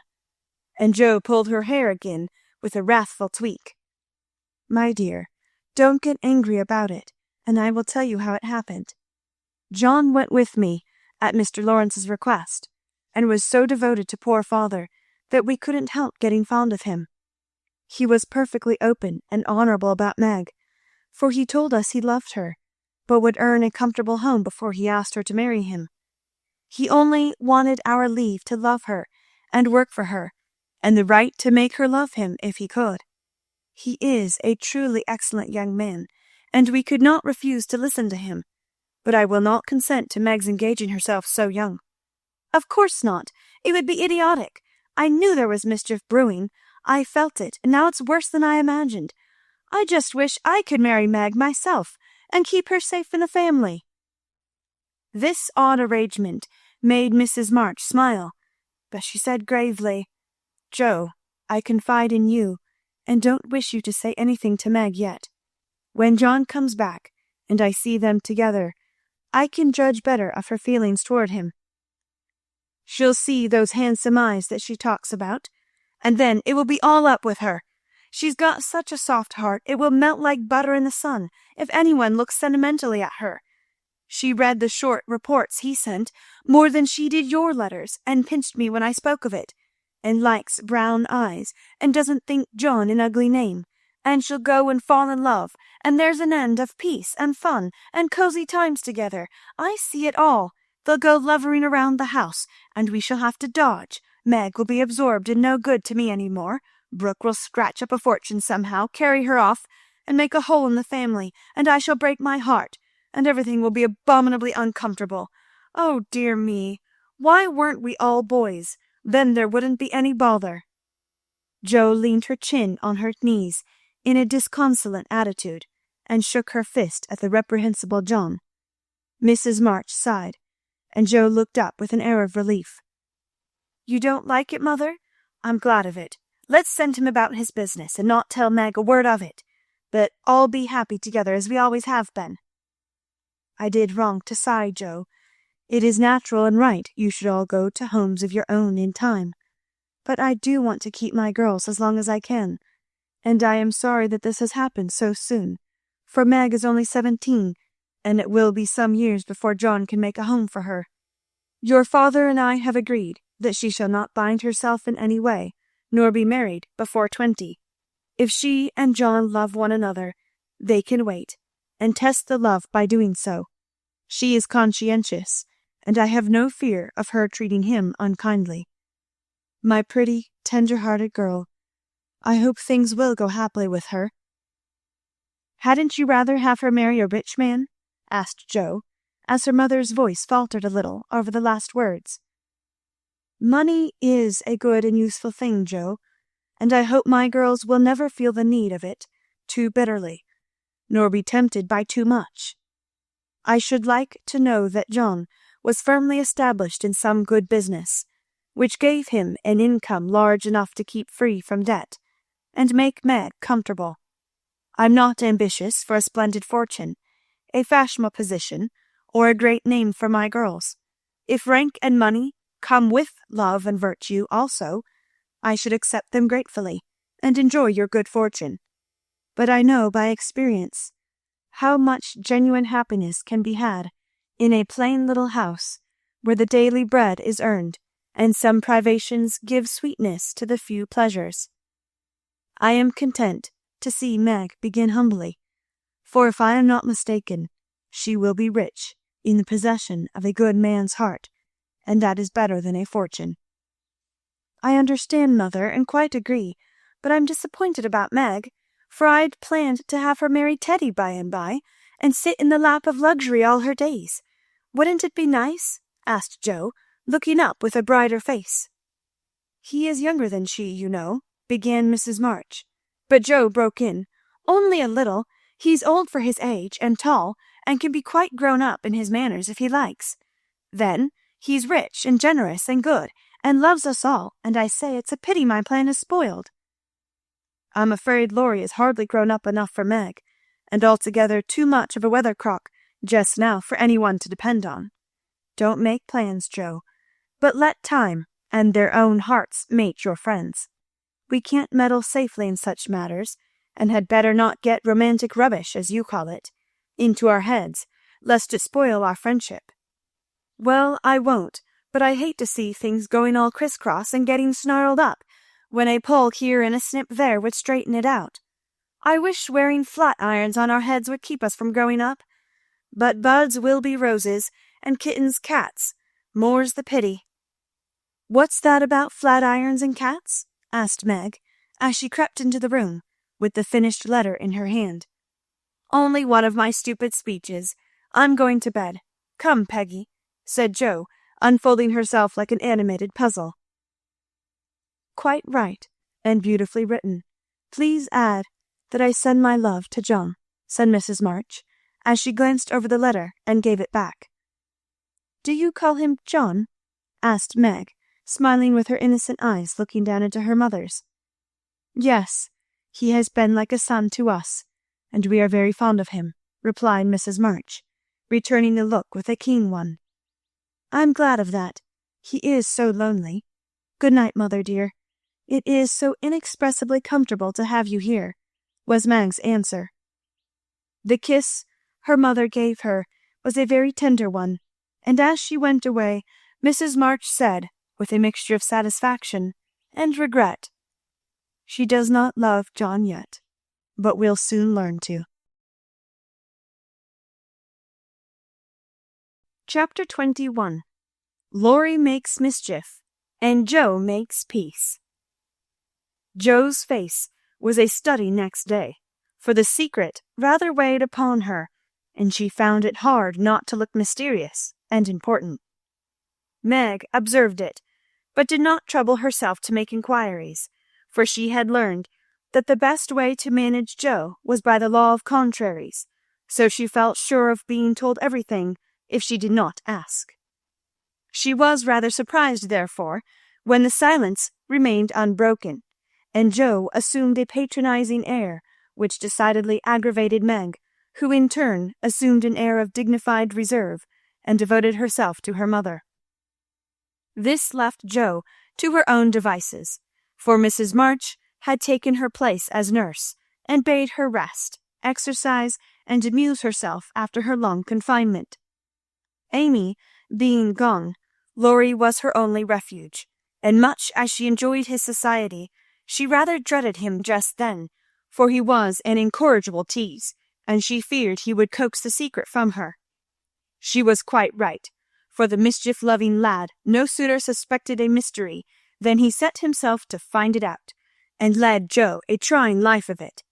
He wheedled, bribed, ridiculed, threatened, and scolded, affected indifference that he might surprise the truth from her, declared he knew, then that he didn't care, and at last, by dint of perseverance, he satisfied himself that it concerned Meg and Mr. Brooke. Feeling indignant that he was not taken into his tutor's confidence, he set his wits to work to devise some proper retaliation for the slight. Meg, meanwhile, had apparently forgotten the matter, and was absorbed in preparations for her father's return. But all of a sudden, a change seemed to come over her, and for a day or two she was quite unlike herself. She started when spoken to, blushed when looked at, and was very quiet, and sat over her sewing with a timid, troubled look on her face. To her mother's inquiries, she answered that she was quite well, and Joe's she silenced by begging to be let alone. "She feels it in the air, love, I mean, and she's going very fast. She's got most of the symptoms, is twittery and cross, doesn't eat, lies awake and mopes in corners. I caught her singing that song he gave her, and once she said, 'John,' as you do, and then turned red as a poppy. Whatever shall we do?" said Joe, looking ready for any measures, however violent. "Nothing but wait. Let her alone, be kind and patient, and father's coming will settle everything," replied her mother. "Here's a note to you, Meg, all sealed up. How odd! Teddy never seals mine," said Joe next day, as she distributed the contents of the little post office. Mrs. March and Joe were deep in their own affairs, when a sound from Meg made them look up to see her staring at her note with a frightened face. "My child, what is it?" cried her mother, running to her, while Joe tried to take the paper which had done the mischief. "It's all a mistake. He didn't send it. Oh, Joe, how could you do it?" And Meg hid her face in her hands, crying as if her heart were quite broken. "Me? I've done nothing. What's she talking about?" cried Joe, bewildered. Meg's mild eyes kindled with anger as she pulled a crumpled note from her pocket and threw it at Joe, saying reproachfully, "You wrote it, and that bad boy helped you. How could you be so rude, so mean, and cruel to us both?" Joe hardly heard, for she and her mother were reading the note, which was written in a peculiar hand. "My dearest Margaret, I can no longer restrain my passion, and must know my fate before I return. I dare not tell your parents yet, but I think they would consent, if they knew that we adored one another. Mr. Lawrence will help me to some good place, and then, my sweet girl, you will make me happy. I implore you to say nothing to your family yet, but to send one word of hope, through Laurie, to Your devoted John. Oh, the little villain! That's the way he meant to pay me for keeping my word to mother. I'll give him a hearty scolding and bring him over to beg pardon, cried Jo, burning to execute immediate justice. But her mother held her back, saying with a look she seldom wore, Stop, Jo, you must clear yourself first. You have played so many pranks that I am afraid you have had a hand in this. On my word, mother, I haven't. I never saw that note before, and I don't know anything about it, as true as I live, said Jo, so earnestly that they believed her. If I had taken part in it, I have done it better than this, and have written a sensible note. I should think you'd have known Mr. Brooke wouldn't write such as that, she added, scornfully tossing down the paper. It's like his writing, faltered Meg, comparing it with the note in her hand. Oh, Meg, you didn't answer it, cried Mrs. March quickly. Yes, I did, and Meg hid her face again, overcome with shame. Here's a scrape! Do let me bring that wicked boy over to explain and be lectured. I can't rest till I get hold of him. And Job made for the door again. Hush, let me handle this, for it is worse than I thought. Margaret, tell me the whole story, commanded Mrs. March, sitting down by Meg, yet keeping hold of Jo, lest she should fly off. I received the first letter from Laurie, who didn't look as if he knew anything about it, began Meg, without looking up. I was worried at first, and meant to tell you. Then I remembered how you liked Mr. Brooke, so I thought you wouldn't mind if I kept my little secret for a few days. I'm so silly that I like to think no one knew, and while I was deciding what to say, I felt like the girls in books who have such things to do. Forgive me, mother, I'm paid for my silliness now. I never can look him in the face again.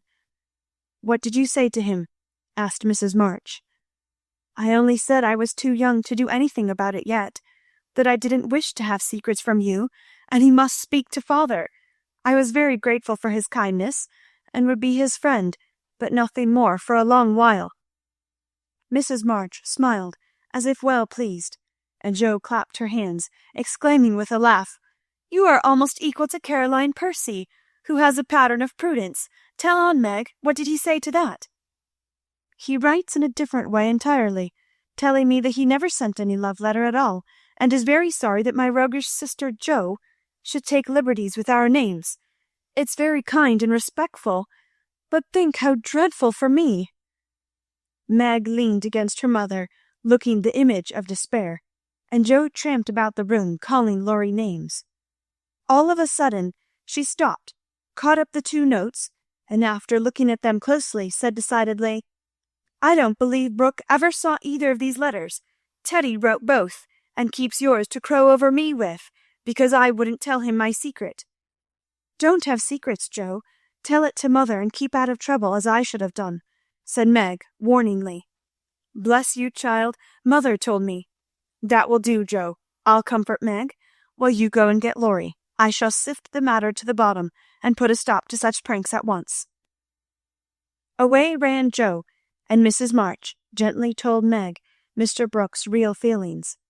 Now, dear, what are your own? Do you love him enough to wait till he can make a home for you? Or will you keep yourself quite free for the present? I've been so scared and worried. I don't want to have anything to do with lovers for a long while. Perhaps never, answered Meg petulantly. If John doesn't know anything about this nonsense, don't tell him, and make Jo and Laurie hold their tongues. I won't be deceived and plagued and made a fool of. It's a shame. Seeing Meg's usually gentle temper was roused, and her pride hurt by this mischievous joke, Mrs. March soothed her by promises of entire silence and great discretion for the future. The instant Laurie's step was heard in the hall, Meg fled into the study, and Mrs. March received the culprit alone. Jo had not told him why he was wanted, fearing he wouldn't come, but he knew the minute he saw Mrs. March's face, and stood twirling his hat with a guilty air which convicted him at once.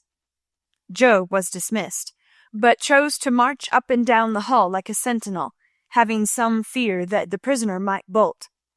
The sound of voices in the parlor rose and fell for half an hour, but what happened during that interview, the girls never knew. When they were called in, Laurie was standing by their mother with such a penitent face that Joe forgave him on the spot, but did not think it wise to betray the fact. Meg received his humble apology, and was much comforted by the assurance that Brooke knew nothing of the joke. "I'll never tell him to my dying day.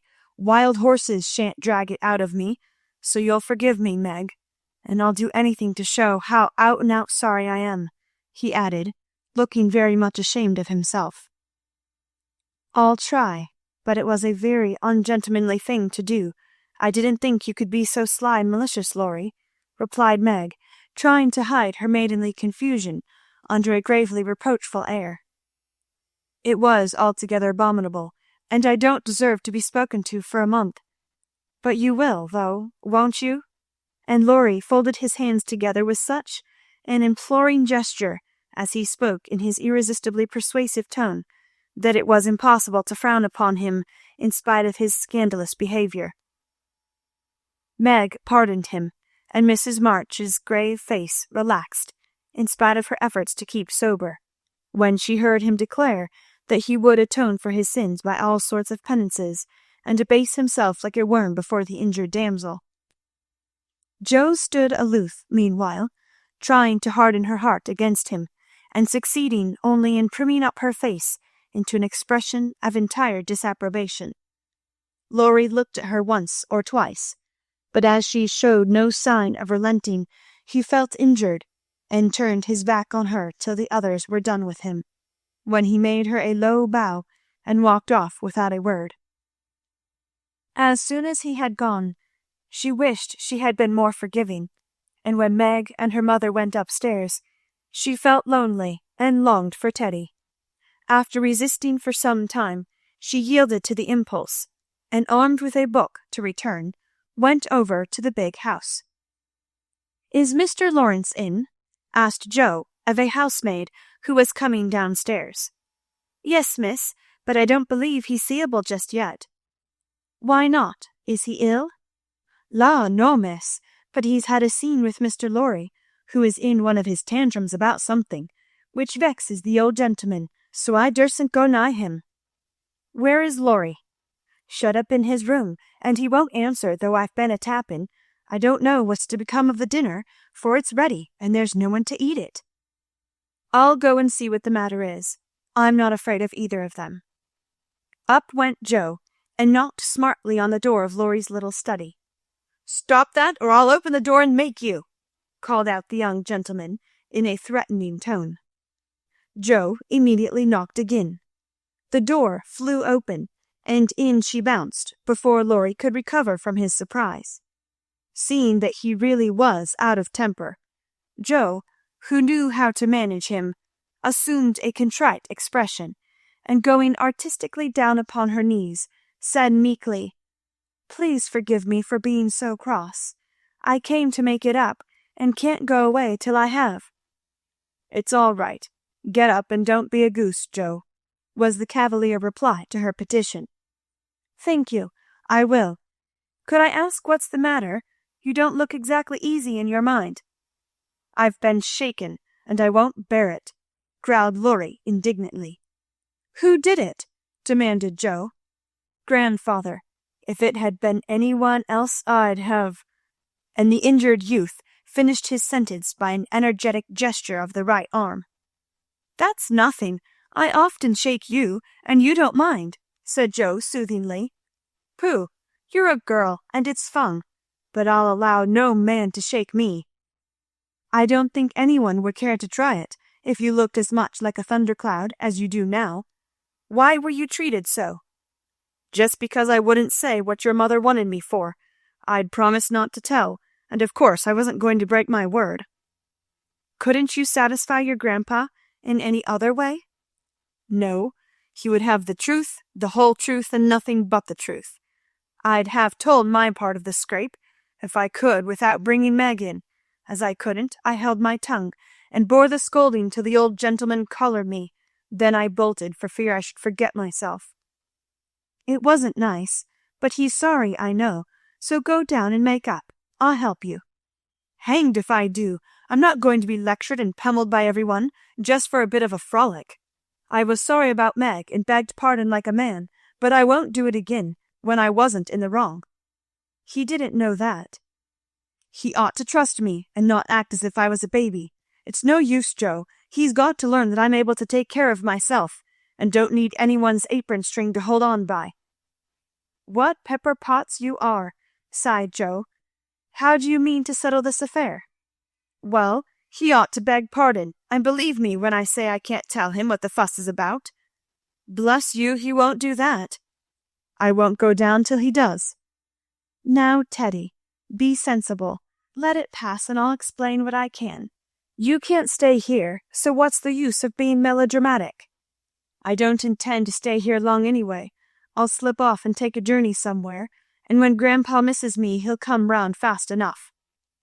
I dare say, but you ought not to go and worry him. Don't preach. I'll go to Washington and see Brooke. It's gay there, and I'll enjoy myself after the troubles. What fun you'd have! I wish I could run off too, said Joe, forgetting her part of mentor in lively visions of martial life at the capital. Come on then, why not? You go and surprise your father, and I'll stir up old Brooke. It would be a glorious joke. Let's do it, Joe. We'll leave a letter saying we are all right, and trot off at once. I've got money enough. It will do you good and no harm as you go to your father. For a moment, Joe looked as if she would agree, for wild as the plan was, it just suited her. She was tired of care and confinement, longed for change, and thoughts of her father blended temptingly with the novel charms of camps and hospitals, liberty and fun. Her eyes kindled as they turned wistfully toward the window, but they fell on the old house opposite, and she shook her head with sorrowful decision. If I was a boy, we'd run away together and have a capital time, but as I'm a miserable girl, I must be proper and stop at home. Don't tempt me, Teddy. It's a crazy plan. That's the fun of it, began Laurie, who had got a willful fit on him and was possessed to break out of bonds in some way. Hold your tongue, cried Joe, covering her ears. Prunes and prisms are my doom, and I may as well make up my mind to it. I came here to moralize, not to hear things that make me skip to think of. I know Meg would wet blanket such a proposal, but I thought you had more spirit, began Laurie insinuatingly. Bad boy, be quiet. Sit down and think of your own sins. Don't go making me add to mine. If I get your grandpa to apologize for the shaking, will you give up running away? Asked Joe seriously. Yes, but you won't do it, answered Laurie, who wished to make up, but felt that his outraged dignity must be appeased first. If I can manage the young one, I can the old one, muttered Joe, as she walked away, leaving Laurie bent over a railroad map, with his head propped up on both hands. Come in, and Mr. Lawrence's gruff voice sounded gruffer than ever, as Joe tapped at his door. It's only me, sir, come to return a book, she said blandly, as she entered. Want any more? Asked the old gentleman, looking grim and vexed, but trying not to show it. Yes, please. I like old Sam so well. I think I'll try the second volume, returned Joe, hoping to propitiate him by accepting a second dose of Boswell's Johnson, as he had recommended that lively work. The shaggy eyebrows unbent a little as he rolled the steps toward the shelf where the Johnsonian literature was placed. Joe skipped up and, sitting on the top step, affected to be searching for her book, but was really wondering how best to introduce the dangerous object of her visit. Mr. Lawrence seemed to suspect that something was brewing in her mind, for after taking several brisk turns about the room, he faced round on her, speaking so abruptly that Rasselas tumbled face downward on the floor. What has that boy been about? Don't try to shield him. I know he has been in mischief by the way he acted when he came home.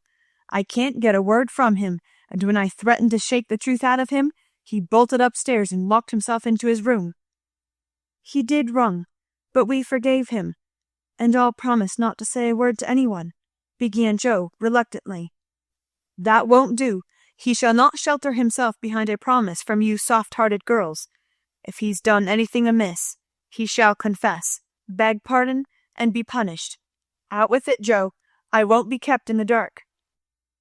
Mr. Lawrence looked so alarming and spoke so sharply that Joe would have gladly run away if she could, but she was perched aloft on the steps, and he stood at the foot, a lion in the path, so she had to stay and brave it out. "Indeed, sir, I cannot tell. Mother forbade it. Laurie has confessed, asked pardon, and been punished quite enough. We don't keep silence to shield him, but someone else, and it will make more trouble if you interfere. Please don't. It was partly my fault, but it's all right now, so let's forget it and talk about the Rambler, or something pleasant." "Hang the Rambler! Come down and give me your word that this harum-scarum boy of mine hasn't done anything ungrateful or impertinent. If he has, after all your kindness to him, I'll thrash him with my own hands." The threat sounded awful, but did not alarm Joe, for she knew the irascible old gentleman would never lift a finger against his grandson, whatever he might say to the contrary. She obediently descended, and made as light of the prank as she could, without betraying Meg, or forgetting the truth. Well, if the boy held his tongue because he promised, and not from obstinacy, I'll forgive him. He's a stubborn fellow, and hard to manage," said Mr. Lawrence, rubbing up his hair till it looked as if he had been out in a gale, and smoothing the frown from his brow with an air of relief. "So am I, but a kind word will govern me, when all the king's horses and all the king's men couldn't," said Joe, trying to say a kind word for her friend, who seemed to get out of one scrape only to fall into another. "You think I'm not kind to him, eh?" was the sharp answer. "Oh dear, no, sir. You are rather too kind sometimes, and then just a trifle hasty when he tries your patience. Don't you think you are?" Joe was determined to have it out now, and trying to look quite placid, though she quaked a little after her bold speech. To her great relief and surprise, the old gentleman only threw his spectacles onto the table with a rattle, and exclaimed frankly, "You're right, girl, I am. I love the boy, but he tries my patience past bearing, and I know how it will end if we go on so. I'll tell you he'll run away." Joe was sorry for that speech the minute it was made. She meant to warn him that Laurie would not bear much restraint, and hoped he would be more forbearing with the lad. Mr. Lawrence's ruddy face changed suddenly, and he sat down, with a troubled glance at the picture of a handsome man, which hung over his table. It was Laurie's father, who had run away in his youth, and married against the imperious old man's will. Joe fancied he remembered, and regretted the past, and she wished she had held her tongue. "He won't do it, unless he is very much worried, and only threatens it sometimes, when he gets tired of studying. I often think I should like to, especially since my hair was cut, so if you ever miss us, you may advertise for 2 boys, and look among the ships bound for India." She laughed as she spoke, and Mr. Lawrence looked relieved, evidently taking the whole as a joke. "You hussy, how dare you talk in that way? Where's your respect for me and your proper bringing up? Bless the boys and girls, what torments they are, yet we can't do without them," he said, pinching her cheeks good-humoredly. "Go and bring that boy down to his dinner. Tell him it's all right, and advise him not to put on tragedy airs with his grandfather. I won't bear it." "He won't come, sir. He feels badly because you didn't believe him when he said he couldn't tell. I think the shaking hurt his feelings very much." Joe tried to look pathetic, but must have failed, for Mr. Lawrence began to laugh, and she knew the day was won. "I'm sorry for that, and not to thank him for not shaking me, I suppose. What the dickens does the fellow expect?" And the old gentleman looked a trifle ashamed of his own testiness. "If I were you, I'd write him an apology, sir. He says he won't come down till he has one, and talks about Washington, and goes on in an absurd way." A formal apology will make him see how foolish he is, and bring him down quite amiably. Try it. He likes fun, and this way is better than talking. I'll carry it up, and teach him his duty." Mr. Lawrence gave her a sharp look, and put on his spectacles, saying slowly, "You're a sly puss, but I don't mind being managed by you and Beth. Here, give me a bit of paper, and let us have done with this nonsense." The note was written in the terms which one gentleman would use to another after offering some deep insult. Joe dropped a kiss on the top of Mr. Lawrence's bald head, and ran up to slip the apology under Laurie's door, advising him through the keyhole to be submissive, decorous, and a few other agreeable impossibilities. Finding the door locked again, she left the note to do its work, and was going quietly away, when the young gentleman slid down the banisters and waited for her at the bottom, saying with his most virtuous expression of countenance, "What a good fellow you are, Joe! Did you get blown up?" he added, laughing. "No, he was pretty mild on the whole." "Ah, I got it all around. Even you cast me off over there, and I felt just ready to go to the deuce," he began apologetically. "Don't talk that way. Turn over a new leaf and begin again, Teddy, my son." "I keep turning over new leaves and spoiling them, as I used to spoil my copybooks, and I make so many beginnings there never will be an end," he said dolefully. "Go and eat your dinner. You'll feel better after it. Men always croak when they are hungry." And Joe whisked out at the front door after that. "That's a label on my sect," answered Laurie, quoting Amy, as he went to partake of humble pie, dutifully with his grandfather, who was quite saintly in temper, and overwhelmingly respectful in manner all the rest of the day. Everyone thought the matter ended, and the little cloud blown over. But the mischief was done, for though others forgot it, Meg remembered. She never alluded to a certain person, but she thought of him a good deal, dreamed dreams more than ever, and once Joe, rummaging her sister's desk for stamps, found a bit of paper scribbled over with the words, "Mrs. John Brooke," whereat she groaned tragically and cast it into the fire, feeling that Laurie's prank had hastened the evil day for her. Chapter 22. Pleasant Meadows. Like sunshine after a storm were the peaceful weeks which followed. The invalids improved rapidly, and Mr. March began to talk of returning early in the new year. Beth was soon able to lie on the study sofa all day, amusing herself with the well-beloved cats at first, and in time with doll's sewing, which had fallen sadly behindhand. Her once active limbs were so stiff and feeble that Joe took her for a daily airing about the house in her strong arms. Meg cheerfully blackened and burned her white hands, cooking delicate messes for the dear, while Amy, a loyal slave of the ring, celebrated her return by giving away as many of her treasures as she could prevail on her sisters to accept. As Christmas approached, the usual mysteries began to haunt the house, and Joe frequently convulsed the family by proposing utterly impossible or magnificently absurd ceremonies in honor of this unusual Merry Christmas. Laurie was equally impracticable, and would have had bonfires, skyrockets, and triumphal arches if he had had his own way. After many skirmishes and snubbings, the ambitious pair were considered effectually quenched, and went about with forlorn faces, which were rather bellied by explosions of laughter when the two got together. Several days of unusually mild weather fitly ushered in a splendid Christmas day.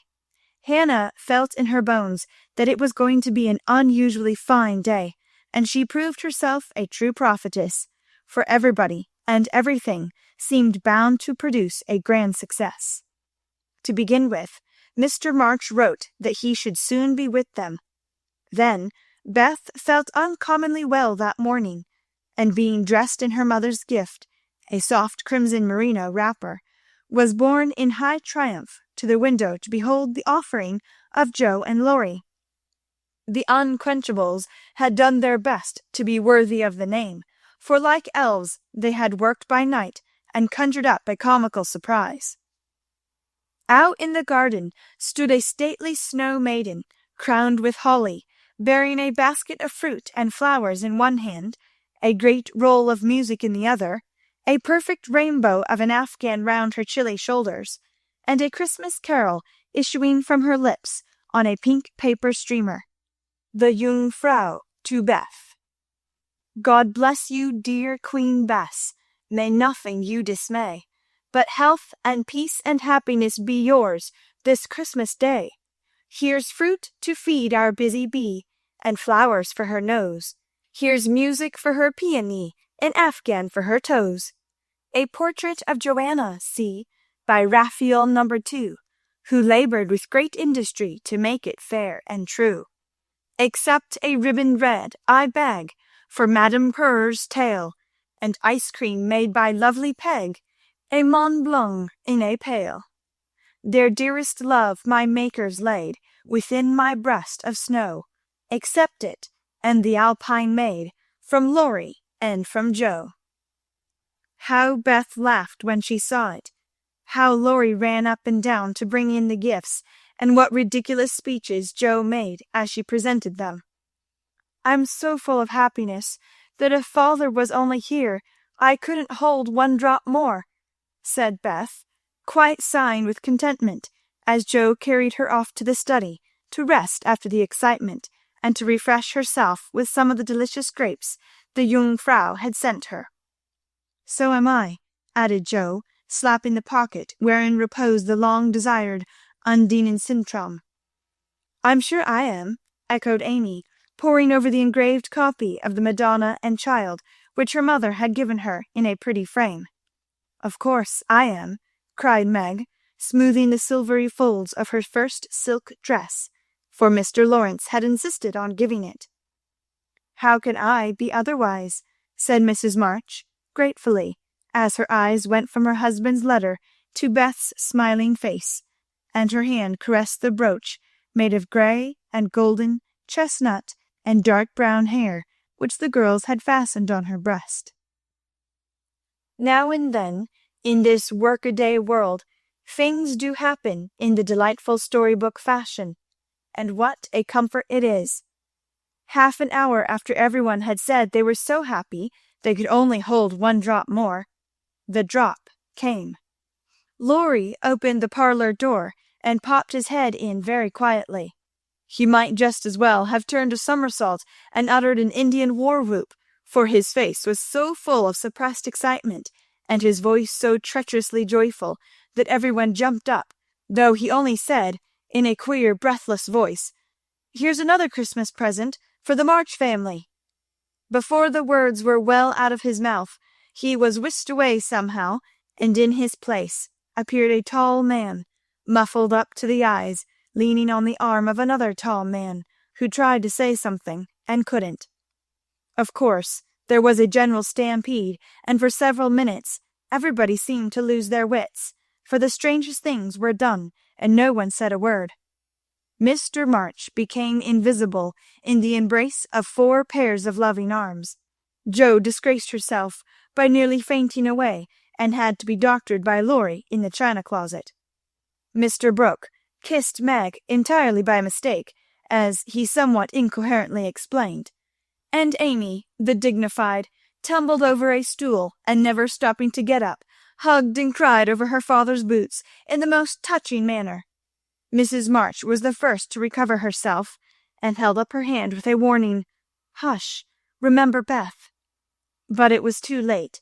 The study door flew open, the little red wrapper appeared on the threshold, joy put strength into the feeble limbs, and Beth ran straight into her father's arms.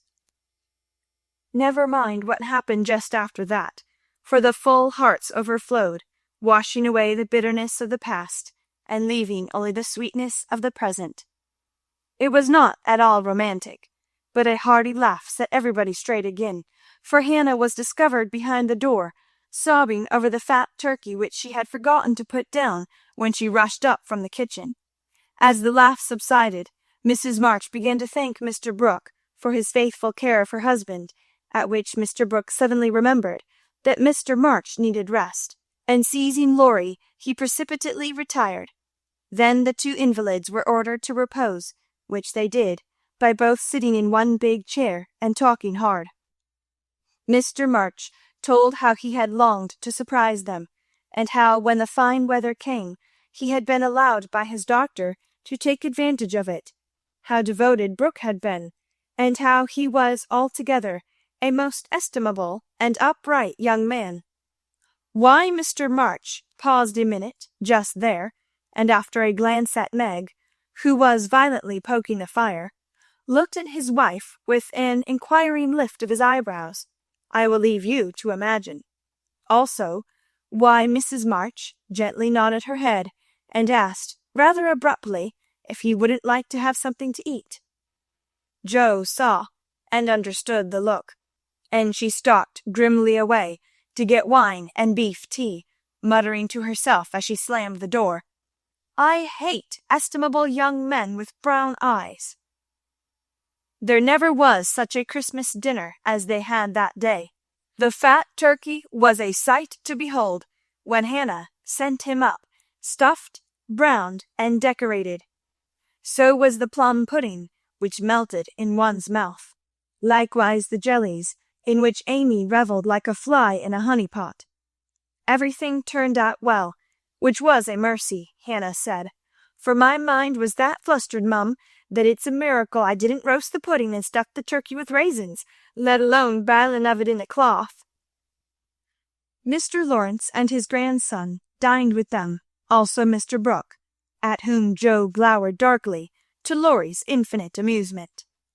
2 easy chairs stood side by side at the head of the table, in which sat Beth and her father, feasting modestly on chicken and a little fruit. They drank healths, told stories, sang songs, reminisced, as the old folks say, and had a thoroughly good time. A sleigh ride had been planned, but the girls would not leave their father, so the guests departed early, and as twilight gathered, the happy family sat together round the fire. Just a year ago, we were groaning over the dismal Christmas we expected to have. Do you remember? Asked Joe, breaking a short pause which had followed a long conversation about many things. Rather a pleasant year on the whole, said Meg, smiling at the fire, and congratulating herself on having treated Mr. Brooke with dignity. I think it's been a pretty hard one, observed Amy, watching the light shine on her ring with thoughtful eyes. I'm glad it's over because we've got you back, whispered Beth, who sat on her father's knee. Rather a rough road for you to travel, my little pilgrims, especially the latter part of it. But you have got on bravely, and I think the burdens are in a fair way to tumble off very soon, said Mr. March, looking with fatherly satisfaction at the 4 young faces gathered round him. How do you know? Did mother tell you? Asked Joe. Not much. Straws show which way the wind blows, and I've made several discoveries today. Oh, tell us what they are, cried Meg, who sat beside him. Here is one, and taking up the hand which lay on the arm of his chair, he pointed to the roughened forefinger, a burn on the back, and 2 or 3 little hard spots on the palm. I remember a time when this hand was white and smooth, and your first care was to keep it so. It was very pretty then, but to me it is much prettier now, for in this seeming blemishes I read a little history. A burnt offering has been made to vanity. This hardened palm has earned something better than blisters, and I am sure the sewing done by these pricked fingers will last a long time. So much goodwill went into the stitches. Meg, my dear, I value the womanly skill which keeps home happy more than white hands or fashionable accomplishments. I am proud to shake this good, industrious little hand, and hope I shall not soon be asked to give it away. If Meg had wanted a reward for hours of patient labor, she received it in the hearty pressure of her father's hand, and the approving smile he gave her. "What about Jo? Please say something nice, for she has tried so hard and been so very, very good to me," said Beth in her father's ear. He laughed and looked across at the tall girl who sat opposite, with an unusually mild expression in her face. "In spite of the curly crop, I couldn't see the son Jo, whom I left a year ago," said Mr. March. "I see a young lady who pins her collar straight, laces her boots neatly, and neither whistles, talks slang, nor lies on the rug as she used to. Her face is rather thin and pale just now, with watching and anxiety, but I like to look at it, for it has grown gentler and her voice is lower. She doesn't bounce, but moves quietly and takes care of a certain little person in a motherly way which delights me. I rather miss my wild girl, but if I get a strong, helpful, tender-hearted woman in her place, I shall feel quite satisfied. I don't know whether the shearing sobered our black sheep, but I do know that in all Washington I couldn't find anything beautiful enough to be bought with the $25 my good girl sent me." Jo's keen eyes were rather dim for a minute, and her thin face grew rosy in the firelight as she received her father's praise, feeling that she did deserve a portion of it.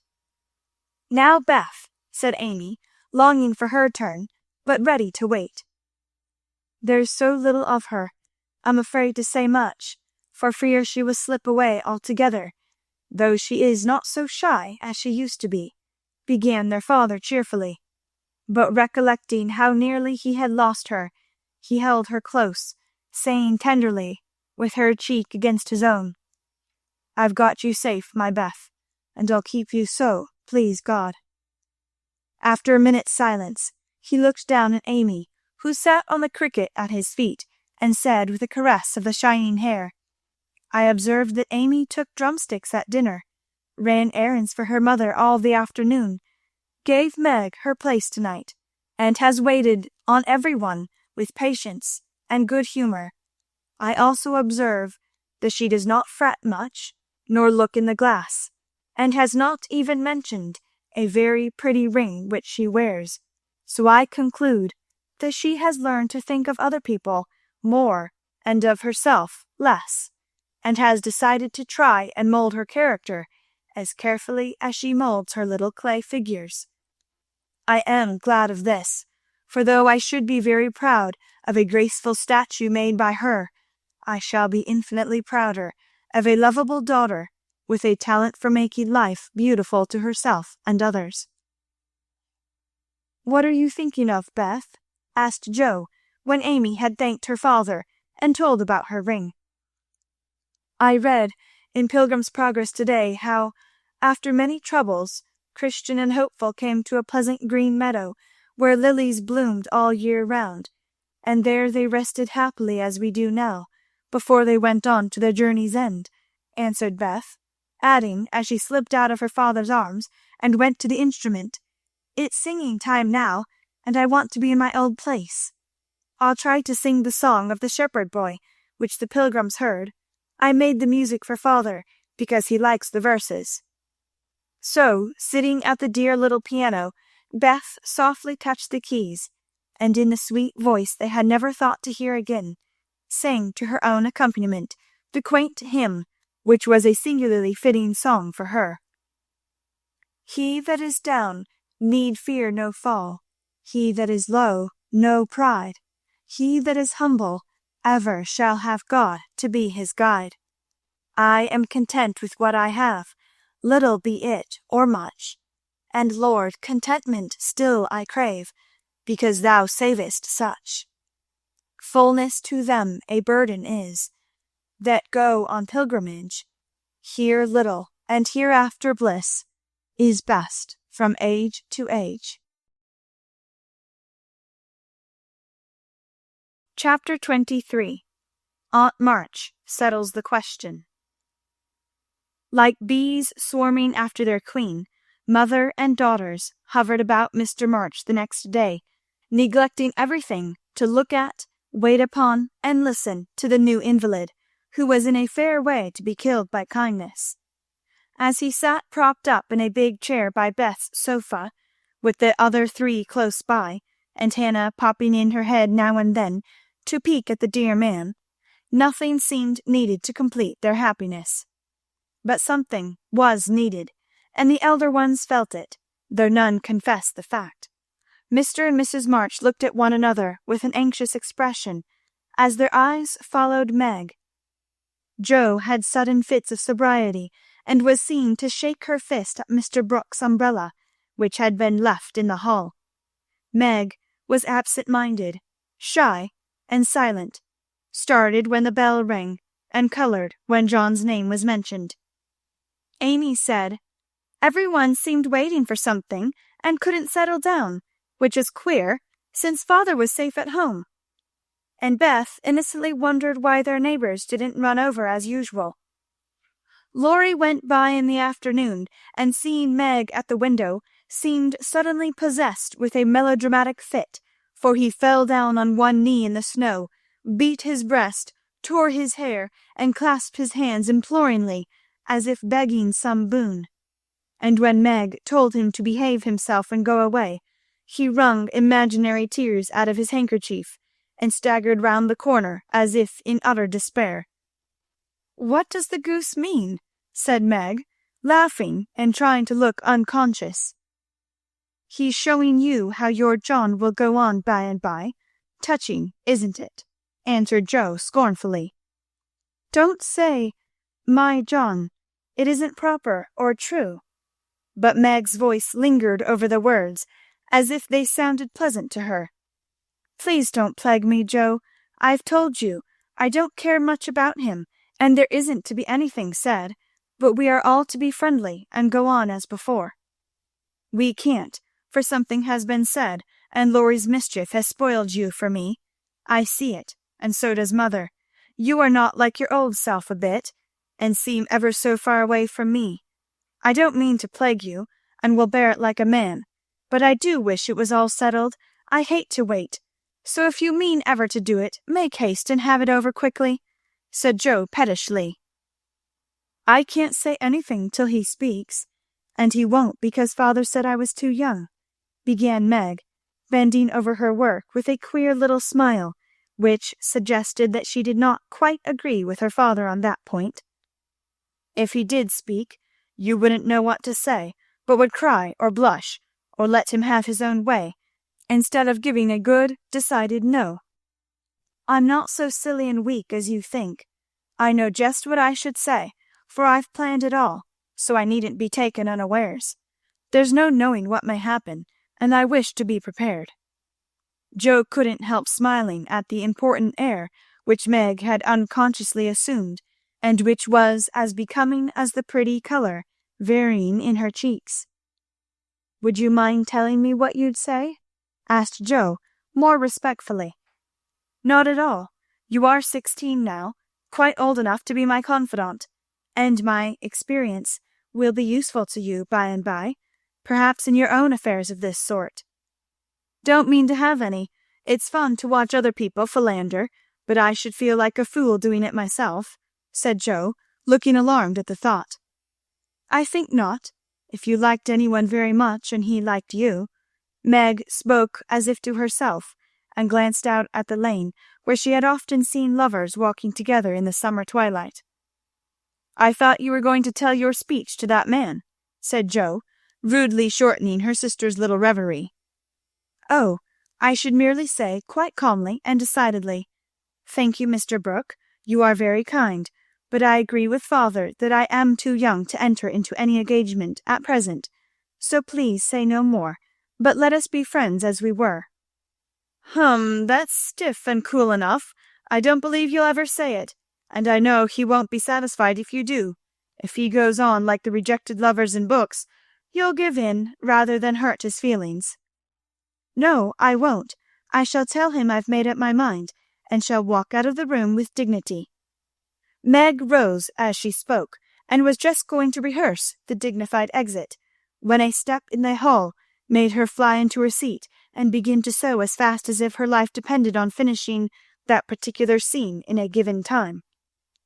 Jo smothered a laugh at the sudden change, and when someone gave a modest tap, opened the door with a grim aspect which was anything but hospitable. "Good afternoon. I came to get my umbrella, that is, to see how your father finds himself to-day," said Mr. Brooke, getting a trifle confused as his eyes went from one telltale face to the other. "It's very well. He's in the rack. I'll get him and tell it you are here."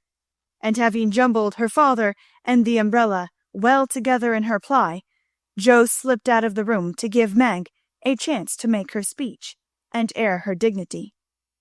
But the instant she vanished, Meg began to sidle toward the door, murmuring, "Mother will like to see you. Pray sit down. I'll call her." "Don't go. Are you afraid of me, Margaret?" And Mr. Brooke looked so hurt that Meg thought she must have done something very rude. She blushed up to the little curls on her forehead, for he had never called her Margaret before, and she was surprised to find how natural and sweet it seemed to hear him say it. Anxious to appear friendly and at her ease, she put out her hand with a confiding gesture and said gratefully, "How can I be afraid when you have been so kind to father? I only wish I could thank you for it." "Shall I tell you how?" asked Mr. Brooke, holding the small hand fast in both his own, and looking down at Meg with so much love in the brown eyes that her heart began to flutter, and she both longed to run away and to stop and listen. "Oh, no, please don't. I'd rather not," she said, trying to withdraw her hand and looking frightened in spite of her denial. "I won't trouble you. I only want to know if you care for me a little, Meg. I love you so much, dear," added Mr. Brooke tenderly. This was the moment for the calm, proper speech, but Meg didn't make it. She forgot every word of it, hung her head, and answered, "I don't know," so softly that John had to stoop down to catch the foolish little reply. He seemed to think it was worth the trouble, for he smiled to himself as if quite satisfied, pressed the plump hand gratefully, and said in his most persuasive tone, "Will you try and find out? I want to know so much, for I can't go to work with any heart until I learn whether I am to have my reward in the end or not." "I'm too young," faltered Meg, wondering why she was so fluttered, yet rather enjoying it. "I'll wait, and in the meantime you could be learning to like me. Would it be a very hard lesson, dear?" "Not if I choose to learn it, but—" "Please choose to learn, Meg. I love to teach, and this is easier than German," broke in John, getting possession of the other hand so that she had no way of hiding her face as he bent to look into it. His tone was properly beseeching, but stealing a shy look at him, Meg saw that his eyes were merry as well as tender, and that he wore the satisfied smile of one who had no doubt of his success. This nettled her. Annie Moffat's foolish lessons in coquetry came into her mind, and the love of power which sleeps in the bosoms of the best of little women woke up all of a sudden and took possession of her. She felt excited and strange, and not knowing what else to do, followed a capricious impulse, and withdrawing her hands, said petulantly, "I don't choose. Please go away and let me be." Poor Mr. Brooke looked as if his lovely castle in the air was tumbling about his ears, for he had never seen Meg in such a mood before, and it rather bewildered him. "Do you really mean that?" he asked anxiously, following her as she walked away. "Yes, I do. I don't want to be worried about such things.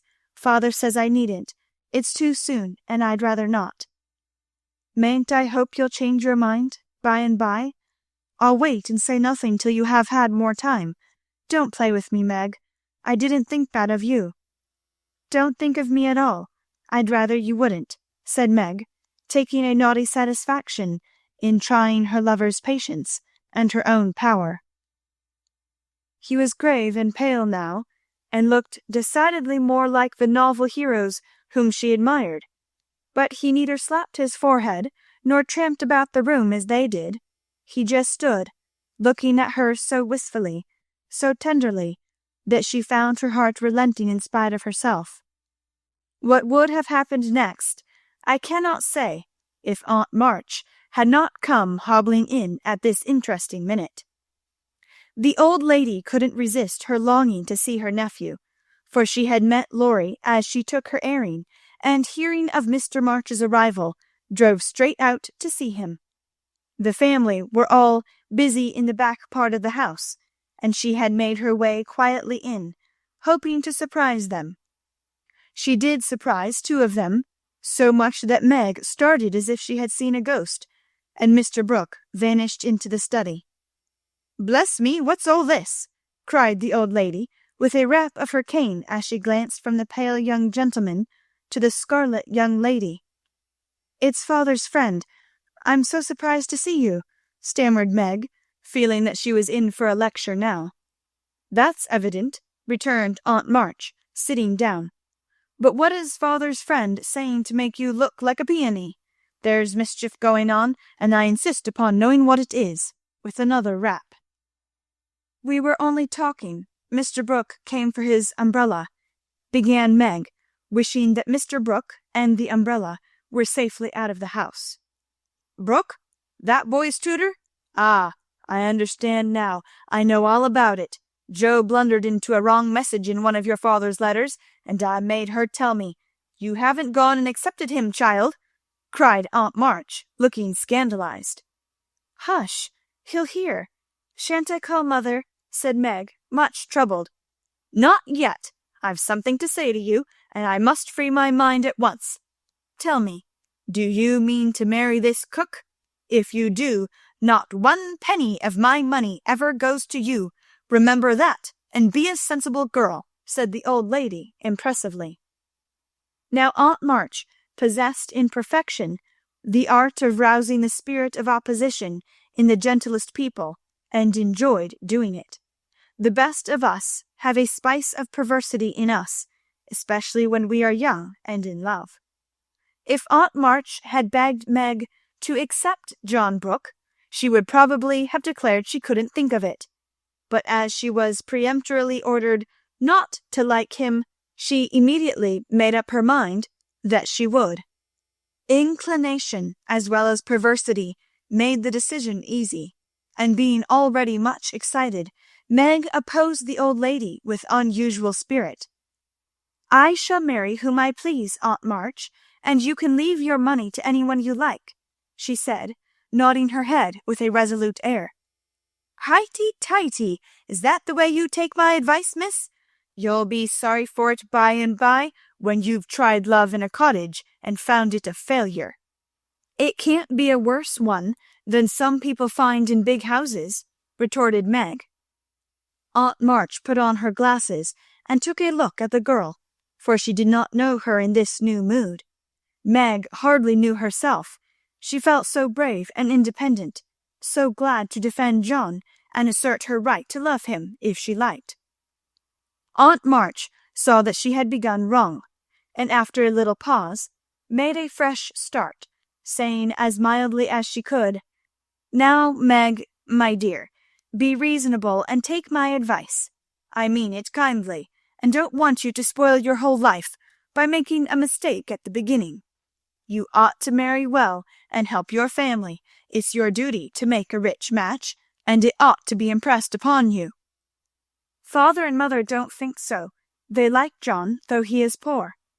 "Your parents, my dear, have no more worldly wisdom than a pair of babies." "I'm glad of it," cried Meg stoutly. Aunt March took no notice, but went on with her lecture. "This Rook is poor and hasn't got any rich relations, has he?" "No, but he has many warm friends." "You can't live on friends. Try it and see how cool they'll grow. He hasn't any business, has he?" "Not yet. Mr. Lawrence is going to help him." "That won't last long. James Lawrence is a crotchety old fellow, and not to be depended on. So you intend to marry a man without money, position, or business, and go on working harder than you do now, when you might be comfortable all your days by minding me and doing better? I thought you had more sense, Meg." "I couldn't do better if I waited half my life. John is good and wise. He's got heaps of talent. He's willing to work and sure to get on. He's so energetic and brave. Everyone likes and respects him, and I'm proud to think he cares for me, though I'm so poor and young and silly," said Meg, looking prettier than ever in her earnestness. "He knows you have got rich relations, child. That's the secret of his liking, I suspect." "Aunt March, how dare you say such a thing? John is above such meanness, and I won't listen to you a minute if you talk so," cried Meg indignantly, forgetting everything but the injustice of the old lady's suspicions. "My John wouldn't marry for money any more than I would. We are willing to work, and we mean to wait. I'm not afraid of being poor, for I've been happy so far, and I know I shall be with him, because he loves me, and I—" Meg stopped there, remembering all of a sudden that she hadn't made up her mind, that she had told her John to go away, and that he might be overhearing her inconsistent remarks. Aunt March was very angry, for she had set her heart on having her pretty niece make a fine match, and something in the girl's happy young face made the lonely old woman feel both sad and sour. "Well, I wash my hands of the whole affair. You are a wilful child, and you've lost more than you know by this piece of folly. No, I won't stop. I'm disappointed in you, and haven't spirits to see your father now. Don't expect anything from me when you are married. Your Mr. Brooke's friends must take care of you. I'm done with you." And slamming the door in Meg's face, Aunt March drove off in high dudgeon. She seemed to take all the girl's courage with her, for when left alone, Meg stood for a moment, undecided whether to laugh or cry. Before she could make up her mind, she was taken possession of by Mr. Brooke, who said all in one breath, "I couldn't help hearing, Meg. Thank you for defending me, and Aunt March for proving that you do care for me a little bit." "I didn't know how much, till she abused you," began Meg. "And I needn't go away, but may stay and be happy, may I, dear?" Here was another fine chance to make the crushing speech and the stately exit, but Meg never thought of doing either, and disgraced herself forever in Joe's eyes by meekly whispering, "Yes, John," and hiding her face on Mr. Brooke's waistcoat. 15 minutes after Aunt March's departure, Joe came softly downstairs, paused an instant at the parlor door, and hearing no sound within, nodded and smiled with a satisfied expression, saying to herself, "She has seen him away as we planned, and that affair is settled. I'll go and hear the fun, and have a good laugh over it." But poor Joe never got her laugh, for she was transfixed upon the threshold by a spectacle which held her there, staring with her mouth nearly as wide open as her eyes. Going in to exult over a fallen enemy, and to praise a strong-minded sister for the banishment of an objectionable lover, it certainly was a shock to behold the aforesaid enemy serenely sitting on the sofa, with the strong-minded sister enthroned upon his knee, and wearing an expression of the most abject submission. Joe gave a sort of gasp, as if a cold shower bath had suddenly fallen upon her, for such an unexpected turning of the tables actually took her breath away. At the odd sound the lovers turned and saw her. Meg jumped up, looking both proud and shy, but that man, as Joe called him, actually laughed, and said coolly, as he kissed the astonished newcomer, "Sister Joe, congratulate us."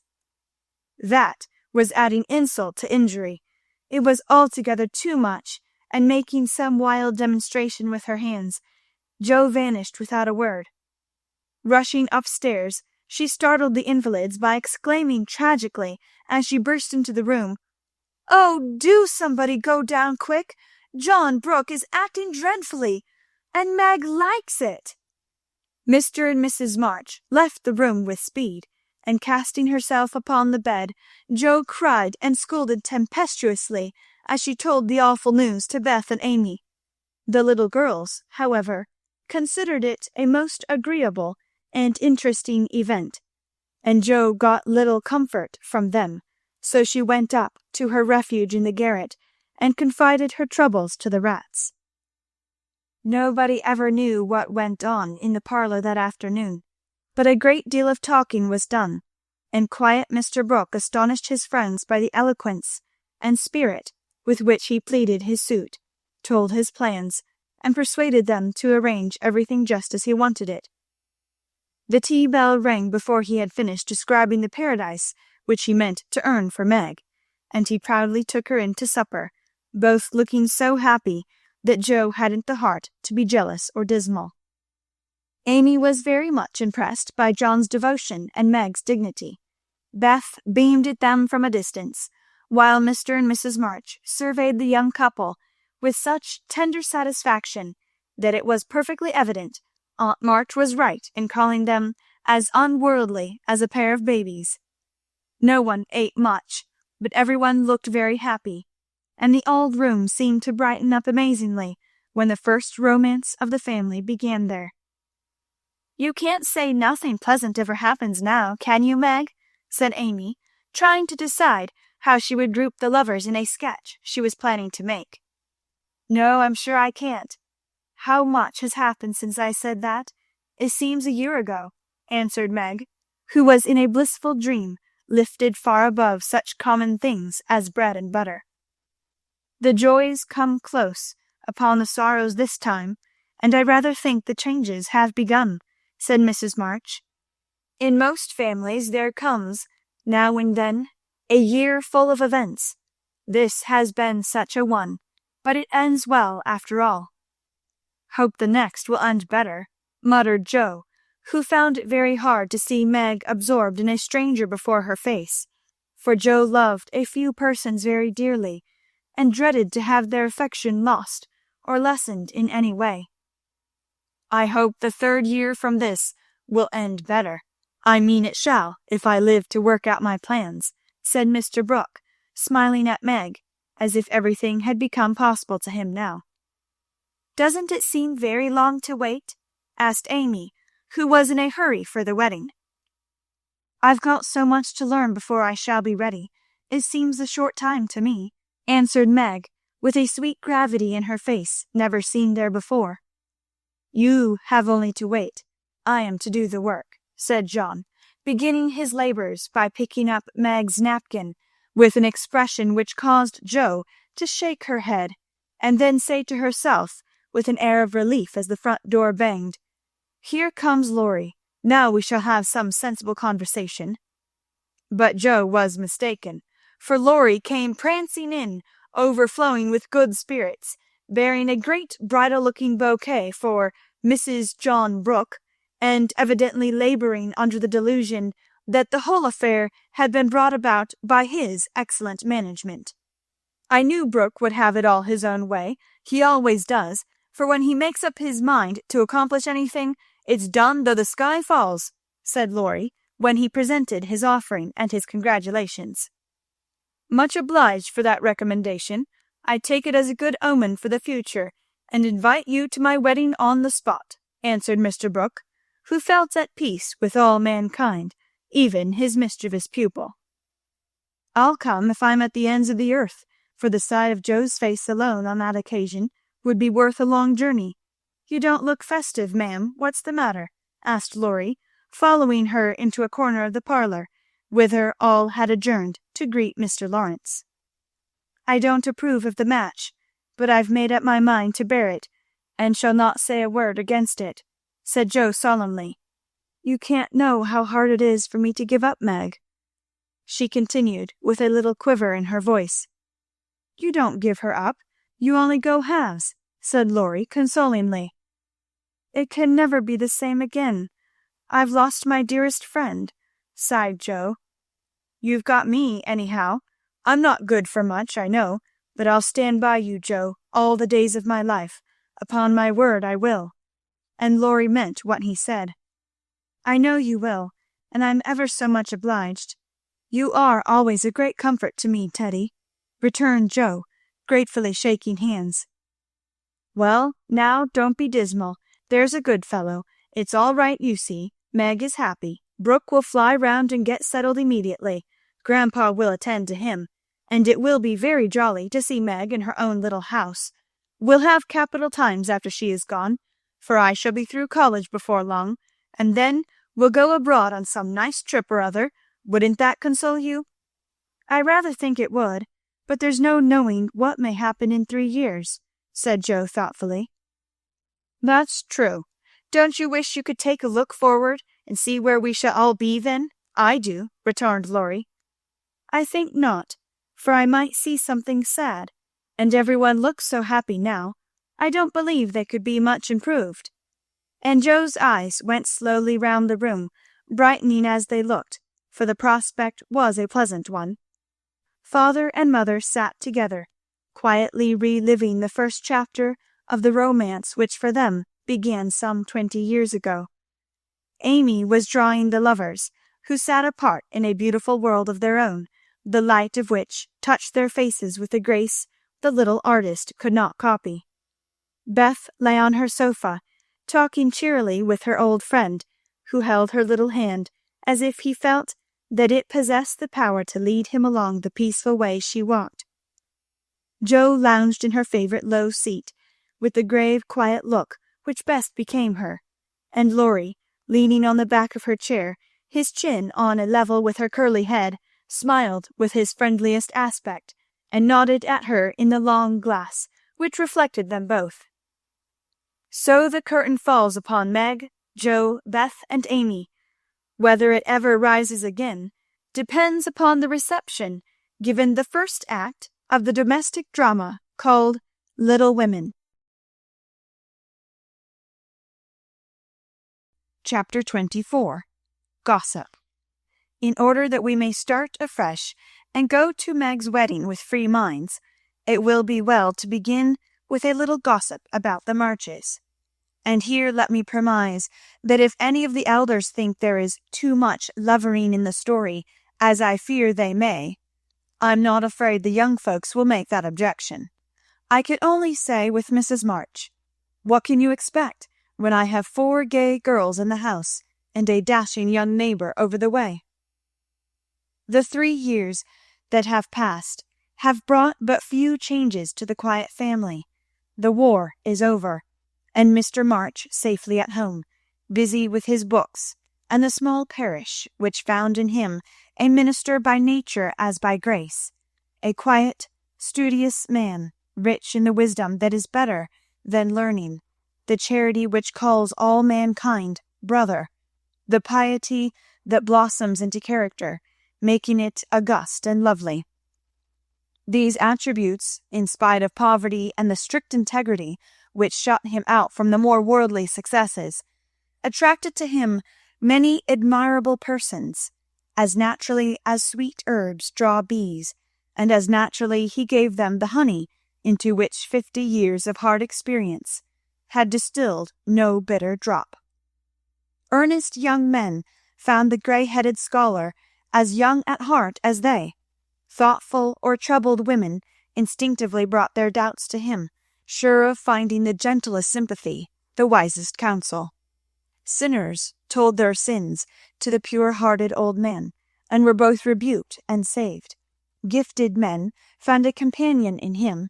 Ambitious men caught glimpses of nobler ambitions than their own, and even worldlings confessed that his beliefs were beautiful and true, although they wouldn't pay. To outsiders, the 5 energetic women seemed to rule the house, and so they did in many things, but the quiet scholar, sitting among his books, was still the head of the family, the household conscience, anchor and comforter, for to him the busy, anxious women always turned in troublous times, finding him, in the truest sense of those sacred words, husband and father.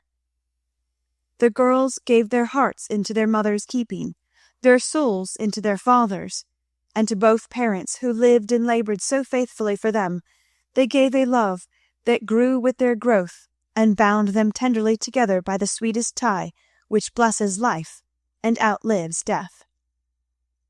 Mrs. March is as brisk and cheery, though rather grayer than when we saw her last, and just now so absorbed in Meg's affairs that the hospitals and homes, still full of wounded boys and soldiers' widows, decidedly missed the motherly missionary's visits. John Brooke did his duty manfully for a year, got wounded, was sent home, and not allowed to return.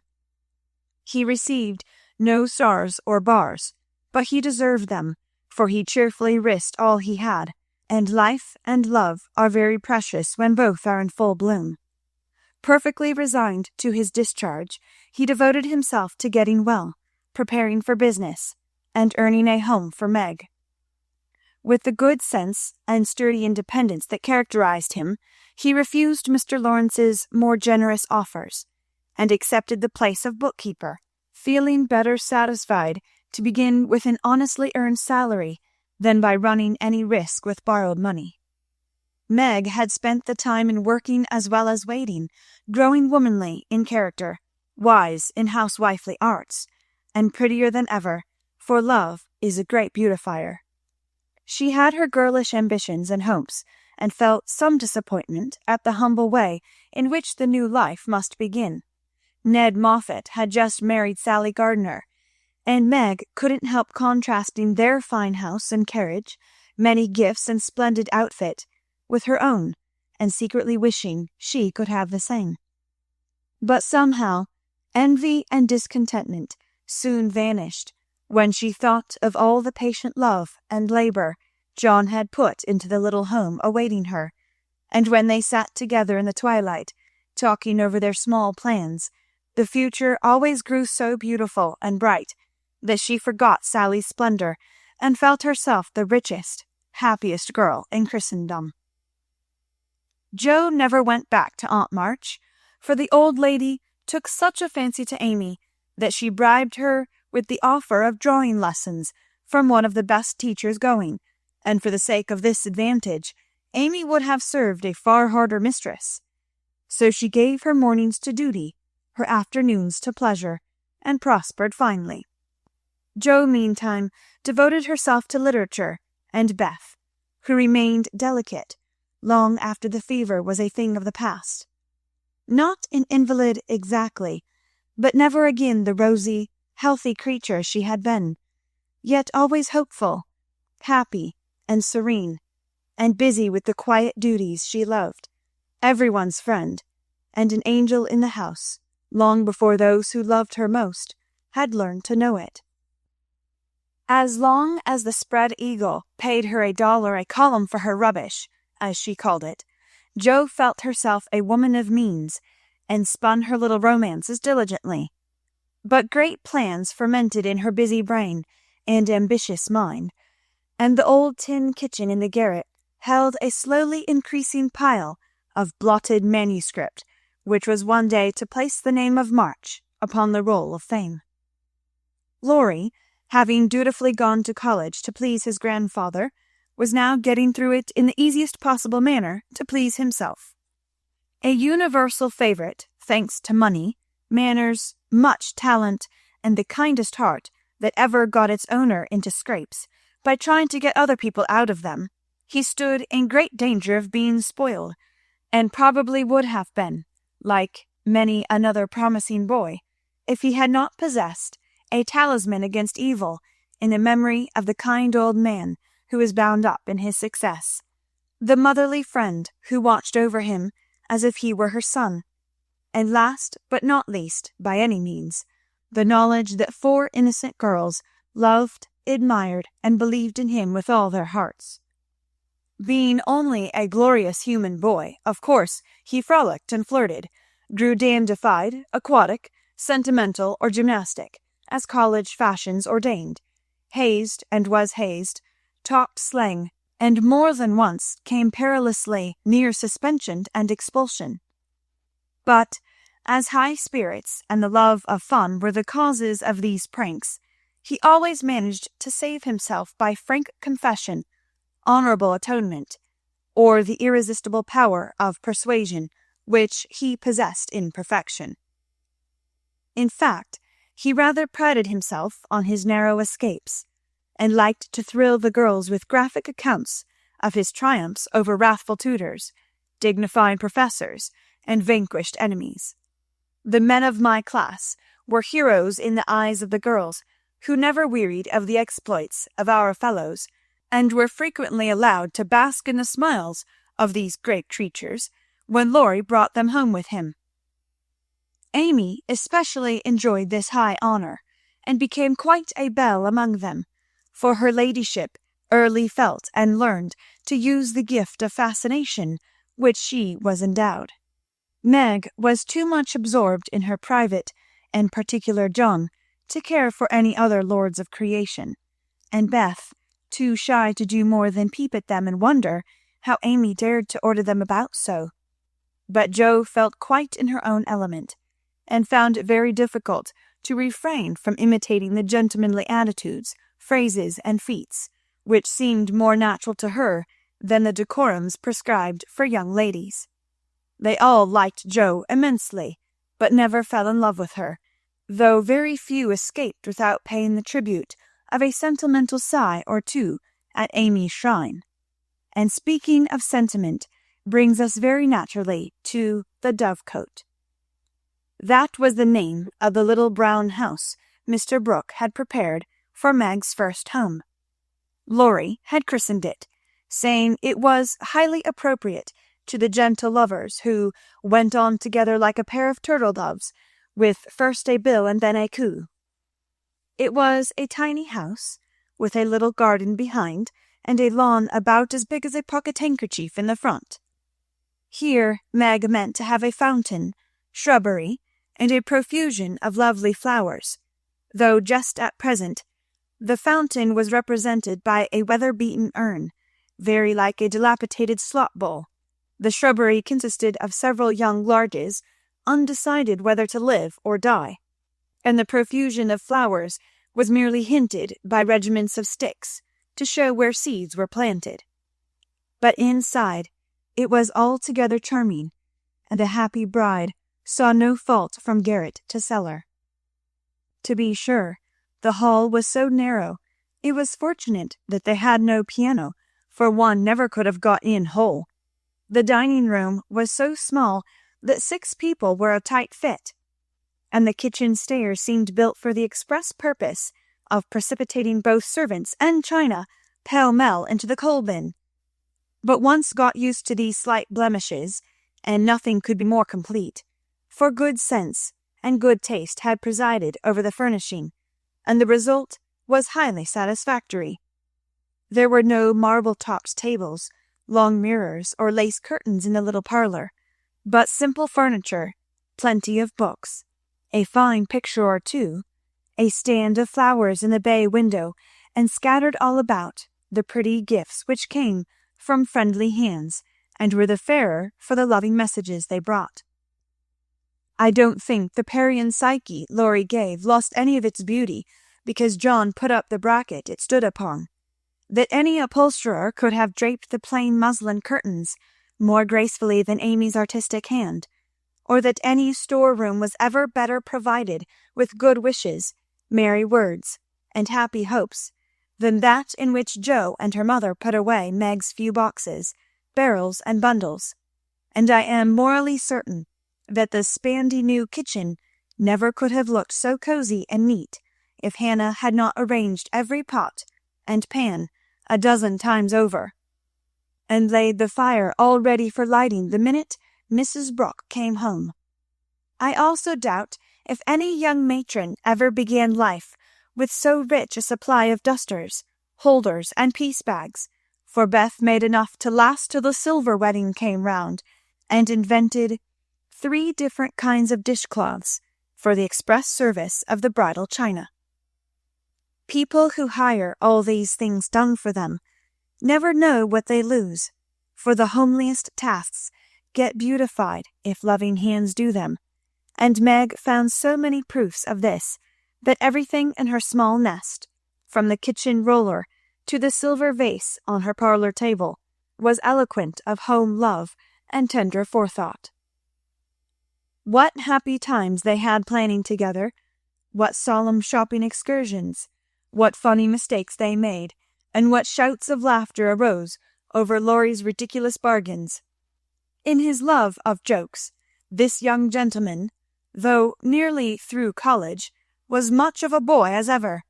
His last whim had been to bring with him on his weekly visits some new, useful, and ingenious article for the young housekeeper. Now a bag of remarkable clothespins, next a wonderful nutmeg grater which fell to pieces at the first trial, a knife cleaner that spoiled all the knives, or a sweeper that picked the nap neatly off the carpet and left the dirt, labor-saving soap that took the skin off one's hands, infallible cements which stuck firmly to nothing but the fingers of the deluded buyer, and every kind of tinware, from a toy savings bank for odd pennies to a wonderful boiler which would wash articles in its own steam, with every prospect of exploding in the process. In vain Meg begged him to stop. John laughed at him, and Joe called him Mr. Toodles. He was possessed with a mania for patronizing Yankee ingenuity, and seeing his friends fitly furnished forth. So each week beheld some fresh absurdity. Everything was done at last, even to Amy's arranging different colored soaps to match the different colored rooms, and Beth's setting the table for the first meal. "Are you satisfied? Does it seem like home, and do you feel as if you should be happy here?" asked Mrs. March, as she and her daughter went through the new kingdom arm in arm, for just then they seemed to cling together more tenderly than ever. "Yes, mother, perfectly satisfied, thanks to you all, and so happy that I can't talk about it," with a look that was far better than words. "If she only had a servant or two, it would be all right," said Amy, coming out of the parlour, where she had been trying to decide whether the bronze Mercury looked best on the what-not or the mantelpiece. "Mother and I have talked that over, and I have made up my mind to try her way first. There will be so little to do that with Lottie to run my errands and help me here and there, I shall only have enough work to keep me from getting lazy or homesick," answered Meg tranquilly. "Sally Moffat has 4, began Amy. "If Meg had 4, the house wouldn't hold them, and Master and Mrs. would have to camp in the garden," broke in Joe, who, enveloped in a big blue pinafore, was giving the last polish to the door handles. "Sally isn't a poor man's wife, and many maids are in keeping with her fine establishment. Meg and John begin humbly, but I have a feeling that there will be quite as much happiness in the little house as in the big one. It's a great mistake for young girls like Meg to leave themselves nothing to do but dress, give orders, and gossip. When I was first married, I used to long for my new clothes to wear out or get torn, so that I might have the pleasure of mending them, for I got heartily sick of doing fancy work and tending my pocket handkerchief. Why didn't you go into the kitchen and make messes, as Sally says she does to amuse herself, though they never turn out well, and the servants laugh at her?" said Meg. "I did, after a while, not to mess, but to learn of Hannah how things should be done, that my servants need not laugh at me. It was play then, but there came a time when I was truly grateful that I not only possessed the will, but the power to cook wholesome food for my little girls, and help myself when I could no longer afford to hire help. You begin at the other end, Meg dear, but the lessons you learn now will be of use to you by and by, when John is a richer man, for the mistress of a house, however splendid, should know how work ought to be done if she wishes to be well and honestly served." "Yes, mother, I'm sure of that," said Meg, listening respectfully to the little lecture, for the best of women will hold forth upon the all-absorbing subject of housekeeping. "Do you know, I like this room most of all in my baby house," added Meg a minute after, as they went upstairs and she looked into her well-stored linen closet. Beth was there, laying the snowy piles smoothly on the shelves, and exulting over the goodly array. All 3 laughed as Meg spoke, for that linen closet was a joke. You see, having said that if Meg married that Brooke, she shouldn't have a cent of her money. Aunt March was rather in a quandary when time had appeased her wrath, and made her repent her vow. She never broke her word, and was much exercised in her mind how to get round it, and at last devised a plan whereby she could satisfy herself. Mrs. Carroll, Florence's mamma, was ordered to buy, have made, and marked a generous supply of house and table linen, and send it as her present, all of which was faithfully done. But the secret leaked out, and was greatly enjoyed by the family, for Aunt March tried to look utterly unconscious, and insisted that she could give nothing but the old-fashioned pearls long promised to the first bride. That's a housewifely taste which I am glad to see. I had a young friend who set up housekeeping with 6 sheets, but she had finger bowls for company, and that satisfied her, said Mrs. March, patting the damask tablecloths with a truly feminine appreciation of their fineness. I haven't a single finger bowl, but this is a set-out that will last me all my days, Hannah says, and Meg looked quite contented, as well she might.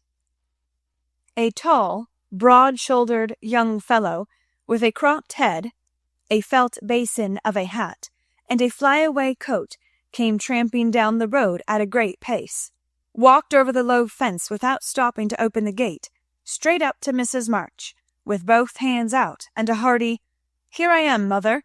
"Yes, it's all right." The last words were in answer to the look the elder lady gave him, a kindly questioning look, which the handsome eyes met so frankly that the little ceremony closed, as usual, with a motherly kiss. "For Mrs. John Brooke, with the maker's congratulations and compliments. Bless you, Beth. What a refreshing spectacle you are, Joe. Amy, you are getting altogether too handsome for a single lady." As Laurie spoke, he delivered a brown parcel to Meg, pulled Beth's hair ribbon, stared at Joe's big pinafore, and fell into an attitude of mock rapture before Amy, then shook hands all round, and everyone began to talk. "Where is John?" asked Meg anxiously. "Stopped to get the license for tomorrow, ma'am." "Which side won the last match, Teddy?" inquired Joe, who persisted in feeling an interest in manly sports, despite her 19 years. "Ours, of course. Wish you'd been there to see." "How is the lovely Miss Randall?" asked Amy with a significant smile. "More cruel than ever. Don't you see how I'm pining away?" And Laurie gave his broad chest a sounding slap, and heaved a melodramatic sigh. "What's the last joke? Undo the bundle and see, Meg," said Beth, eyeing the knobby parcel with curiosity. "It's a useful thing to have in the house in case of fire or thieves," observed Laurie, as a watchman's rattle appeared amid the laughter of the girls. "Any time when John is away, and you get frightened, Mrs. Meg, just swing that out of the front window, and it will rouse the neighborhood in a jiffy. Nice thing, isn't it?" And Laurie gave them a sample of its powers that made them cover up their ears. "There's gratitude for you, and speaking of gratitude, reminds me to mention that you may thank Hannah for saving your wedding cake from destruction. I saw it going into your house as I came by, and if she hadn't defended it manfully, I'd have had a pick at it, for it looked like a remarkably plummy one." "I wonder if you'll ever grow up, Laurie," said Meg in a matronly tone. "I'm doing my best, ma'am, but I can't get much higher, I'm afraid, as 6 feet is about all men can do in these degenerate days," responded the young gentleman, whose head was about level with the little chandelier. "I suppose it would be a profanation to eat anything in this spick-and-span bower, so, as I'm tremendously hungry, I propose an adjournment," he added presently. "Mother and I are going to wait for John. There are some last things to settle," said Meg, bustling away. "Beth and I are going over to Kitty Bryant's to get more flowers for tomorrow," added Amy, tying a picturesque hat over her picturesque curls, and enjoying the effect as much as anybody. "Come, Joe, don't desert a fellow. I'm in such a state of exhaustion I can't get home without help. Don't take off your apron, whatever you do. It's peculiarly becoming," said Laurie, as Joe bestowed his especial aversion in her capacious pocket, and offered her arm to support his feeble steps. "Now, Teddy, I want to talk seriously to you about tomorrow," began Meg, as they strolled away together. "You must promise to behave well, and not cut up any pranks and spoil our plans. Not a prank. And don't say any funny things when we ought to be sober." "I never do. You are the one for that."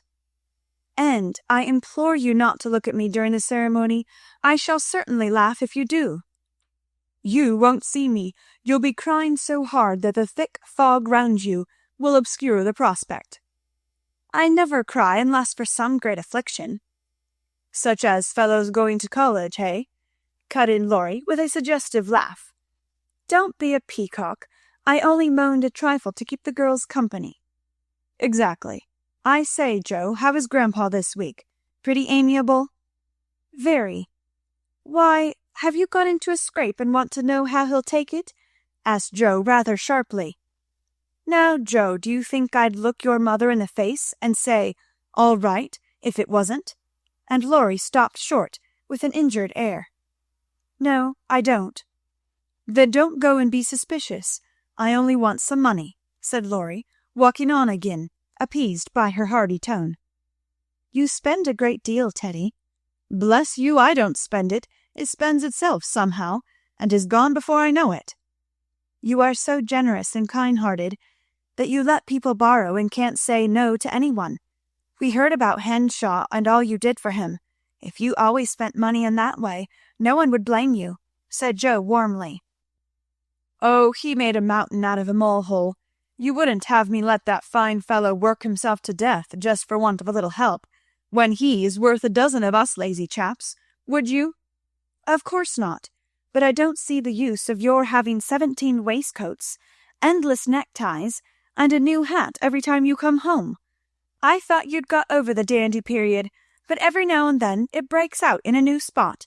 Just now it's the fashion to be hideous, to make your head look like a scrubbing brush, wear a straight jacket, orange gloves, and clumping square-toed boots. If it was cheap ugliness, I'd say nothing, but it costs as much as the other, and I don't get any satisfaction out of it." Laurie threw back his head and laughed so heartily at this attack that the felt hat fell off, and Joe walked on it, which insult only afforded him an opportunity for expatiating on the advantages of a rough-and-ready costume as he folded up the maltreated hat and stuffed it into his pocket. "Don't lecture any more, there's a good soul. I have enough all through the week, and like to enjoy myself when I come home. I'll get myself up regardless of expense tomorrow, and be a satisfaction to my friends." "I'll leave you in peace, if you'll only let your hair grow. I'm not aristocratic, but I do object to being seen with a person who looks like a young prize-fighter," observed Joe severely.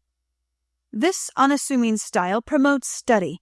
That's why we adopt it," returned Laurie, who certainly could not be accused of vanity, having voluntarily sacrificed a handsome curly crop to the demand for 1/4-inch long stubble.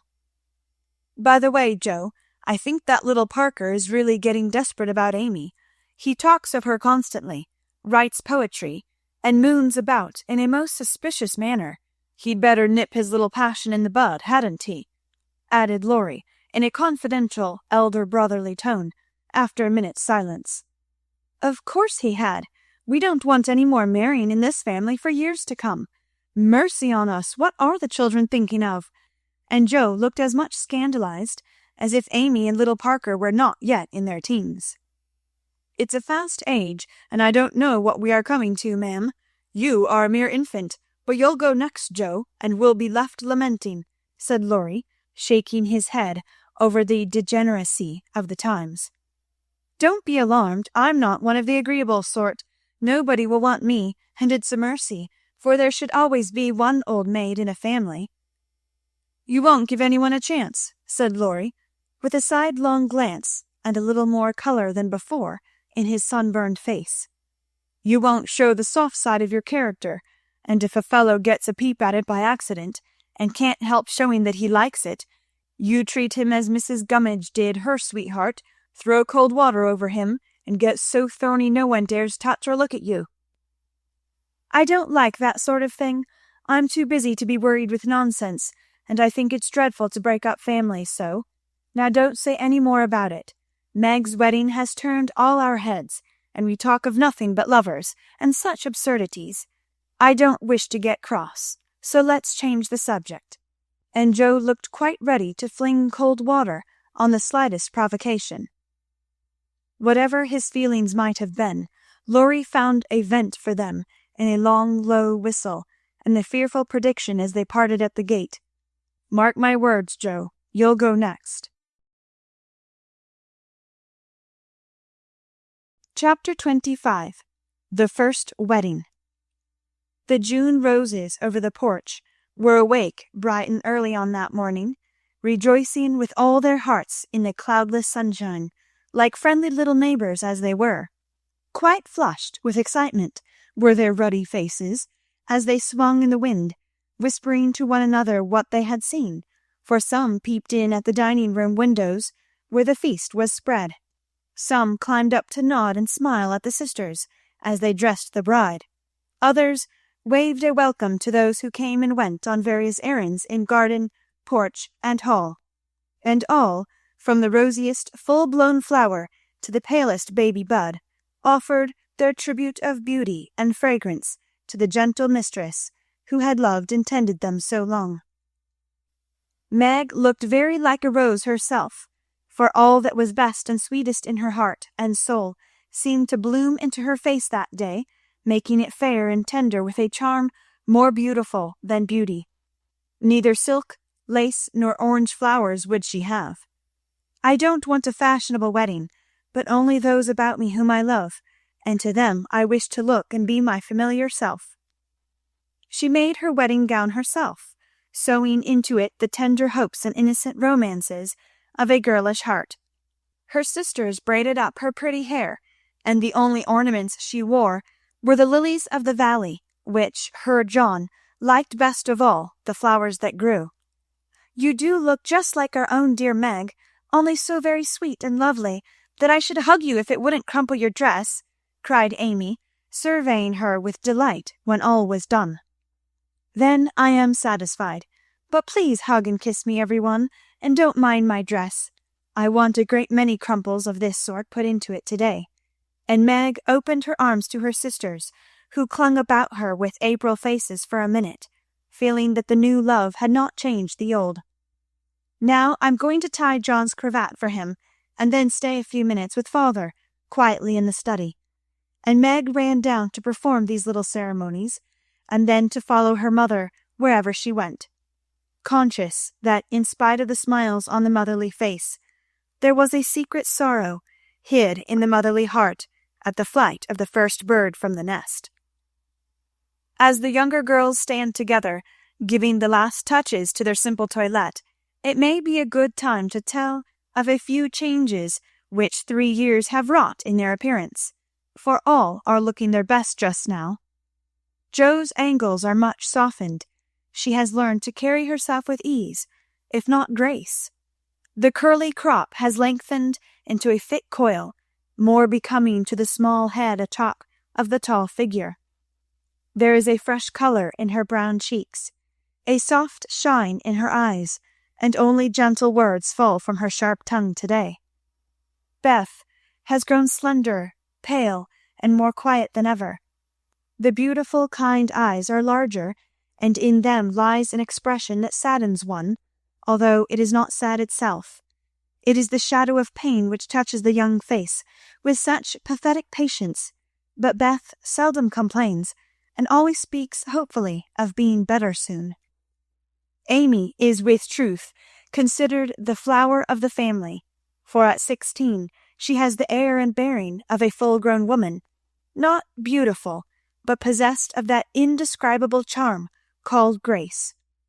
One saw it in the lines of her figure, the make and motion of her hands, the flow of her dress, the droop of her hair, unconscious yet harmonious, and as attractive to many as beauty itself. Amy's nose still afflicted her, for it never would grow Grecian. So did her mouth, being too wide and having a decided chin. These offending features gave character to her whole face, but she never could see it, and consoled herself with her wonderfully fair complexion, keen blue eyes, and curls more golden and abundant than ever. All three wore suits of thin silver grey, their best gowns for the summer, with blush roses in their hair and bosom, and all three looked just what they were, fresh-faced, happy-hearted girls, pausing a moment in their busy lives to read with wistful eyes the sweetest chapter in the romance of womanhood. There were to be no ceremonious performances. Everything was to be as natural and homelike as possible, so when Aunt March arrived, she was scandalized to see the bride come running to welcome and lead her in, to find the bridegroom fastening up a garland that had fallen down, and to catch a glimpse of the paternal minister marching upstairs with a grave countenance and a wine bottle under each arm. "Upon my word, here's a state of things!" cried the old lady, taking the seat of honour prepared for her, and settling the folds of her lavender moire with a great rustle. "You oughtn't to be seen to the last minute, child." "I'm not a show, auntie, and no one is coming to stare at me, to criticize my dress or count the cost of my luncheon. I'm too happy to care what anyone says or thinks, and I'm going to have my little wedding just as I like it. John dear, here's your hammer." And away went Meg to help that man in his highly improper employment. Mr. Brooke didn't even say thank you, but as he stooped for the unromantic tool, he kissed his little bride behind the folding door, with a look that made Aunt March whisk out her pocket handkerchief with a sudden dew in her sharp old eyes. A crash, a cry, and a laugh from Laurie, accompanied by the indecorous exclamation, "Jupiter Ammon, Joe's upset the cake again," caused a momentary flurry, which was hardly over, when a flock of cousins arrived, and the party came in, as Beth used to say when a child. "Don't let that giant come near me. He worries me worse than mosquitoes," whispered the old lady to Amy, as the rooms filled, and Laurie's black head towered above the rest.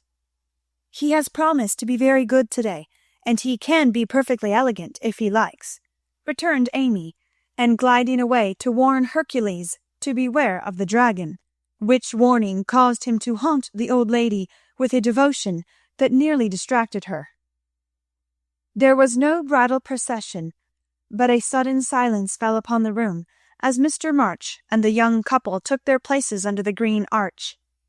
Mother and sisters gathered close, as if loath to give Meg up. The fatherly voice broke more than once, which only seemed to make the service more beautiful and solemn. The bridegroom's hand trembled visibly, and no one heard his replies. But Meg looked straight up in her husband's eyes and said, "I will," with such tender trust in her own face and voice that her mother's heart rejoiced, and Aunt March sniffed audibly. Joe did not cry, though she was very near it once, and was only saved from a demonstration by the consciousness that Laurie was staring fixedly at her, with a comical mixture of merriment and emotion in his wicked black eyes. Beth kept her face hidden on her mother's shoulder, but Amy stood like a graceful statue, with a most becoming ray of sunshine touching her white forehead and the flower in her hair. It wasn't at all the thing, I'm afraid, but the minute she was fairly married, Meg cried, "The first kiss for Marmee," and turning, gave it with her heart on her lips.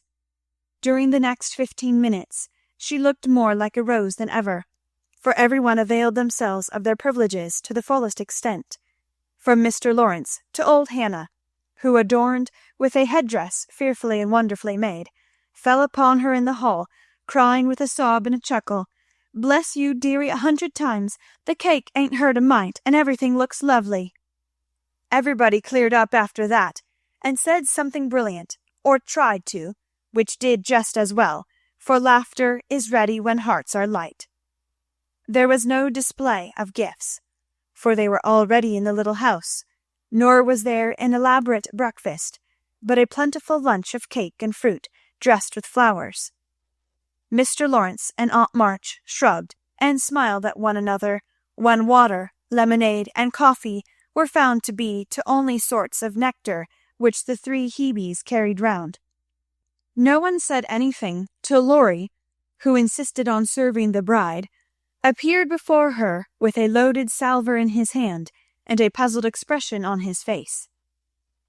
"Has Joe smashed all the bottles by accident?" he whispered.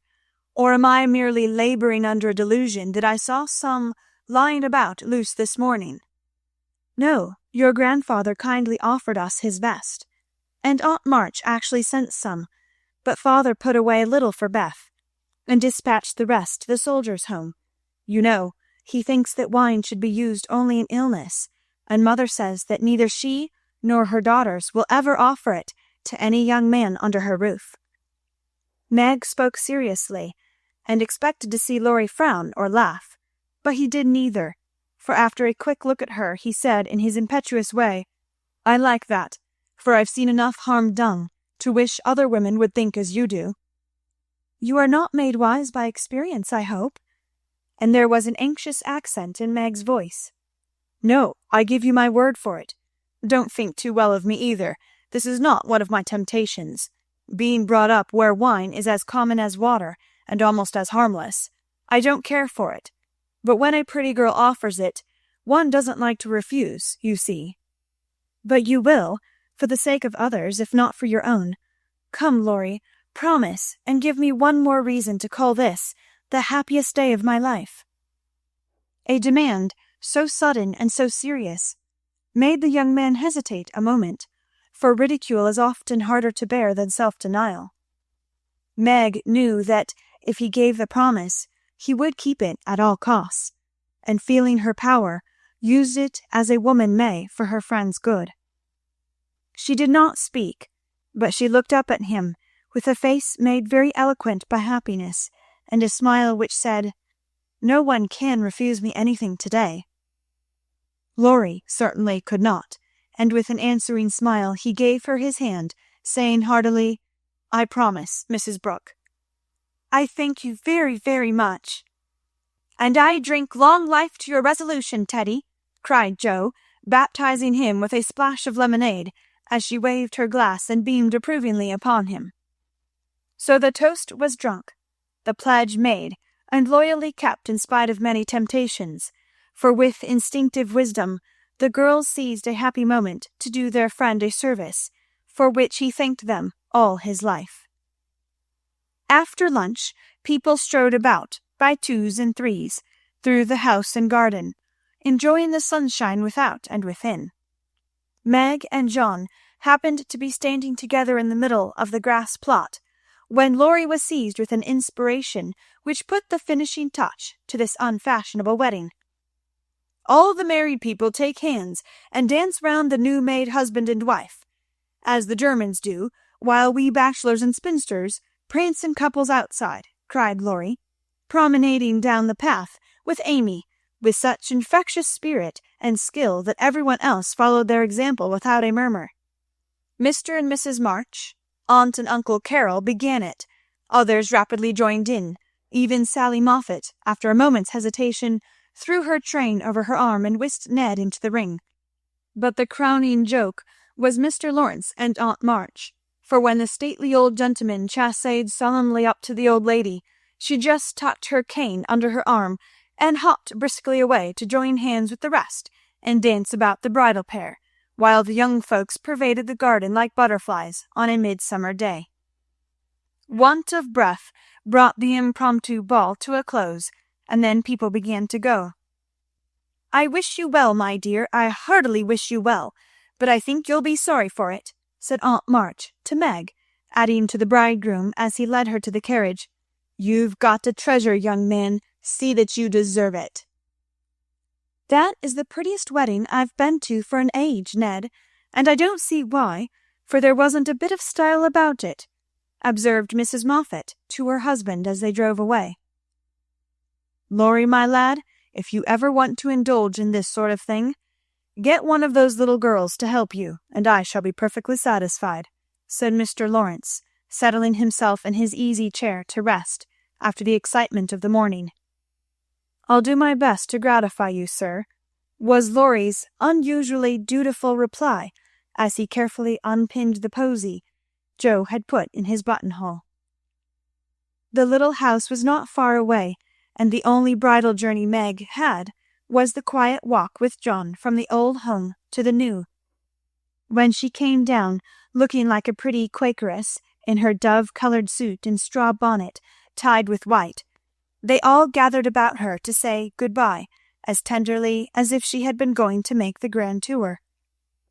"Don't feel that I am separated from you, Marmee dear, or that I love you any less for loving John so much," she said, clinging to her mother with full eyes for a moment. "I shall come every day, father, and expect to keep my old place in all your hearts, though I am married. Beth is going to be with me a great deal, and the other girls will drop in now and then to laugh at my housekeeping struggles. Thank you all for my happy wedding day. Good-bye, good-bye." They stood watching her with faces full of love and hope and tender pride as she walked away, leaning on her husband's arm, with her hands full of flowers, and the June sunshine brightening her happy face. And so Meg's married life began.